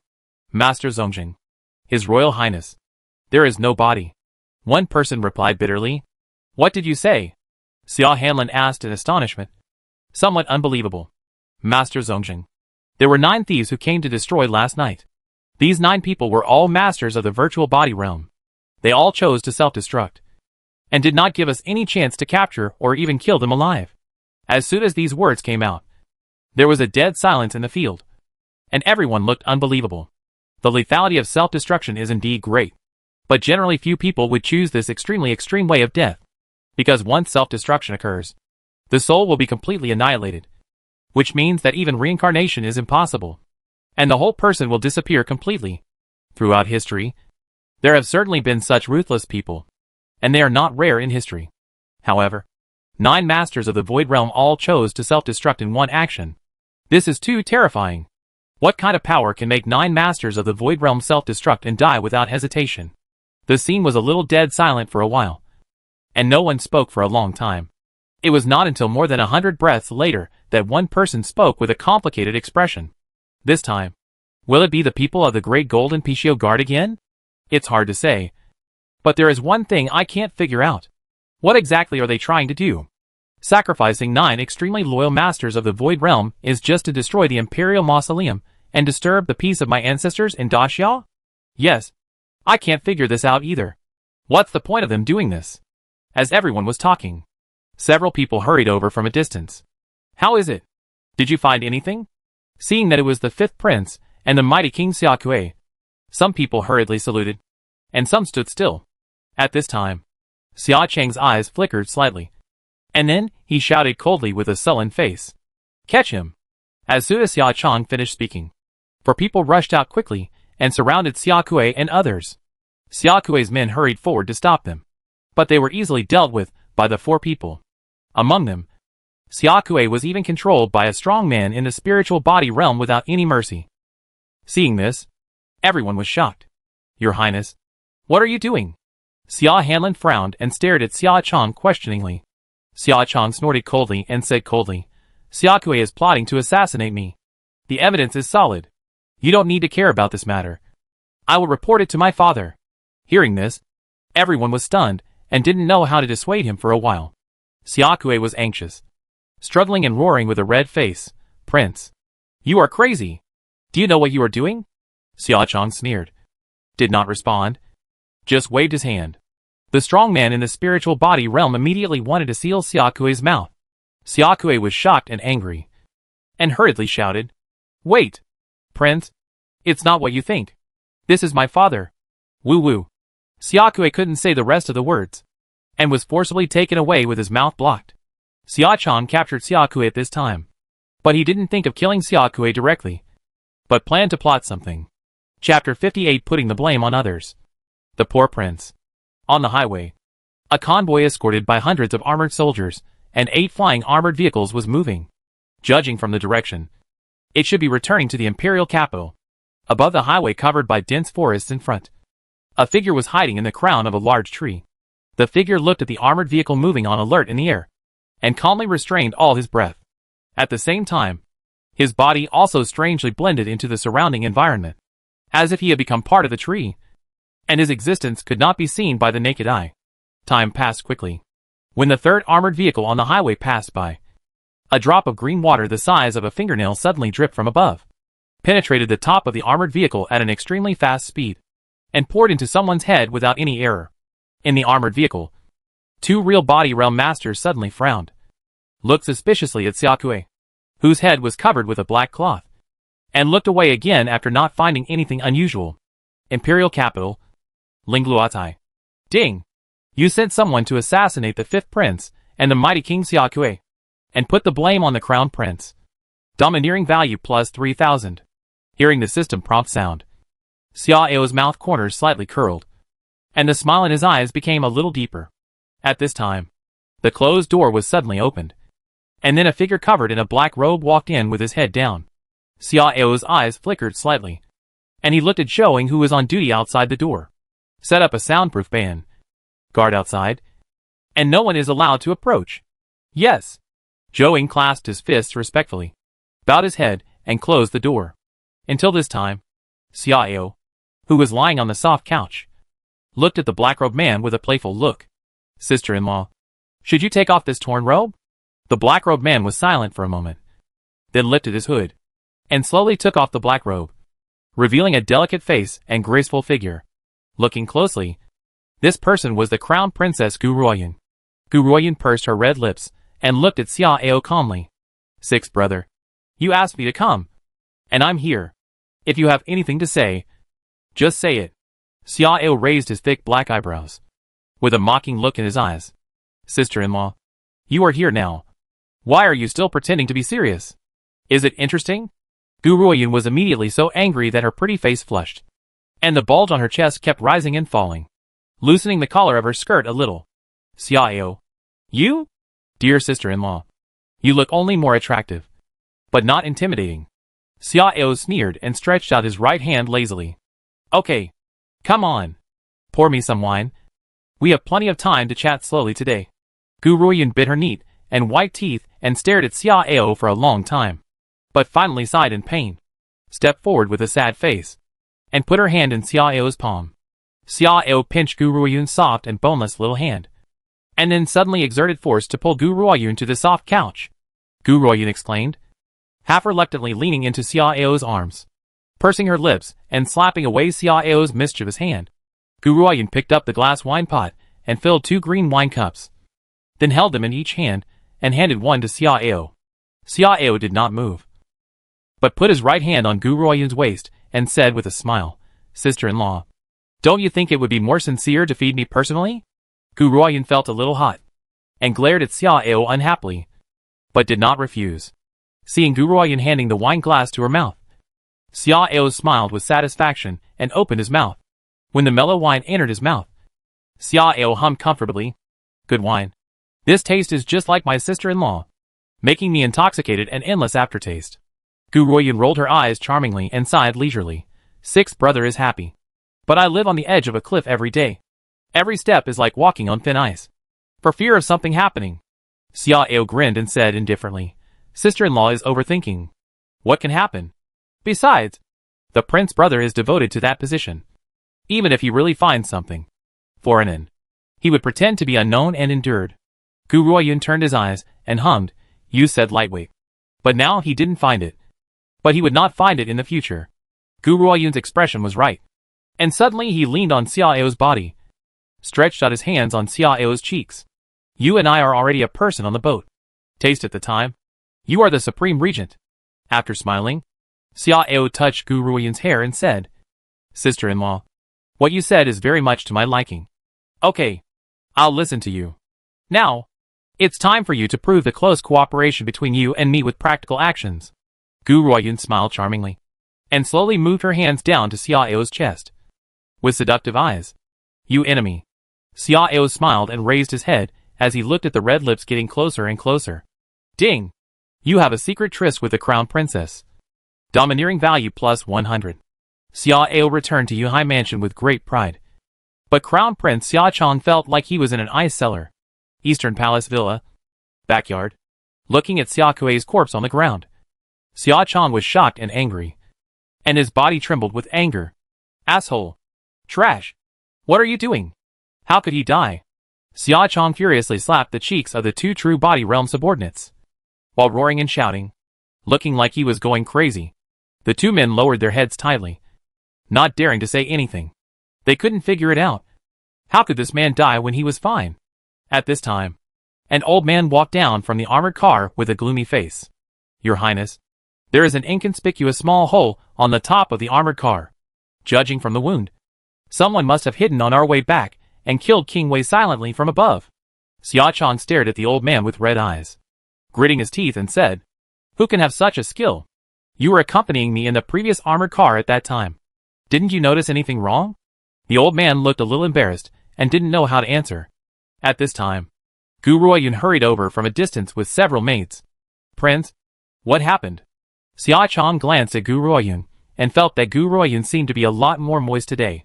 But at this time, he was surrounded by anger and anxiety, and didn't think much about it.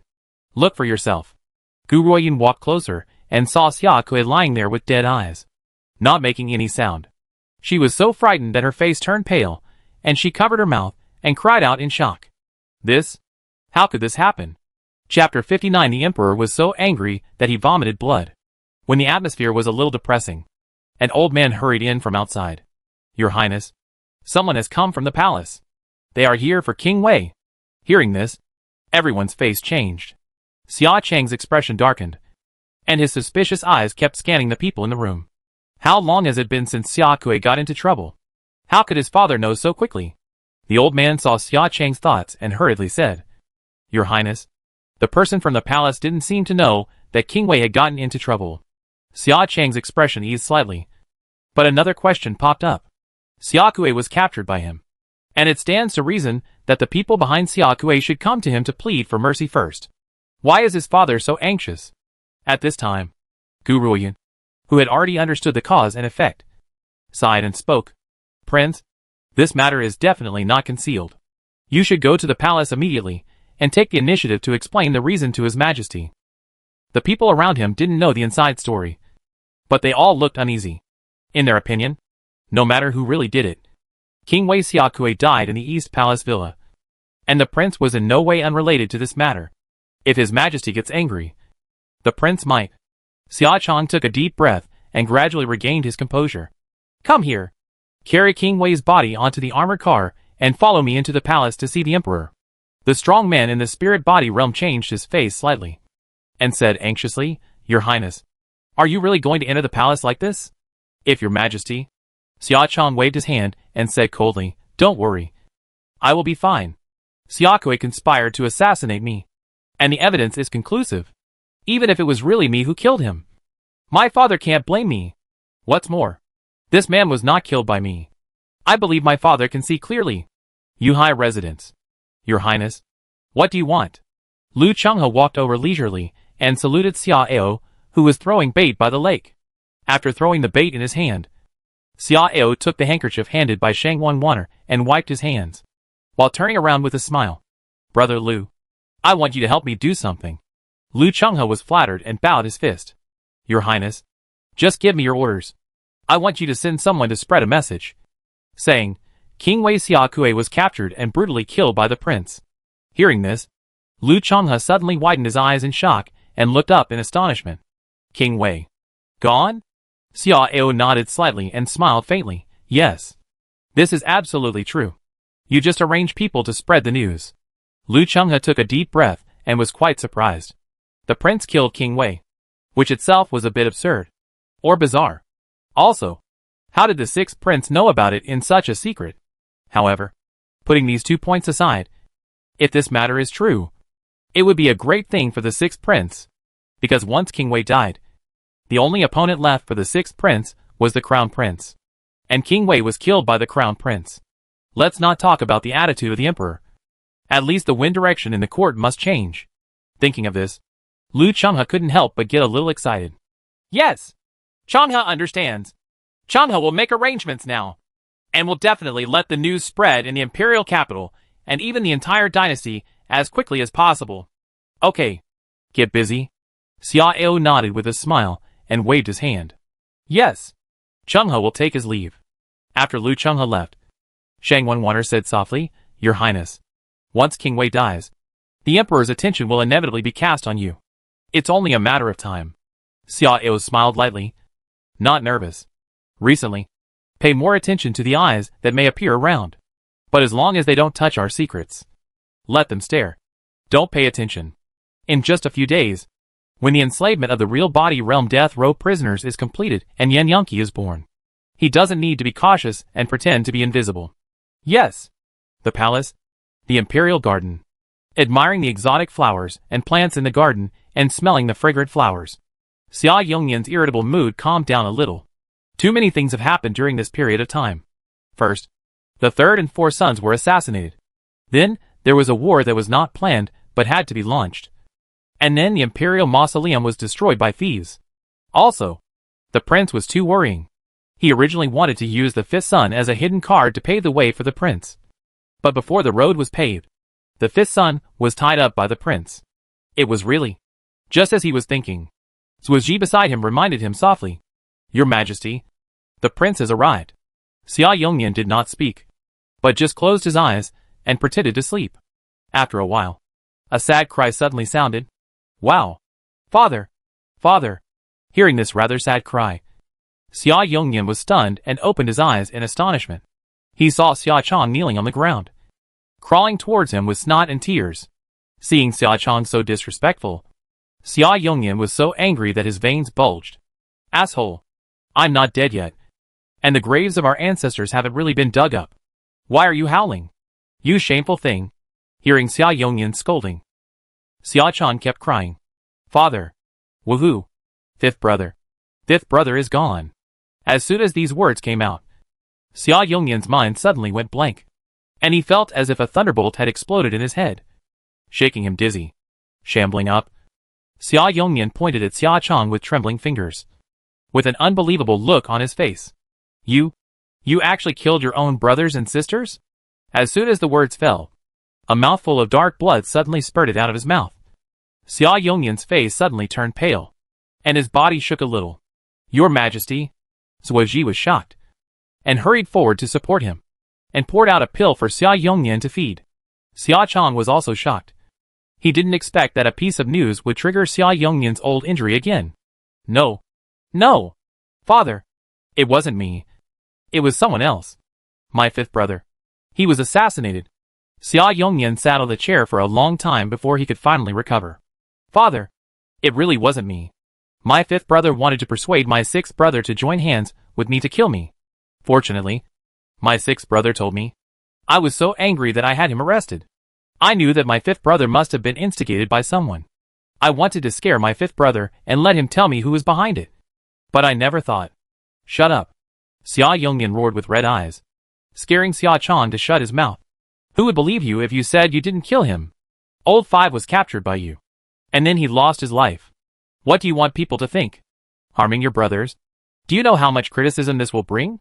Xia Chong pursed his lips and whispered. People in the world can't confuse right and wrong. Right?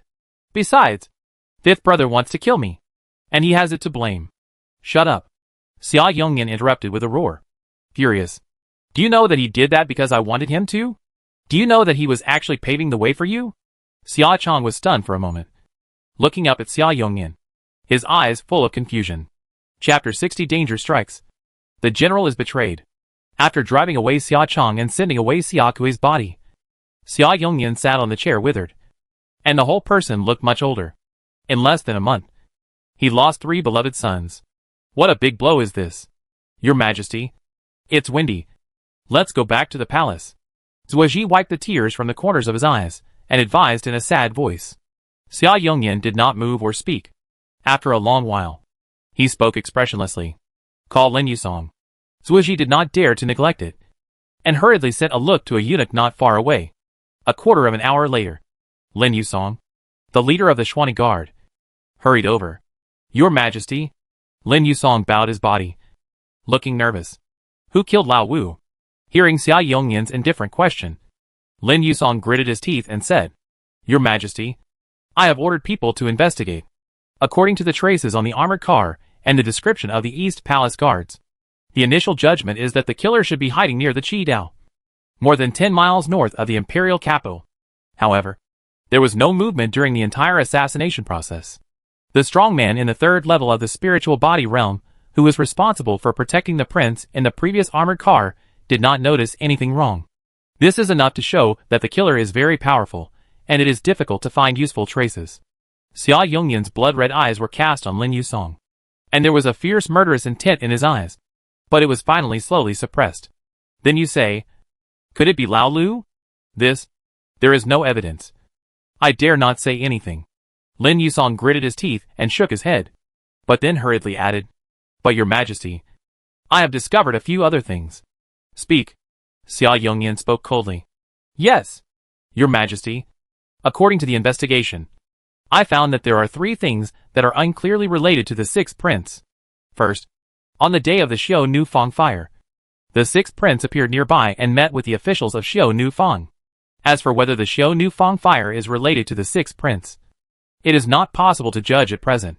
I need to ask for permission to interrogate the 2 officials of Xiao Nu Fang before I can draw a conclusion. Xia Yongyan narrowed his eyes and said coldly, I give you this power. Investigate. I obey your order. Lin Yusong breathed a sigh of relief and continued to narrate. Secondly, Su Shang, the chief steward of the 6th prince's mansion, died inexplicably on the night when the 3rd and 4th princes were killed. His mansion was burned to ashes, leaving no one alive. After this incident, the 6th prince also reported the case, and I didn't think much about it. But according to the investigation of my subordinates, it was found that Su Shang's death seemed to be related to a secret related to the 6th prince. But what exactly is the secret? And whether Su Shang's death is related to the 6th prince? There is no clear clue at present. However, after Su Shang's death, the position of the chief steward of the 6th prince's mansion was replaced by a woman with a mysterious origin. According to the investigation, there is nothing wrong with the woman's origin, but she herself seems to be very unusual. Xia Yongyan didn't take this too seriously, because Xia Ao was backed by the general's mansion. And how could the people arranged by the general be simple? However, Xia Kuei's death made him the biggest suspect on Xia Ao. As long as there was hope to pull Xia Ao's guilt, he didn't want to give up. I give you the authority. Check. Thank you, Your Majesty. Lin Yusong was refreshed and began to tell the third thing. Third, at noon today, the 6th prince went to Lingluatai. And coincidentally, the crown princess also went there and covered it up. As for whether the 6th prince met with the crown princess, and whether they did it, what they talked about, further verification is needed. As soon as these words came out, not only Xia Yongyan was stunned in the chair, but also Zhuo Ji. His face twitched, and he lowered his head. The 6th prince and the crown princess? Lord Lin, do you know what you are talking about? Xia Yongyan had a gloomy face, and anger was rising in his eyes. Lin Yusong's heart skipped a beat, and he knelt down to explain. Your Majesty, that's not what I meant. If the crown princess really met with the 6th prince, it is very likely that she went on behalf of the crown prince to discuss something with the 6th prince. After all, the crown prince seems to have reached an alliance with the 6th prince. If it is inconvenient for the crown prince to contact the 6th prince frequently, it is completely reasonable to let the crown princess go instead. Besides, whether the 6th prince and the crown princess actually met is still an unknown. It may just be a coincidence. Seeing that Xia Yongyan looked wrong, Zhuo Ji also hurriedly spoke. Master Lin, you must speak clearly, and not speak ambiguously. The crown princess is a future. Behind the crown princess are the general, the prime minister, and the crown prince. Even if she really met with the 6th prince, she could only be talking to the 6th prince on behalf of the crown prince. You must let your subordinates grow their brains and not make random guesses. Yes, what the left palace master said is right. It's my fault that I didn't make it clear just now. Lin Yusong nodded hurriedly and wiped the sweat from his face. Xia Yongyan closed his eyes and thought for a while, then said in a deep voice, Yu Xuanyue should focus on the first two things, and send strong men to secretly keep an eye on Yuhai Mansion. Report any situation in time. As for the third thing you mentioned, I will find time to ask the crown prince. Yes, I obey your order. Lin Yusong hurriedly accepted the order. In addition to being afraid, he also secretly blamed himself and wished he could slap himself twice. Perhaps it was because of His Majesty's attitude towards the first two things that he was a little inflated. So he spoke without restraint. Northern border, Shangyanpo. In the general's tent, when Xiao Hongyuan and others were playing the sand table, a young general suddenly ran in with a panic. Report to the general. Lieutenant General Su Mao and Chung Lan led their troops to escape without a fight, and the Jin army did not stop them and let them out of the encirclement. What? The generals in the tent jumped up in shock and stared at the young general, who reported the news in disbelief. This time, the general personally led 150,000 troops as bait, in order to lure the main force of Jin, so as to gather the army to counter-encircle from the outside and defeat the main force of Jin in one battle. Originally, everything was going according to plan, and the main force of Jin was successfully attracted, and was currently encircling the central army from all sides. As long as they can hold on until their own army arrives, there is an 80% chance of winning. But what they could never have imagined was that at this critical moment, the two lieutenant generals actually fled with their troops. You know, the two men each led 50,000 troops. And if they fled, the 100,000 troops would be gone. In other words, they only have 50,000 troops left. 50,000 troops. How can they stop the 600,000 troops of the Great Jin? For a moment, the generals in the tent were shocked and angry. And they were trembling with anger. Asshole. Traitor. Damn it. These two traitors. I will skin them alive. No! Why didn't the Grey Jean army stop them? Did they collude secretly long ago? Is this a trap? Amidst the scolding, as one person suddenly screamed, the tent was instantly silent. Chapter 61 Countermeasures. The Emperor's Heart. In the dead silence, everyone's eyes were cast on Xiao Hongyuan, with complicated expressions. Although the speculation in their hearts was chilling and unacceptable, the facts were in front of them, and they had to think about it. General, Your Majesty, is he really so cruel? Isn't he afraid that our army will be defeated and lost and be despised by the world? Xiao Hongyuan glanced at the person who spoke, then at the other generals, threw down the bamboo pole, and said expressionlessly, who would know that this matter is related to him? In this battle, this general is the commander-in-chief. If we lose, everything will only be recorded on this general's head, and the three big words Xiao Hongyuan will be nailed on the pillar of shame. It seems that the emperor is about to die. Otherwise, he would not be so crazy. The generals were silent, and the emotions of sadness and despair began to spread in the tent. General, it seems that we are doomed this time. A general shook his head bitterly, and then forced himself to cheer up and smiled heartily. But it is an honor to die on the battlefield with the general. The other generals looked at each other, and suddenly their expressions became solemn, and they clasped their fists with a firm look. I am willing to die with the general. They are all Xiao Hongyuan's confidants, and they are all real iron-blooded soldiers. Even if they are betrayed, they have never thought of surrendering to the enemy and betraying their country. Xiao Hongyuan laughed, but shook his head and said, why be so pessimistic? The fate of this battlefield is still undecided. The generals were stunned. After a few breaths, a general asked excitedly and expectantly, General, do you have a backup plan? Of course, since this general has long been aware of the danger in the dark. How could he not be prepared? Xiao Hongyuan nodded, looking confident. For this battle, this general has already made 2 preparations. If there is no accident, it will naturally proceed according to the original plan. If there is an accident, the second set of strategies will naturally be implemented. While speaking, Xiao Hongyuan picked up the bamboo pole and began to push it on the sand table. The generals swarmed forward, nervously watching the flags and puppets representing their own armies on the sand table constantly changing their positions. When Xiao Hongyuan stopped, the generals opened their mouths wide, their eyes full of shock and incredible excitement. Because, after Xiao Hongyuan's adjustment, the original plan was completely reversed. The various armies of his side did not force their way here, but directly detoured to the north, surrounding the position of the north, symbolizing the central army of the Great Jean. Especially the 2 elite cavalry that had disappeared 7 days ago, finally appeared on the sand table at this moment. Looking at their positions, one is in the northernmost Shang corridor, and the other is directly inserted from the north to the back waist of the enemy's central army. The Shang corridor is the main transportation route in the south of the Great Jean dynasty, and the lifeline of the Great Jean army. Once the Shang corridor is closed, it means that the most important supply line of the Great Jean is completely cut off, and the cavalry that launched a fatal attack on the central army of the Great Jean from the rear will also bring nightmares to the enemy. In this way, even if the enemy's center army will not be defeated in one battle, its main force must quickly return to support. Otherwise, when the enemy's center army is swallowed up, the remaining main force will also be in danger of being annihilated. And such a dangerous situation is absolutely unacceptable to the enemy. After understanding Xiao Hongyuan's strategy, all the generals were delighted and looked at him with admiration and respect. He is indeed a far-sighted and invincible general. Facing such a situation where he is almost certain to lose, he still has the means to turn the tables. General, how awesome! Awesome! As one person exclaimed, the others shouted in unison, their eyes burning. Xiao Hongyuan smiled, and then his expression became serious. Although the strategy is good, it is not that easy to achieve. The most important point is that we must hold on for at least 2 days. Only in this way can the armies be in place.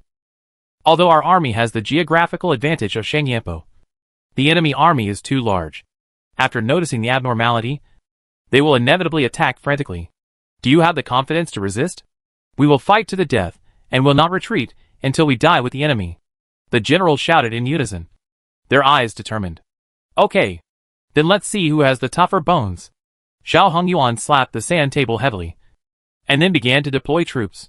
For this battle, Xiao Hongyuan did not take the army of Deyu into consideration, because he did not trust the other side, and the battlefield of Deyu was far away. and it was difficult for the two sides to cooperate. Daxia. The palace?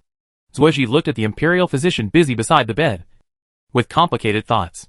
Your Majesty's health was getting worse day by day, with the continuous blows brought by the death of 3 princes, and the worry about the things after death. His Majesty finally laid down. From the lips of several imperial physicians, His Majesty's current situation is probably not very good. Just as Zuozhi was sighing secretly, there was a noisy sound of obstruction and scolding outside the hall. After a while, a eunuch rushed in quickly. Zhuozhang Hall. It's the general of the cavalry. He wants to see your Majesty no matter what. And he seems very angry. Zuozhi frowned slightly, glanced at Xia Yongyan with his eyes closed, and felt a little embarrassed. What's the matter? Xia Yongyan's hoarse voice suddenly sounded. Zuozhi did not dare to neglect it, and hurried forward and whispered, Your Majesty, the general of the cavalry wants to see you. Xia Yongyan opened his eyes, waved away the imperial physician, and raised his hand to Zuozhi. Help me up. Zuozhi bent his waist and came forward to help Xia Yongyan sit up, and patted the backrest for Xia Yongyan to sit on the couch. After asking Zuozhi to clear out all the eunuchs, palace maids, and imperial physicians, Xia Yongyan spoke. Announce. Soon, an old man with white hair and beard and eyes like a fierce tiger strode in. This man was Xia Delong, the general of the cavalry of the Great Xia and the commander of the central camp. Your Majesty, was it your order for Su Mao and Cheng Lan to retreat? Why did you do this? Do you know that this move could cause our army to suffer a great defeat and allow the Jin cavalry to attack our dynasty recklessly? After Xia Delong came in, he casually saluted, then stared at Xia Yongyan and questioned him repeatedly, his expression extremely angry. Xia Yongyan forced a smile and said softly, What are you talking about? Uncle? I am thousands of miles away from the battlefield. How can I command the generals who are participating in the battle? Xia Delong's teeth were clattering, and his anger was even worse. Su Mao and Cheng Lan are the generals of my central army. Without your Majesty's order, how could they dare to do that? Your Majesty, I want an explanation. Why did you do this? Xia Yongyan could not help but remain silent, and sighed after a long while. Uncle, have you ever thought about what would happen to Daxia if I left and the crown prince ascended the throne? The general's family has too much military power, and the crown prince and the prime minister will certainly not tolerate it. At that time, if we are not careful, Daxia will fall apart. Time is running out. Before I leave, I must solve this hidden danger. For the long-term stability of Daxia, there are some things I have to do. Xia Delong frowned and said with an ugly face, I don't think as far as your Majesty thinks. I only know that this battle cannot be lost. What if you do this, and cause our army to suffer a disastrous defeat? Xia Yongyan shook his head and said slowly, Uncle, don't worry. This scene will not happen. As long as the general dies, this battle should be over. Xia Delong's tiger eyes widened, shocked and angry. So your Majesty started this war not for revenge for the 3rd and 4th princes, but just to get rid of the general? Xia Yongyan coughed a few times. Although he didn't cough up blood, his face became paler. Uncle, as a monarch, everything should be based on the country. For the sake of the stable inheritance of my great Xia, I will not hesitate even if I bear the infamy. The muscles on Xia Delong's cheeks jumped a few times, and he couldn't utter a word of what he had in mind. Chapter 62. The Emperor is critically ill. Liu Bang's template. October 2nd. Yuhai residence. Is this true? Xia Ao stared at Liu Chenghe with a burning gaze. Looking delighted, Liu Chenghe nodded repeatedly and said with a smile, It is absolutely true. The general is not only safe, but also commanded the army to break through the Jin army and kill the enemy commander. At present, the general is commanding the army to encircle and suppress the enemy, and the victory is already determined. Ha! Good. You are worthy of being my grandpa. Xia Ao laughed loudly, looking generous. At this time, Rong Luo walked in from outside. Your Highness, Eunuch Liu is here. Oh! Come in. Xia Ao turned back and sat back on the chair, and gave an order. Yes. Soon. Lu Feng walked in lightly. After seeing Liu Chenghe, Lu Feng's eyes flickered slightly, and then he looked at Xia Ao with a smile. 6th Prince.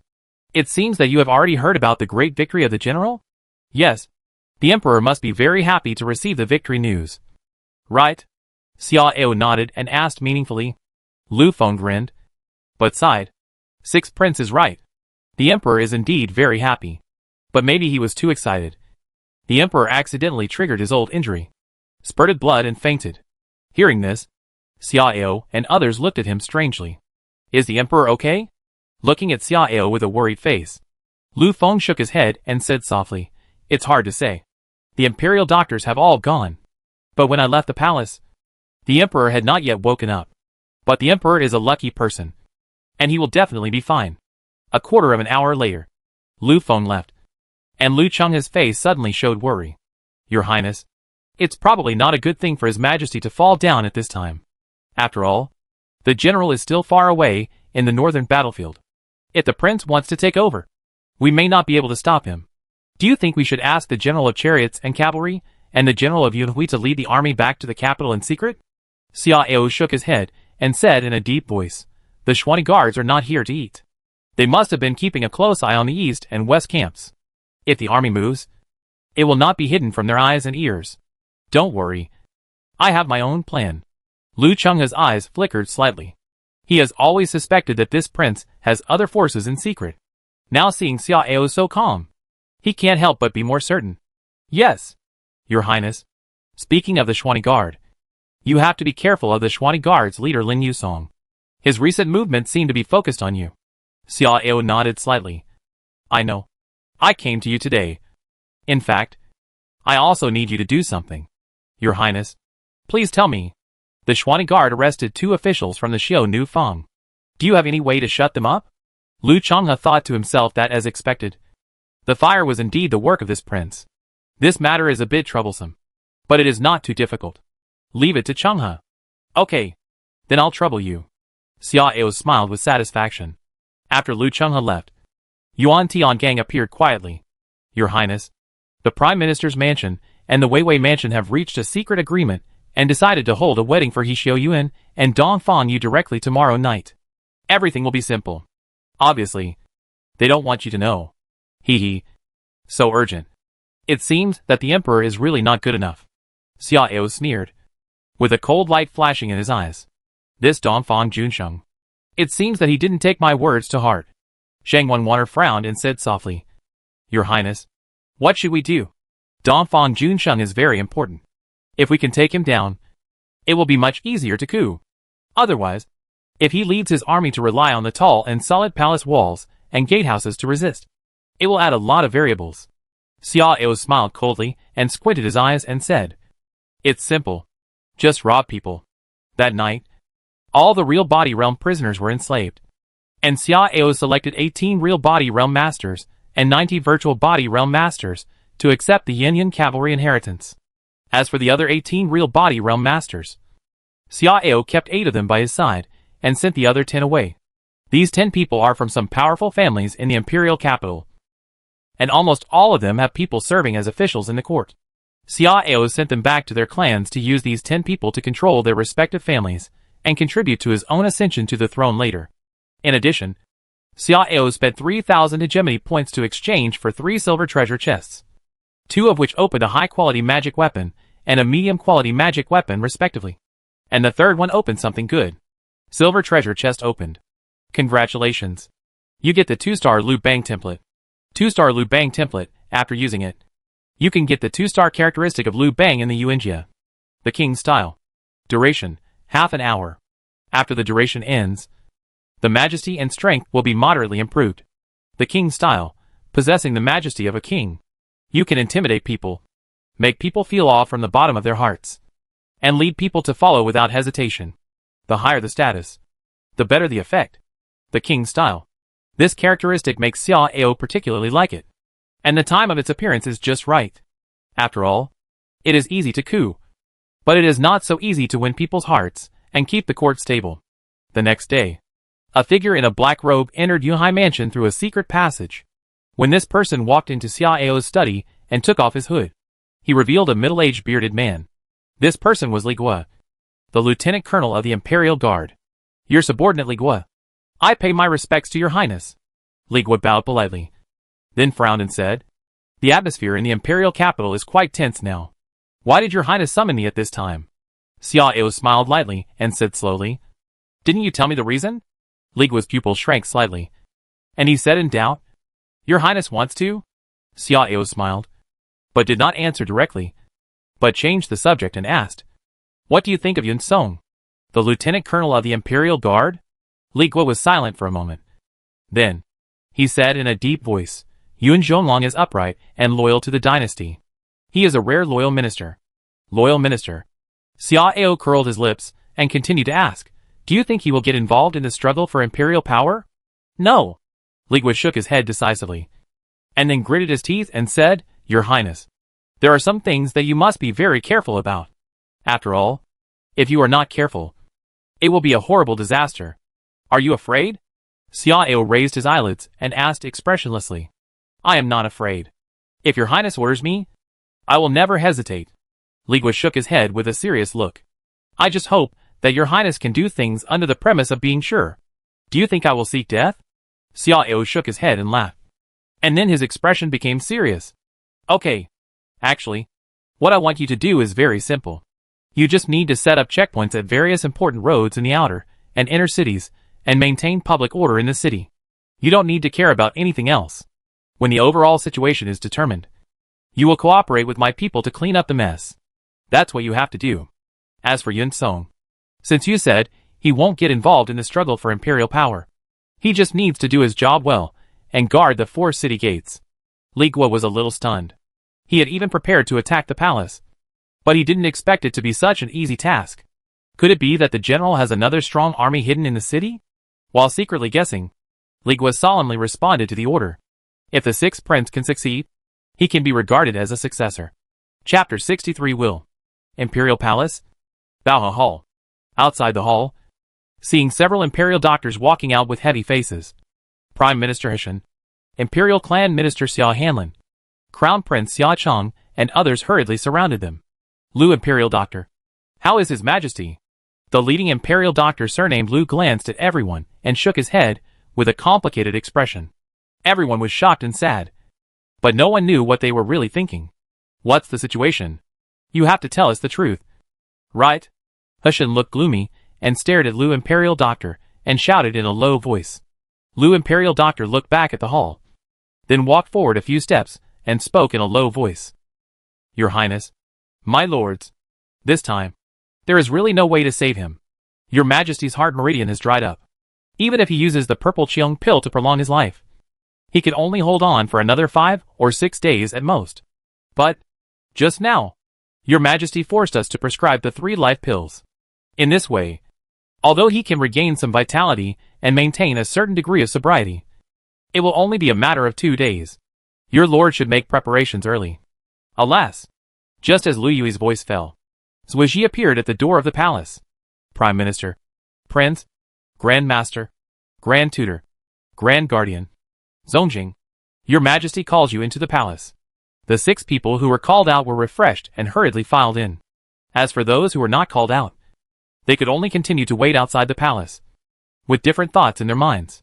Looking at this posture, Your Majesty is afraid that he will leave a will to entrust his son to. Inner palace. Your son greets you. "Father!" "Your Majesty, we bow to you." The 6 people knelt down in front of the dragon couch in unison, their faces sad. On the dragon couch, Xia Yongnian lay quietly, his face as pale as gold paper and his eyes cloudy. "My time is coming, and I have to explain some things." Xia Cheng's face changed, and he knelt down in front of the dragon couch and said sadly, "Father, don't scare your son. You are in your prime, and you will be fine with the blessing of our ancestors of the great Xia." Xia Yongnian raised his right hand with difficulty, and said helplessly, "Chan, some things can't be forced." Cough. Cough cough. "Okay. My energy is limited. Listen carefully. Don't interrupt." Tears rolled down Xia Cheng's eyes, and he nodded repeatedly with sobs. Xia Yongnian tilted his head with difficulty and looked at Heshen and others. "After I leave, the 5 of you must follow my will and work together to support the crown prince to ascend the throne. And..." Cough cough. Seeing Xia Yongnian coughing in pain, Heshen hurriedly spoke up.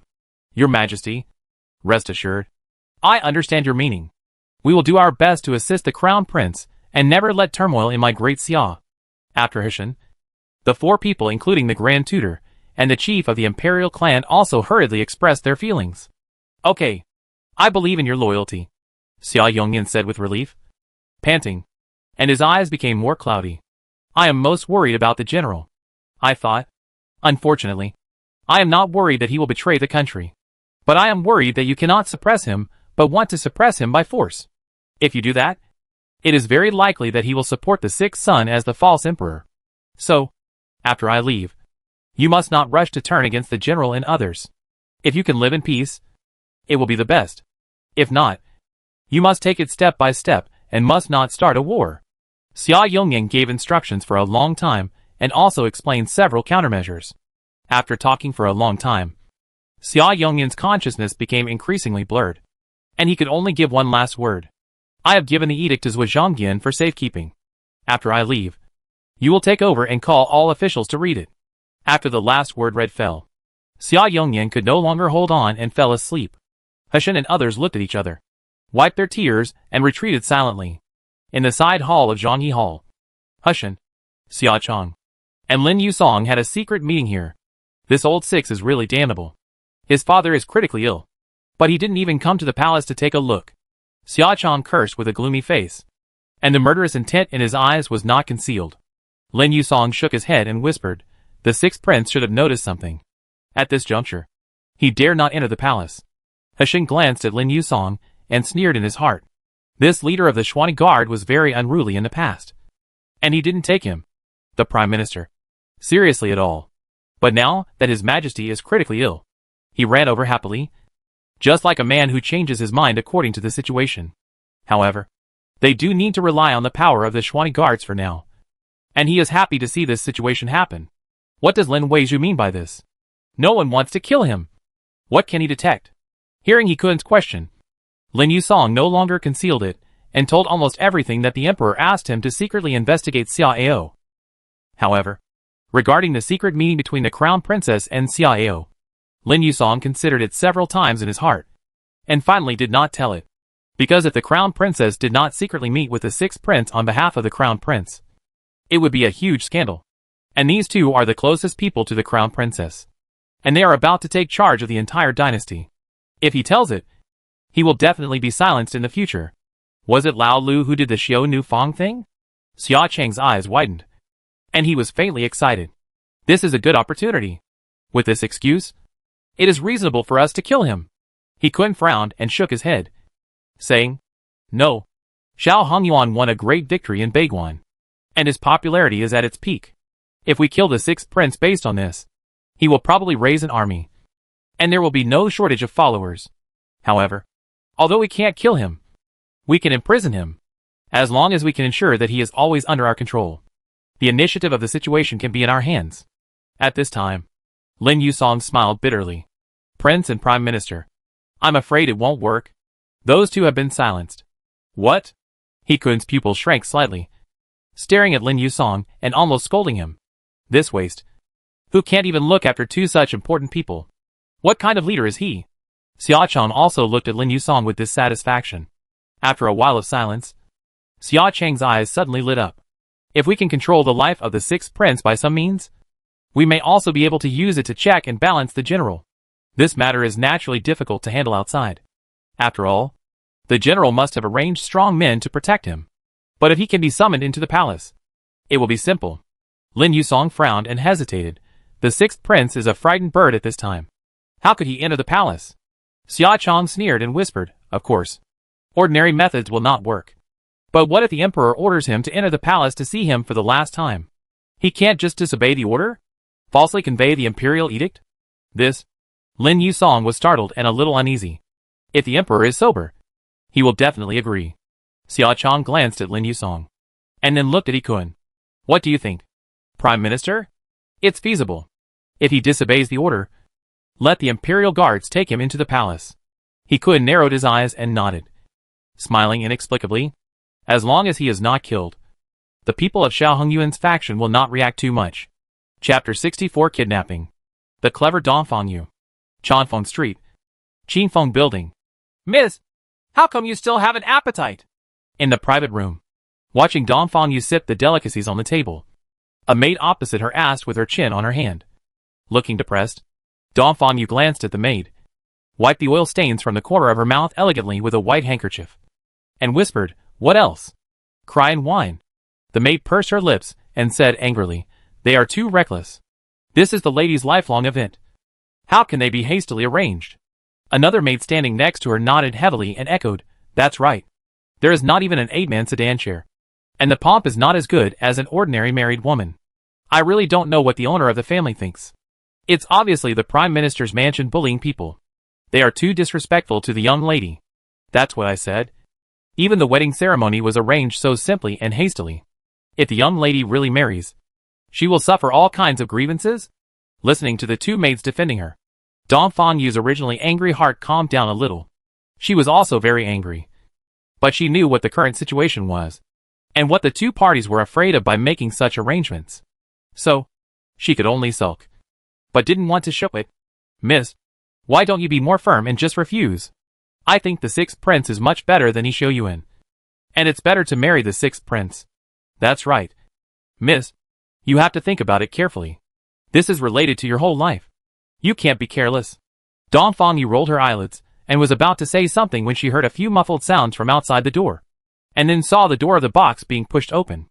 Seeing the guards outside the door being knocked unconscious and taken away, and a beautiful but very unfamiliar woman walking in, the two maids screamed in fear. Dongfang Yu's beautiful eyes flashed slightly, and she shouted at the two maids, "Shut up."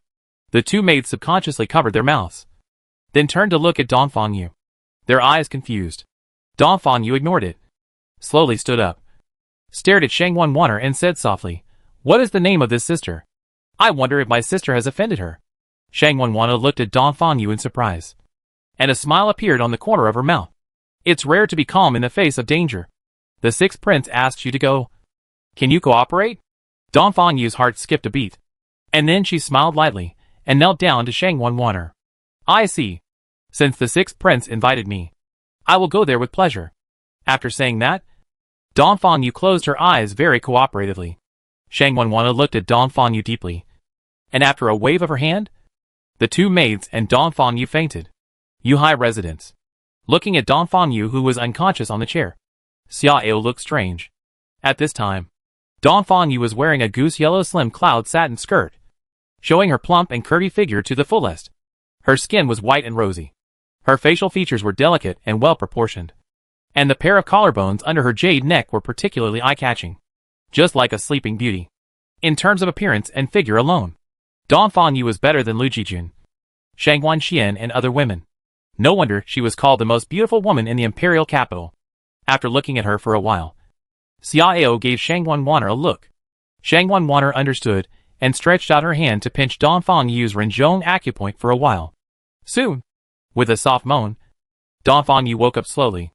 After blinking her bright eyes, and being stunned for a moment, Dongfang Yu quickly stood up, and knelt down to pay a respect to Xiao. "Your servant Dongfang Yu. I pay my respects to your highness." Xiao raised his eyelids and said slowly, "Do you know why I asked you to come?" Dongfang Yu's beautiful eyes flashed, and she said softly, "Your highness. Your servant is dull, and can't guess your highness's thoughts." Hee. "What you said has nothing to do with the word dull." Xiao sneered, his expression indifferent. "The Weiwei promised me that you can only be my woman. But now, the Weiwei has broken his promise, and wants to marry you to Yi Xiuyuan without telling me. What do you think is the reason?" Dongfang Yu pursed her red lips, and said apologetically, "Your highness, my father was actually forced. After all, the prime minister is powerful, and my father dare not resist." Xiao raised his thick eyebrows and sneered, "Oh? So, I am a small person who can be abandoned at will?" Dongfang Yu's pretty face changed slightly, and her expression was nervous. "Your highness misunderstood. This is not my intention." Xiao curled his lips, and said in a light voice, "Then tell me, if you let you choose, would you choose me or Yi Xiuyuan?" "Of course, your highness." Dongfang Yu spoke without hesitation, and then lowered her head with a blushing face. "I have long admired your highness. But now your majesty is critically ill, and the prince is about to ascend the throne. I know very well that if I reveal my feelings to your highness, it is very likely to cause trouble for your highness. I don't want to be the beauty who harms your highness. So although I resist the marriage with the He family, I dare not say anything." Hearing Dongfang Yu's narration, Xiao looked strange. This woman is not simple-minded. With just a few words, she put herself in a position where she could advance or retreat. And she also made a test without leaving any trace. As you think, the prince cannot ascend the throne.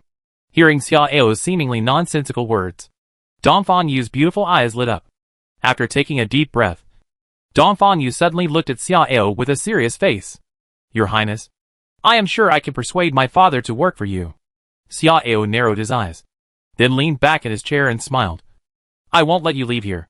Are you sure you can call him here? And not leak the secret to the Prime Minister or the Prince? Dongfang Yu nodded affirmatively. I am sure. Then what about your marriage with He Xiuyuan? What happened tonight must not be leaked before the beginning of the night. Dongfang Yu's beautiful eyes turned, and she came up with a plan. She said softly, This is simple. Let a maid pretend to be a maid and go for me. It won't be difficult to hold on until the beginning of the night. Okay. Then it depends on you. Xia Ao smiled with satisfaction and said meaningfully, You better be smart. If you do it well, I will forgive your father's crime. But if something goes wrong, you know the consequences. Dongfang Yu's heart trembled and nodded obediently. Ding! You set people to kidnap the most beautiful woman in the imperial capital, completely destroying the key marriage between the Xiangfu and the Waiwifu. And the domineering value is plus 600. After Shangwan Water left with Dongfang Yu, Lu Chenghe walked out of the side hall. Your Highness is smart. In this way, the Yuan army and the palace gate will be in hand, and the subsequent things will be much easier. Xia Ao glanced at Lu Chenghe, smiled and reminded, You have to take the lead in this big purge, and I will send someone to assist you. Lu Chenghe respectfully clasped his fists. Yes. After more than 100 breaths, Rong Luo suddenly rushed in. Your Highness, someone came from the palace. They said that they were ordered by His Majesty. Please go to the palace to see His Majesty immediately. Lu Chenghe's pupil shrank slightly, and his face stared at Xia Ao with an unpleasant expression. Your Highness, this is trouble. Chapter 65 Kill the Imperial Envoy. Everything is ready. Lu Chenghe was somewhat at a loss, because he knew that it would not work whether he followed the order or disobeyed it. He didn't know whether this was the old emperor's intention or the crown prince and prime minister falsely conveyed the imperial edict. But no matter which situation it was very disadvantageous to them. After a few breaths, Lu Chenghe suddenly looked fierce. Your Highness, how about launching it in advance? No hurry. Xia Ao was still able to keep his composure and looked at Rong Luo. How many people are there? How did they come? Your Highness, the person who came was a eunuch who delivered the imperial edict, and 10 imperial guards who accompanied the imperial edict. They came in a special flying armored car in the palace. Rong Luo did not dare to neglect it and replied quickly. Xia Ao narrowed his eyes and suddenly shouted outside. Ji Ming! Here! Ji Ming rushed in from outside the palace. Go! Kill them! And then take people to throw their armored vehicles and bodies to Shaoke Mountain, and create the illusion that they were attacked and killed in Shaoke Mountain. Hearing Xia Ao's order, Ji Ming was stunned, and Lu Chenghe was even more stunned. Your Highness, I'm afraid this won't work. They flew all the way here, and their whereabouts can't be concealed at all. Xia Ao waved his hand and smiled calmly. Why should we hide it? If there are more people coming, just say that I went to Bai Wangpo to pray for my father. They were ambushed and killed on the way to Bai Wangpo, and it has nothing to do with us. Also, send someone to pretend to be me and hang around Bai Wangpo. Finally, transfer half of the guards from the general's mansion to guard Yunhai Mansion. If they dare to break in, kill them. I believe that they dare not directly use their troops to fight without confirming my specific whereabouts. As long as we can hold on for 2 hours. Even if they come up with any other methods, it will be too late. Lu Chenghe's eyes lit up, and while secretly admiring, he respectfully clasped his fists and said, Yes, Chenghe understands. Ji Ming also understood, clasped his fists, and took the order and strode away. Ding! You sent someone to kill the eunuch who delivered the imperial edict. You are so audacious and disrespectful of the emperor's authority. Tyranny plus 600. A quarter of an hour later, Xia Ao appeared in the western camp of the garrison. Before that, Xia Ao had ordered Li Gui to dispatch all the garrison troops in the camp. The soldiers who were responsible for guarding the gate of the camp were also disguised as guards of Yunhai residents. On the vast parade ground, as Xia Ao's mind moved, densely packed soldiers continued to appear. These soldiers were all wearing heavy armor, with bright red cloaks on their backs and red tassels on the top of the iron helmets. At first glance, they gave people a majestic and powerful aura. The total number of soldiers was 50,000, of which 30,000 were infantrymen, and the other 20,000 were armored cavalry riding on tall and strong horses with sturdy limbs and sturdy bodies. These war horses are not ordinary horses, like the mounts of the elite cavalry in this world. They are all war horses with the blood of monsters. The weak ones are like those in the acquired realm, and the strong ones can be compared to the innate realm. This is the Xiaoguo army. At the forefront of the 50,000 Xiaoguo army, there are more than a dozen generals wearing armor standing on horseback. These generals are all powerful men in the true body realm, and the one in the middle is particularly dazzling. The man is sitting on a sweat-blood horse with blood-red hair and no impurities. He is tall and sturdy, with a golden face, short beard, tiger eyes and thick eyebrows, like a furious Vidra. He wore a double phoenix golden helmet on his head, a red gold chain mail, a precious sword on his waist, and a phoenix wing gilded hammer in his right hand, looking majestic. Needless to say, this man must be Yuan Qingdu, the commander of the Xiaoguo army. Yuan Qingdu's unruly eyes swept around, and then he quickly turned off his horse, restrained the arrogance on his face, and knelt on one knee in front of Xia Ao with great respect. I am Yuan Qingdu, the last general, to meet your highness. After Yuan Qingdu, the other generals and 50,000 Xiaoguo soldiers knelt on their chests and bowed their heads respectfully to Xia Ao. Looking at the mighty and majestic Xiaoguo army, Xia Ao nodded with satisfaction and raised his hand with a smile. No need to be polite. Thank you, your highness. The palace? What? The eunuch who delivered the imperial edict died in Shaoke Mountain? Looking at the person who came to report the news, Xia Chong and Hushan, who were waiting for the news, were stunned. How could he die in Shaoke Mountain? Didn't he go to Yuhai residence? Xia Chong asked coldly, anger in his eyes. Replying to the prince, eunuch's son went to Yunhai residence. But somehow, Wang Min's son and the imperial guards, who protected the imperial edict, died in Shaoke Mountain. And even the armored vehicles were destroyed. The messenger hurriedly replied, did they go? He could narrowed his eyes, and asked suspiciously, could it be that the sixth prince directly ordered people to kill the Huangmen who delivered the imperial edict, and then ordered people to abandon the body in Shaoke Mountain? Is he so brave? How brave? Xia Chong snorted coldly, and then laughed. That's good. We just have a reason to send the imperial guards to invite him directly into the palace. He Kun shook his head and raised his hand to stop him. It's not that simple. People died in Shaoke Mountain. We can't verify how they died in a short time. We have no evidence. In this way, issue another imperial decree and send 800 imperial guards to escort them. As He Kun was talking, Lin Yusong hurried in from outside. The Xuanyue found the trace of the sixth prince in Bai Wangpo. He Kun and Xiachen were both stunned, with doubts on their faces. Bai Wangpo? Yes. Lin Yusong nodded and continued. I asked someone to check. The sixth prince went to Bai Wangpo under the pretext of praying for his majesty. And the reason why the emperor's son, who delivered the imperial edict, died in Shaoke Mountain was that he must have known the sixth prince's whereabouts. So he went there. But the sixth prince should have also received the news that emperor's son was going. So he sent people to kill him halfway. I have asked people to investigate the whole thing, but it will take at least 2 or 3 hours to get the results. He Kun frowned, stroked his short beard and pondered. It sounds like this, but why do I feel that the sixth prince is still in Yunhai residence? In this way, we can take a two-pronged approach and send people to Yunhai residence and Bai Wangpo to deliver the imperial edict at the same time, in order to ensure that there will be no more problems. Each team needs to send 800 imperial guards. A company, especially Yunhai residents. They must be searched to prevent the sixth prince from hiding in the residence. In addition, Lord Lin, please mobilize all your forces and try your best to find the sixth prince's specific location in the shortest time. Lin Yusong nodded seriously. Okay. At this time, he couldn't change the topic again and asked, by the way, Lord Lin, there is no unusual movement in the east and west camps, right? No. My people have been watching.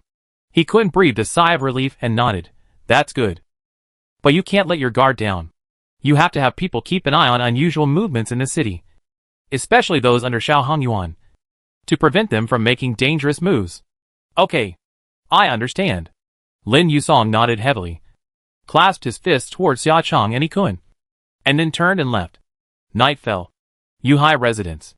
Watching Wei Wei Dongfang Junshen go away, Xiao looked up at the dark night sky with his hands behind his back, with a bright and brilliant light flashing in his eyes. This moment has finally come. Chapter 66 begin. A Fool's Dream. At the beginning of the year of Hai, in front of the gate of Yuhai residence, 800 Imperial guards were on the verge of a fight with 300 guards of the general's mansion, and the atmosphere was extremely tense. Captain Su, I will give you one last chance.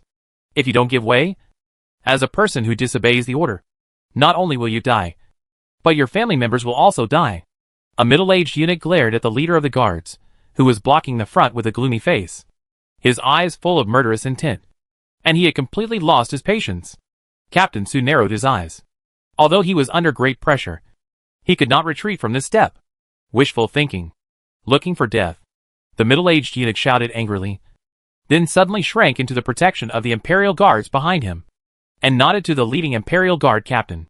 The Imperial Guard captain understood, immediately stepped forward, and raised his right arm.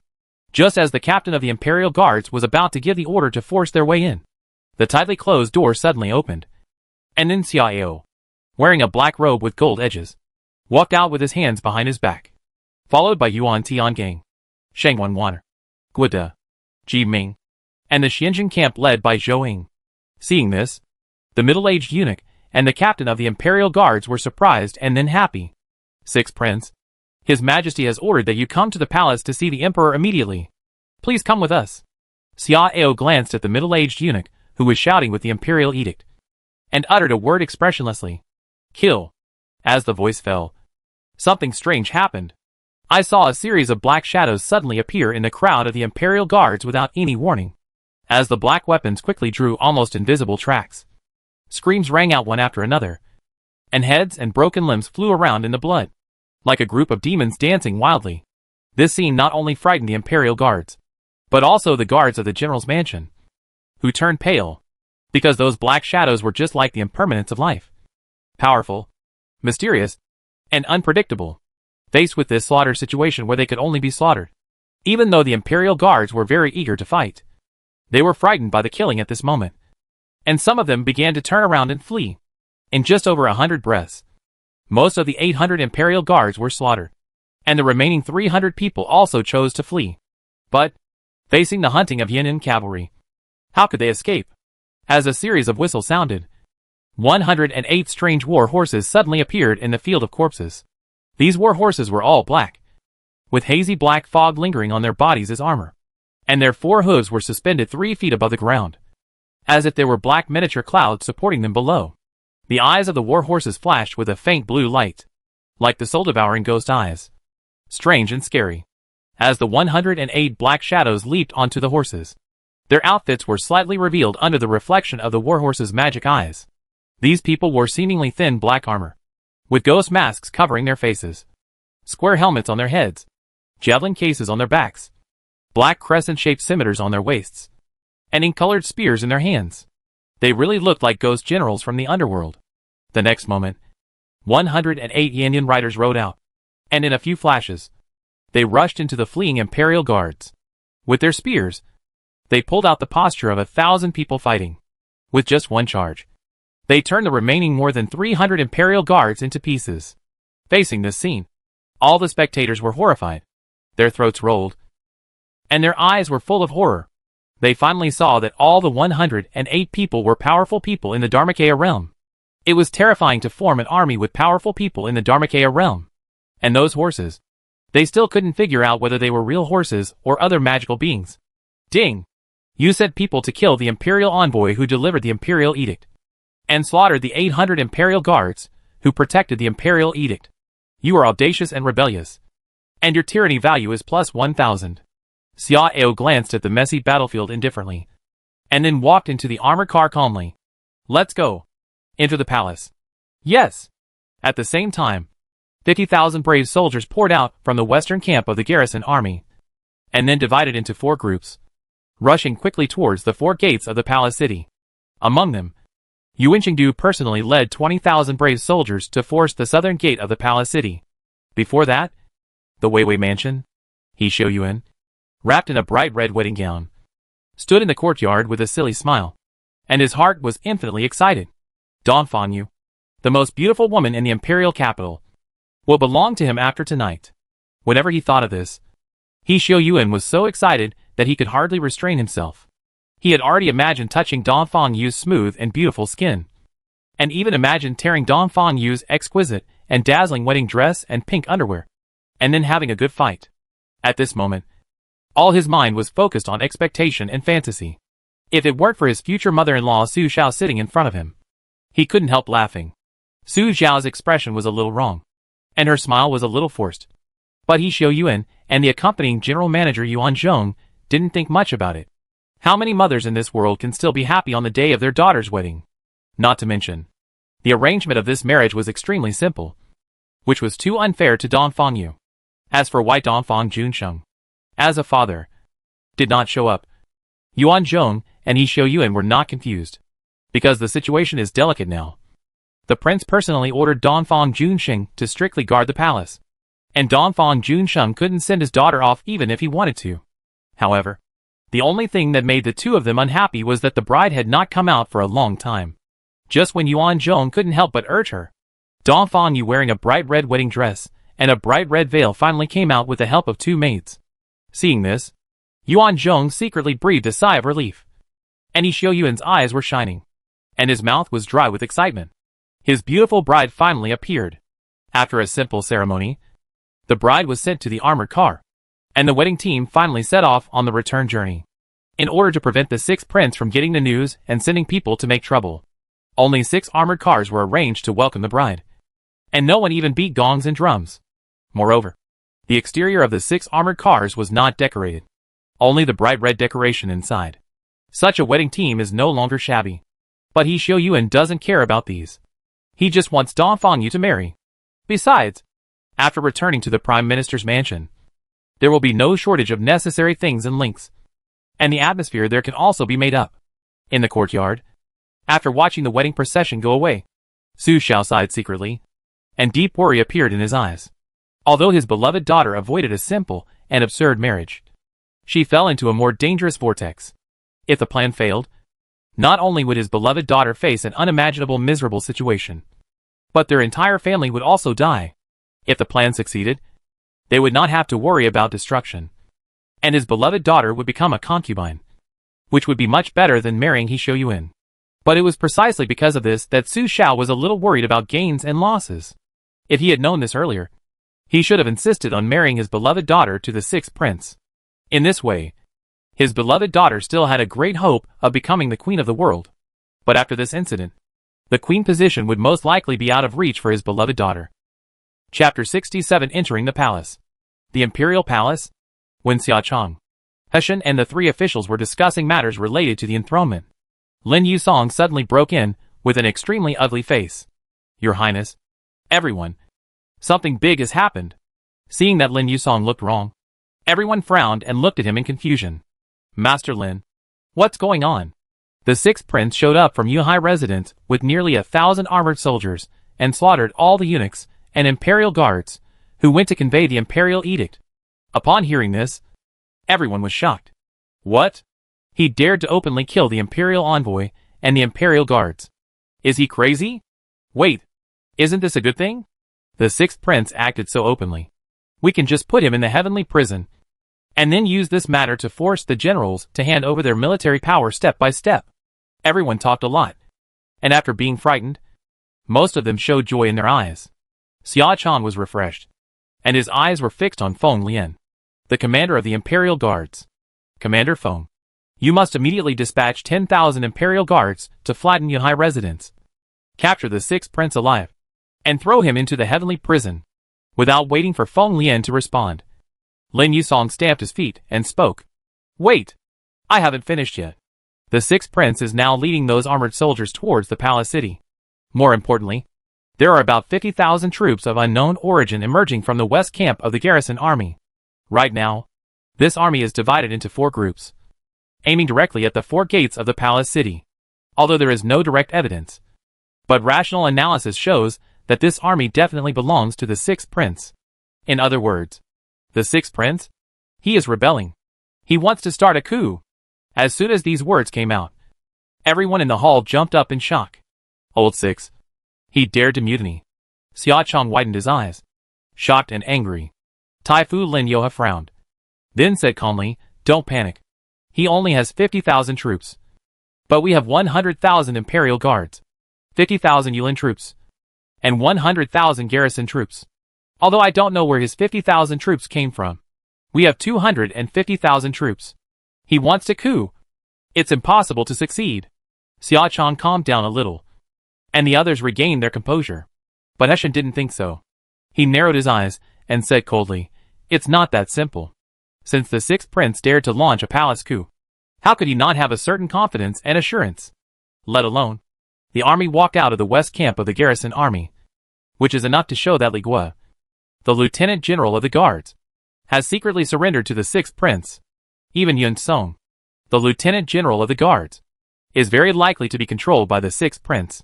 In other words, the 100,000 garrison troops have most likely been taken down by the sixth prince."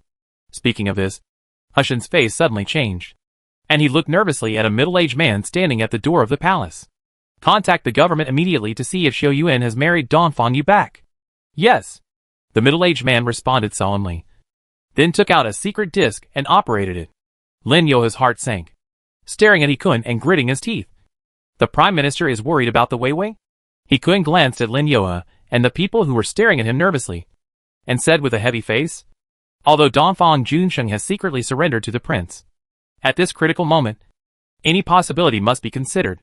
Everyone was silent, and the atmosphere in the hall suddenly became much more depressed. It is already very bad news that the garrison is controlled by the sixth prince. If the Yulin army surrenders to the sixth prince, it will be really bad. After more than 100 breaths, the middle-aged man raised his head and said with joy, "Prime Minister, Dongfang Yu has been welcomed into the mansion by Master Xiao Yuan. The relevant ceremonies are being held, and no accidents have occurred." Hearing this news, both Heshen and others all looked relieved. "It's okay. It's okay." Xia Chong let out a long breath and looked at Heshen happily. "It's still the Prime Minister who has foresight. Otherwise, if the Weiwei was pulled over by the sixth prince, we would be in real trouble." Heshen shook his head and said seriously, "It's not the time to be happy now. In terms of military strength alone, we are now equal. Although the Imperial Guards and Yulin army are strong, we still need to be cautious in order to ensure that there will be no accidents. Your Highness, I suggest that the top priority is to do two things well. First, immediately order the Imperial Guards and Yulin army to enter the highest state of combat readiness and blockade. No one is allowed to enter or leave the palace city or the Imperial Palace. Secondly, report this matter to His Majesty immediately, and ask His Majesty to issue an order to order the general of the cavalry to lead the troops of the central camp to enter the capital to defend the Emperor. If His Majesty has not yet woken up, use the Imperial Edict. We don't know if the sixth prince has any other cards in his hand, so we can't attack rashly. We must defend to the death, as long as we can hold on until the troops of the central camp come to help tomorrow morning. This disaster can be resolved." Xia Chong nodded repeatedly, and he wanted to catch Xia Ao and skin him alive. "Okay, let's do as the Prime Minister said." Eastern Palace? What? The sixth prince launched a mutiny?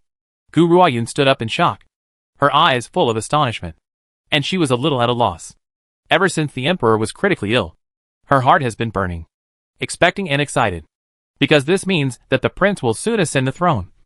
And as the crown princess, she will naturally be able to ascend to the throne of the mother of the world. She was even secretly planning how to use Xia Ao and the support behind him to undermine the new emperor step by step. But she never thought that at the critical moment, when her dream was about to come true, Xia Ao actually launched a mutiny? At this moment, Gu Ruoyun was both angry and terrified. She was angry that Xia Ao posed a great threat to her plot, and she was worried that Xia Ao would be captured alive after his defeat, and would reveal his affairs with her. So she was full of trepidation. In her uneasiness, Gu Ruoyun even had a different expectation. She suddenly hoped that Xia Ao could succeed in the mutiny, because only in this way could her safety be guaranteed. The emergence of this idea scared Gu Ruoyun, and also made her heart completely confused and uneasy. Nanon Gate. Looking at the army approaching outside the city wall, Dongfang Junsheng sheathed his sword expressionlessly, turned around, and stepped over the bodies of his two men and waved his hand downwards. "Open the palace gate. Soon." 5 gates, one large and 4 small, opened at the same time, and the iron chain bridge was slowly lowered with a creaking sound, connecting the two sides of the moat. Seeing Zhou leading the 800 Xianjin camp into the city first and climbing up the city gate tower, Xia Ao lowered the car curtain and uttered 3 words in a calm voice. "Enter the palace city." "Yes," Yuan Qingdu responded loudly, and then waved his arm forward. "Enter!" Almost at the same time, the other 3 gates of the palace city were also opened one after another. There were more or less corpses near the gates, and the expressions of the Yuan army on the city wall and the road were also different. Obviously, there were some soldiers in the Yuan army who were loyal to the royal orthodoxy. But unfortunately, in the face of life and death, few dared to stand up. In addition, most of the soldiers did not understand the specific situation and reasons. In this case, obeying military orders was naturally the best choice. Chapter 68, Palace Coup. Unstoppable. Ding! You overpowered the Weiwei and took down the Yuan army without bloodshed. And your dominance value increased by 2,000. Ding! You initiated a palace coup and led your troops to the Imperial Palace. And your dominance value increased by 3,000. The Imperial Palace? Opposite the Meridian Gate. Xia Ao walked out of the armored car slowly, with his hands behind his back, looking at the Meridian Gate tower where the Imperial Guards stood in a row, with an indifferent look. Among the 3 defense systems of the Imperial capital, the palace wall is the shortest, only 9 feet high, and there is no wide moat. Therefore, to take this place, no huge siege equipment is needed. Report, Your Highness. The Western Army has reached the Xihua Gate. Report, the Eastern Army has reached the Donghua Gate. Report, the Northern Army has reached the Xinwu Gate. Hearing that the other 3 armies were in place, Xia Ao curled his lips slightly and uttered a word in a light voice. Attack! Yes! Yuan Qingdu and Zhou responded at the same time. After looking at each other, Zhou led the Xianjin camp to charge out first. Seeing the Xianjin camp charging straight towards the palace gate, the deputy commander of the Imperial Guards on the city gate tower shouted angrily and ordered the Imperial Guards on the city wall to fire all the arrows. However, at this time, the Xianjin camp held thick heavy shields and formed a tortoise L formation, which protected the front, back, left, right and top tightly. The arrows of the Imperial Guards were all bounced off and could not penetrate the defense of the shield wall at all. At the same time, Yuan Qingdu soared into the air alone, holding the phoenix wing gilded hammer and hitting the front fiercely. Seeing this scene, the deputy commander of the Imperial Guards on the city gate tower twitched his face, and his originally angry and frightened heart was actually amused.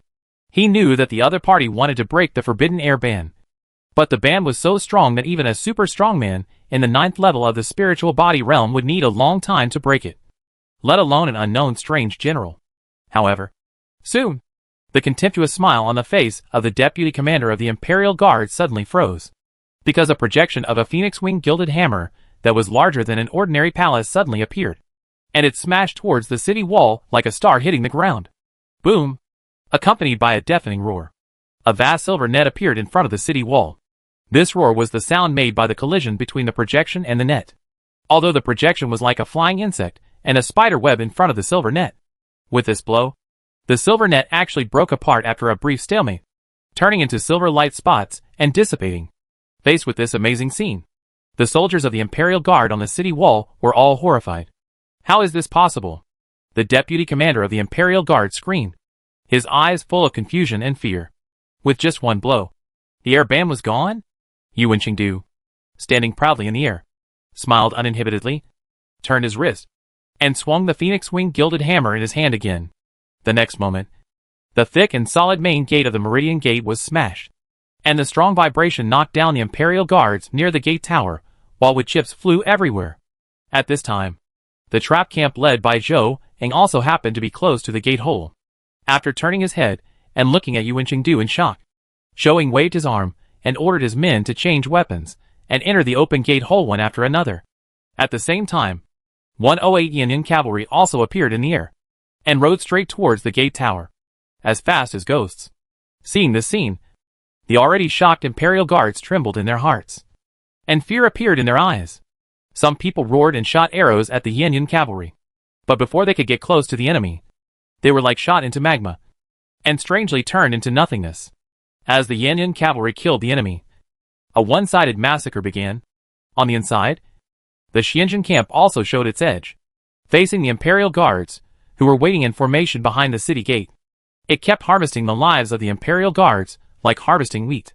Following closely, the Xiaoguo army also poured in continuously and began to expand the results of the battle. As the deputy commander of the Imperial Guards was wiped out by Yuan Qingdu, the Imperial Guards, who lost their command, began to flee soon. The Battle of Wumen lasted less than a quarter of an hour from the beginning to the end.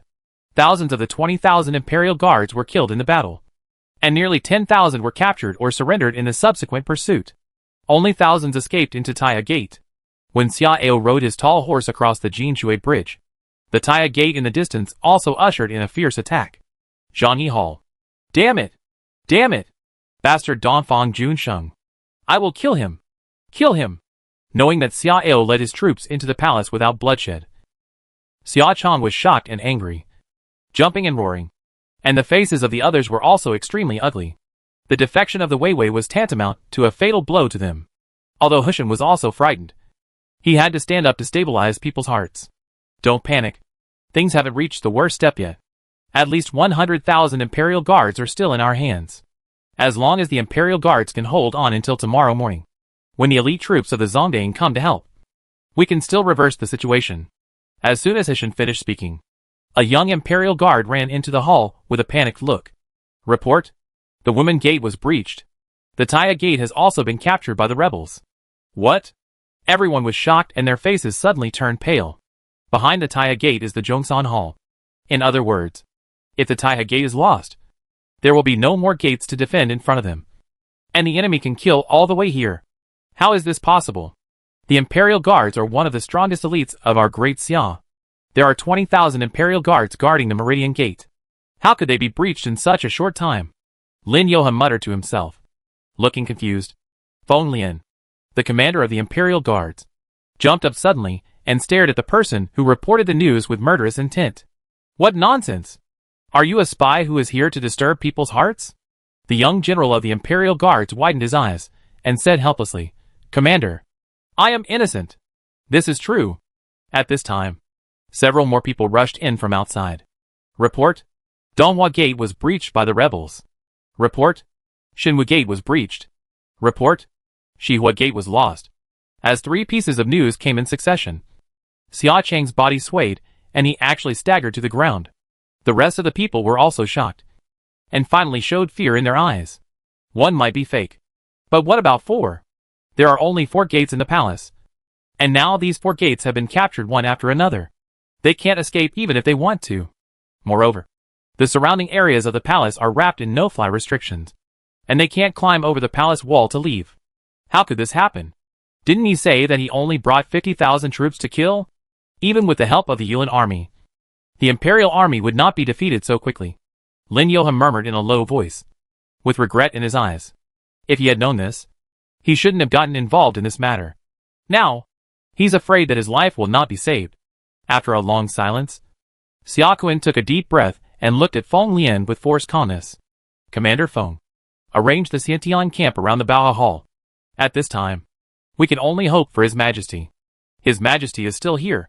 If the Imperial Doctor can try to wake His Majesty up, perhaps the 6th Prince will be afraid and buy us as much time as possible. Chapter 69 Dragon Guarding Court. Negotiation? Taiji Hall.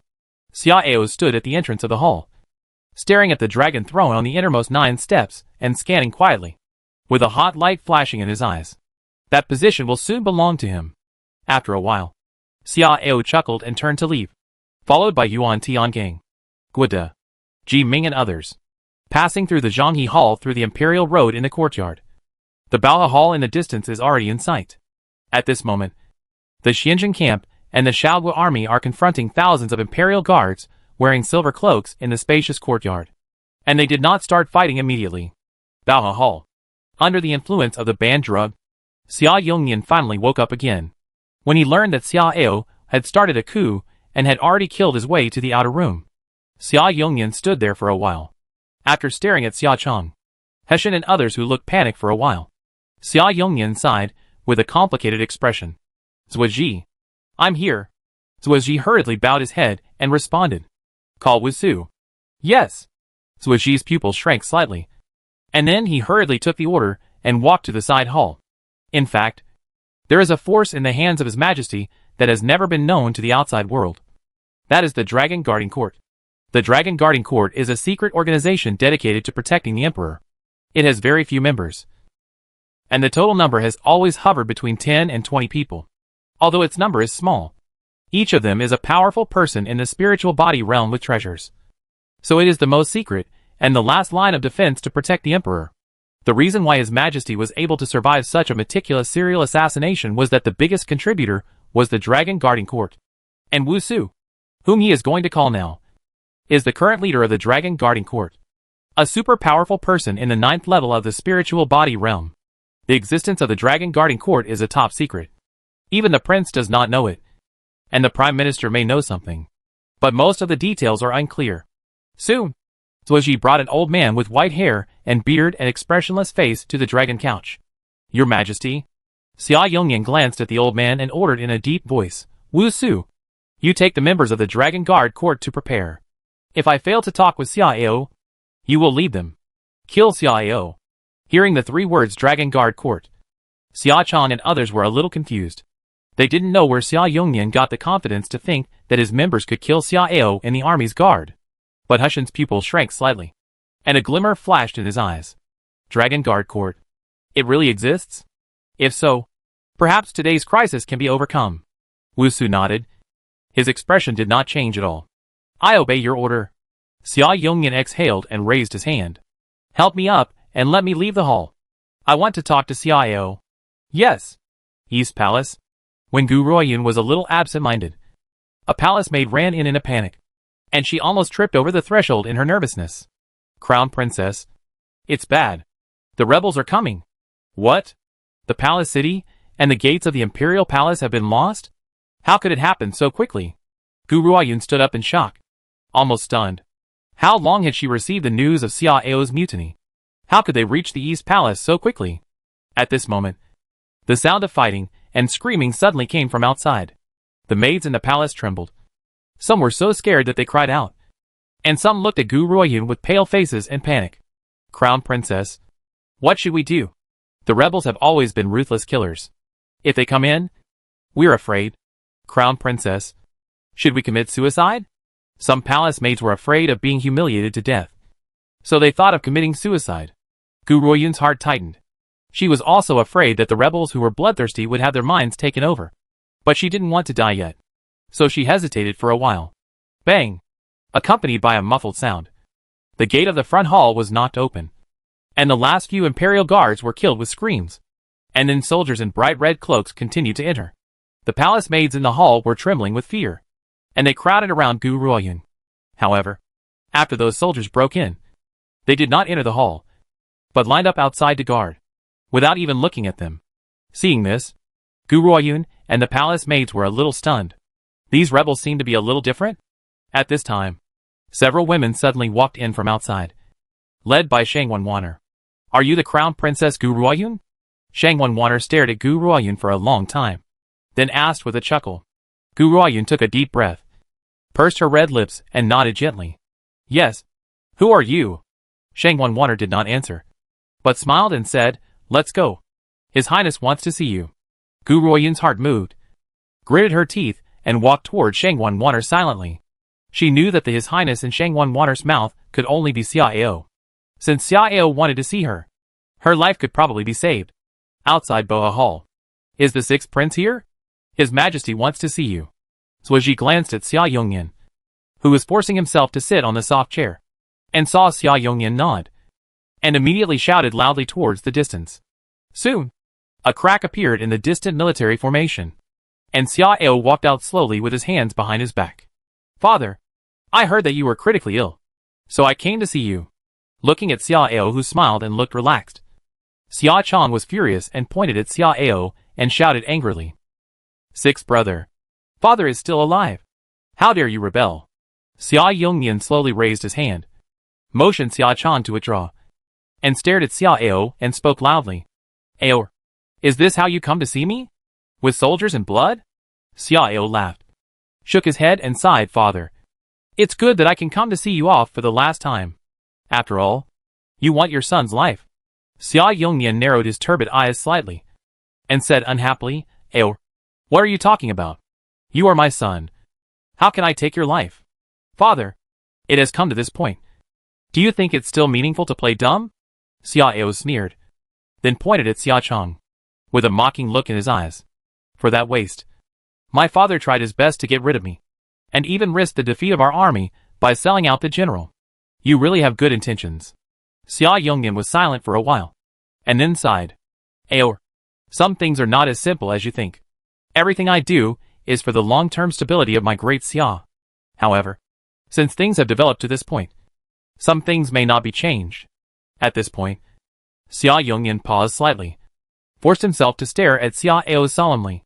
You can pull out such a strong elite army without anyone noticing, which means that what you show is all disguise. And it also means that you have your own wisdom and means. In this case, it is not impossible for you to take over my power and ascend the throne as emperor. As soon as these words came out, Hushan, Lin Yoha, and others all changed their faces, and Xia Chong was struck by lightning, staring at Xia Yongnian in disbelief. Father! You? Shut up. Xia Yongnian glared at Xia Chong, then continued to stare at Xia Ao. But there is a prerequisite. Chapter 70. The Emperor is pissed off. Oh! What's the premise? Xia Ao raised his thick eyebrows and asked with interest. Xia Yongnian straightened his body and said in a deep voice, You can't kill people. The Prime Minister and the 3 ministers are the pillars of my great Xia. They are the cornerstones of maintaining the stability of my great Xia. They can't be killed. And the Prince? He is your brother after all. If you think he will endanger your position, you can imprison him. But you can't kill him. You can't kill your brothers. If you agree and swear to me, I will issue an edict to make you the new king. Xia Ao frowned, stared at Xia Yongnian, and shook his head. Father, I think you are really old and confused. If I want to rule steadily, how can I not kill these troubles? Keeping them alive is just laying mines for me. Father, you have tried your best to get rid of me and the general in order to pave the way for the prince. Why do you have to save their lives now that the situation is reversed? My good father, tell me yourself. Is there any fairness in your thoughts? Just as Xia Yongnian was about to speak, his face suddenly turned pale. After coughing painfully several times, he recovered. Ao, you are thinking wrong. The general has 3 generals in his family. They have too much military power. Once the prince has any radical words or deeds, it is very likely to cause a war. But the Prime Minister and others are different. They have very little military power, and are not a direct threat to your rule. You? Hearing this, Xia Ao interrupted with a sneer. That sounds nice. But father, have you never thought about the fact that they control most of the court? If they want to sideline me, or form cliques, or pretend to obey but actually disobey, what should I do? Father, you are going to leave anyway, so don't worry about it anymore. I will kill them. Xia Yongnian was so angry that his face suddenly turned dark red.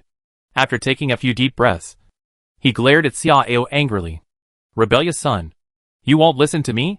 Not to mention the chaos that will come to the court if you kill them, and the stigma that you will bear for being cruel and fratricidal. General Wei alone will be in big trouble. General Wei is the son-in-law of the Prime Minister, the father-in-law of the prince, and the commander of the 300,000 troops in the southern camp. If you kill them, General Wei will definitely rebel. Now, the main force of our great Xia is fighting with the great Jin dynasty in the north. If General Wei rebels, what will happen to our great Xia? Xia Ao raised his eyebrows, but he was not surprised, but had a playful look on his face. General Wei Gu Yaoting? Father is overthinking. He won't rebel? Xia Yongnian narrowed his eyes slightly, and when he was about to say something, he suddenly saw several figures walking out of the gap in the Shaogu army's formation and came to Xia Ao. One of them was the Crown Princess Gu Ruoyun. Seeing Gu Ruoyun being brought here, Xia Chong had a bad feeling in his heart, and pointed at Xia Ao angrily and shouted, Xia Ao, what do you want to do? Don't even think of using her to threaten us. Threaten? Xia Ao sneered, with a playful arc at the corner of his mouth, and then spread out his right hand and placed it in front of Gu Ruoyun. Sister-in-law, I have been waiting for you for a long time. Gu Ruoyun pursed her red lips, and then in the unbelievable eyes of Xia Chong and others, she slowly stretched out her left hand and placed it in Xiao's palm. Xiao smiled playfully at Xiaochang and the others. Then he pulled Gu Ruoyun into his arms with force. Gu Ruoyun looked up at Xiao pleadingly, but did not resist or struggle. Xiao twitched his nose and sniffed Gu Ruoyun's hair, pretending to be intoxicated. Sister-in-law smells as good as ever.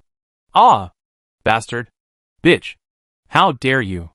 Xiaochang roared and pointed at Gu Ruoyun, and his eyes wanted to eat Gu Ruoyun alive. He, the prince, was actually cuckolded? At this moment, he felt that everyone seemed to be looking at him with laughter, and his lungs were about to explode. He wished he could find a crack in the ground to crawl into.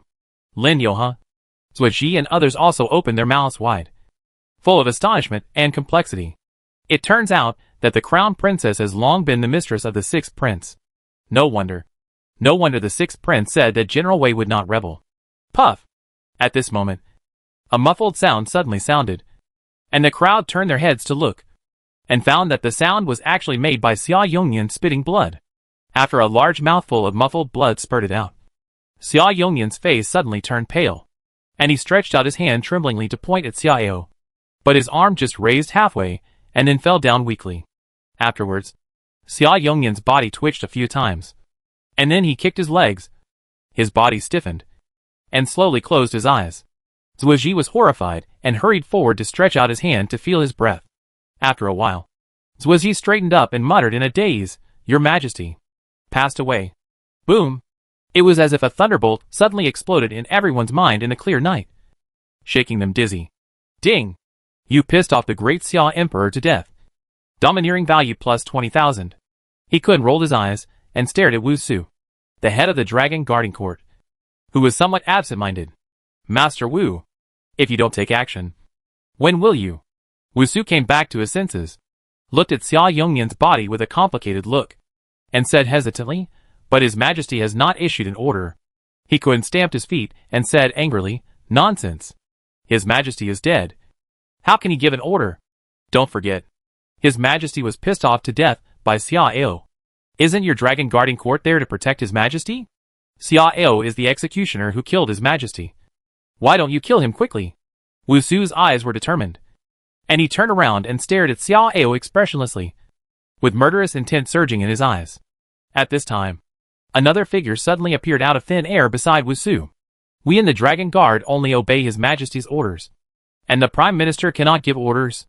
First, according to the current situation, the sixth prince will soon become the new emperor. Our duty should be to protect him, not to kill him." Wu Su looked at the middle-aged man in black with a feminine face, Zhang Qian, the deputy first of the Dragon Guard, and frowned, "Deputy first. But His Majesty was angered to death by the sixth prince. There is no doubt about that." Zhang Qian narrowed his eyes and clapped his hands. "Okay, let the brothers make their own decisions." After the voice fell, more than a dozen figures appeared around the two. "Those who agree with me, Zhang Qian, and are willing to follow me to protect the new emperor, follow me." In the end, 6 of the 13 followed Zhang Qian, and the remaining 7 stood silently behind Wu Su. Seeing the Dragon Guard split, Hushan and others were so anxious that sweat broke out on their foreheads. But they couldn't intervene at all. In the distance, when the emperor died, Xiao completely lost his scruples and uttered a word in a cold voice. "Kill!" After the voice fell, the Xianjin camp and the Shaogui army moved together, and with the deafening shouts of killing, they rushed towards the 3,000 elite imperial guards of the Xiantian realm. Outside the Bao Hall, Wu Su winked at several of his men, asking 4 of them to stop Zhang Qian and others, while he led the other 3 to quickly kill Xiao. Zhang Qian also sent 4 people to deal with it, and then wanted to chase with the other 2, but was stopped by the imperial guards halfway. Chapter 71: A Frog in a Well. Showing its ugly side. In midair, Wu Su and the other 4 people flew in quickly, and the spiritual bodies of the 2 to 9 feet behind them were revealed without any concealment. Although the soldiers of the Shaogui army continued to rain arrows at the 4 people, those arrows that could break gold and jade were all easily resisted by the spiritual bodies of the 4 people, and could not hit the 4 people at all. Just as the 4 people showed their weapons and prepared to attack Xiao from a distance, a burly figure appeared in front of them, facing Yuan Chengdu, who was blocking the way. Wu Su showed a sneer of contempt in his eyes. "You dare to show up in your small real body realm? Humph! You don't know your own strength. Lai Kui, Leave it to you. The member of the guarding dragon court named Lai Kuei responded, and then slashed 3 knives at Yuan Chengdu without hesitation. The spiritual body behind him followed suit, and the long sword in his hand slashed 3 thick light golden blade lights from a distance. However, facing the blade light that could raise a palace to the ground, Yuan Chengdu only uttered a deafening cold snort. As the cold snort sounded, the 3 blade lights seemed to have suffered a major blow, shattered directly in midair, and disappeared into hundreds of light spots. Seeing this, Wu Su and the other 4 people were shocked and stared at Yuan Chengdu in disbelief. Just a cold snort, and the 3 spiritual lights of a 3rd-level spiritual body realm expert were easily annihilated. How could this be possible? Little ants dare to be so arrogant? Yuan Chengdu sneered, and his unruly eyes were full of contempt. A group of frogs in the well, facing Yuan Chengdu's undisguised contempt. Wu Su, who had always been unexpressive, was so angry that his face turned red. He was a 9th-level spiritual body realm expert, looking at the entire Tianan, who dared to be so disrespectful to him. However, before he could get angry, the scene in front of him shocked his pupils and made his hands and feet cold. Yuan Chengdu shook his cloak lightly, and a huge Dharma body suddenly appeared behind him, as if it could stand tall and upright. Looking around, this Dharma body was as tall as a 100-story building, and the phoenix-wing gilded hammer in his hand was as big as a towering tree, covering the moonlight and casting a large shadow on the ground, which was extremely scary. At this moment, the Imperial Guards, who were being killed and retreated by the trap camp, couldn't help but look up, their hearts trembling like drums, and there was a sense of panic that the sky was about to fall. At the same time, whether it was Xia Chong, Hushin and others who were watching the battle at the gate of Baohedian, or Wu Su and others who faced Yuan Chengdu, they were all stunned and their hands and feet were cold. A true Dharma body 90 feet high? How is this possible? Oh my god. Am I hallucinating? No. It's fake. All fake. How could such a monster appear in Tianan? Some people were murmured in confusion. Some were trembling, terrified, and some kept rubbing their eyes, thinking they were hallucinating. Lai Kuei shook his head heavily, and then he gritted his teeth and rushed over. How dare you mess with my mind with a little illusion? Die! Yuan Chengdu sneered and stomped his foot lightly. In an instant, the originally calm air suddenly stirred up layers of ripples and waves, as if it had turned into a stormy sea. Lai Kuei's body suddenly began to shake violently, and even with the suppression and blessing of the spiritual Dharma body, it was still difficult to maintain stability.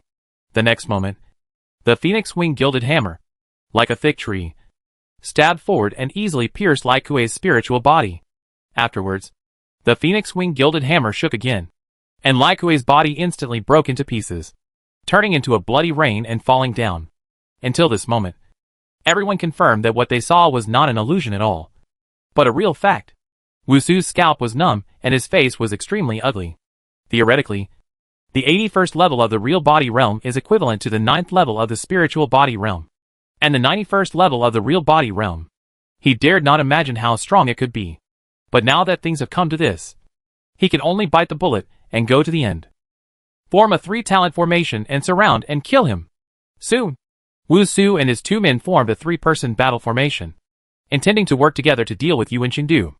However, they still underestimated Yuan Chengdu's ability and the gap between the 2 sides. Yuan Chengdu did not even use other weapons, but just shook the phoenix-wing gilded hammer with one hand, and after several consecutive stabs, he broke the battle formation of the 3 people. In less than 100 breaths, the 3 were killed one after another. After witnessing this cruel scene, Xia Chong was frightened and fell to the ground, and Hushin and others were also shocked and looked dead. Xiao, how could there be such a terrifying general? What kind of army is that? The Xiantian camp of the Imperial Guards was also killed and abandoned? It's over. Everything is over. The battle was in full swing and the scene was fierce. But it did not last long, as the commander of the Imperial Guards, Feng Lian, was also killed by Yuan Chengdu. The remaining more than 1,000 Imperial Guards completely collapsed, threw away their weapons with despair, and chose to surrender. First, there was the evil General Yuan Chengdu, who was as powerful as a demon king. And then, there were 800 soldiers in the Xianjin camp, who were as fierce as a group of prehistoric beasts. Even those who looked the most normal were extremely brave. How could this battle be fought? The fight was over. Except for Xia Chong, Hushin, San Gong, Zhuo Ji and others. All the other stubborn resistors were slaughtered. Xiao walked forward in the blood, followed by Yuan Tiangang and others, who had never had a chance to fight, and 108 Yinyan cavalry. Yinyan cavalry also did not participate in the previous battle. They were on guard around Xiao to prevent other accidents. At the door of Baohe Hall, Xia Chong, Heshen and others were forced to kneel on the ground, as Xiao walked up the stairs step by step. Some people had wooden faces and did not move, but some showed struggling eyes. Although they knew that they had almost no hope of survival, they still hoped that there would be an accident. Facing death, few people could remain calm. Sixth Prince. No, Your Majesty. This old minister has no intention of being an enemy of you. Everything is the intention of the late emperor. If your Majesty can spare my life, this old minister is willing to bow his head and serve you. Lin Yoha begged for mercy in a sad voice, and kept kowtowing while speaking, begging for a chance to live. Grandmaster? Oh, a beggar like you. Are you worthy of being the Grandmaster of our great Xia? Xiao glanced at Lin Yoha and sneered. Lin Yoha's face flushed, and he murmured, Your Majesty, you are the legitimate royal family, and it is completely reasonable for you to ascend the throne. I am not ashamed to beg you for mercy. At this time, seeing Gu Ruiyun following closely behind Xiao, Xia Chong, who had originally had a distracted look, suddenly shuddered, and then his eyes lit up, looking at Xiao with a flattering and fawning face, like a pug begging for mercy. Sixth brother, the throne is yours. I won't fight with you. Just for Ruiyun's sake, please spare my life. After speaking, Xia Chong looked at Gu Ruiyun in a flattering and pleading manner. Ruiyun, for the sake of our marriage, please help me beg my sixth brother. No, please beg His Majesty. Please spare my life. I am willing to swear that I will be imprisoned honestly in the future, and will never have any thoughts. I swear. Chapter 72 Kill. The situation is decided. Looking at the shameless Lin Yoha and the ugly Xia Chong, not only Yuan Tiangang, Yuan Qingdu and others looked at them with contempt, but also Heshen, Zhuo Ji and others shook their heads with indifference and disappointment.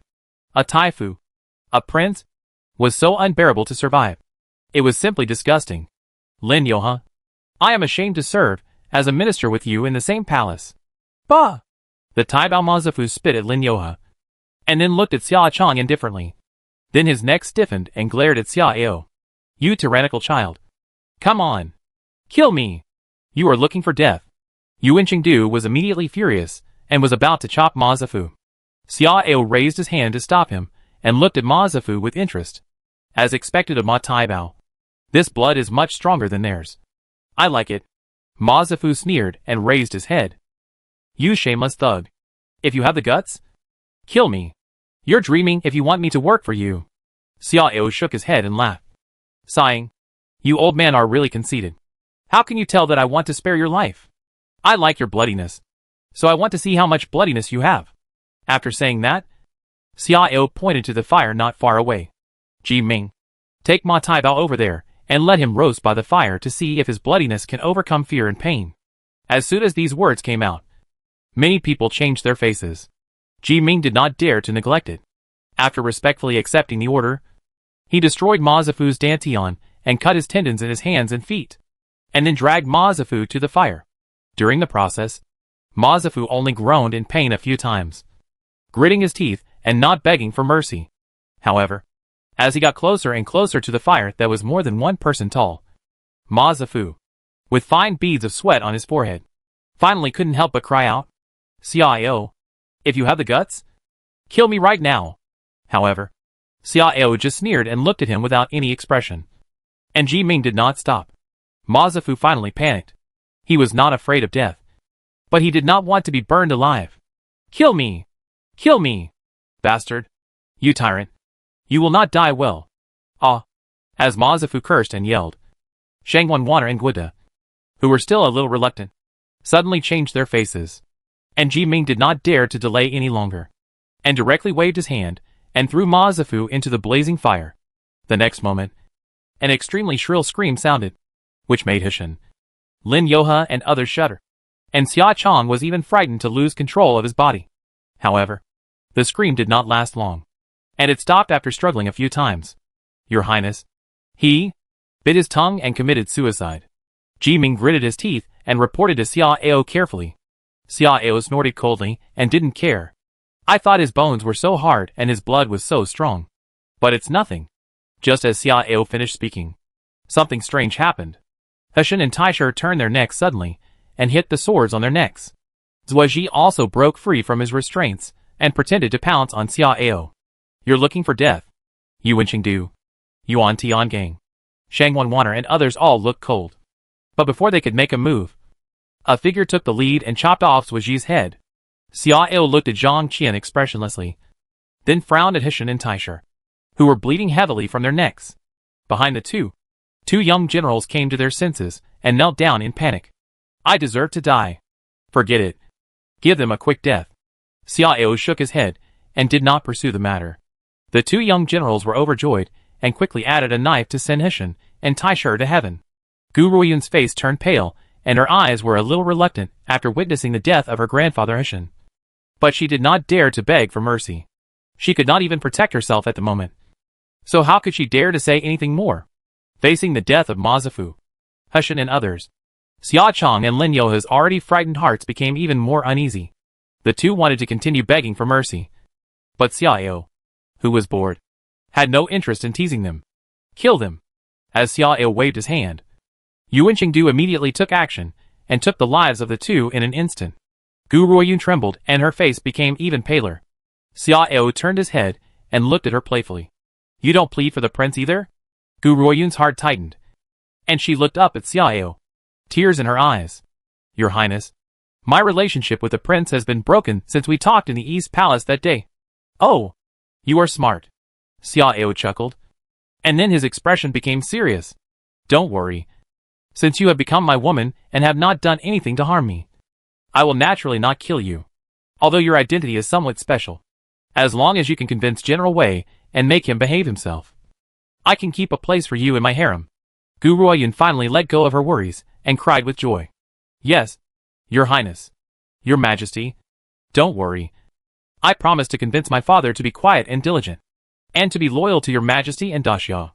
Xiao nodded with satisfaction and winked at Shang Wanwaner. Shang Wanwaner understood and took Gu Ruoyun to the harem, asking the latter to contact General Gu Yaoting. At the same time, she also had to sort out the harem for Xiao and stabilize the situation in the harem. After the two left, Xiao looked around at Yuan Tiangang, Yuan Qingdu, Zhou Ying and others. Now that the palace has been successfully taken, the next step should be launched. Tiangang. Here. Yuan Tiangang bowed his head and waited for orders. You command the bad people in the city to contact Lu Chenghe, Li Guo, Wei Yong, Gao Qiu and others, and start the cleansing according to the previously drawn-up list. Yes. After Yuan Tiangang received the order and left, Xiao looked at Guida again. Guida, you take the imperial edict with the seal, and no text to find the Dian Hu Zhonglong Yunsong, and tell him that the late emperor had designated me to succeed the throne before his death, and asked him to abide by his duties, and guard the 4 gates of the imperial capital tightly, and no one is allowed to enter or leave. At present, Xiao has not yet ascended the throne, and the reign title has not yet been determined, so only a blank imperial edict can be used. Yes. Zhang Qian. Here. Zhang Qian was refreshed and bowed his head. You also hold the imperial edict with no seal, and go to intercept the general of the cavalry, and let him lead the troops of the middle camp back to the camp. There must be no mistakes. How to say it? You know? Yes. Your Majesty. Don't worry. I understand. Although Xiao has not officially ascended the throne, he is not Yuan Tiangang, Yuan Qingdu, and other Xiao's confidants. After thinking about it, he thinks it is better to call your Majesty directly. After all, this title has been established in essence, and it will be officially effective in the middle of the night. Qingdu. Here. The tasks of cleaning up the battlefield, identifying and classifying the Imperial Guards and the Yulin Army, and arranging the Shaoguo Army to guard the palace are handed over to you. Yes. Your Highness. Don't worry. Yuan Qingdu responded loudly, clasped his fists and strode away. Zhou Ying. Here. You are responsible for sorting out the eunuchs in the palace, and I will let other members of the Dragon Guarding Court assist you. Yes. Chapter 73, Retreat. Bloody Cleansing.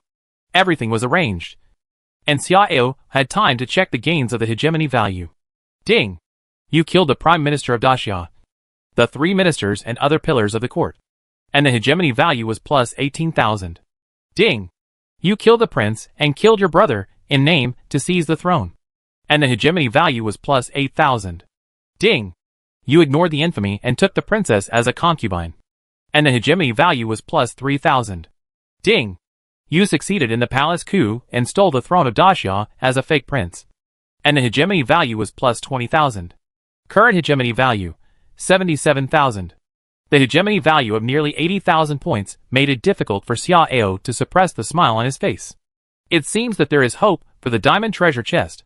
To the west of the imperial capital, an extremely large army was marching rapidly. At a certain moment, as a figure swept from the sky and rushed straight to the center army's flag, the army's march suddenly stopped. The imperial edict has arrived. Where is the general of the cavalry? Hearing this deafening shout, the elite soldiers of the central army, who were concentrating on alert, were stunned. And then all looked at the general's flag. Xia Delong narrowed his tiger eyes slightly, and after a moment of hesitation, he nodded to the young general beside him. The young general understood and immediately ordered the flag bearer to wave the general's flag in his hand to respond to the other party. Not long after, a middle-aged man with a feminine face descended from the sky, standing 3 feet above the ground, and staring at Xia Delong on horseback. General of the cavalry, please accept the edict. Although Xia Delong had a stubborn temper, he did not dare to be rude in the face of the imperial edict. He immediately jumped off his horse and knelt on one knee to receive the edict. Your servant, Xia Delong. Listen to the imperial edict. However, Zhang Qian did not read it out, but landed and stepped forward, placing the imperial edict on Xia Delong's raised hands. Xia Delong was stunned, looked at Zhang Qian suspiciously, and spread out the imperial edict. When he found that the imperial edict was only stamped with the imperial seal, but no words were written on it, Xia Delong frowned, and after standing up, he stared at Zhang Qian with his majestic eyes. What does this mean? General, which he doesn't know that the prince, prime minister and others have entered the palace to imprison your majesty for the throne, and even want to poison your majesty. So your majesty secretly issued an order to summon the 6th prince to lead troops into the palace to rescue you. Although the 6th prince successfully killed the prince, prime minister and others who were plotting rebellion, your majesty was secretly murdered by the desperate prince and prime minister. At this point, Zhang Qian squeezed out 2 strings of tears. His face was sad. After wiping away his tears, Zhang Qian took a deep breath and changed his tone. Fortunately, His Majesty left a will before his death, ordering His Majesty the 6th prince to ascend the throne. The will is of great importance and needs to be read out to all civil and military officials at the morning court, so it cannot be brought. Therefore, His Majesty the 6th prince ordered me to bring the blank imperial edict and order the general of the cavalry to let the army return to the camp to avoid causing unrest.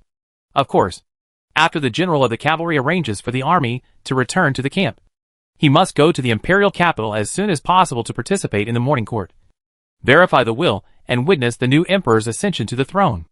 After listening to Zhang Qian's narration, the surrounding generals looked at each other in bewilderment, and Xia Delong, as the commander, was also silent.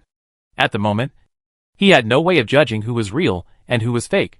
But since this imperial edict appeared here, it meant that the palace must have been controlled by the 6th prince. After all, the pure white imperial edict could be stolen.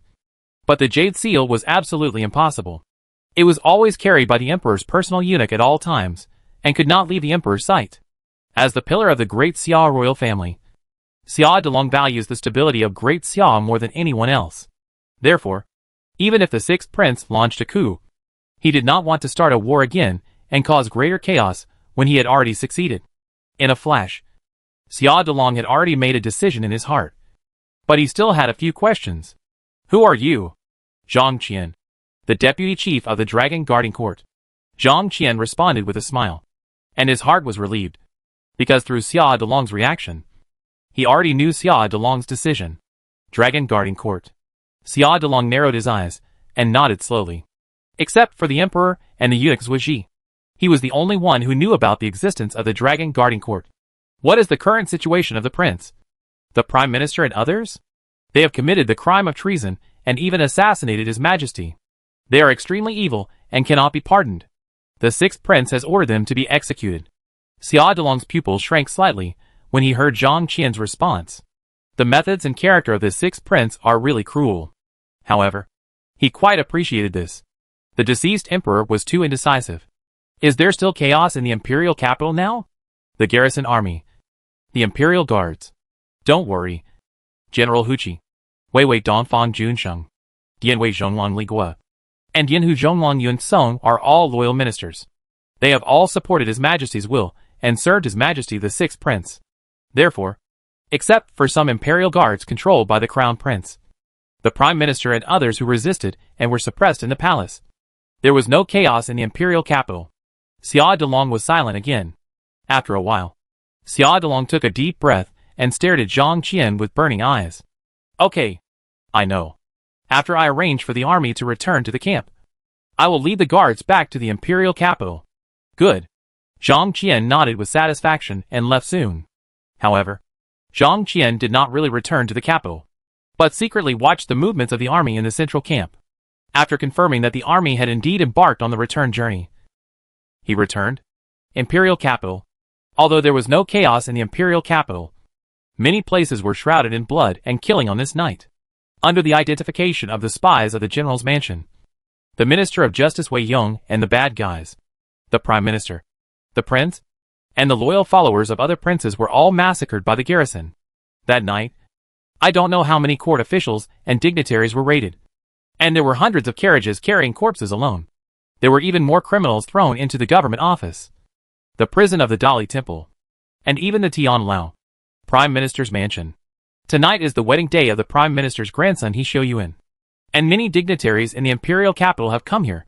When He Xiuyuan walked towards the bridal chamber with drunken eyes and red face, when the guests were about to leave, densely packed soldiers suddenly surrounded the Prime Minister's mansion, and then launched an attack without saying a word.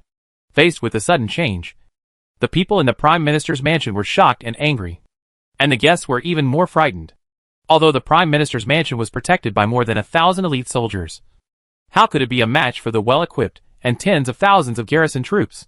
When the relatives and guests of the Prime Minister's mansion were surrounded in the wide courtyard, He Xiuyuan's father, the Minister of Works, stood out angrily. Li Zhonglong, if you can't give me an explanation today, we are not done. Explanation? Li Gua sneered, looked around at the people in the courtyard and shouted, the Prime Minister is plotting treason and assassinating your Majesty. According to the crime, the 9 clans will be executed.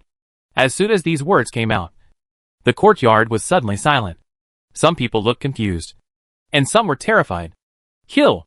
With Li Gua's order, the cruel killing officially took place. At the same time, He Xiuyuan, who had just entered the bridal chamber and had not even had time to lift the veil of the beautiful bride, was dragged outside the door and beheaded. Poor He Xiuyuan. He didn't know until his death that the person he married was just a maid in the Weiwei mansion. Chapter 70 for the powerful Qin Heritage Pool. October 4th. When the sky was about to brighten, Zhangyi Hall. At this time, Xia Ao was wearing a black dragon robe embroidered with golden dragons and decorated with golden cloud patterns, a crown of the same color on his head, and cloud dragon boots on his feet, looking handsome and majestic. The 9 strings of jade beads hanging from the front and back edges of the crown were dazzling, especially the tassels on the front edge, which could cover the line of sight and add a bit of mystery to Xia Ao. Ding! You have eradicated dissidents and launched a bloody purge of the dignitaries in the imperial capital. A large number of dignitaries have been exterminated or their homes have been confiscated. Hegemony value plus 30,000.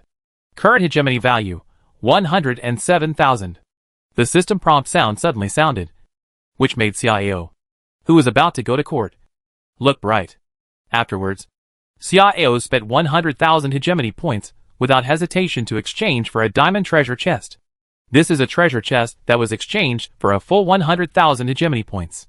I wonder what can be opened. While looking forward to it, Xia Ao pointed to the diamond treasure chest with his mind. The diamond treasure chest is opened. Congratulations. You have obtained the Great Qin Foundation Pool. The Great Qin Foundation Pool can fully inherit the Great Qin Foundation Pool of the Abyss Realm. Li Si, BNK, Li Bing, Zhang Yi, Iron Eagle Sharp Warriors, Armored Army, Golden Iron Cavalry, Luoang. Seeing this, Xia Ao was first happy, and then frowned slightly. 4 people, 4 armies were spies. This is only equivalent to the foundation pool of 4 gold treasure chests. However, considering the probability of opening the foundation pool, it is understandable. But what happened to those 4 people? What he wanted most was the military generals. But there was none. Of course, this depression soon dissipated, because he suddenly thought that the army would bring a commander, and perhaps the person he wanted was among them. Thinking of this, Xiao suppressed his mood and continued to look down. Li Si, True Body Realm 21st level, 45 years old, can be summoned at a designated time and place. BNK, True Body Realm 60th level, top level alchemist, 120 years old, can be summoned at a designated time and place. Li Bing, True Body Realm 15th level, top level craftsman, 40 years old, can be summoned at a designated time and place. Zhang Yi, True Body Realm 50th level, 108 years old, can be summoned at a designated time and place. Iron Eagle Sharp Warriors, 200,000 people, all wearing soul armor. 1 in the Xiantian realm. Main General Bai Qi, True Body Realm 82nd level, 90 years old, will appear with Iron Eagle Sharp Warriors. Armored Army, 200,000 people, all wearing soul armor. 1 in the Xiantian realm. Main General Wang Jian, True Body Realm 80th level, 65 years old, will appear with Armored Army. Golden Iron Cavalry, 100,000 people, all wearing soul armor. 1 in the Xiantian realm. Main General Ming Tian, 81st level of True Body Realm, 30 years old, will appear with the Golden Iron Cavalry. Luowan, divided into 8 groups, each with 10,000 people, scattered in 8 surrounding countries including Daxia. All members are familiar with the basic knowledge of this world and have perfect concealment of their identities. A small number of members will replace the people here. Leader Zhao Gao, 90th level of True Body Realm, 80 years old, can be summoned at a designated time and place. After reading the detailed information, Xiao's brows were completely relaxed, and he was extremely happy. In his usual thinking, he thought that BNK and Li Bing would not play a big role. But he forgot the abnormality of the world. BNK is a top-level alchemist. Isn't he the best candidate to take charge of the Imperial Hospital and pave the way for the rapid development of Daxia's alchemy? Li Bing is a top-level craftsman. Obviously, he can also make important contributions to the development of Daxia's military industry. He is the best candidate to take over the Ministry of Industry. Needless to say, Li Si is another talented person. As for Zhang Yi, he has the ability to make alliances and strategize. Whether he is in charge of the Ministry of Rights or the Ministry of War, there is no problem. The most important thing is the 4 gains in the second category. Needless to say, the 3 generals Bai Qi, Wang Jian, and Ming Tian are the people he most hopes to gain. And Zhao Gao, this guy, has a cultivation level as high as the 90th level of the True Body Realm, which is the same as Yuan Chengdu. It's really a bit scary. The most important thing is that he got a full 500,000 troops, and 80,000 secret spies and assassins. This number is much larger than the army size of the gold treasure chest. It's worthy of being a diamond treasure chest. In addition to being happy, Xiao decided to summon Zhao Gao first. And here, while there was still some time before the court, he sent all the eunuchs, maids, and attendants in the palace out, so he was not worried about being discovered something he shouldn't know. Moreover, with Zhao Gao's strength, it would not be surprising even if he appeared in the hall silently. Soon, a figure quietly appeared in the palace surrounded by dim light. This was a middle-aged man with a pale face and a thin body. He had narrow eyes and a high-nosed bridge. He was gentle in his femininity and handsome in his evil charm. He was very different from the image of Zhao Gao that Xiao imagined. He was wearing a pure black eunuch robe, a tall eunuch hat on his head, his hands in front of him, tucked into his sleeves, a white whisk on his left forearm, his waist slightly bent forward, and a gentle smile on his face. At first glance, not only did he not make people feel disgusted, but he also had an inexplicable sense of closeness. Zhao Gao glanced at Xiao, who was sitting on the couch and looking at him with a scrutinizing look. Then he knelt down to pay his respects to Xiao without any hurry, and the smile on his face spread to his narrow eyes. Looking harmless. Your servant Zhao Gao pays homage to your majesty. Xiao stared at Zhao Gao with a strange look for a long time, and then nodded. Stand up. Thank you, your majesty. Tell me about Luowan. Yes. Zhao Gao still hunched over, and began to tell the story with an impeccable smile. Your Majesty, Luowang has a total of 80,000 members. Half of them are responsible for undercover and spying. They can also do part-time assassination when necessary. And the other half are responsible for assassination. Luowang is divided into 8 divisions, each named after the 8 trigrams. The one responsible for Daxia is the Qian division. In addition, Luowang members are divided into 8 levels based on comprehensive considerations such as strength, ability, and achievements.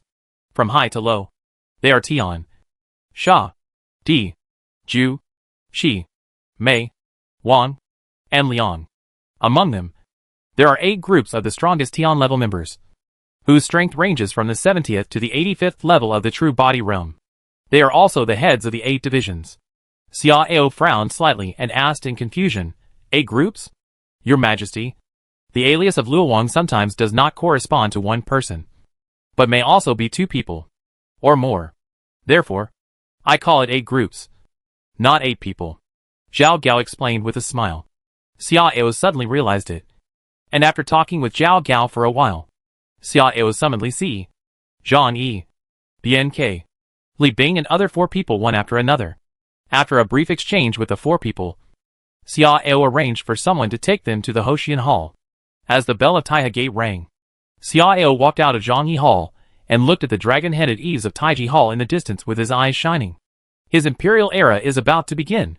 Chapter 75 Ascension. Taiji Hall. Civil and military officials entered the hall and waited quietly.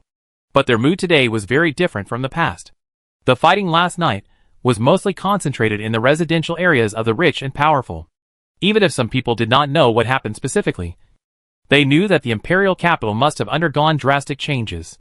On the way to the palace, and while waiting in the Hoxian Hall, some familiar people also got some information. In addition, the court hall was much emptier, and some key figures were absent, which made many people feel scalp tingling. Most importantly, the imperial guards guarding the palace were also replaced by an army with unfamiliar attire, which made people have to give birth to a scary guess. Last night, I am afraid someone mutinied. This was the reaction of most court officials. At this moment, their mood was shrouded in suspicion and uneasiness. Of course, there was a small number of people who were different. They were either the core of the general's family, knew or even participated in what happened last night, so they were extremely excited, or they learned the whole story through their ears or connections, and they had already made plans in their hearts. So they were relatively calm. After a seemingly long but actually very short wait, a gentle and warm voice finally sounded. Officials, please come to see me. The officials knelt and bowed their heads subconsciously. After kneeling, they realized something was wrong, because the voice was unfamiliar. It was not Zuoji's voice at all. Someone dared to look up and saw a middle-aged eunuch who had never been seen before, and he seemed to be holding something in his hands. At the same time, Xia Ao walked out of the imperial road behind the screen step by step and stood in front of the dragon throne. My dear ministers, I have a very unfortunate news for you. Hearing Xia Ao's voice, all the court officials looked up in surprise. When they saw Xia Ao wearing a black dragon robe different from the previous golden imperial robe and a crown on his head, standing on the steps, they were all shocked. Last night, Crown Prince Xia Cheng, Prime Minister He Kun, and the 3 officials secretly colluded with the commander of the imperial guards Feng Lian to plot to assassinate the late emperor in order to help the crown prince ascend the throne as soon as possible. Fortunately, the eunuch Zuoji in charge of the palace spread the news in time and sent someone to secretly bring the imperial edict to let me enter the palace to serve the emperor. Although I successfully suppressed the thieves, the late emperor was murdered on the spot by them. At this point, Xia Ao's face showed a sad look, wiped away the non-existent tears, and changed his tone. However, the late emperor made a will in time, ordering me to ascend the throne, and handed the will and the jade seal to the eunuch Zuoji in charge of the palace, and the eunuch Xiao Gao in charge of the seal for safekeeping. Zuoji performed his duties conscientiously, and tried his best to protect the will. But unfortunately, he still couldn't hold on to the end. Only Xiao Gao, the seal holder, fought out of the siege with the will and the jade seal. At this point, Xia Ao's expression suddenly became solemn, and the grief in his eyes was replaced by firmness and majesty. The country cannot be without a ruler for a day, and we are in the midst of a fierce battle with the Jin dynasty. Therefore, I am determined to follow the will of the late emperor and ascend the throne today. Everything will be simple. Please ask the chief of the clan and the general of the cavalry to come forward to verify the authenticity of the will. As soon as Xia Ao finished speaking, Xiao Gao immediately walked down the steps holding the will in his hand. The chief of the clan, Xia Hanlin, frowned. Since the entire palace had fallen into the hands of the sixth prince last night, and Zhuo Ji and others were dead, how could the so-called will be fake? This so-called verification of authenticity is completely meaningless. However, what can be done now? Since the sixth prince has successfully controlled the imperial capital, and there is a general outside who controls the main army, questioning and opposing will only bring about the danger of death, especially since he had offended the sixth prince before. If he dared to have a different voice, it would not be just his death. Moreover, the sixth prince is the only prince of the right age now. If other young princes are supported to ascend the throne, it will only cause more trouble. Thinking of this, Xia Hanlin sighed secretly, stood up, and walked forward expressionlessly. On the other side, General Xia Delong of the cavalry had stepped forward first, and it seemed that he had been mentally prepared. The two stared at the so-called last will for a long time, looked at each other, and then looked deeply at Xia Ao on the steps, and then turned to face the officials. After inspection, the handwriting is indeed written by the late emperor himself, and the last will is authentic. After the announcement, the two walked back to the class expressionlessly. At this time, an old minister suddenly stood up and stared at Xia Ao angrily. Sixth prince, what you said doesn't make sense. The prince is the heir appointed by his majesty. He will ascend the throne sooner or later. How could he do such a rebellious thing? As this person appeared, others stood up one after another. That's right. His majesty is already critically ill. To be disrespectful, his majesty will pass away in the next few days. How could the crown prince commit such a treasonous act to murder his majesty in order to ascend the throne a few days earlier? Indeed, sixth prince, you are mutinying. Sixth prince, his majesty and the crown prince both died at your hands. Right? How could you kill your own father and brother for the throne? You are treasonous, disloyal and unfilial. How can you face the ancestors of our great Xia in the future after doing such a rebellious and tyrannical thing? You vicious tyrant. You are unworthy of being a son. Facing the doubts and abuses of 8 or 9 stubborn ministers, Xia Ao remained expressionless, but his eyes were as cold as a cold abyss. You dare to question the late emperor's will and abuse me. You are so brave. Come on. Drag them out of the Meridian Gate and behead them in public. In addition, confiscate their property and exterminate their relatives to serve as a warning to others. As soon as Xia Ao finished speaking, Yuan Chengdu immediately led a team of brave soldiers to rush in, suppressing and tying up these people and taking them out. Hearing Xia Ao's treatment of these stubborn officials, other court officials were all terrified. Not only beheading, but also confiscating their property. This is too cruel. You know, there is even a minister in it. In addition to fear, no one dared to stand up. Ding! You are unquestionable and stubborn. You ordered the beheading and confiscating of the property of 9 court officials. Tyranny plus 1800. After the shouting and cursing faded away, Xiao Gao read out the will in the hall. Afterwards, Xia Ao turned around and walked step by step to the dragon throne, with a hint of excitement in his eyes.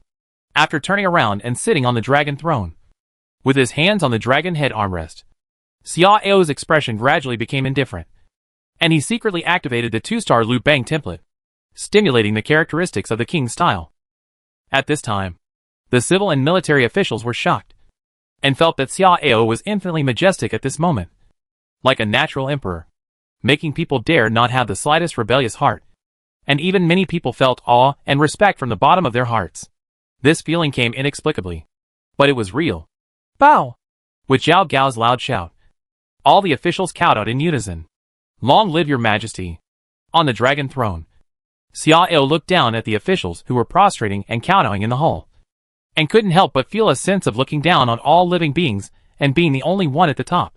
Raising his hand slightly, Xia Ao spoke indifferently. All the ministers stand up. Thank you, your majesty. Chapter 76 Appointment. Arbitrary. I have ascended the throne and have decided to name the reign Shenwu. This year will be the first year of Shenwu. Xia Ao spoke in a calm voice, and every word he said seemed to be the law of heaven. In the ears of the ministers, it was like the sound of a fairy bell, penetrating their hearts. Now that Shenwu has been established, a general amnesty should be granted to the world to celebrate. Pass on my decree. From now on, except for death row prisoners. Those with minor sentences will be pardoned and released, and those with serious sentences will have their sentences halved, and they will be rewarded with meat for 3 days. Local government offices should follow my decree and make no mistakes. Yes. No one objected to Xiao's first decree of amnesty, because it was a convention to publicize the new emperor's kindness and win the support of public opinion. Some people wanted to intercede for the 9 ministers who had just been ordered to confiscate their property. But when they looked up and saw Xiao's majestic figure, they swallowed the words that were about to come out of their mouths and did not dare to speak. This time, the prime minister, the 3 ministers and others plotted rebellion, which caused great losses to the central government of Daxia and exposed some problems. Therefore, I decided to reorganize the appointment and dismissal of court officials and abolish the 3 ministers. Hearing this, many people's faces changed. Your Majesty, the 3 ministers are one of the foundations of Daxia. They are of great significance to the formulation of the overall strategy of the court and the stability and order of the court.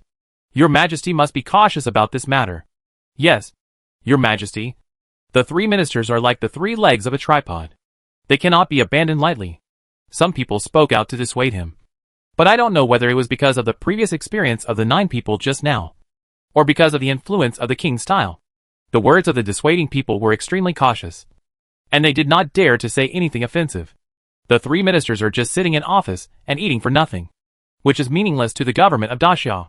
I have made up my mind on this matter, so don't say more. Xiao snorted coldly and ignored the voice of dissuasion. After speaking, Xiao glanced at Zhao Gao. From now on, Zhao Gao will be promoted to the position of eunuch in charge of the palace. Zhao Gao, read out the imperial edict. Yes. Zhao Gao bowed his head respectfully, then carefully picked up an imperial edict from the imperial desk and walked to the front of the imperial steps. Announce, the new ministers enter the palace. Soon, more than a dozen figures walked in from outside the palace, came to the palace to salute Xiao, and then bowed their heads to wait for the edict. Seeing these people, the officials in the palace had different expressions, because they only recognized a few of these people. The rest were very unfamiliar, as if they had never seen them before. At this time, Zhao Gao finally spread out the imperial edict, cleared his throat, and began to read it. The Emperor Shenwu, in compliance with the will of heaven, proclaims Li Si, Yuan Qingdu and others, who have made great contributions to the stability of Daxia, should be given important positions to make full use of their talents and serve the country. First, Li Si is appointed as the left prime minister of Daxia, responsible for civil and internal affairs. Second, Gao Zui is appointed as the right prime minister of Daxia, responsible for military and foreign affairs. Third, Li Bing is appointed as the minister of works, responsible for the overall affairs of the Ministry of Works. Fourth, Zhang Yi is appointed as the minister of rights, taking charge of the affairs of the Ministry of Rights. Ninth, the Xuani Guard was reorganized into the Buyang people, and Yuan Tiangang was appointed as the Buyang general. Yuan Tiangang was responsible for the reorganization, and the Buyang people were the eyes and ears of Daxia. 10th, Yuan Qingdu was appointed as the commander of the Imperial Guards. 11th, the Imperial Book Office was newly established to be responsible for the classification, delivery, and receipt of memorials, and Shang Wanwana was appointed as the Imperial Book Office. 12th, Bien Ke was appointed as the head of the Imperial Hospital. There were dozens of imperial decrees for appointments and dismissals. When the ministers heard it, they were already stunned. Because let's not talk about other things. Just the establishment and appointment of the left and right prime ministers is hard to accept. What about Li Si and Gao Zui? They have never heard of their names. How can they be above all officials? And Li Bing, Zhang Yi and others. These people don't know where they came from. Why do they get to high positions? They don't know that this is actually only part of Xiao's public appointments. Xiao has not yet disclosed the existence of Luowang and those armies. At this moment, not only are other ministers full of dissatisfaction, but even the generals, who had previously supported Xiao very much have some doubts in their hearts, and even anger. They are the own people of the new emperor. But after the new emperor ascended the throne, it seems that they have forgotten him. Except for a few people. The rest of them have not received any rewards. They think they have the merit of following the dragon. But they have not been rewarded. So they are naturally unhappy. Therefore, when Zhao Gao finished reading, people immediately stood up to oppose. Your Majesty, I object. How important is the position of Prime Minister? How can it be handed over so easily to two commoners, who have no reputation at all? Your Majesty, I also object. The positions of Prime Minister and Minister are related to the foundation of the country. How can it be so childish? Your Majesty, anyone who ascends to the throne must have merit. Li Si, Gao Zhou, Zhang Yi and others have not made any merit. How can they ascend to a high position? Looking at the dozen ministers who jumped out to oppose, and then looking at the other ministers who showed hesitation but did not stand up, Xiao knew that this was the influence of the king's style. Otherwise, I am afraid that at least 80% of the people in the court would jump out to oppose. In response, Xiao just closed his eyes and dozed off with an indifferent look, and did not intend to argue. Not everything requires him, the emperor, to personally go into battle. Sure enough, as Li Si, Gao Zhou, Zhang Yi and others stood up one after another. Some argued with the ministers, some argued about strategies, and some deduced battle formations. They kept making the opposing ministers speechless. This process lasted for a full hour, and when it was over, only 3 ministers were still standing there with their necks stiff, half convinced and unwilling to accept. Your Majesty, I admit that they do have certain talents, but rewards and punishments must be clear. If the appointment of court officials is so childish, how can we convince the public? Yes, I hope your Majesty will take back the sacred order. I hope your Majesty will take back the sacred order. Seeing that the 3 old stubborn people were still unwilling to give up, Li Si, who had a short beard and a resolute and square face, walked out of the class. Since the 3 of you are still not convinced, why don't we make a bet? You 3 can come up with any bet questions, and Li will accept them one by one. As long as Li loses a game, I will immediately resign from the position of left Prime Minister and offer my head to His Majesty. If Li wins by chance, you 3 just need to admit your mistakes to His Majesty. Of course, I think you 3 will need some time to think carefully. How about limiting it to 3 days? At this time, Gao Qiu smiled faintly and stood up, adding, and Gao, if Prime Minister Li loses, Gao is willing to follow him. The 3 ministers turned their heads and looked at each other, and after exchanging glances for a while, they reached a consensus. Okay, we accept this bet. I just don't know if your Majesty agrees or not. Xiao slowly opened his eyes, glanced at the ministers who were all looking at him, and said in a calm voice, since it is a bet, it must be fair.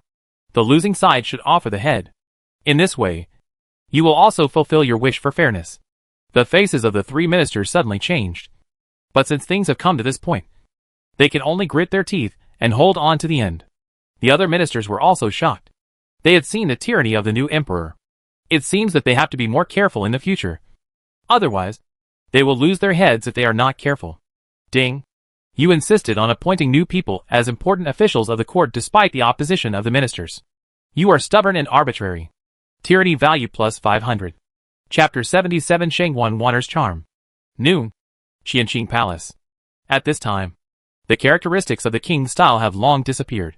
But Xiao still secretly conforms to the destiny of Taoism and intimidates people's hearts when he raises his hands and feet, raises his eyebrows and turns his eyes, making people dare not look directly at him. This is of course due to the final effect of Lu Bang's template. At the same time, his cultivation has also been improved from the 63rd level of the virtual body realm to the 83rd level of the virtual body realm. A full 20 levels. Beside the imperial desk, Shangwan Wanner is reporting the situation of the harem to Xiao. Your Majesty, there are a total of 322 concubines of various levels in the harem, of which 82 have never been favored, which has something to do with the physical condition of the late emperor. This is their list and portraits. Please take a look. Your Majesty, Shangwan Wanner knew Xiao's preference for beauties, and she also knew that Xiao asked her to sort out the harem, not only to arrange the placement of the late emperor's concubines out of the palace, but also for this purpose. Xiao took the list and looked through it, and said in a low voice, I heard that there are 8 noble concubines and 8 beautiful concubines in the harem. What are the 8 beautiful concubines like? Noble concubines are noble because of their sons or daughters.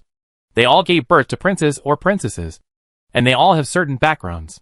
The 8 beautiful concubines are famous for their appearance and charm. Perhaps some of them have a deeper background, but they have no offspring. Hearing this, Xiao Gao's eyes flickered slightly, and a meaningful smile appeared at the corners of his mouth. But Shangwan Wanner's face changed slightly. Your Majesty, I have seen those 8 people. They are indeed first-class beauties, and are all safe now. But, Your Majesty, they are the actual women of the late Emperor after all. And they are not small in reputation. If it is spread out, I am afraid. Looking at Shangwan who looked hesitant, Xiao smiled in a low voice. Do you think I care about my reputation as a virtuous and upright ruler? I don't care about the so-called tyrant and incompetent ruler. I want this position, and this world just to do what I want. Do you understand? Facing Xiao's deep gaze, Shangwan heart tightened, because she heard another hidden meaning from his words. Yes, I understand. Shangwan bowed her head respectfully and stopped persuading. Xiao retracted his gaze, flipped through the entire list, and put down the imperial pen in his hand. Keep the 42 people circled above, and the 8 concubines. As for the others, follow the rules, send them out of the palace, and make relevant arrangements. In addition, the palace maids will also be under the jurisdiction of your imperial book office in the future. You need to sort out these palace maids.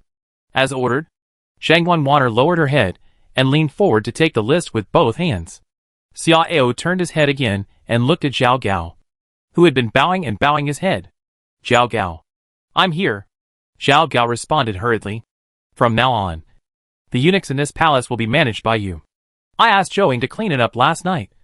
But for the sake of caution, you should clean it up again after you take over. In addition, decorate the Wutai Palace well.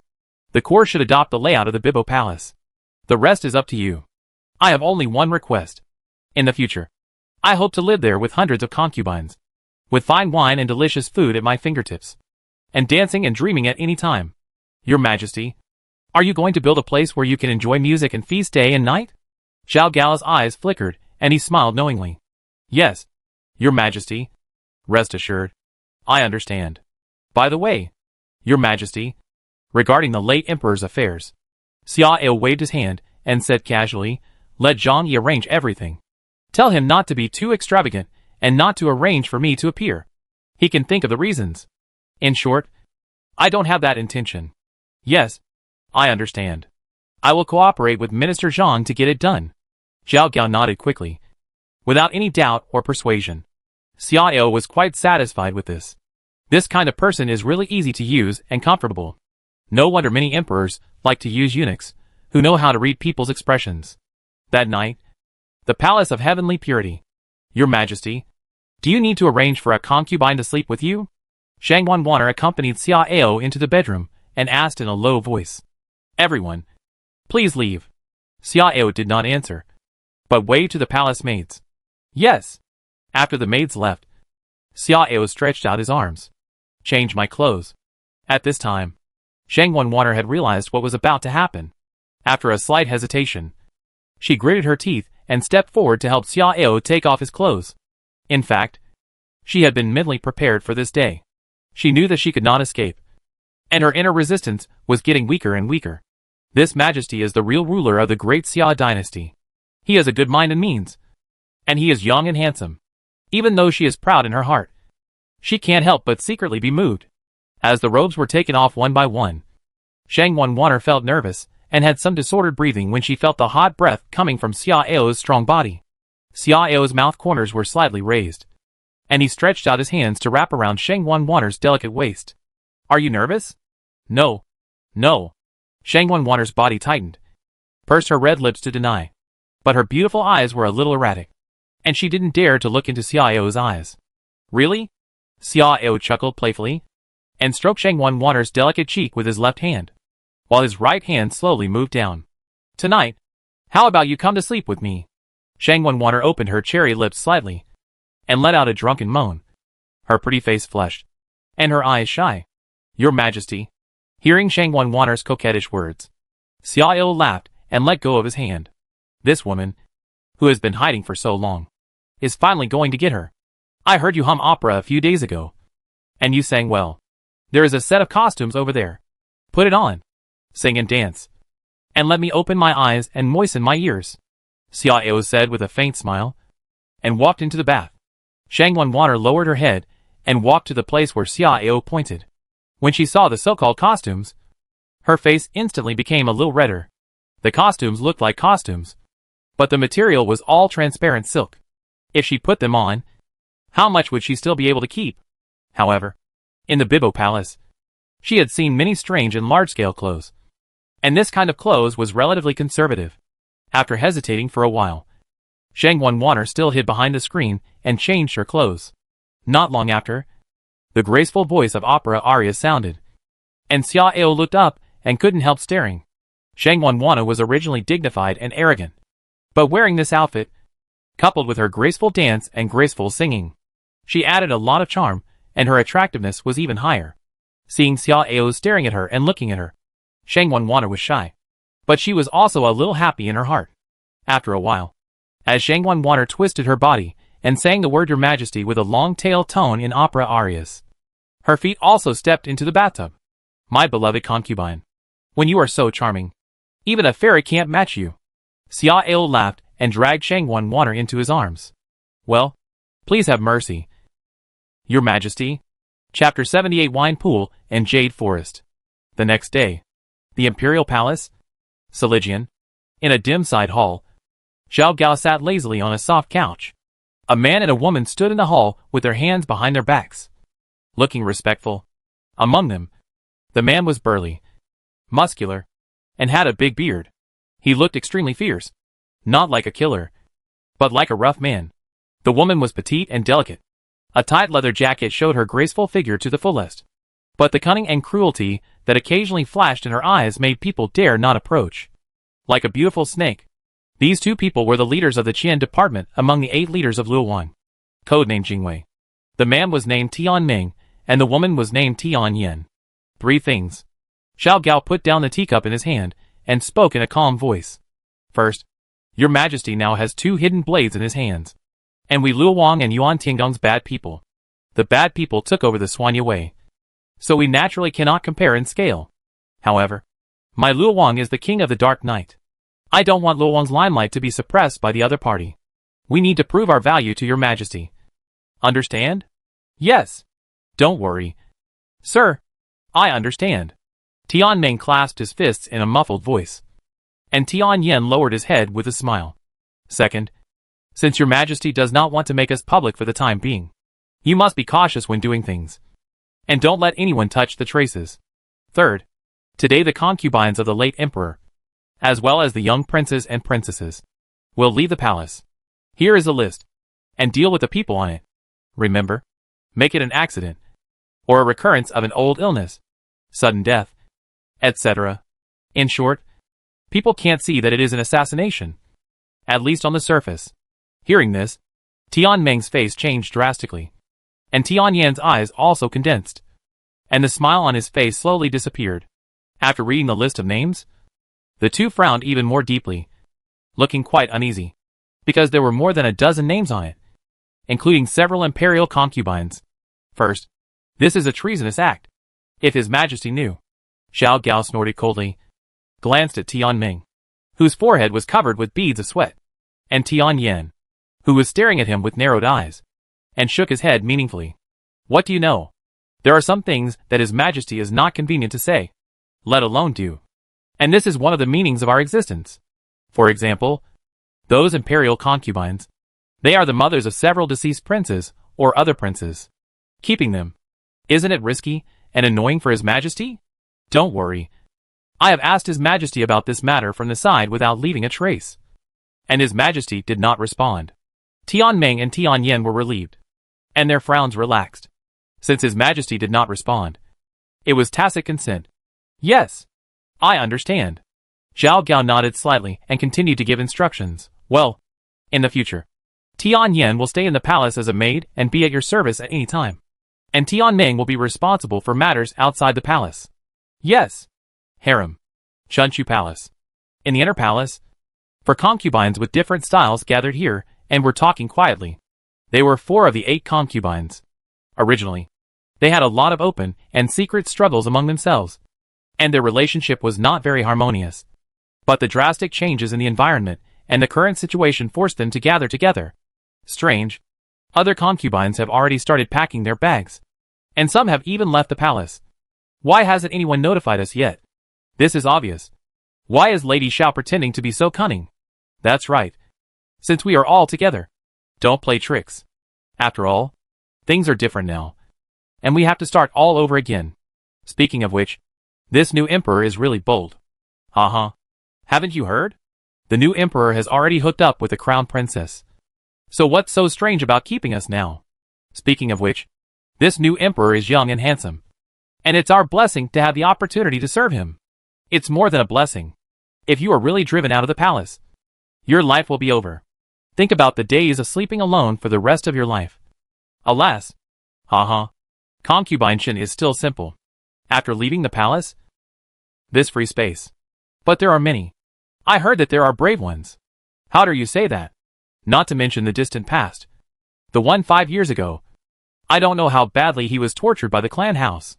Enough. Stop talking nonsense. Let's get to the point. Although our capital is not bad. After all, our status restrictions are there. If we fight alone, I'm afraid we can't compete with others at all. And even our own safety is difficult to guarantee. So, join hands and stop fighting. Agree. I heard that there are still some concubines who have not made any moves. Otherwise, unite them too?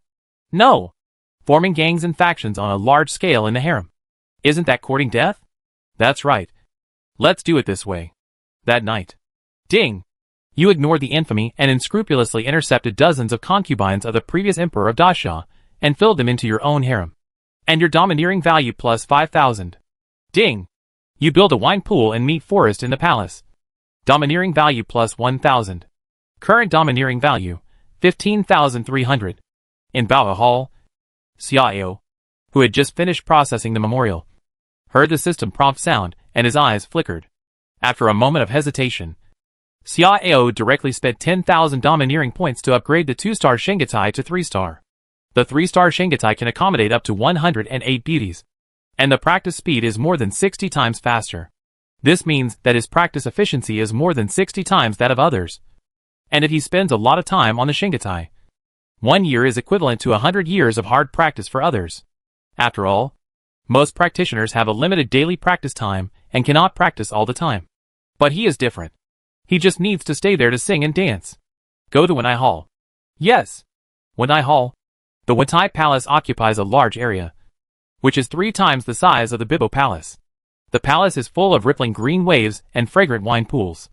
There are flower paths and ribbons connecting the pools, and copper pillars and lamps standing in all directions, coupled with the slowly flowing mist and the flashing lights of various colors. This palace is elegant and dreamy. At this moment, there are more than 100 women standing in the palace in 2s and 3s, roughly divided into 2 groups. The women on the right side are surprised, but not very moved. On the other hand, the group of women on the left side are mostly stunned and have complicated expressions, and seem to be very uncomfortable. In addition, the clothes of the people on the right are obviously thinner and bolder, while the women on the right are mostly wearing conservative clothes and have more graceful temperament. Just as more than 100 women were whispering, a loud shout suddenly came from outside the palace. Your Majesty is here. Hearing this, the faces of the people in the palace changed slightly, and they hurriedly tidied their clothes, kneeling down in anticipation, joy, or anxiety, as a pair of cloud dragon boots stepped in steadily. The women began to speak one after another.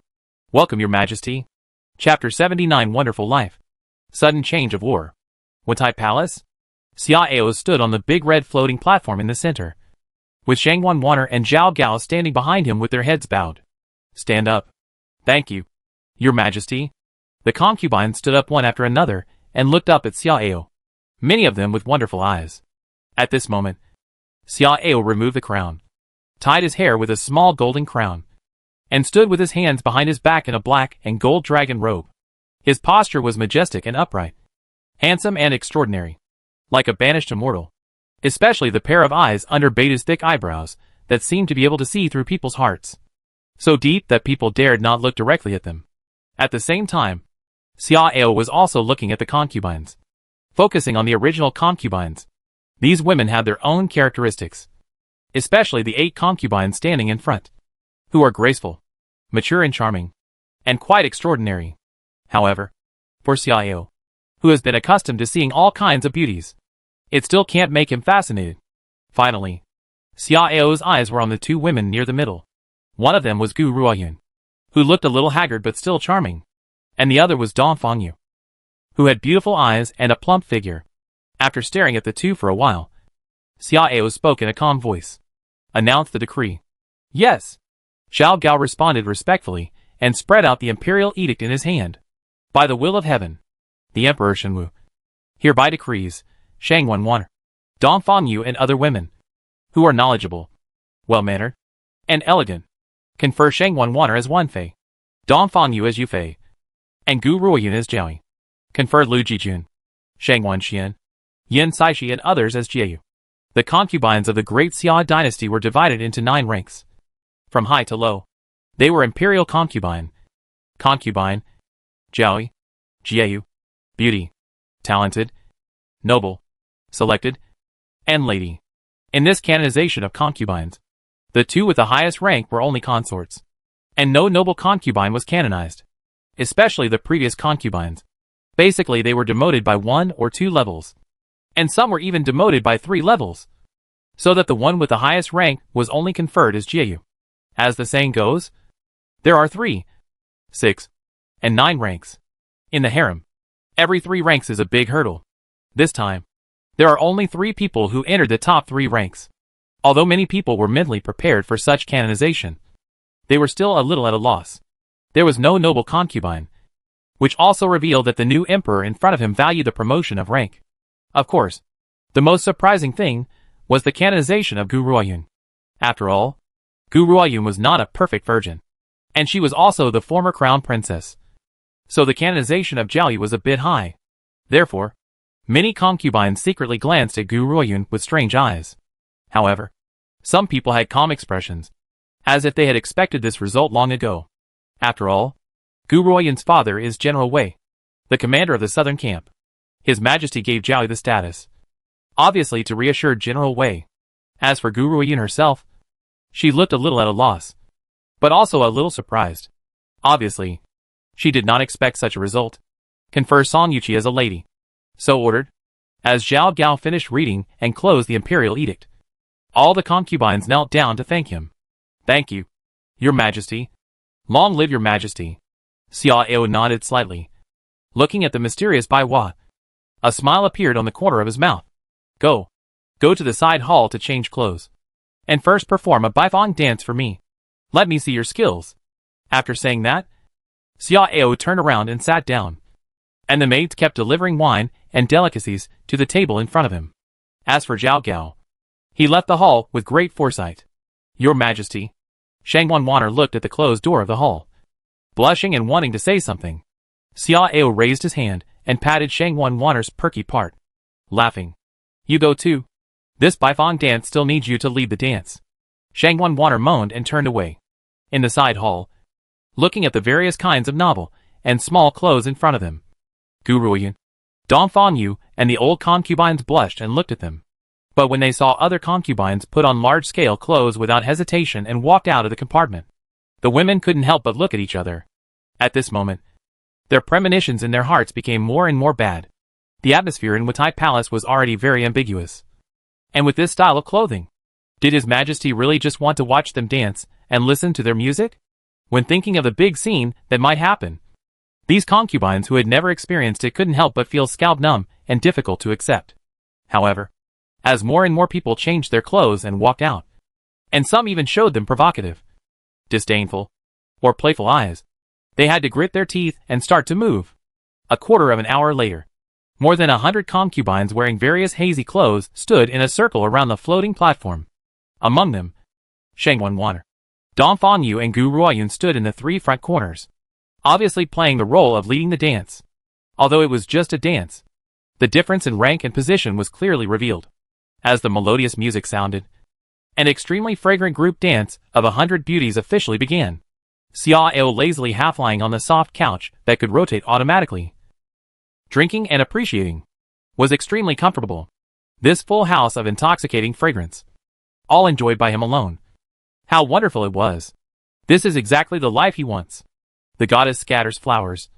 The silk sleeves flutter. There are hundreds of beauties and hundreds of charms. Even the emperor will bow down. The southern border of the great Jin dynasty. In the general tent of the great Xia army, Xiao Hongyuan sat in the main seat. His eyes kept scanning the sand table. His expression was a little tired. After the news of Xia Ao's successful coup and enthronement came one after another. Even he was stunned for a long time. Because the army named Shaogui Army appeared too bizarrely. His ears and eyes had not heard of it before. He couldn't figure it out. How Xia Ao got the financial resources to support such an army. And how he concealed it from the ears and eyes of all forces. He couldn't guess. And he could only regard everything as Xia Ao's strong ability to endure and his incredible mind and means. In any case, for him, Xia Ao's successful enthronement was definitely the best situation. But at the same time, he couldn't help but have some hidden worries in his heart. Because he was worried that the contradiction of being too powerful and overwhelming would appear between him and Xia Ao. Of course, he didn't think too deeply about it now. Because his energy was almost entirely focused on the battle in front of him. General, although our encirclement and suppression efforts have been very effective and our record is good, the remaining enemy troops have united together and are determined to fight to the death. Otherwise, we should stop attacking and adopt the strategy of encircling and attacking the reinforcements. A general clasped his fists and spoke, looking somewhat helpless. Xiao Hongyuan shook his head. And just as he was about to say something, a young general suddenly ran in from outside the tent. Report. Report to the general. The 100,000 troops in the north responsible for blocking and ambushing were defeated by the enemy's heavy cavalry. What? Hearing the battle report, the generals in the tent were all shocked and their faces changed drastically. Xiao Hongyuan's pupils also shrank and his face became gloomy. What flag is it? How many people are there? Reply to the general. The flag is not yet known. And the number of people is about 10,000. 10,000 people. Xiao Hongyuan's face was ugly. After struggling to think for a few breaths, he suddenly stood up and slammed the table. Order. All troops retreat in an orderly manner and give up the encirclement and suppression. What? How can this be? General. The faces of the generals changed drastically. And they wanted to persuade. Don't say more. Execute the military order. Yes. Chapter 80 Behind the Scenes of the War. October 6th. Xia Ao woke up when the sun was already high in the sky. Coming out of the Wutai Palace, there was a sliding sedan chair that led all the way to the corridor behind the Qianqing Palace. And there was no need to walk a few steps. At this time, the dining hall of the Qianqing Palace was filled with all kinds of delicacies from the mountains and the sea. And there were hundreds of dishes on the large glazed long table. Of course, Xia Ao did not enjoy so many delicacies alone, but summoned more than a dozen concubines to have dinner together.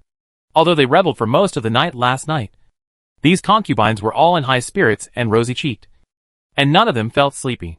After all, the Shingatai was also helpful to the concubines. However, the concubines looked at each other unnaturally, and even rarely talked. The reason was naturally the many absurd things that happened last night. Thinking about it now, many concubines still blushed and felt a little guilty. This majesty can no longer be described as tough. God knows how he can be so strong. As if there is no limit. Xia Ao drank a sip of the sweet soup at a moderate temperature, and then looked at Zhao Gao who walked in from outside the palace. How is the war going? Your Majesty, I am just about to report to you, Zhao Gao said softly, with an embarrassed look on his face. And at the same time, he was a little strange in his heart. Because of the sudden change in the war situation in the north last night, he reported to the Majesty as soon as possible. But this Majesty, whether he was obsessed with beauty or something else, was not surprised or angry at all. Just like nothing happened. In fact, Zhao Gao was not aware of the existence of hundreds of thousands of elite soldiers of the Qin dynasty, and by Qi and others. Xia Ao knew that Zhao Gao wanted to avoid the concubines. So he waved his hand and said calmly, "It's okay. Just speak frankly." "Yes, Your Majesty. Last night the Great Qin dynasty sent 300,000 troops to the south of the Shuang corridor, and used 10,000 Yulu heavy cavalry as the vanguard to raid our 100,000 troops guarding the exit of the corridor, and used 10,000 Shuelio troops to raid our central army. According to the frontline report, the enemy's Yulu heavy cavalry and Shuelio troops are all in the innate realm, and their combat power is extremely strong. Therefore, the 100,000 troops at the north end that blocked the exit of the corridor were defeated, and the central army was almost defeated. Fortunately, the general acted decisively and mobilized the central army. The 5 elite battalions of the Xiantian realm held back the main force of Shuelu's army. and only then did they stabilize their position. However, even so, our army still suffered heavy casualties. By dawn, both sides had left the battle. Not counting the lightly wounded, our army had more than 70,000 dead, more than 40,000 seriously wounded, and another 50,000 were scattered. At present, our army has retreated to the Huyen River line, not far from the northern border of our dynasty, about 50 to 60 miles away. Hearing this news in person, all the concubines were shocked, and at the same time they became nervous, carefully glancing at Xiao, fearing that Xiao would be angry. After all, this was a great defeat, and it happened at the time when His Majesty ascended the throne. Shangwanwaner glanced at all the sisters, then looked at Xiao and comforted him softly. Your Majesty, the numbers of Yunlu heavy cavalry and Shuelyo army did not exist before. I think they were the trump cards that the great Jin dynasty spent a great deal of money to cultivate secretly. The general and the generals were unaware and did not take full precautions, so the defeat was reasonable. But looking at the entire battle situation, as of now, the casualties of the great Jin dynasty have exceeded 300,000. And even if we count the 50,000 troops that were scattered and lost, our number is less than 300,000.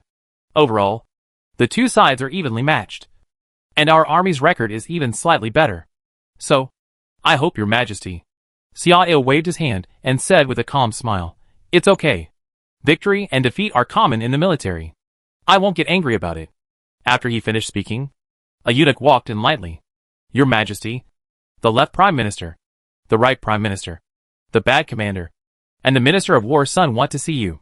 The Minister of War is an old stubborn man who has been beheaded before. Therefore, the position of the minister is temporarily held by the right Prime Minister Gaozhua, and the specific matters are handled by the Minister Sun Jitsai. Let them wait in the Zhangyi Hall.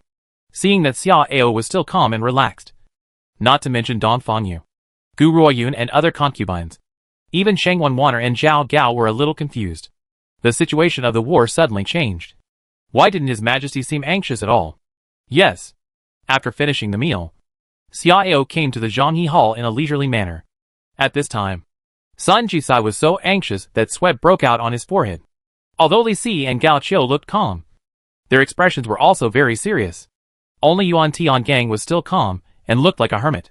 Your Majesty, the battle situation is urgent. The enemy has gained 300,000 new troops.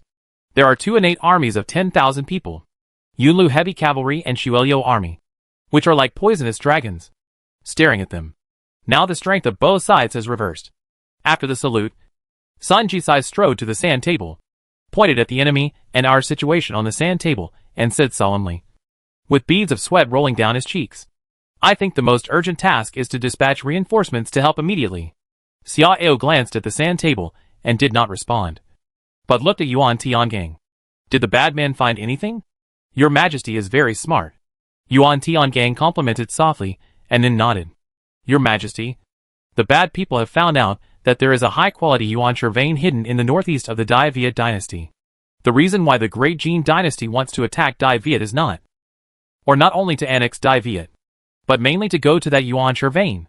High-quality Yuanshi vein? Hearing this news, the faces of several ministers changed. In Tiannan, every Yuanshi vein is a strategic resource, especially the high-quality Yuanshi vein, which is even more sought after. There is no way.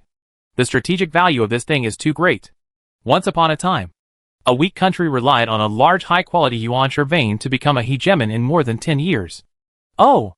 Xiao raised his eyebrows slightly, also showing surprise.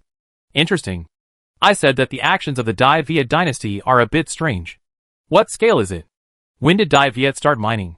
Your Majesty, the details are not clear at the moment. However, according to various signs and sporadic evidence, the vein should be small or medium. As for the time to start mining, it should be within 5 years. Hearing Yuan Tiangdong's answer, Xiao nodded thoughtfully. 5 years is not a short time. It seems that the Great Viet dynasty has already hidden a big trump card. Your Majesty's analysis is that according to the investigation, the Great Viet has at least a well-organized innate army, and there are many powerful people in the Dharma body realm of the Great Viet. Yuan Tiangang nodded affirmatively, and then changed the topic and said, in addition, Your Majesty, I also suspect that a new high-quality Yuanshi vein should have been discovered in the territory of the Great Jin dynasty. Otherwise, it is not realistic to want to provide 2 elite troops of 10,000 people with their medium and low quality yuanshi veins alone. However, no corresponding clues have been found yet. Xiao frowned, with a strange look on his face. Your analysis makes sense, but Tianan has always been poor in yuanshi, and even micro high quality yuanshi veins are rare. How come 2 of them suddenly appeared now? And the scale should not be small? Is something going to happen?